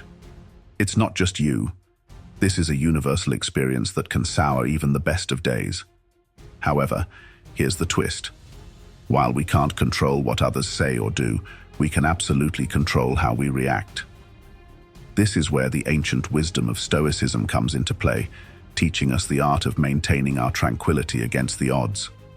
Today, we're diving deep into a topic that might just change the way you see your daily interactions, the types of people who can disrupt our peace, and how adopting a stoic mindset can not only help us cope, but thrive amidst these challenges. So, buckle up and get ready for a journey into understanding as we explore practical stoic strategies to shield ourselves from the negativity others might bring into our lives. This isn't just about avoiding toxicity. It's about building a fortress of calm around your soul. The constant critic. We all know someone like this, individuals who seem to have a knack for finding fault in nearly everything around them.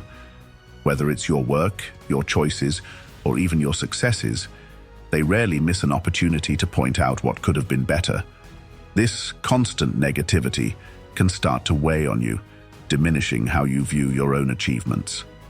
Stoicism teaches us the importance of differentiating between what we can control and what we cannot. The opinions of others, especially critics, fall into the category of things we cannot control. What we can control, however, is our reaction to these opinions. Stoicism urges us not to be swayed by external opinions that do not contribute positively to our growth. Instead, we should maintain our inner harmony and not let such negativity disrupt our peace of mind. It's important to recognize the difference between constructive feedback, which is meant to help us improve, and needless criticism that serves no purpose other than to discourage. Constructive feedback is usually delivered with respect and comes from a place of wanting to see improvements.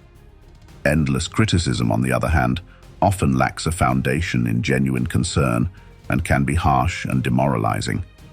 Dealing with the critic in a stoic way begins with understanding that their criticisms say more about them than about us. It's about maintaining our composure and choosing not to let their words affect our self-esteem. We can listen because sometimes even the harshest critics might point out something useful, but we do not have to internalize everything they say.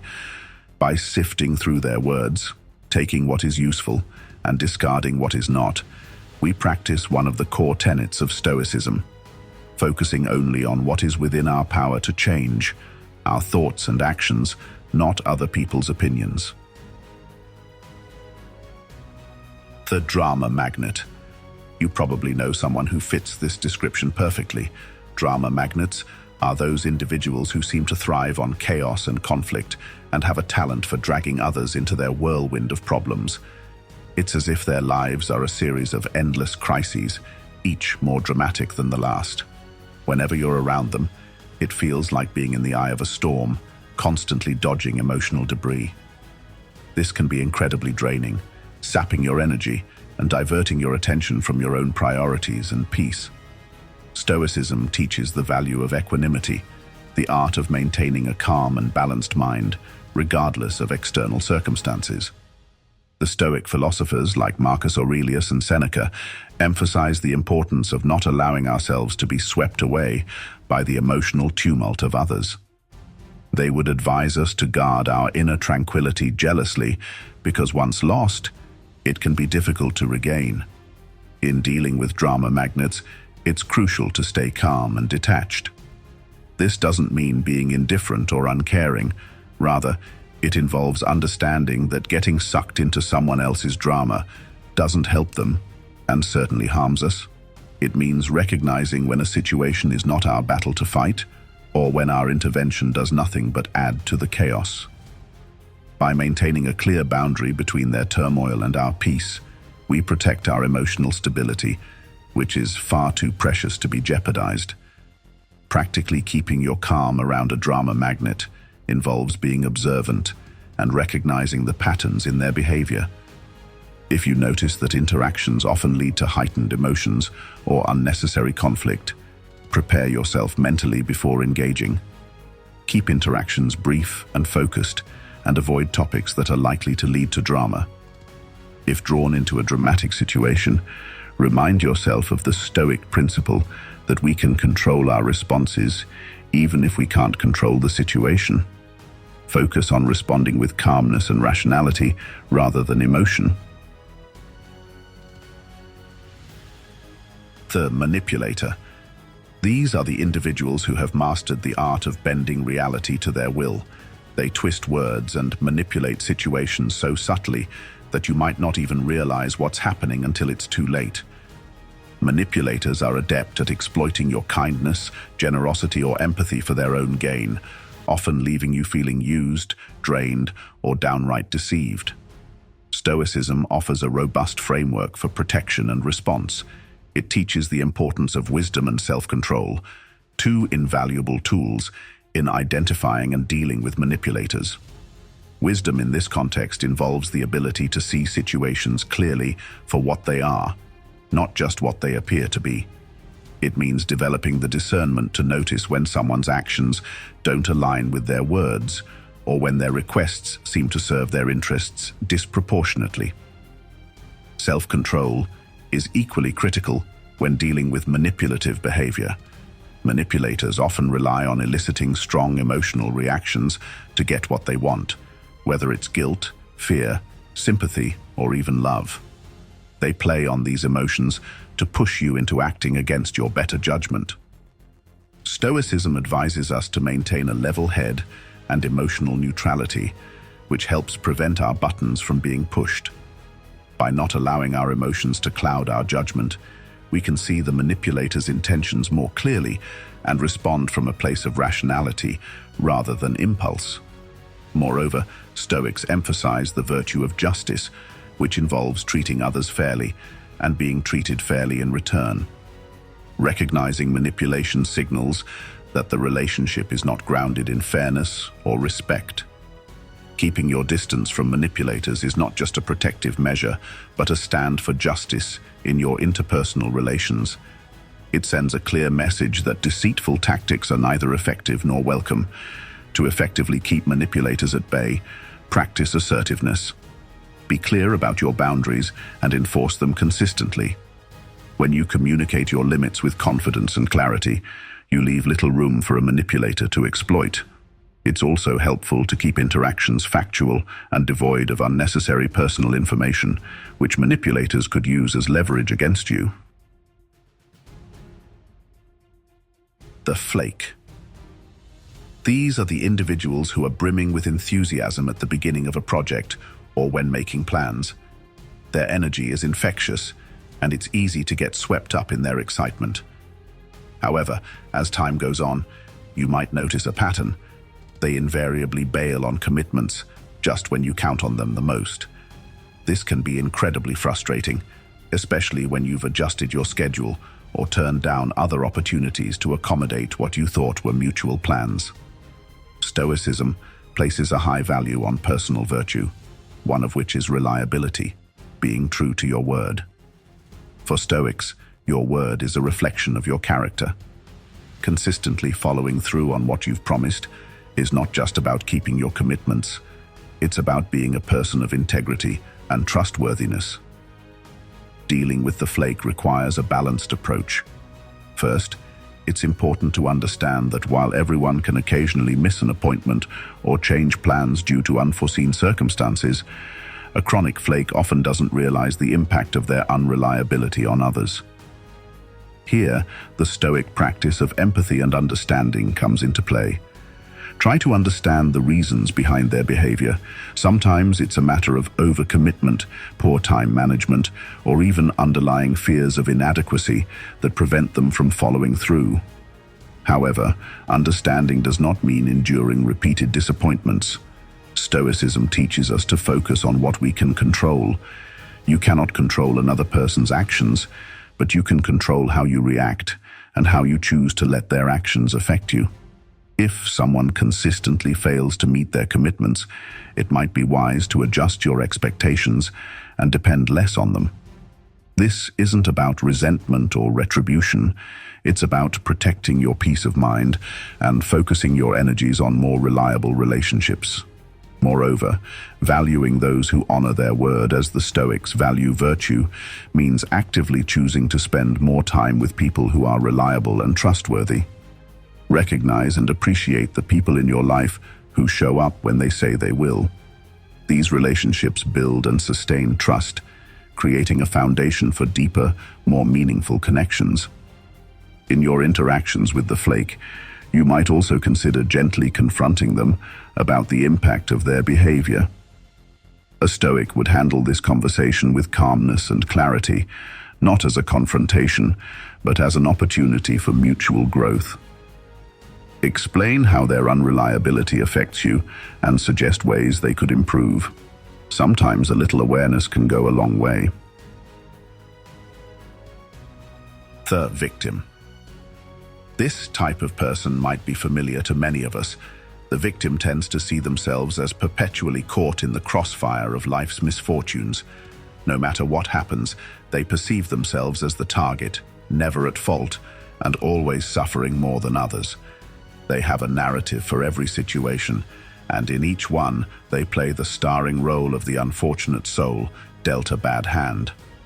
This refusal to take accountability for their actions can be draining, especially when every conversation turns into a recount of their grievances and how the world is seemingly aligned against them. Stoicism teaches us the importance of empathy and understanding towards others' struggles. However, it also emphasizes the necessity of guarding our own emotional well-being. Marcus Aurelius, a Stoic philosopher and Roman emperor, famously noted that our reactions to external events are more within our control than the events themselves. When dealing with the victim, this means recognizing when empathy is turning into an emotional drain. It's crucial to offer support, but equally vital to protect yourself from being dragged into a continuous cycle of negativity. A Stoic approach to handling the victim involves setting clear boundaries.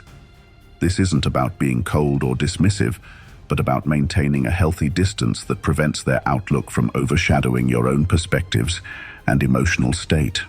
When you interact with someone who constantly views themselves as a victim, it's helpful to gently encourage them to see how they might have the power to change their circumstances or their reactions to them. This isn't about dismissing their feelings, but helping them realize their agency and capacity for resilience, key principles in Stoic thought. Practicing Stoicism means not allowing ourselves to be overly affected by someone else's narrative of perpetual suffering. Stoics strive to maintain internal tranquility and rational thinking, focusing on what can be controlled. This includes our perspective and our emotional responses. When the victim begins their familiar refrain, remind yourself that while you can offer support, you are not responsible for changing their view of the world. You can listen, provide advice when appropriate, and then step back, maintaining your peace of mind. In your interactions, always aim to strike a balance between compassion and self-preservation.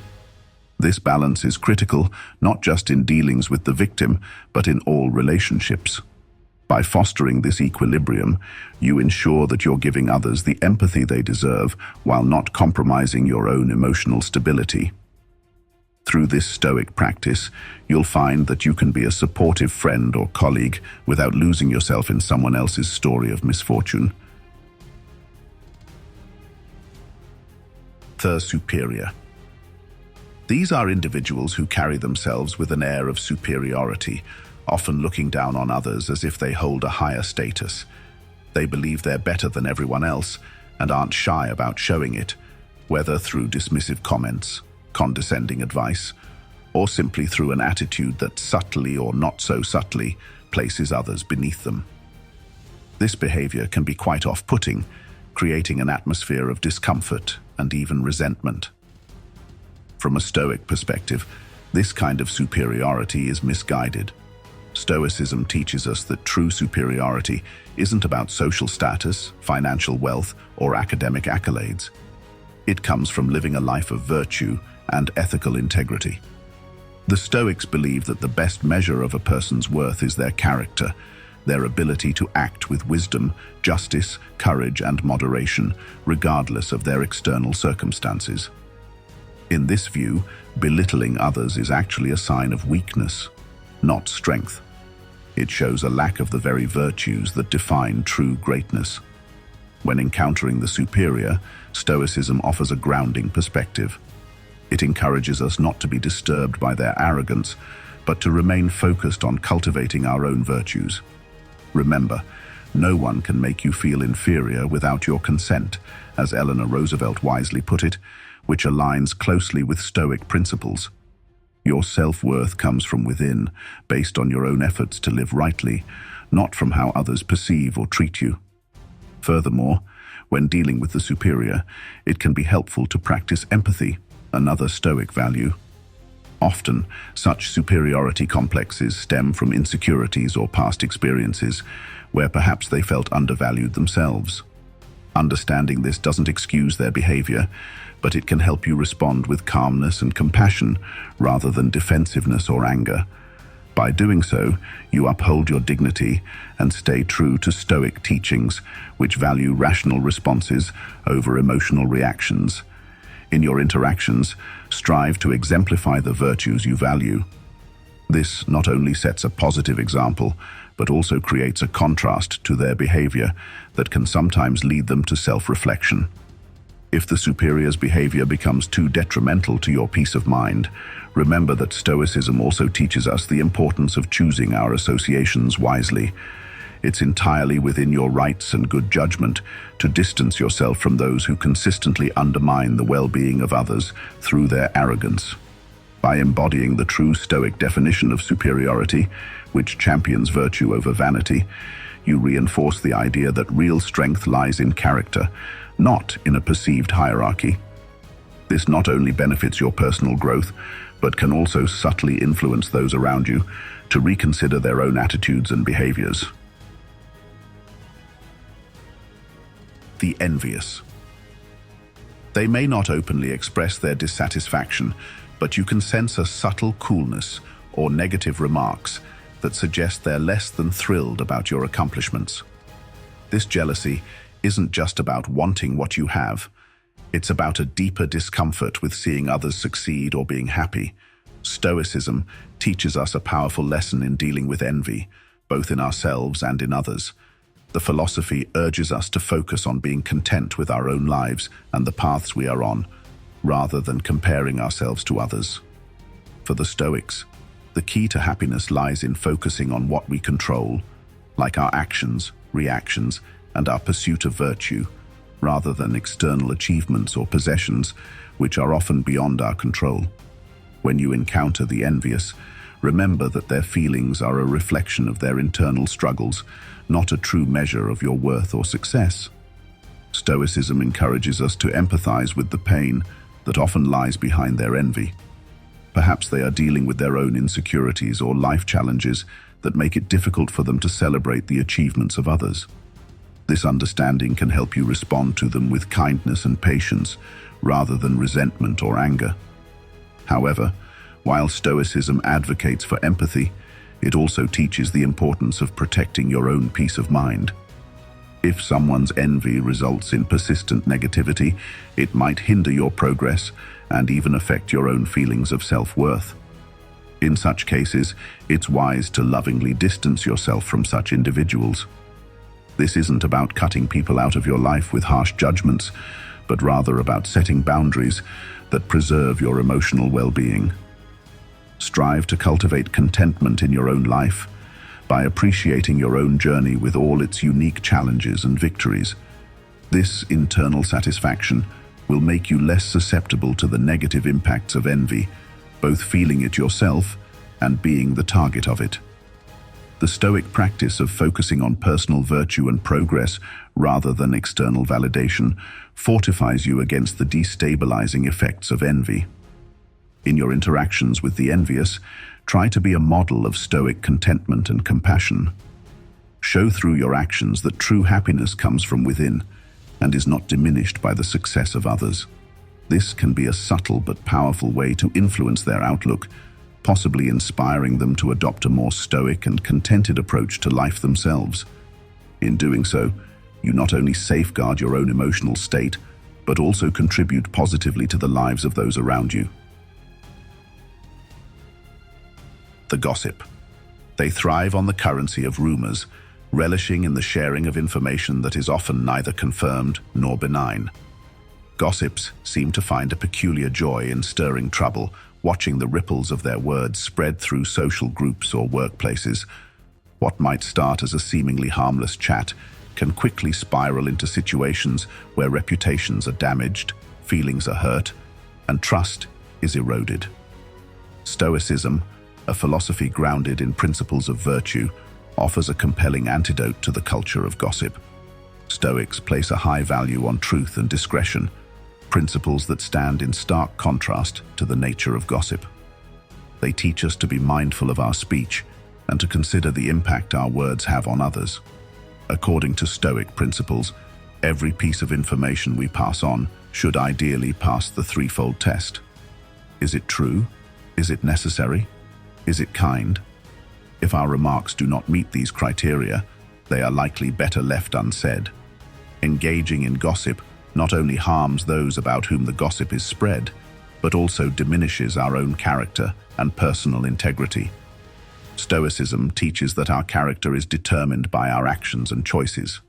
When we choose to spread rumors or engage in the discussion of unfounded information, we align ourselves with dishonesty and harm, moving away from the Stoic ideal of living a virtuous life. Moreover, gossip can lead to a toxic environment, whether at work, in social circles, or even within families. It creates divisions and mistrust among individuals who might otherwise cooperate and support one another. For Stoics, the health of the community and the relationships within it are of paramount importance. They advocate for harmony and mutual respect, recognizing that a strong community can support the moral and personal growth of each individual. When faced with gossip, a Stoic would advise us to either steer the conversation towards more positive or factual topics, or to politely remove ourselves from the situation. This not only prevents the potential harm that gossip can cause, but also sets a standard for others. By not participating in gossip, you reflect the Stoic values of integrity and truthfulness, potentially inspiring others to reconsider their own engagement in such discussions. The control freak.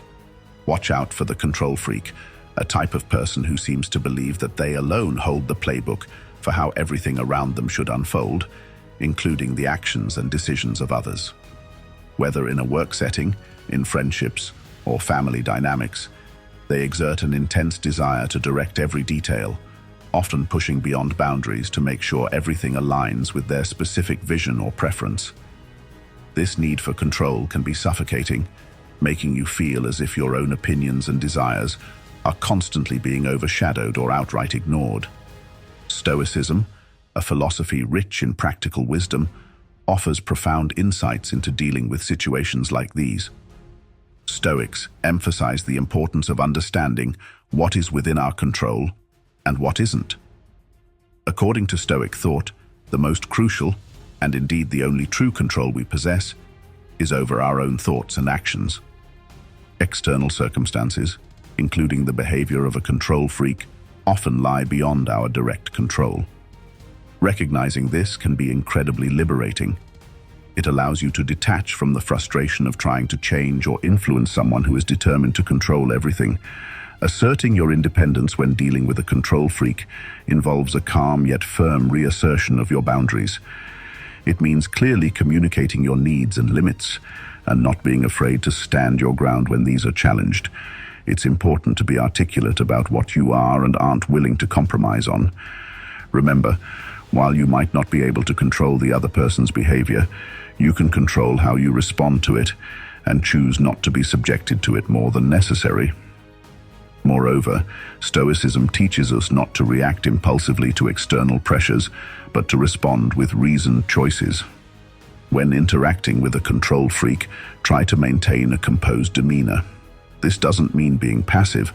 Rather, it involves responding in ways that are considered and reflective of your values. For example, instead of engaging in a power struggle or responding with frustration, a Stoic approach would be to express your perspective clearly and logically, making it known that while you respect their viewpoints, you also expect the same respect in return. In practicing these principles, you not only protect your own mental and emotional well-being, but also foster a sense of respect and understanding in your relationships. Even a control freak, confronted consistently with calm assertiveness and clear boundaries, may come to recognize the value of compromise and mutual respect. This approach aligns with the Stoic ideal of living according to reason and virtue, promoting not only personal tranquility, but also healthier, more balanced interactions with others. The pessimist. They have a unique ability to see the downside in every situation, no matter how positive or promising it may seem to everyone else. Their constant negativity isn't just a personal outlook. It can spread like a cloud over any gathering or conversation, often draining the energy of those around them. Dealing with a continuous stream of pessimism can be not only exhausting, but also demoralizing, as it may begin to tint your own view of situations with doubt and cynicism. In the face of such persistent negativity, Stoicism offers a robust and comforting philosophy. Stoics strive to maintain a tranquil mind, which involves not getting swept away by the external ebbs and flows of life, including the negative perspectives of others. They teach us to focus on improving our inner selves, cultivating virtues like patience, resilience, and perspective. These virtues help us to see beyond immediate appearances and to recognize that most situations have both positive and negative aspects. Aiming to surround yourself with positivity is not about ignoring reality or the genuine hardships that life can bring. Instead, it's about choosing to focus on the elements that uplift and support your well-being. This doesn't mean cutting out every pessimistic person in your life. Sometimes these individuals might be close friends or family members, but it does mean consciously spending more time with those who energize you and less time with those who drain you. Engaging with a pessimist from a Stoic viewpoint involves showing empathy and understanding. Often, their outlook stems from their experiences or inherent fears. Showing kindness and offering a different perspective can sometimes help lighten their view. However, Stoics also recognize the importance of safeguarding one's own peace of mind. If someone consistently impacts your ability to remain balanced and positive, it might be necessary to limit your exposure to their negativity. When encountering pessimism, use it as an opportunity to practice Stoic reflection. question the validity of negative statements, and consider alternative, more positive or neutral viewpoints. This exercise not only strengthens your resilience against negativity, but also enhances your ability to remain equanimous in a variety of challenging situations. By adopting a Stoic approach to dealing with pessimism, focusing on personal growth, maintaining a tranquil mind, and choosing your social environment wisely, you create a life less affected by the negativity of others. This promotes not only personal happiness and stability, but also makes you a beacon of positivity for those influenced by their own pessimistic tendencies. The sycophant. This type of person is often characterized by their excessive flattery and a tendency to be present only during your good times. They seem endlessly supportive and complimentary when things are going well and when there's something to gain from associating with you. However, their presence and praises often wane when times get tough or when there's no immediate benefit for them. This lack of sincerity makes it difficult to trust their motives or build a genuine connection with them. Stoicism, a philosophy grounded in virtues such as sincerity, integrity, and mutual respect, offers valuable insights into dealing with sycophantic behavior. Stoics believe that authentic relationships are built on a foundation of honesty and reciprocity. These relationships should not be contingent upon one's status, success, or what one party can gain from the other. Rather, they should be based on a mutual respect for each other's character and a genuine interest in each other's welfare. In navigating relationships with sycophants, it is essential to recognize the superficial nature of their interactions and understand that this is not aligned with Stoic values. A Stoic approach would involve observing their behavior without immediate judgment, but with a mindful awareness of the potential lack of depth in the relationship.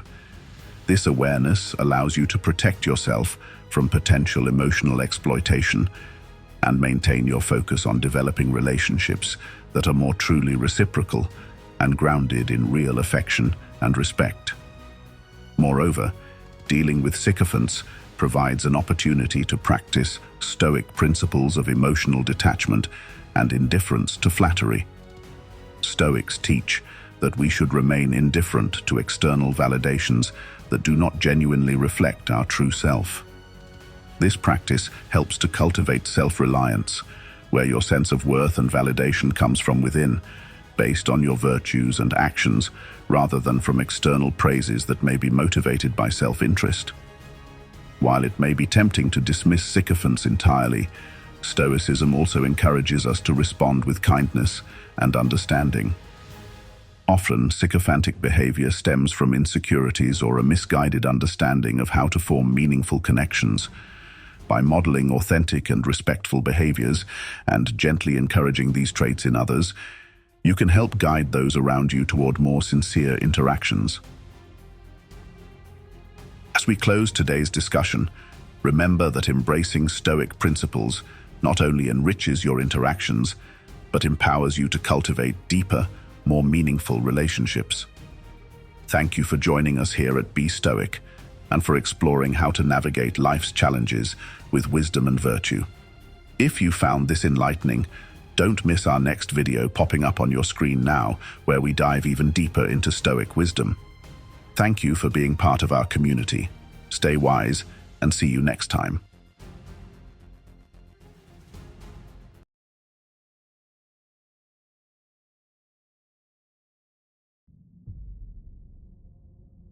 In a world often ruled by chaos and noise, there lies a powerful secret known by the ancient Stoics that can transform the way you experience life. This secret is not found in the clamor of the crowd, nor hidden in the relentless chase for fleeting pleasures. It is the art of mastering your own mind, a path to tranquility and strength that Stoicism teaches with elegant simplicity. Today, we're diving deep into this profound philosophy to uncover how the Stoic way of life can offer you not just peace, but also clarity and resilience that stands unshaken, even in life's storms. I encourage you to watch this video till the end to fully grasp these transformative insights. Whether you're battling daily stresses or seeking a deeper sense of fulfillment, understanding how to control your mind. The Stoic way isn't just about coping with life, it's about thriving in it. One of the most liberating teachings of Stoicism hinges on a simple yet profound idea. The only thing truly within our control is ourselves, our reactions, our emotions, and our thoughts. This principle encourages us to detach from the heavy weight of others' opinions. In our journey today, we delve into why letting go of what others think isn't just freeing, it's a strategic move towards mastering your own mind. Think about it. How often have you changed a decision, hesitated on a new venture, or even altered your appearance based on what you thought others might say or think? It's a common trap, one that can lead to a life driven by external validation rather than internal conviction. Stoicism teaches us to shift this focus. By anchoring our actions and thoughts in our own values, we strengthen our mental fortitude against the chaos of external judgments. Mastering your mind. Detaching from others' opinions. Let's consider Marcus Aurelius, a Roman emperor and a Stoic philosopher, who famously said, "You have power over your mind, not outside events. Realize this, and you will find strength." His words are a call to focus on our own mental responses rather than trying to control the uncontrollable. This doesn't mean we become indifferent to others, but rather that we prioritize our own judgment and peace of mind above external approval. This philosophy doesn't ask us to disregard feedback completely. Instead, it empowers us to choose which pieces of feedback are constructive and aligned with our deeper goals, and which are merely distractions. It's about cultivating a garden within, where the seeds of your thoughts are nurtured by your own values and convictions, not trampled by the judgments of others. Reframing challenges. Consider the Stoic practice of viewing obstacles as opportunities, a method championed by the philosopher Seneca. He argued that every challenge or hardship was a chance to practice virtues such as patience, courage, and temperance. By reframing our struggles as opportunities to develop strength, we transform our emotional response to them. Instead of feeling overwhelmed by adversity, we can approach it with a sense of purpose and use it as a stepping stone toward greater resilience. Emotional resilience. Emotional resilience involves understanding that emotions themselves are not commands. Just because we feel angry, hurt, or anxious doesn't mean we are compelled to act on those feelings. This distance between feeling and action is critical. It gives us the time to choose our response. The Stoics called this the space in which we can exercise our reason and freedom. To enhance your emotional resilience, start by incorporating daily reflections. End each day by asking yourself what went well, what challenges you faced, and how you responded. This practice of self-reflection reinforces your ability to apply Stoic principles in everyday life, gradually building your resilience. The power of perception, managing perceptions. At the heart of Stoic philosophy is the profound recognition that while we can't control what happens to us, we can control how we perceive and react to these events. This is the true power of perception, realizing that our reactions are molded not by the events themselves, but by the interpretations we attach to them. Imagine you're stuck in traffic and running late for an important meeting. You can perceive this situation as a disaster, a narrative that might lead to anger and frustration. Alternatively, you could see it as an opportunity to listen to a favorite podcast or audiobook, thus reclaiming the time and transforming a frustrating experience into an enjoyable one. Cultivating mindfulness.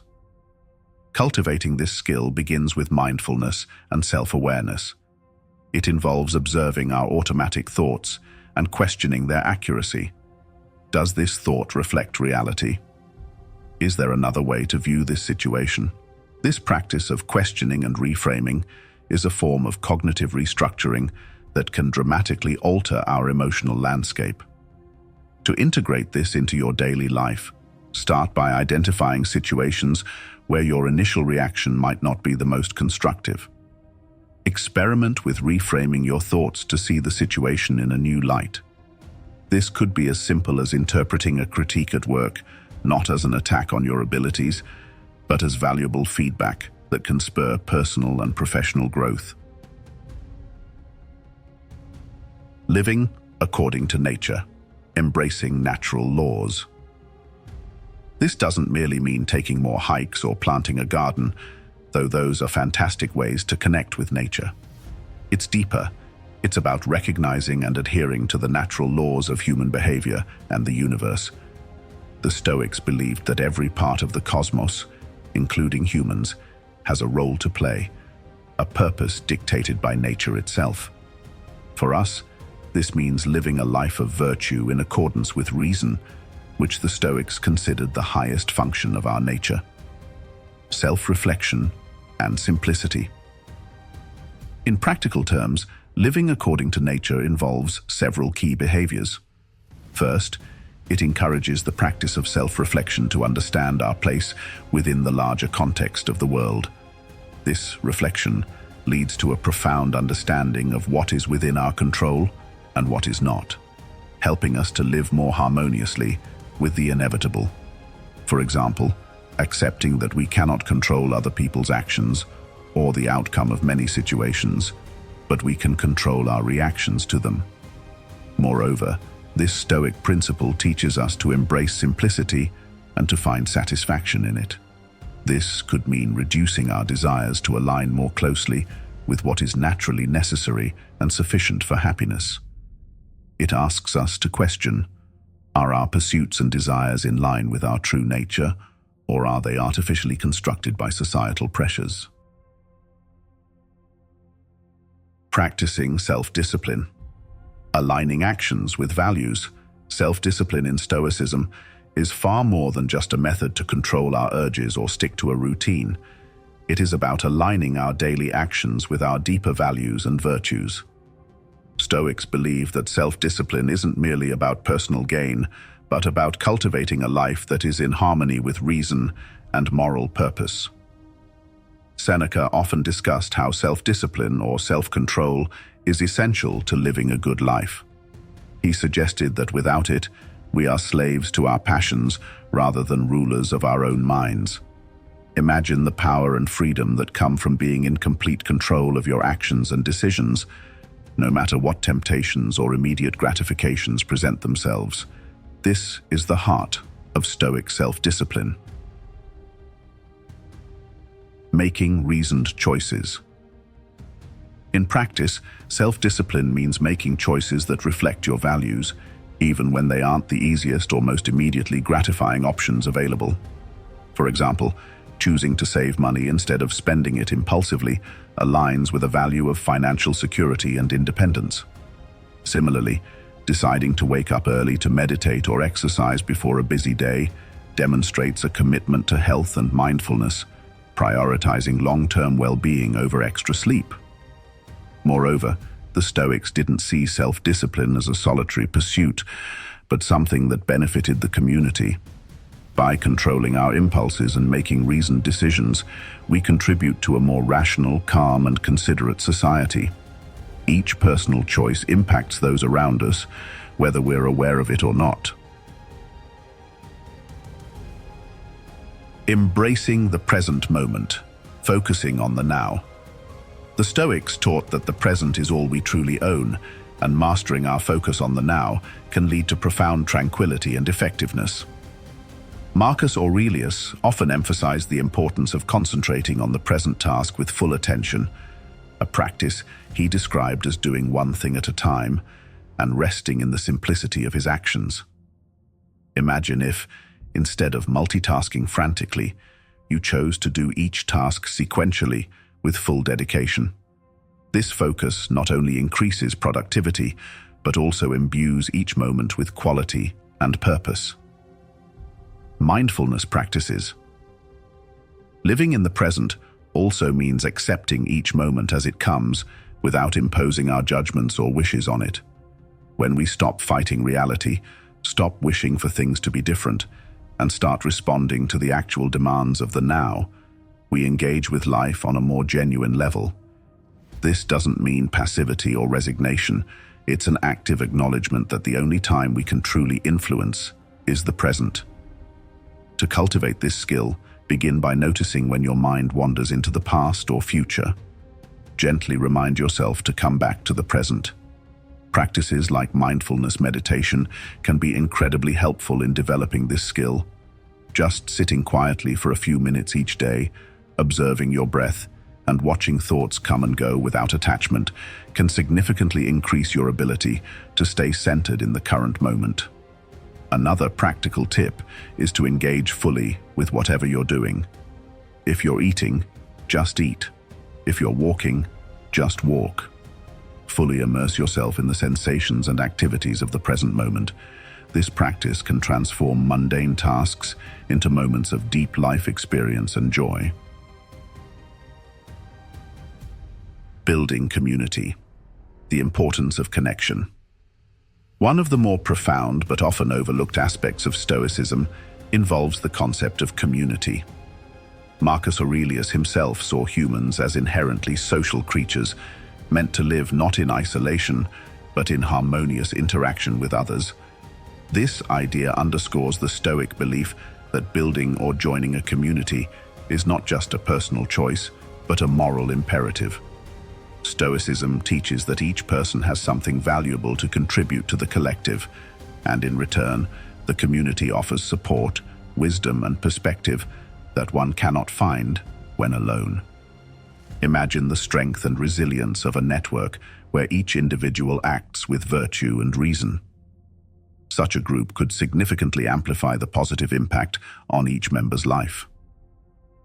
In practical terms, actively participating in a community can mean various things. It might be as simple as joining a local group that shares your interests or volunteering for causes that align with your values. In today's digital age, community can also extend to online forums and social media platforms where Stoic principles are discussed and life challenges are navigated collectively. Participating in these communities allows for the exchange of ideas and provides a support system that can be crucial during tough times. It's about giving and receiving advice, sharing resources, or simply providing an empathetic ear. Every interaction offers a chance to practice Stoic virtues such as kindness, understanding, and patience. Furthermore, engaging in community life enhances our sense of belonging and purpose. It reinforces the Stoic idea that we are part of something larger than ourselves, which can be incredibly fulfilling. This doesn't mean losing your individuality. On the contrary, it's about expressing your unique virtues in ways that benefit others. To start building this aspect of your Stoic practice, look for communities that resonate with your interests.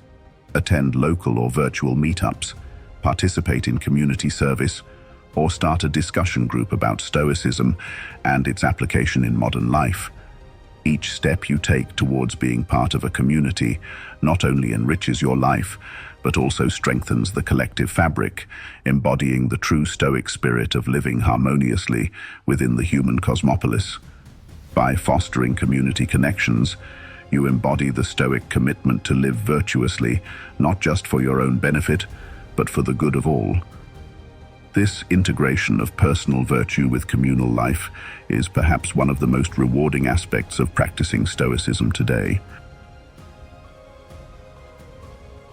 As we wrap up our exploration of Stoicism and its powerful teachings, it's clear that the wisdom of the ancient Stoics isn't just historical trivia. It's profoundly applicable to our lives today. The practices we've discussed, from embracing the present moment to cultivating community, offer more than just a philosophy for individual tranquility. They propose a way of living that can fundamentally transform our interactions, our communities, and our own minds. Through the practice of Stoicism, we learn that true empowerment comes from within, from our ability to manage our perceptions, to align our actions with our values, and to connect deeply with the world around us. It's not just about Stoic endurance or indifference, it's about engaging with life's challenges with wisdom and virtue.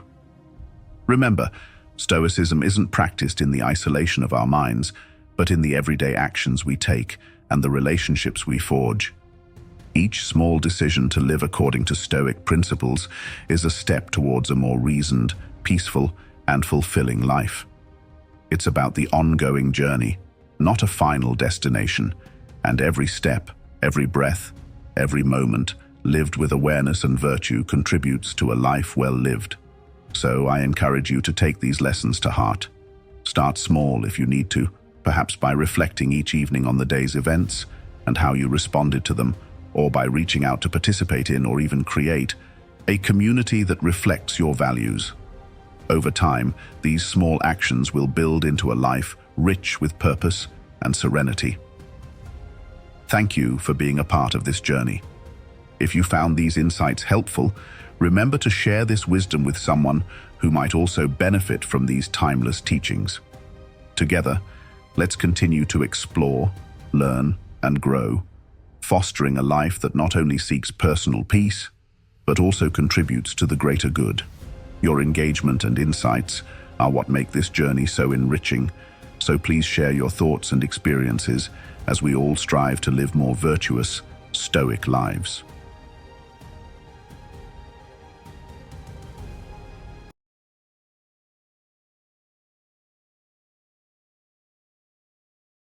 Imagine just for a moment that the most powerful tool for a meaningful, fulfilled life isn't something you can buy, earn, or be given by others. It's already within you, waiting to be discovered and harnessed. This isn't just a thought experiment. It's a reality grounded in the wisdom of Stoicism, a philosophy that has guided countless individuals through the ages toward living with purpose, resilience, and tranquility.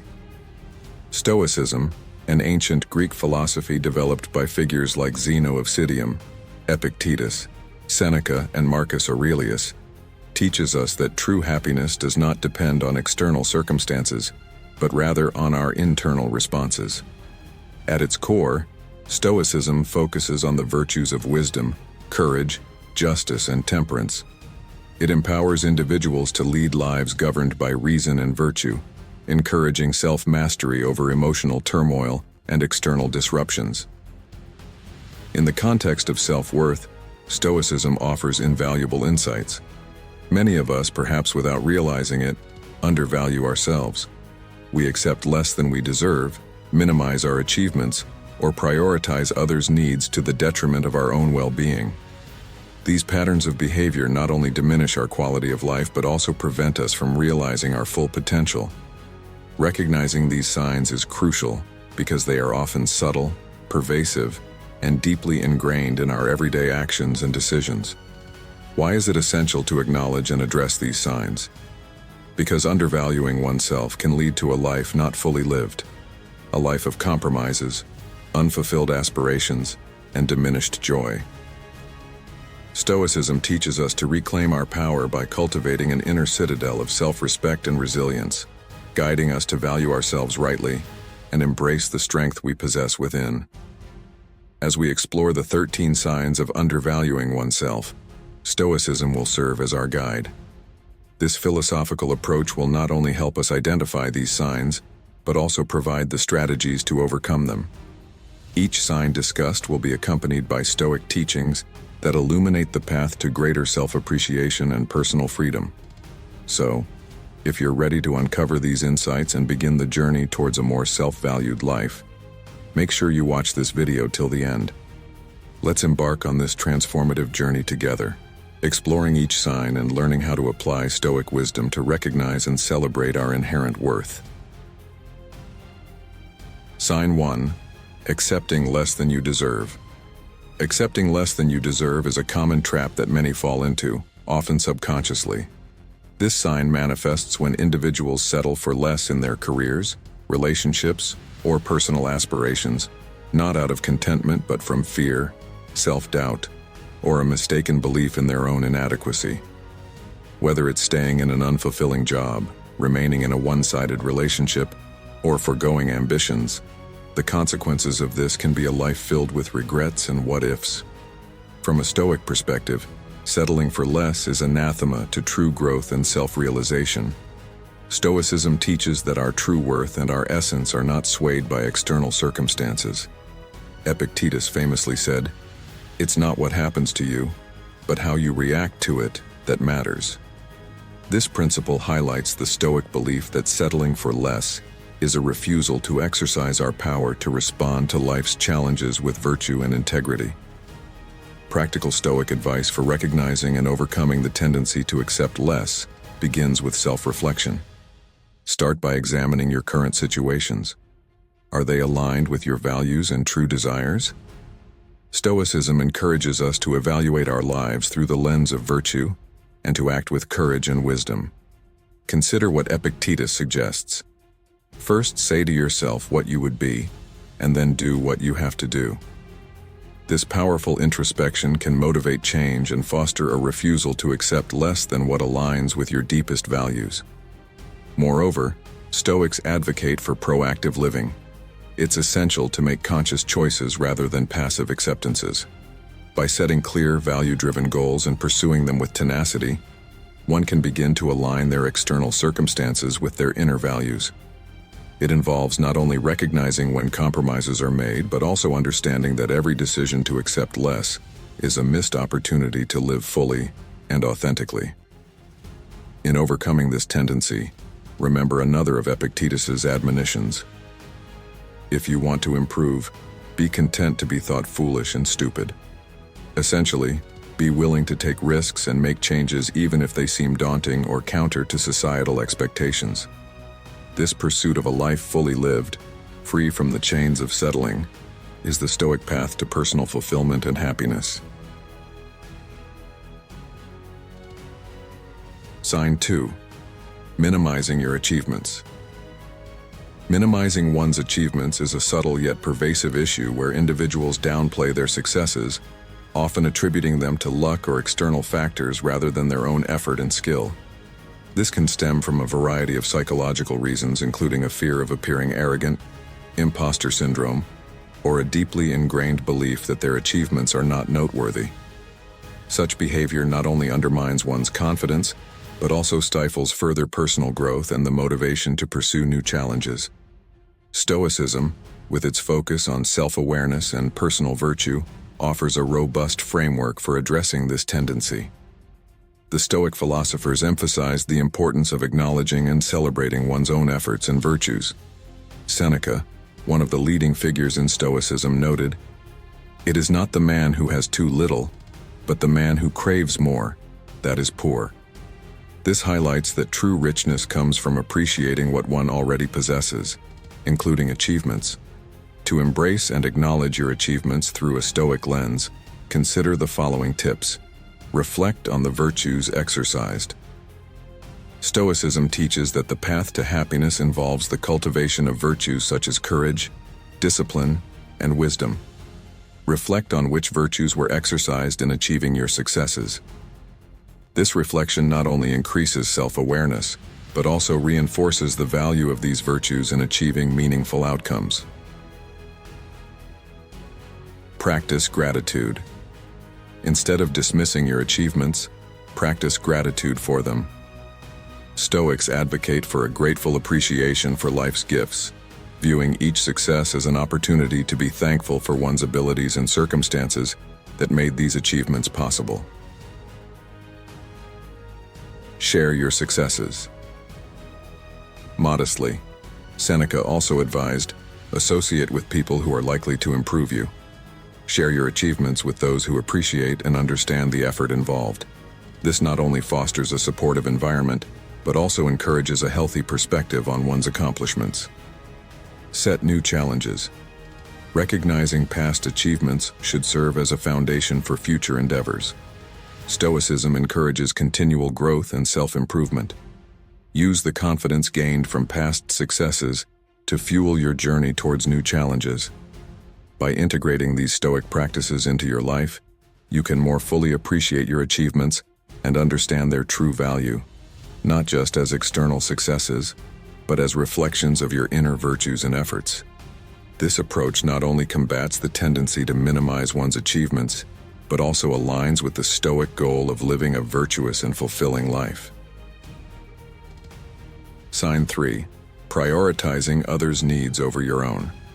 Prioritizing others' needs over one's own can often seem like a noble act, but when it becomes a consistent pattern, it may lead to neglecting one's own well-being.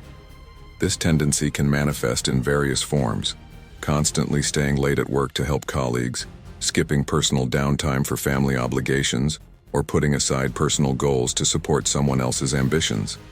While these actions are commendable, over time, they can lead to burnout, resentment, and a loss of self-identity.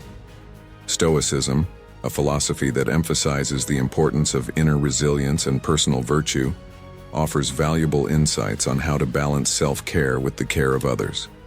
Marcus Aurelius, a Stoic philosopher and Roman emperor, once said, "Very little is needed to make a happy life. It is all within yourself, in your way of thinking." This suggests that true happiness and well-being come from within, and that maintaining one's health and spirit is essential to being able to help others effectively. Here are some strategies for maintaining a balance between caring for others and ensuring your own needs are met, inspired by Stoic principles. Recognize what you can control. Stoicism teaches us to differentiate between what we can control and what we cannot. You can't control others' actions or feelings, but can control how much of yourself you dedicate to their needs. It's vital to set boundaries to protect your own energy and well-being. Practice self-compassion. Marcus Aurelius also advised, "Be tolerant with others and strict with yourself." This means being forgiving and understanding towards others while holding yourself to high standards of self-care and self-respect. Schedule time for self-care. Just as you might schedule meetings or family time, schedule regular intervals for self-care. Whether it's exercise, reading, or just quiet contemplation, making time for these activities can rejuvenate your mind and body, enabling you to be more present and supportive for others. Assess and adjust. Regularly assess how well you're balancing your needs with the needs of others. If you find you're consistently putting yourself last, it may be time to readjust your priorities. Stoicism isn't about self-neglect. It's about understanding the importance of self-preservation in the service of being able to practice virtue effectively. By integrating these strategies into daily life, you can maintain a healthier balance between supporting others and nurturing yourself, following the Stoic path to a virtuous and fulfilling life. This balance is not only crucial for personal happiness, but also enhances your ability to contribute positively to the lives of those around you. Sign 4. Struggling to accept compliments. Struggling to accept compliments is a common issue that can stem from various sources, such as a lack of self-esteem, a desire to appear humble, or the belief that one does not deserve praise. This reluctance can prevent individuals from fully recognizing their own value and can hinder personal and professional growth. Stoicism, which promotes self-awareness and an understanding of one's own virtues, offers a compelling perspective on the importance of accepting compliments. Epictetus, a Stoic philosopher, once said, "If someone praises you for something that is your own, accept it. If it is not yours, ignore it." This reflects the Stoic belief that praise should be acknowledged if it aligns with true personal virtues and achievements, and dismissed if it does not. Improving the acceptance of compliments through Stoic principles involves several key strategies. Recognize the truth in praise. When receiving a compliment, consider it carefully and honestly.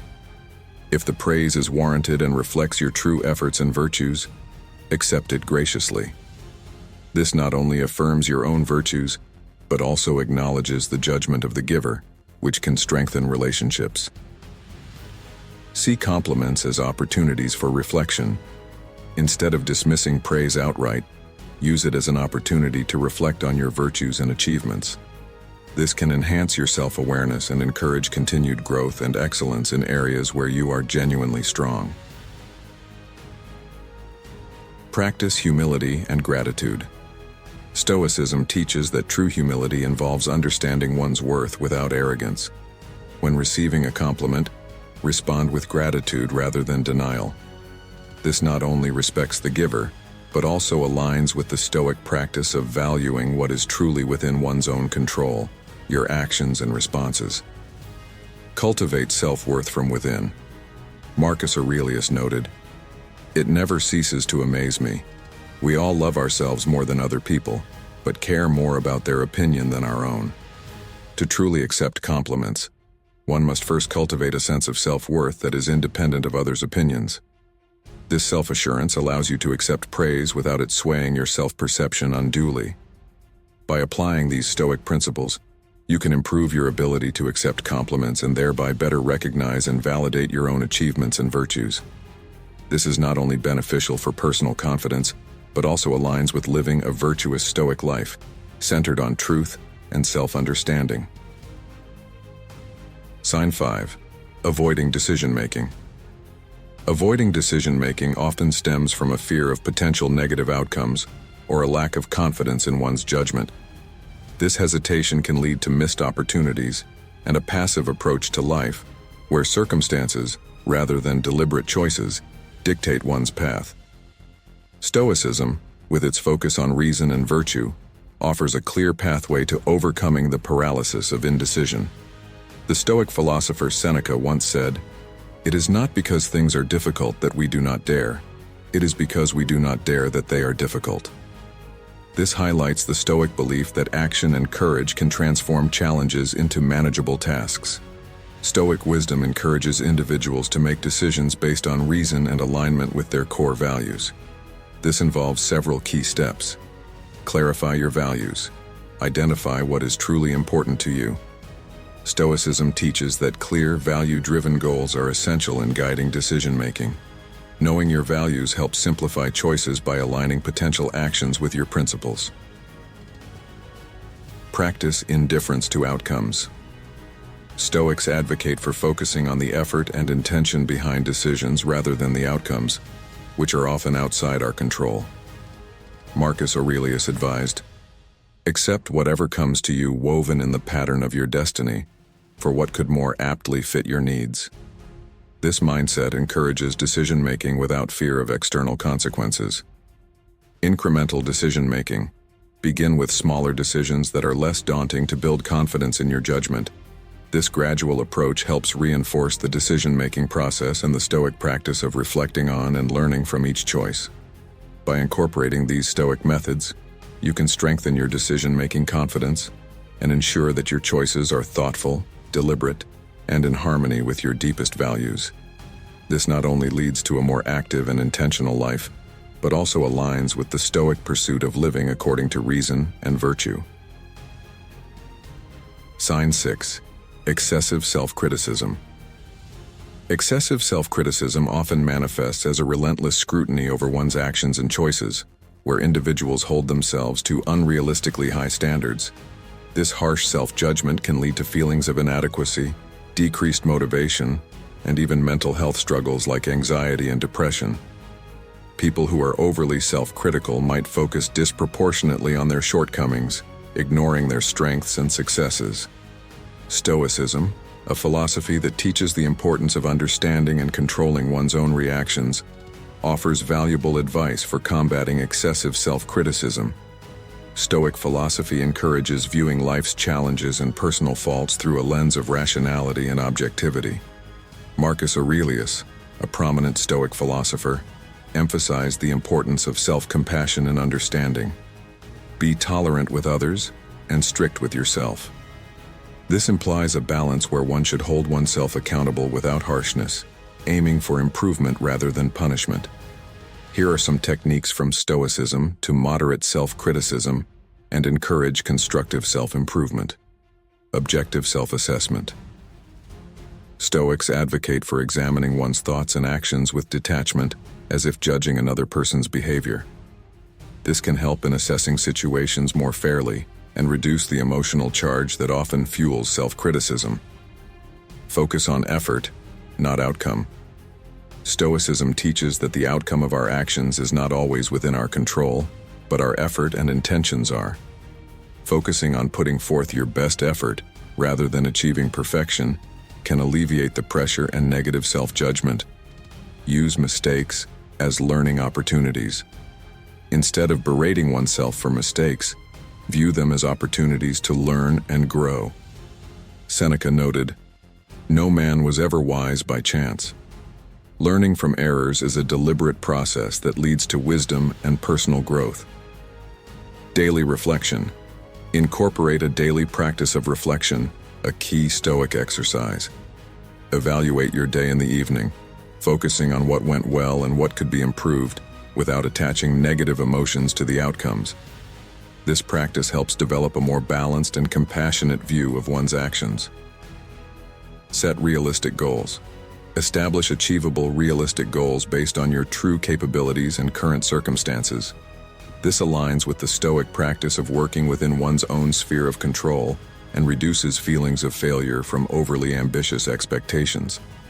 By integrating these Stoic principles into daily life, individuals can start to replace excessive self-criticism with a more balanced, forgiving, and constructive approach to self-assessment and personal development. This shift not only fosters greater emotional resilience, but also aligns with the Stoic goal of living a virtuous and rational life. Sign 7. Constant comparison. With others, falling into the comparison trap involves continually measuring one's own life against the lives of others, which can lead to feelings of inadequacy, jealousy, or discontent. This habitual comparison often distorts reality, as people typically compare their own average moments to the highlights of others, skewing perceptions and undermining self-esteem. Stoicism offers a powerful antidote to this destructive habit.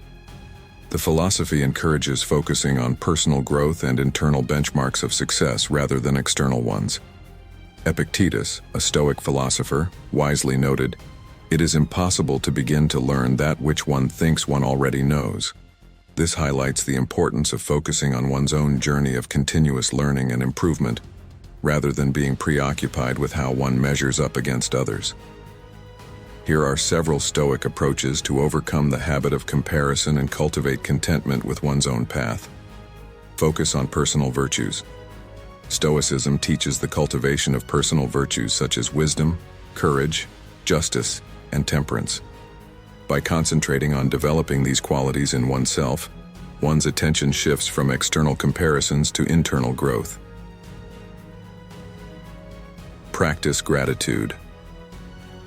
Developing a habit of gratitude is key in Stoicism.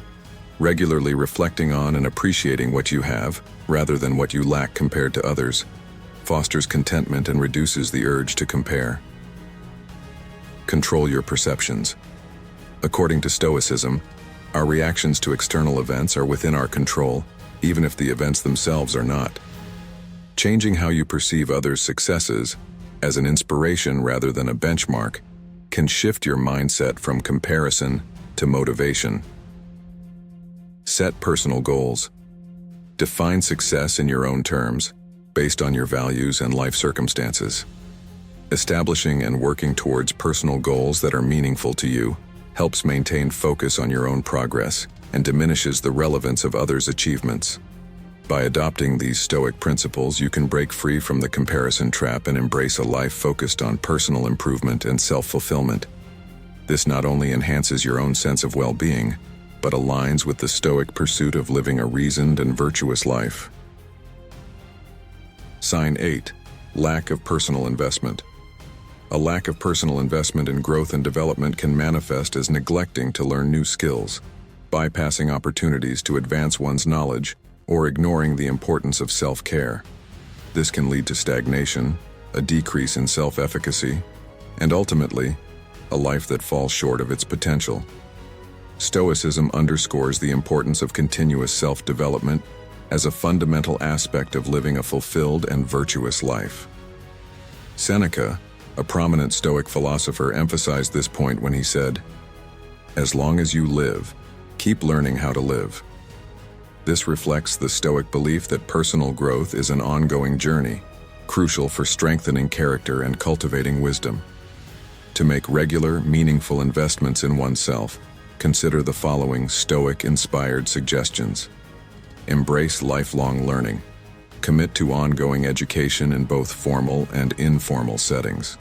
This could be through reading, taking courses, or engaging in new experiences that challenge your thinking and expand your perspectives. Practice self-reflection. Stoics advocate for daily reflection as a tool for self-improvement.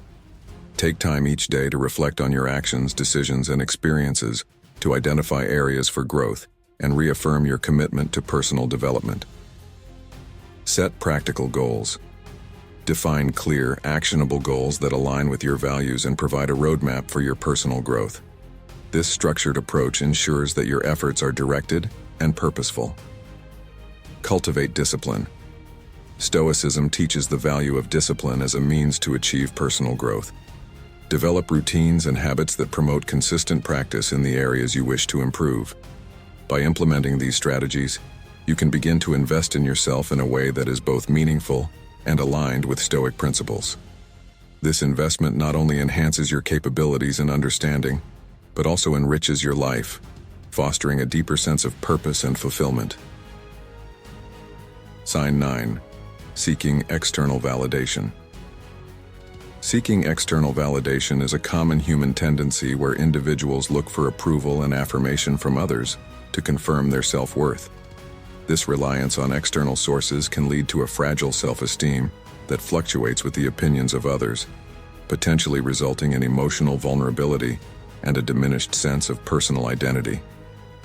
Stoicism provides a robust framework for developing self-sufficiency and internal validation.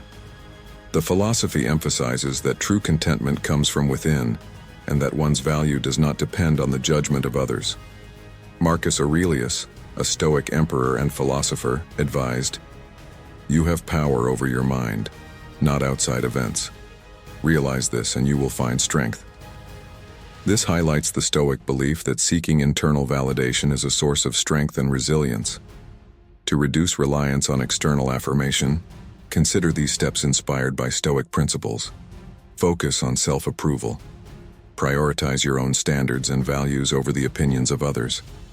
Evaluate your actions based on how well they align with your principles, not how much praise they garner from outside sources. Cultivate inner strength.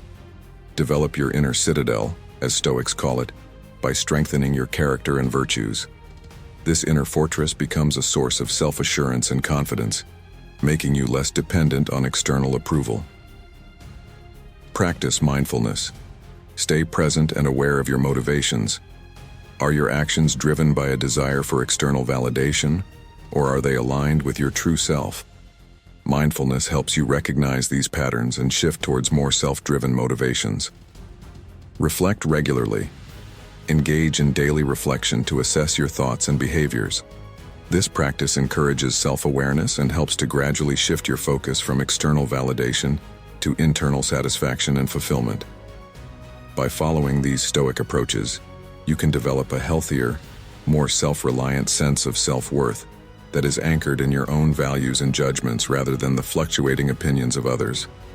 This shift not only fosters emotional independence but also aligns with the Stoic goal of living a virtuous and autonomous life.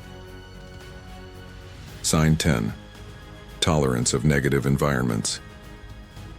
Tolerating negative environments often involves enduring situations that drain energy and undermine well-being, whether it's a toxic workplace, unhealthy relationships, or other detrimental settings.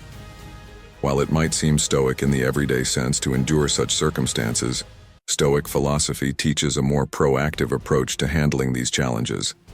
The Stoic philosopher Epictetus stated, "Make the best use of what is in your power, and take the rest as it happens." This principle suggests that while we may not have control over the external environment, we do have the power to change how we interact with it, or even choose to remove ourselves from it.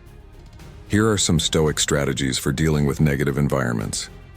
Identify what you can control. Focus on aspects of your environment that you can change. This might include your own reactions, the people you choose to interact with, or finding ways to minimize exposure to negativity. Seek constructive changes. Instead of passively enduring a negative situation, seek ways to either improve it or exit it. This could mean proposing new policies at work, setting boundaries in personal relationships, or finding a new job or social circle.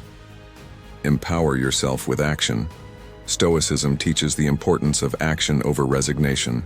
Marcus Aurelius wrote, You have power over your mind, not outside events. Realize this, and you will find strength. Use this empowerment to actively make changes that enhance your well-being and align with your values. Build resilience. Develop your resilience by practicing Stoic exercises like premeditation of adversities, which prepares you to handle difficult situations more effectively and with less emotional disturbance. By applying these Stoic principles, you can move from merely enduring negative environments to actively improving or changing them. This proactive stance not only enhances your personal well-being, but also aligns with the Stoic pursuit of living according to rational principles and personal virtue. Sign 11. Fear of pursuing dreams. Fear of pursuing dreams often stems from apprehension about the unknown, fear of failure or self-doubt. These fears can immobilize individuals, keeping them from taking steps toward their aspirations and achieving their full potential. Stoicism, with its emphasis on rationality and control over one's emotions, offers valuable guidance for overcoming these fears. The Stoic philosopher Seneca advised, "It is not because things are difficult that we do not dare. It is because we do not dare that they are difficult." This highlights the Stoic belief that courage and action can diminish the power of fear, and that challenges become less daunting once we decide to confront them. Here are some Stoic tips for pursuing personal goals with determination. Premeditate obstacles. Stoicism teaches the practice of premeditatio malorum, which involves anticipating potential challenges and setbacks. By considering these difficulties in advance, you can prepare yourself mentally and emotionally, reducing fear and building resilience. Focus on what you can control. Concentrate on your efforts and actions rather than on uncontrollable outcomes. This focus helps minimize anxiety about failure and shifts your perspective to what is actionable and within your power. Embrace amor fati. Adopt the Stoic concept of amor fati, or love of fate, which encourages acceptance of whatever life brings. This acceptance doesn't mean passivity. Rather, it's about embracing the journey, including its ups and downs, as part of your growth. Act despite fear. Recognize that feeling fear is normal, but succumbing to it is a choice. Stoicism teaches that courage is not the absence of fear, but the decision to act in spite of it. Take small, consistent steps towards your dreams to build momentum and confidence. By applying these Stoic principles, you can challenge your fears and take decisive steps towards realizing your dreams. This approach not only alleviates fear, but also aligns with the Stoic goal of living a purposeful and fulfilling life. Sign 12. Failure to recognize your own worth. Failure to recognize one's own worth is a significant issue that can manifest as low self-esteem, underestimating one's abilities, or consistently undervaluing one's contributions. This can lead to a lack of fulfillment and missed opportunities in both personal and professional realms. Stoic philosophy offers a profound understanding of intrinsic value, emphasizing that true worth is not determined by external accolades, but by one's character and virtuous actions. Epictetus, a Stoic philosopher, succinctly expressed this idea when he said, "It is not the things themselves that disturb people, but their judgments about these things." This indicates that our own perceptions and judgments are key to understanding and affirming our self-worth. Here are some Stoic strategies to help affirm and understand one's worth. 1. Identify and cultivate virtues. Stoicism teaches that the foundation of self-worth is virtue. Focus on cultivating qualities such as integrity, courage, justice, and self-control. Recognizing and developing these virtues can help you appreciate your intrinsic value beyond material or social status. 2. Practice self-reflection. Regular self-reflection is crucial in Stoicism. Reflect on your daily actions and decisions to ensure they align with your values and virtues. This practice can reinforce a positive self-image based on ethical living and personal integrity. 3. Challenge negative self-perceptions. When you catch yourself underestimating your worth, question these thoughts. Stoicism encourages examining whether such judgments are based on reason or unfounded assumptions. This can shift your perspective towards a more accurate and positive self-assessment. 4. Acknowledge your progress. Make it a habit to recognize and celebrate your achievements and growth. Even small victories are a testament to your capabilities and contribute to a stronger sense of self-worth. By integrating these Stoic principles, you can begin to see your worth not as something bestowed by external forces, but as something that is inherently yours, defined by your commitment to live virtuously. This realization fosters a deeper, more resilient sense of self-esteem that is aligned with the true teachings of Stoicism.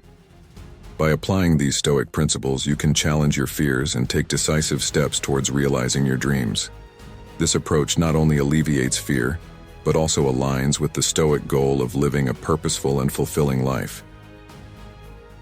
Sign 13. Feeling unworthy of happiness. Feeling unworthy of happiness is a profound psychological barrier that can prevent individuals from fully enjoying life and embracing opportunities for joy. This feeling often stems from deep-seated beliefs about not deserving happiness due to past failures, perceived inadequacies, or societal expectations. Stoicism, with its focus on rationality and self-mastery, provides valuable insights into overcoming these negative self-assessments. The Stoic philosopher Seneca stated, "True happiness is to enjoy the present without anxious dependence upon the future."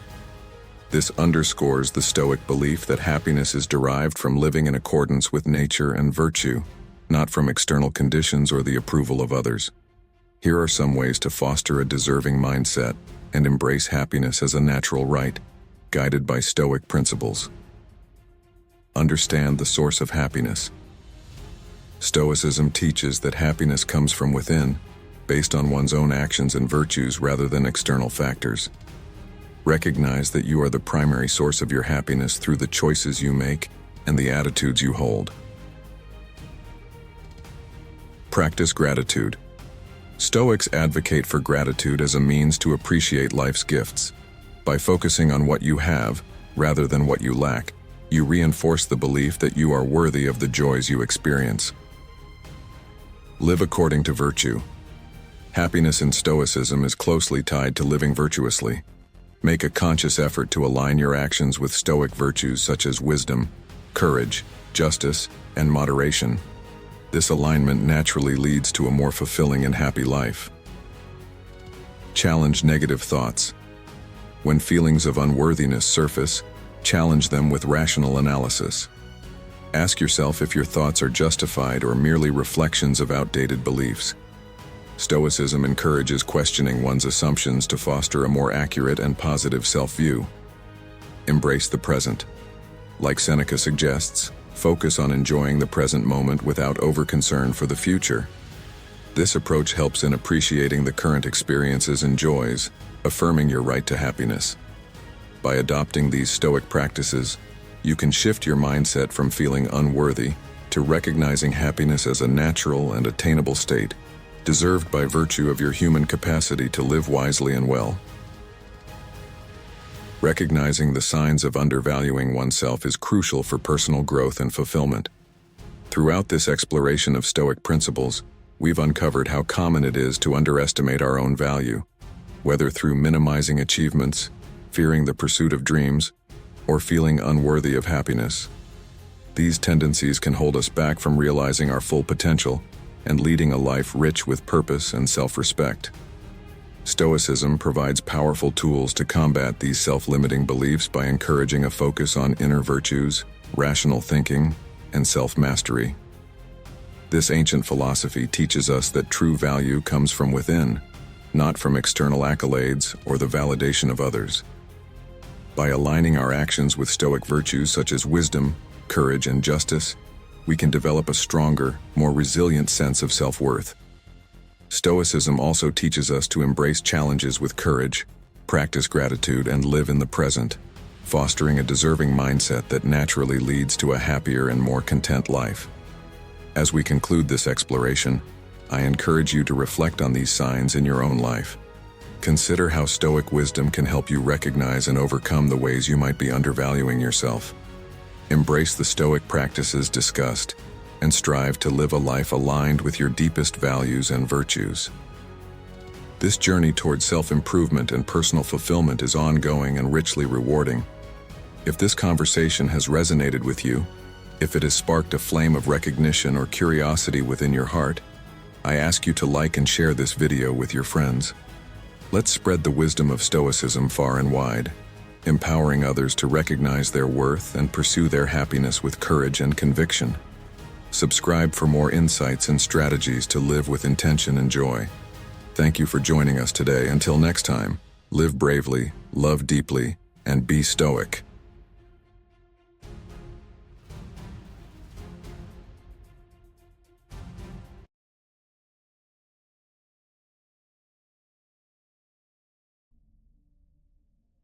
Imagine this. You're standing at the edge of a vast ocean, watching the waves crash relentlessly. You can't stop them. You have no control over their power or their rhythm. You can either stand there, helpless, trying to fight against the inevitable, or you can learn to ride those waves, embracing the reality that they are a part of life. Life is like that ocean, filled with uncertainty, challenges, and circumstances beyond our control. But here's the question. What if you didn't have to fight it? What if you could master the art of letting go, stopping your worries, and truly start living? The answer lies in Stoicism, an ancient philosophy that teaches us not only how to endure life's challenges, but how to thrive in the face of them. By the end of this video, you'll have 10 powerful Stoic principles that will help you stop worrying and start living with purpose, clarity, and resilience. But don't leave just yet. These principles are more than abstract ideas. They're practical tools you can use in your life today. Stay with me until the end, and I promise you'll walk away with actionable steps to live with less worry and more peace. So let's dive into these principles and learn how to transform worry into wisdom. Principle 1. Focus on what you can control. The very foundation of Stoicism begins with a simple yet life-changing concept: the distinction between what is within your control and what is not. This is drawn from Epictetus, one of the great Stoic philosophers, who said, "We cannot choose our external circumstances, but we can always choose how we respond to them." Now let's break that down. Think about how much time and energy we waste worrying about things beyond our control. We worry about what others think of us. We fret over the economy, the weather, or even events that haven't happened yet. But the Stoics teach us that this is a fruitless endeavor. The only thing that's truly within your control is your own mind, your actions, your responses, and your choices. Let's take a modern example. Imagine you've been working hard at your job, but suddenly your company is downsizing and your position is at risk. Naturally, you begin to worry. What if I lose my job? What will happen to my family? How will I pay the bills? This situation is a prime example of Stoic philosophy in action. The fact that your company is downsizing is outside of your control, but how you choose to respond is entirely up to you. Instead of spiraling into a cycle of anxiety and stress, you can focus on preparing for the possibility, updating your resume, networking, saving money. You cannot control whether your company lets you go, but you can control how you handle it. This shift in perspective is liberating because it pulls you away from fruitless worry and puts you back in charge of your own life. Take a moment to reflect on your own life. How much time do you spend worrying about things you cannot change? What would happen if you redirected that energy toward things you can control, like your mindset, your actions, and your emotional response? The truth is, when you let go of what's beyond your control, you free yourself from a significant amount of anxiety. Focus on what you can change, and you'll discover how much lighter life feels. Principle 2. Live in accordance with nature. The Stoics believed that the universe operates with a certain order and logic, and it is our task as human beings to align ourselves with the natural flow of life.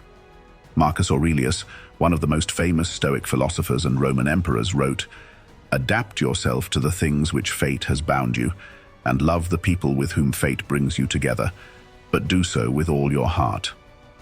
This principle is about embracing the reality of life, rather than resisting it. Much of our worry stems from a desire to control things that simply cannot be controlled. We fight against the currents of life, resisting change, uncertainty, and adversity. But when we do this, we're setting ourselves up for frustration and disappointment. Consider a situation in which you're stuck in traffic, late for an important meeting. The more you fume and fret about it, the worse you feel. But no matter how much you rage against the situation, you cannot make the traffic disappear. This is life presenting you with something outside of your control. What would happen if, instead of resisting it, you accepted the traffic as part of the natural flow of events? What if you used that time to listen to an audiobook or reflect on your day? Suddenly, the traffic loses its power to frustrate you. Life, like nature, follows a certain rhythm. There will be seasons of growth and seasons of hardship. There will be times when things go your way and times when they don't. Worry comes from the illusion that we can bend reality to our will, but Stoicism teaches us to embrace reality as it is. When you align yourself with the natural order, you become less worried and more resilient. Accept life as it comes, and you'll find peace in the flow of existence. Principle 3. Practice negative visualization.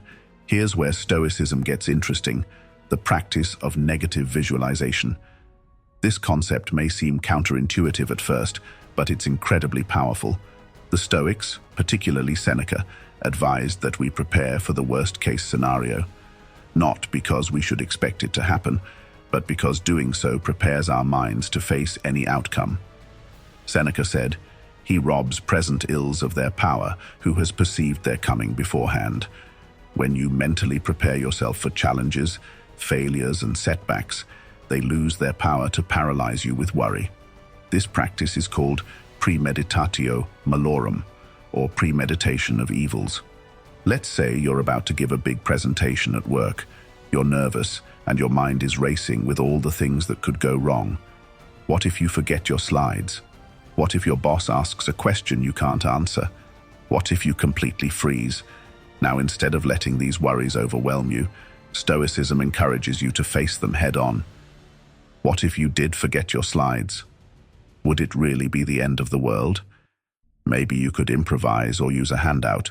What if you didn't have the answer to a question? You could admit you'll follow up later. By preparing for these outcomes, you rob them of their ability to cause you anxiety. When you prepare your mind for the worst, you make yourself resilient. The worst-case scenario might never happen, but if it does, you'll be ready. And if it doesn't, you'll feel a sense of relief and confidence, knowing that you've already faced the worst in your mind. Negative visualization is not about pessimism, it's about empowerment. Principle 4.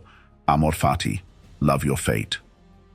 One of the most liberating concepts in Stoicism is amor fati, which means to love your fate. This is more than simply accepting what happens in your life. It's about embracing it, seeing every event as a part of your unique path. Nietzsche, inspired by the Stoics, said, "My formula for greatness in a human being is amor fati, that one wants nothing to be different, not forward, not backward, not in all eternity." This means that you should not only accept what happens, but love it as an essential part of your journey. Let's take a personal example. Imagine you're going through a difficult breakup. It's painful, and the future feels uncertain. Most people's first reaction is to wish it never happened, to want to turn back time and change the circumstances. But what if, instead of resisting the pain, you embraced it as a necessary part of your personal growth? What if you saw this hardship as an opportunity to learn about yourself, to become stronger and wiser? This is what amor fati teaches us. It's about loving whatever happens to you, not just the good, but the bad and the difficult. Because everything that happens is part of the story that makes you who you are.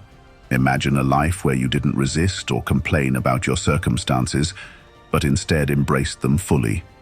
Worry comes from a place of resistance, from wishing things were different. But when you adopt the mindset of amor fati, you free yourself from the need to control everything. Instead of worrying, you start to see life as it is, beautiful in its totality, both the joys and the struggles. Principle 5. Memento mori. Remember you will die. This may sound like a morbid principle, but for the Stoics, memento mori was a profound reminder of life's fragility and the preciousness of every moment. Marcus Aurelius wrote, "You could leave life right now. Let that determine what you do and say and think." The Stoics regularly reflected on death, not to live in fear, but to live with greater appreciation and urgency.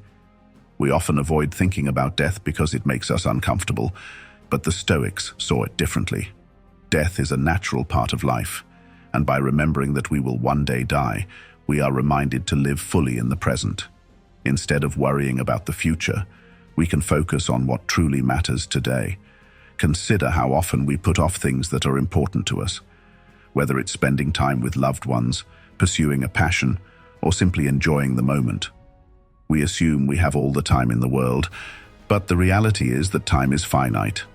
Memento mori teaches us to live with intention and to stop wasting time on trivial worries. Reflect on how much of your life is consumed by worry. What if you knew you had only a limited time left? Would those worries still seem important? By remembering that life is short, you can free yourself from the anxiety of the future and start living with purpose. This is not about living in fear, but about living with clarity and intention. Principle 6. Take responsibility for your emotions. One of the most empowering aspects of Stoicism is the idea that you are responsible for your own emotions. Epictetus said, "It is not events that disturb people, it is their judgments concerning them." In other words, it's not the things that happen to you that cause emotional turmoil. It's how you interpret them. This is a radical shift from the way most of us live. We often blame our circumstances or other people for how we feel. "That person made me angry," we say, or "this situation is stressing me out." But Stoicism teaches us that our emotions are within our control. We can choose how to respond to any situation. Let's say you receive harsh criticism at work. Your initial reaction might be to feel hurt, defensive, or angry. But Stoicism asks you to pause and examine the situation. Is it the criticism itself that's upsetting you, or is it your judgment about the criticism? Maybe the person offering feedback isn't attacking you personally, but is trying to help you improve. Or maybe they are being unfair, but you have the power to decide whether or not to let their words affect your peace of mind.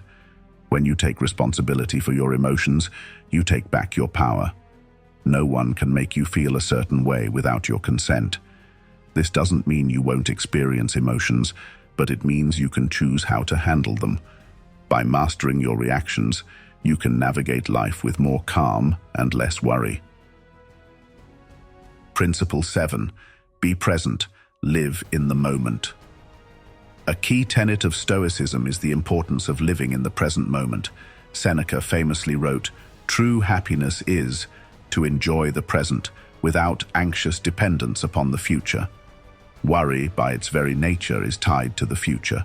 We fret over things that haven't happened yet, imagining worst-case scenarios and potential problems. But the Stoics remind us that the present moment is all we truly have. The future is uncertain, and the past is gone. All we can control is what we do right now. Think about how often you find yourself lost in thought, worrying about what might happen tomorrow, or regretting something that happened yesterday. In those moments, are you truly present? Are you fully experiencing the life that's unfolding before you? Probably not. Instead, you're caught in a mental loop that pulls you away from the here and now. When you live in the present, you free yourself from the anxiety of what might happen and the regret of what's already passed. The present moment is the only place where life truly happens. When you anchor yourself in the present, you find that worry loses its grip on you. Principle 8. The art of indifference. The Stoics practice something called apatheia, which is often translated as indifference to external events. This doesn't mean not caring about life, but rather not allowing external circumstances to disturb your inner peace. Epictetus said, It's not what happens to you, but how you react to it that matters. This is about detaching from outcomes that are beyond your control. Too often, we tie our emotional well-being to things outside of us, the success of a project, the approval of others, or material possessions. But Stoicism teaches us that these things are fleeting and unreliable.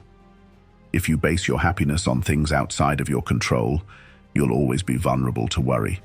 For example, let's say you're working on a business venture. You put in the effort, but the outcome is uncertain. The Stoic approach would be to focus on doing your best while being indifferent to whether the business succeeds or fails. You can control your actions, but the result is beyond your grasp. By practicing indifference to the outcome, you free yourself from anxiety. When you detach from things you can't control, you create a buffer between yourself and worry. Indifference doesn't mean apathy. It means protecting your peace of mind by not becoming overly attached to external circumstances. Principle 9. Voluntary discomfort. The Stoics believed in exposing themselves to discomfort as a way to build resilience.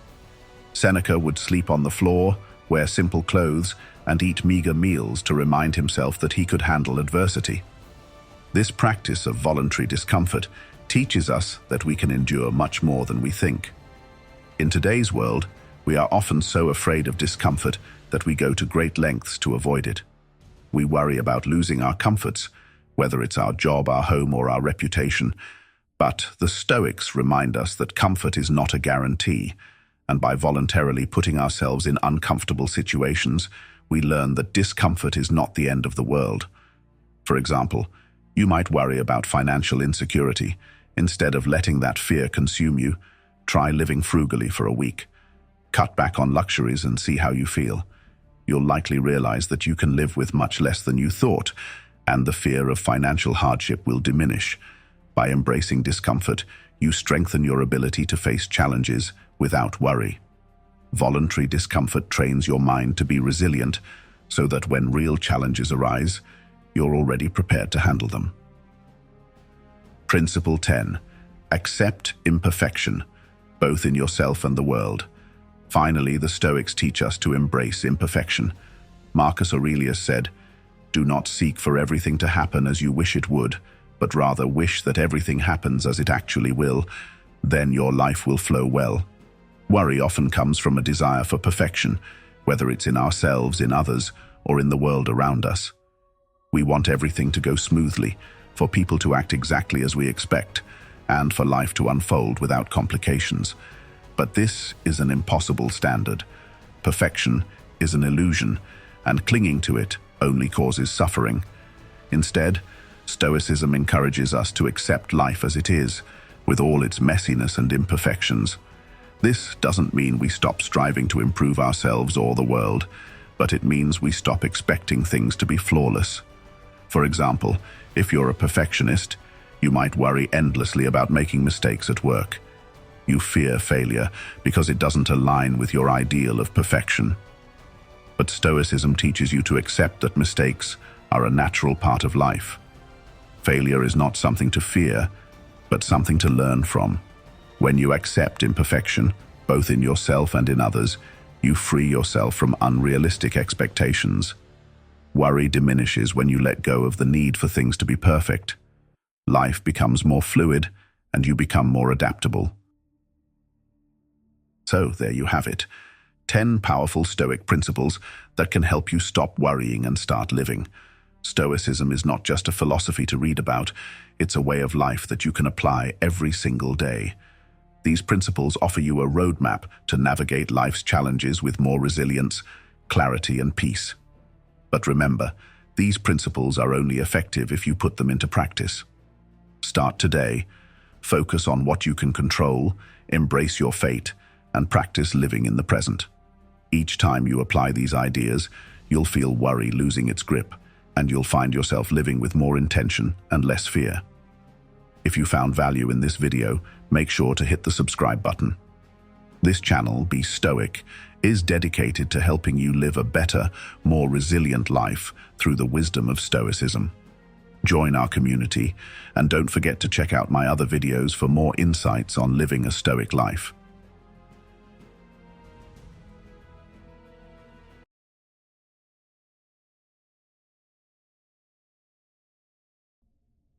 There comes a time in life when everything changes, not because the world shifts, but because you decide to shift.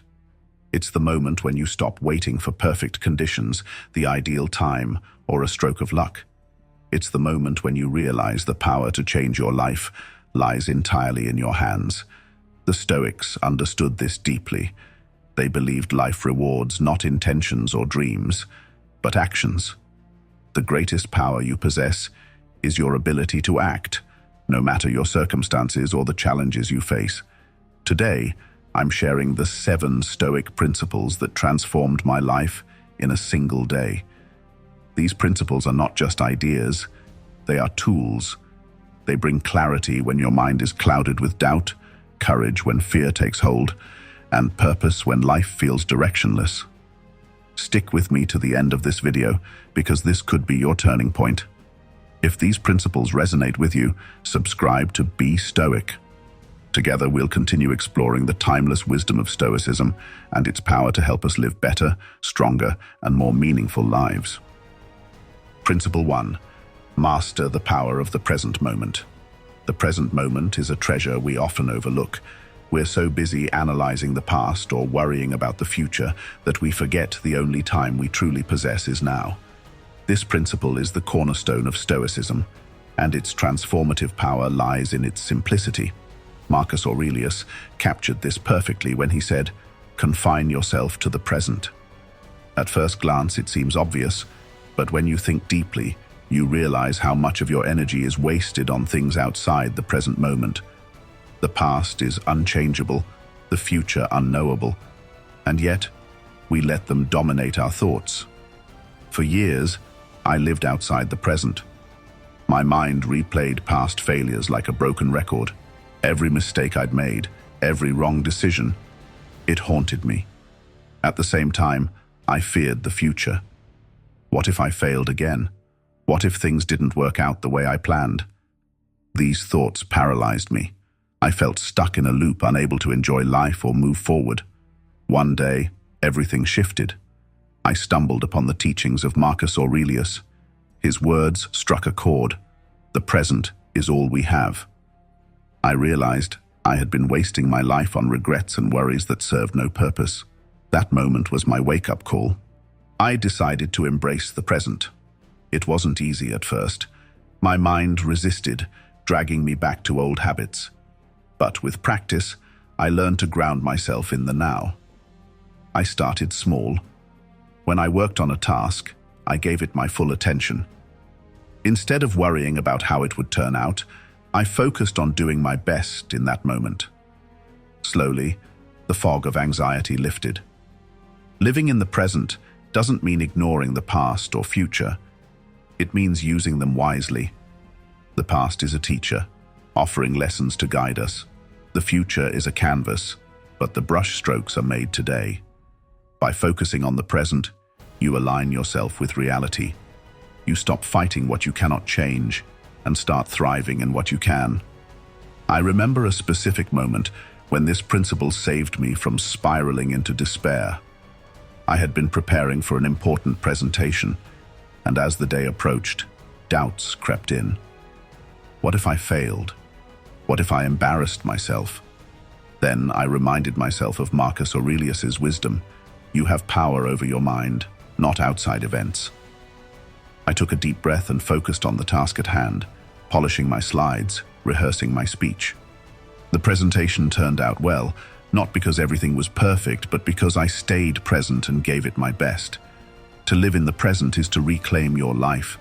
It's about mindfulness, paying attention to what's in front of you without judgment.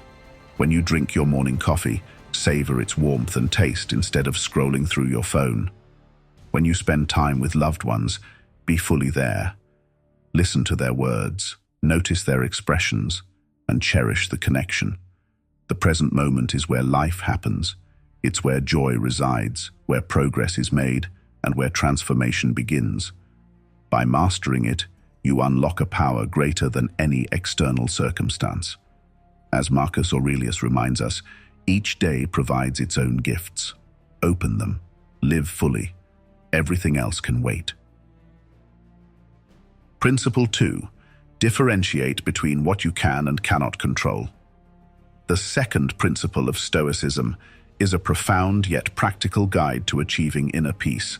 Focus only on what you can control. This idea, championed by Epictetus, is deceptively simple yet incredibly challenging to master. He famously said, "Some things are up to us, and some things are not." Understanding and applying this principle can liberate you from unnecessary stress and frustration. For much of my life, I fell into the trap of trying to control the uncontrollable. I would obsess over what people thought of me, replaying conversations in my head, wondering if I had said the wrong thing. I would try to predict and influence outcomes far beyond my reach, from job opportunities to social dynamics. It was exhausting. I felt like a ship battered by waves, with no control over the stormy sea around me. Everything changed when I began to internalize Epictetus's wisdom. The realization hit me like a lightning bolt. I was wasting precious energy on things outside my control. Worse, I was neglecting the things I could control, my actions, my thoughts, and my responses to the world around me. I started by breaking it down. What is truly within my power? My choices, my effort, my attitude. These were the only things I could influence. Everything else, others' opinions, the weather, external circumstances, was beyond me. Once I accepted this distinction, my perspective shifted. The storms of life didn't seem as overwhelming anymore because I stopped fighting against what I couldn't change. For instance, I once applied for a job I desperately wanted. I prepared thoroughly, rehearsed my answers, and gave my best during the interview. But afterward, I found myself consumed with anxiety. Would they call me back? Did I say the right things? Then I remembered Epictetus. The outcome of the interview wasn't within my control, only my preparation and performance were.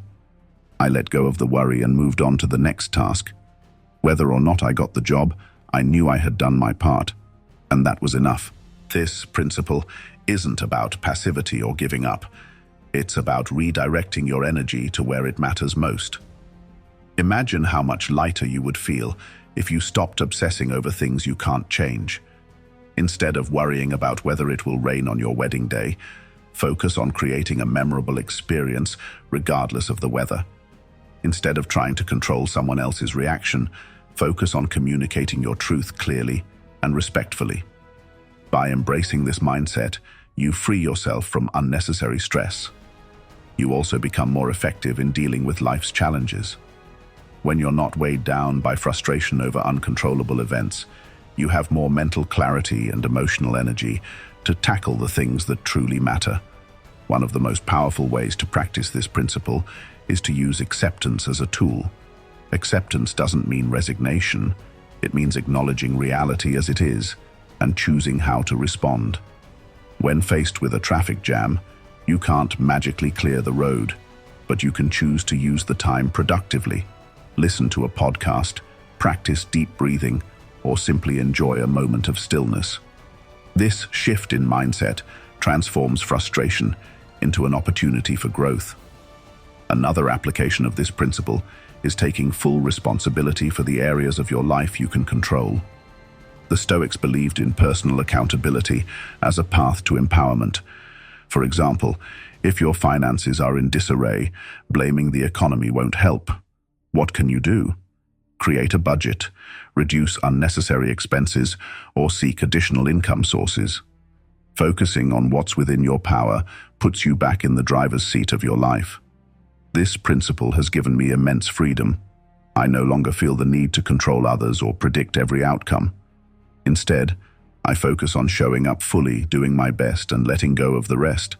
It's a practice, not perfection, but each day I feel a little lighter, a little freer. As Epictetus said, it's not what happens to you, but how you react to it that matters. When you embrace this principle, you discover a profound truth. Your peace of mind isn't determined by the world around you, but by the world within you. Principle 3. Embrace adversity as an opportunity. The third principle of Stoicism challenges us to see adversity not as an obstacle, but as a catalyst for growth. Marcus Aurelius famously wrote, "The impediment to action advances action. What stands in the way becomes the way." These words encapsulate a profound truth. The difficulties we encounter are not roadblocks, but stepping stones that, when embraced, lead us closer to wisdom and resilience. Adversity is an inevitable part of life. We cannot escape it, but we can choose how we respond to it. For much of my life, I saw challenges as interruptions to my plans. If something didn't go as expected, I felt defeated, questioning why life had to be so difficult. This mindset kept me stuck, viewing myself as a victim of circumstances rather than an active participant in my own growth. My perspective shifted dramatically when I embraced the Stoic principle that adversity is a teacher. I began to ask myself different questions. What can I learn from this? How can this experience strengthen me? These questions transformed my relationship with challenges. Instead of seeing them as punishments, I started seeing them as opportunities to develop new skills, gain clarity, and build character. One pivotal moment in my life illustrates this. I had spent months working on a major project, pouring my heart and soul into it. When the project failed to deliver the results I had hoped for, I was devastated. My initial reaction was frustration and self-pity. But as I reflected on Marcus Aurelius's words, I realized I was looking at the situation the wrong way. This failure wasn't the end, it was a lesson. It taught me to be more strategic in my planning and more adaptable in my execution. Today, I approach similar projects with greater confidence, knowing that setbacks are simply part of the process. The Stoics encourage us to see adversity as a forge that shapes us into stronger individuals. Just as fire tempers steel, life's challenges refine our character. This doesn't mean we should seek out hardship, but when it inevitably arrives, we should face it with courage and curiosity. The key is to reframe how we view difficulty. Instead of thinking, "Why is this happening to me?" ask, "How can I grow from this?" This principle is especially relevant in moments of uncertainty. Consider a time when you faced a situation that seemed insurmountable, a financial crisis, a health scare, or a broken relationship. At first, the pain might have felt overwhelming, but as you navigated through it, you likely discovered inner reserves of strength and resilience you didn't know you had. This is the power of adversity. It reveals who we truly are and pushes us to become who we're capable of being. Embracing adversity also requires a shift in mindset. Instead of avoiding discomfort, learn to lean into it. Growth doesn't happen in the comfort zone. When you challenge yourself, whether by taking on a difficult task, having a tough conversation, or stepping into the unknown, you expand your capacity for courage and perseverance. The Stoics practiced a concept known as premeditatio malorum, the premeditation of evils. They would mentally rehearse potential challenges, imagining the worst-case scenarios. This wasn't to dwell on negativity, but to prepare themselves for adversity. By doing so, they could face difficulties with calm and composure, knowing they had already fortified their minds. For example, before a significant event, I now spend a few moments considering what could go wrong. I imagine technical difficulties, tough questions, or unexpected obstacles. This practice doesn't make me anxious, it makes me proactive. I feel more equipped to handle challenges because I've already visualized and accepted them. Adversity also helps us build empathy and connection. When we face our own struggles, we become more understanding of others' hardships. This shared humanity fosters deeper relationships and reminds us that we're not alone. Our challenges may be personal, but the experience of struggle is universal. By embracing adversity, we unlock the potential to transform obstacles into opportunities. Each difficulty becomes a lesson, each setback a chance to grow. The path isn't always easy, but it is always worthwhile. As Marcus Aurelius reminds us, What stands in the way becomes the way. When you face your next challenge, don't shrink from it. Step forward with courage. Know that every obstacle is an invitation to rise higher, to become stronger, and to live with greater purpose. Principle 4. Align your actions with your values. The fourth principle of Stoicism is about living authentically. Align your actions with your values. For the Stoics, virtue was the highest good. Wisdom, courage, justice, and temperance formed the foundation of a meaningful life.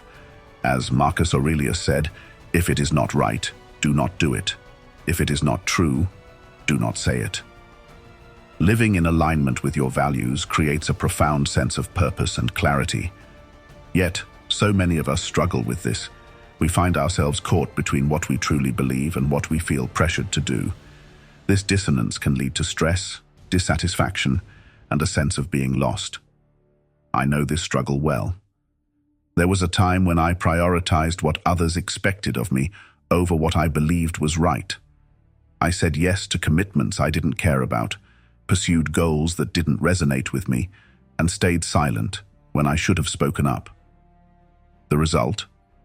I felt disconnected from myself, like I was living someone else's life. The turning point came when I asked myself a simple yet powerful question: what kind of person do I want to be?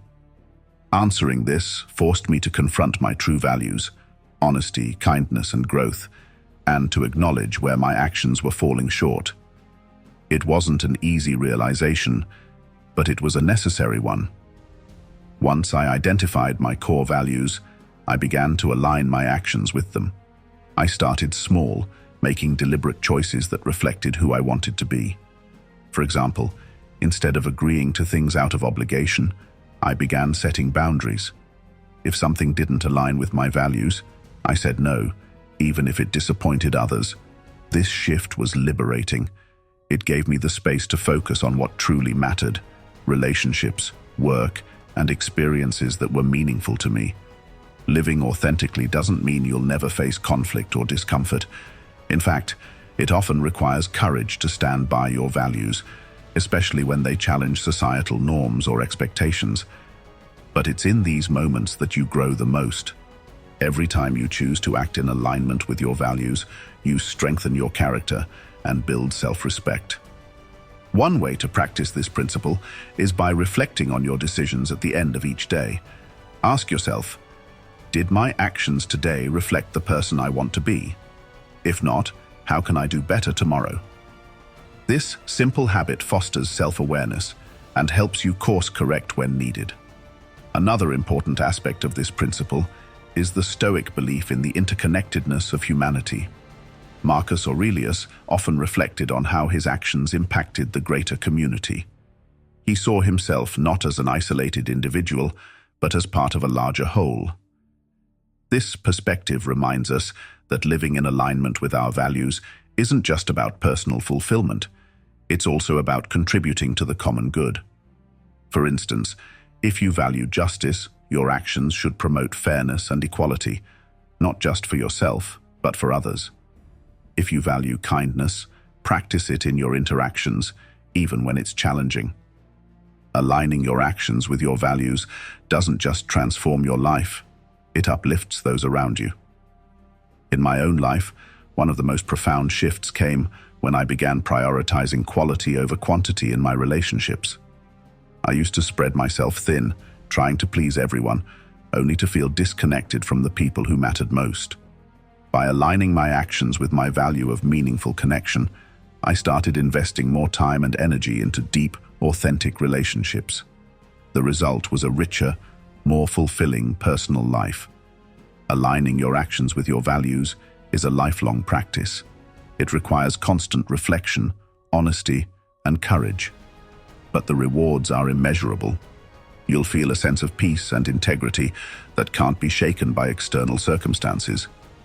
You'll live not just as you are, but as the best version of yourself. As Marcus Aurelius reminds us, waste no more time arguing about what a good man should be. Be one. Align your actions with your values, and you'll create a life of meaning, purpose, and fulfillment. Principle 5. Practice gratitude daily. The fifth principle is deceptively simple, yet profoundly transformative. Practice gratitude every day. For the Stoics, gratitude wasn't just a fleeting emotion. It was a way of life, a discipline that shaped how they viewed the world and their place in it. Seneca wrote, "He is a wise man who does not grieve for the things which he has not, but rejoices for those which he has."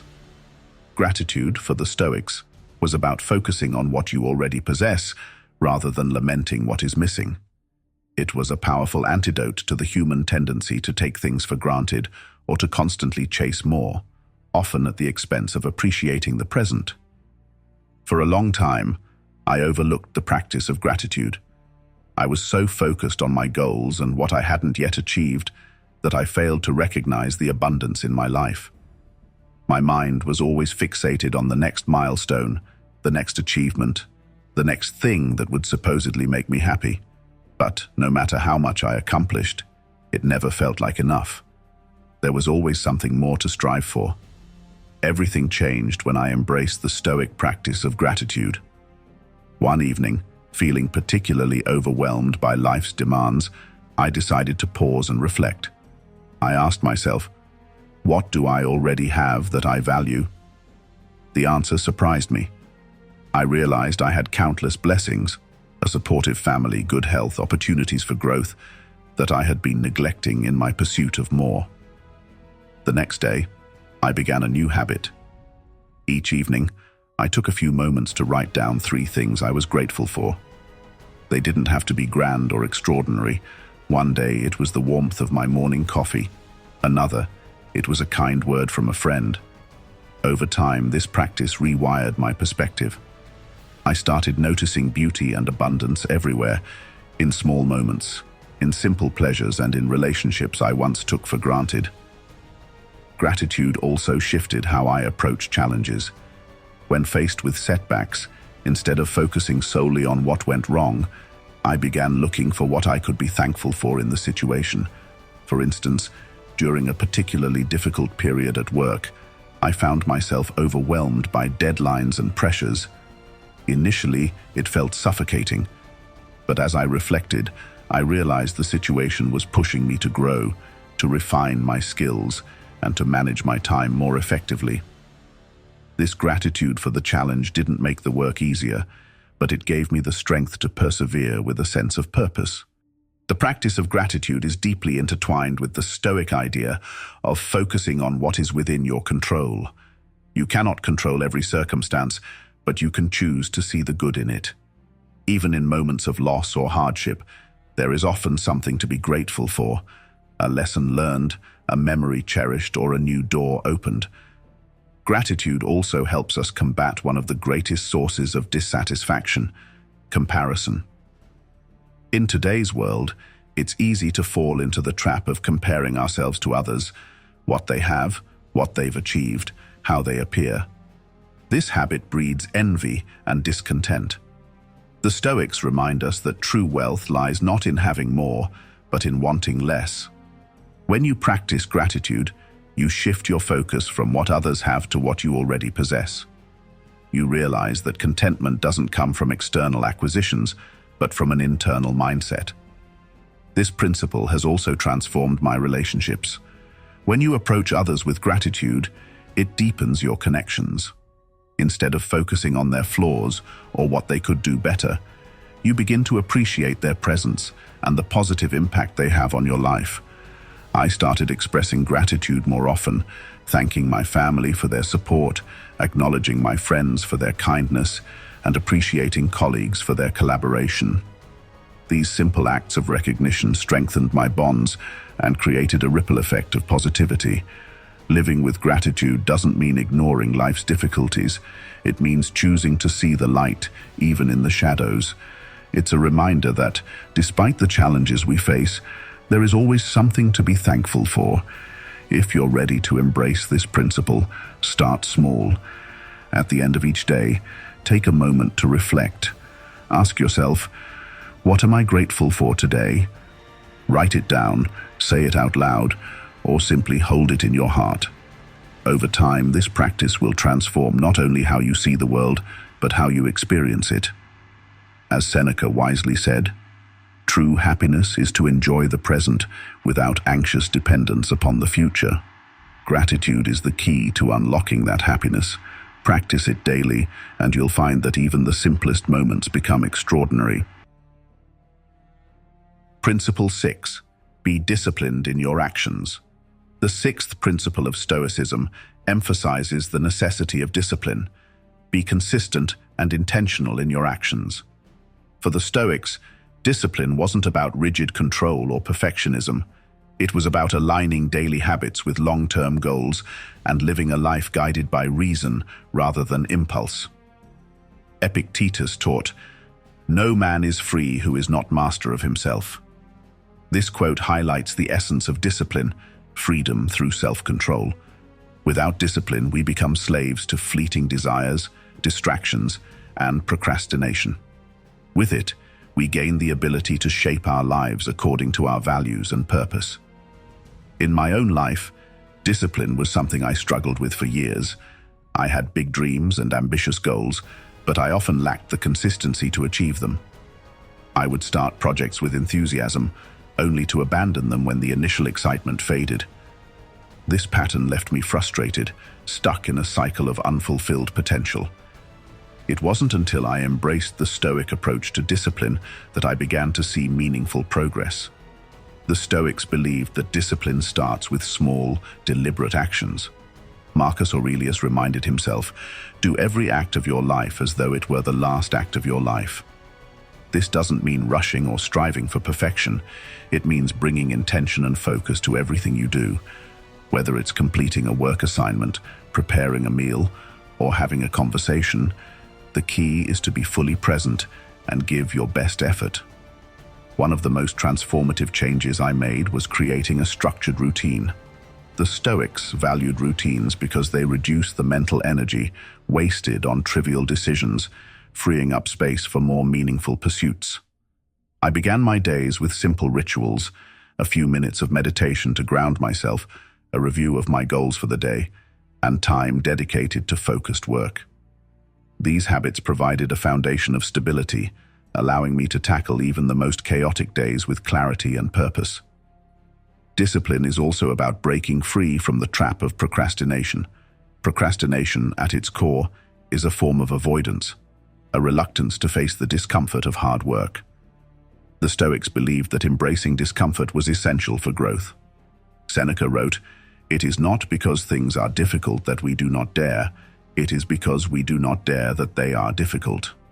This insight helped me reframe my approach to tasks I once dreaded.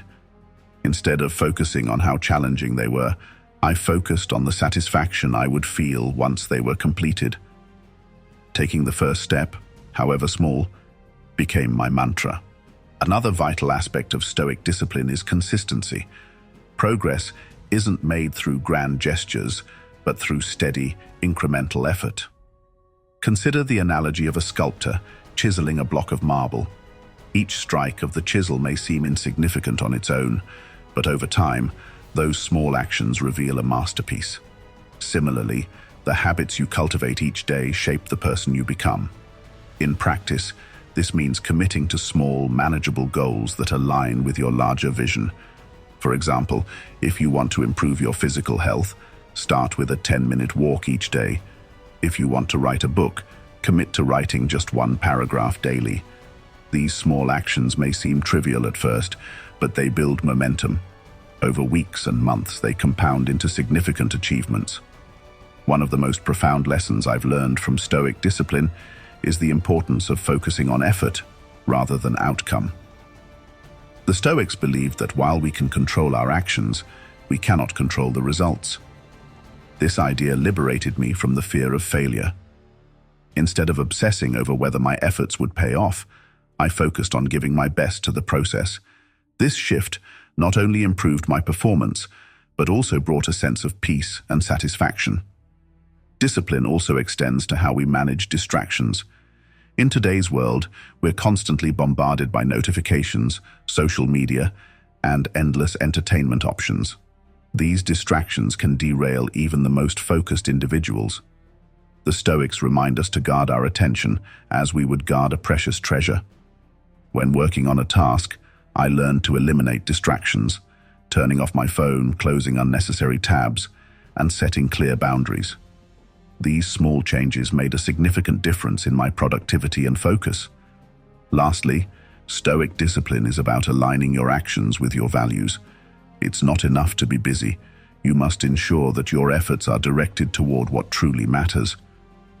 Before committing to any task or goal, ask yourself, does this align with the person I want to become? This question acts as a compass, guiding you toward a life of integrity and purpose. The journey of discipline is not without its challenges. There will be days when motivation wanes, when distractions beckon, or when setbacks occur. But, as Marcus Aurelius reminds us, you have power over your mind, not outside events. Realize this, and you will find strength. Discipline is a practice, not perfection. Each day is an opportunity to start anew, to recommit to your values and your vision. By cultivating discipline, you gain the ability to shape your destiny.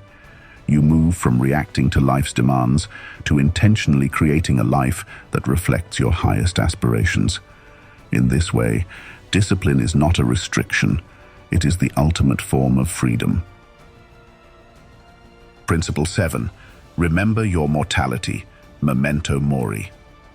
The seventh principle of Stoicism is one of its most profound and transformative. Remember your mortality. This principle, encapsulated in the phrase memento mori, or remember you must die, may sound grim at first. But for the Stoics, it wasn't a morbid fixation. It was a call to live fully, intentionally, and with purpose. By keeping the brevity of life in mind, we are reminded to focus on what truly matters and not waste the time we've been given. Marcus Aurelius often reflected on mortality in his meditations. You could leave life right now. Let that determine what you do and say and think. This isn't an encouragement to live in fear of death, but rather to use its certainty as a motivator for living a meaningful life. For the Stoics, mortality was not a tragedy, but a natural part of existence, a boundary that gives life its urgency and value. For years, I avoided thinking about mortality. Like many people, I lived as though I had unlimited time, postponing dreams, delaying difficult conversations, and putting off meaningful action for someday. But when I encountered this Stoic principle, it shook me. What if that someday never came? What if I was wasting the most precious resource I had, time, on trivialities and distractions? One experience brought this principle into sharp focus. I lost a close friend unexpectedly. It was a devastating reminder of life's fragility, but it also served as a wake-up call. I began asking myself, if today were my last day, would I be proud of how I lived? The answer wasn't always yes, but the question became a guide, a compass pointing me toward a more intentional way of living. Embracing mortality doesn't mean obsessing over death. It means prioritizing what's important while letting go of what's not. How often do we waste time worrying about things that, in the grand scheme, don't matter? Petty arguments, fleeting inconveniences, or the opinions of others consume us, leaving little room for what truly counts: relationships, personal growth, and meaningful contributions. When you remember your mortality, you stop procrastinating. You realize there's no guarantee of tomorrow, so you take action today. You call that friend you've been meaning to reconnect with. You start the project you've been putting off. You tell your loved ones how much they mean to you. You stop waiting for the perfect moment because you understand that the only moment you truly have is now.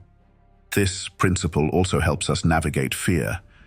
Many of our anxieties stem from a fear of losing something: our health, our possessions, our status. But when you remember that life itself is temporary, these fears lose their grip. As Seneca wrote, "It is not that we have a short time to live, but that we waste a lot of it. By accepting the impermanence of all things, you become free to live boldly and authentically." Practically, reflecting on mortality can be done in simple ways.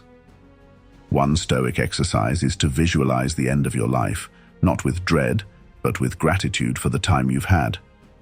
Ask yourself, if this were my final day, how would I spend it? Use this reflection to recalibrate your priorities. Are you spending your time on things that align with your values and bring you joy? Or are you caught up in trivial pursuits that drain your energy and focus? For me, this practice has been life-changing. I started making intentional choices about how I spend my days. I stopped saying yes to commitments out of obligation and began focusing on activities that truly mattered. I took more risks, knowing that failure was less frightening than regret. And I found a new appreciation for life's simple pleasures: a sunset, a conversation, a quiet moment of reflection. Memento mori also deepens your relationships. When you remember that time is limited, you cherish the people in your life more. You forgive more readily, listen more deeply, and love more openly. Each interaction becomes an opportunity to connect meaningfully, rather than taking others for granted. Far from being a depressing thought, remembering your mortality is one of the most empowering principles you can adopt. It strips away illusions and distractions, leaving you with clarity about what matters most. It encourages you to live with urgency, gratitude, and purpose. As Marcus Aurelius reminds us, do not act as if you were going to live 10,000 years. Death hangs over you. While you live, while it is in your power, be good. When you embrace this principle, you stop merely existing and start truly living. Every day becomes an opportunity to align your actions with your highest values, to love deeply, and to leave the world a little better than you found it. We've explored 7 powerful Stoic principles, timeless ideas that have the potential to transform your life, just as they did mine. These principles aren't abstract philosophies to be admired from a distance. They are tools meant to be applied in the challenges, decisions, and moments that make up our daily existence. Let's reflect on what we've uncovered. The power of living in the present, the liberation of focusing on what you can control, and the strength found in embracing adversity as an opportunity for growth.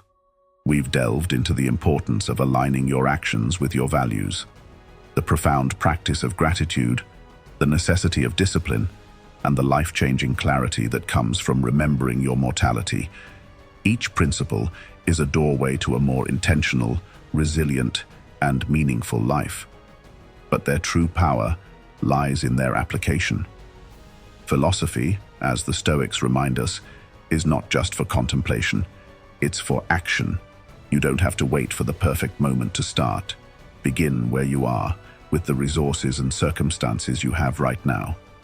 Take even the smallest step, and you'll find that transformation begins not in the grand gestures, but in the everyday decisions you make.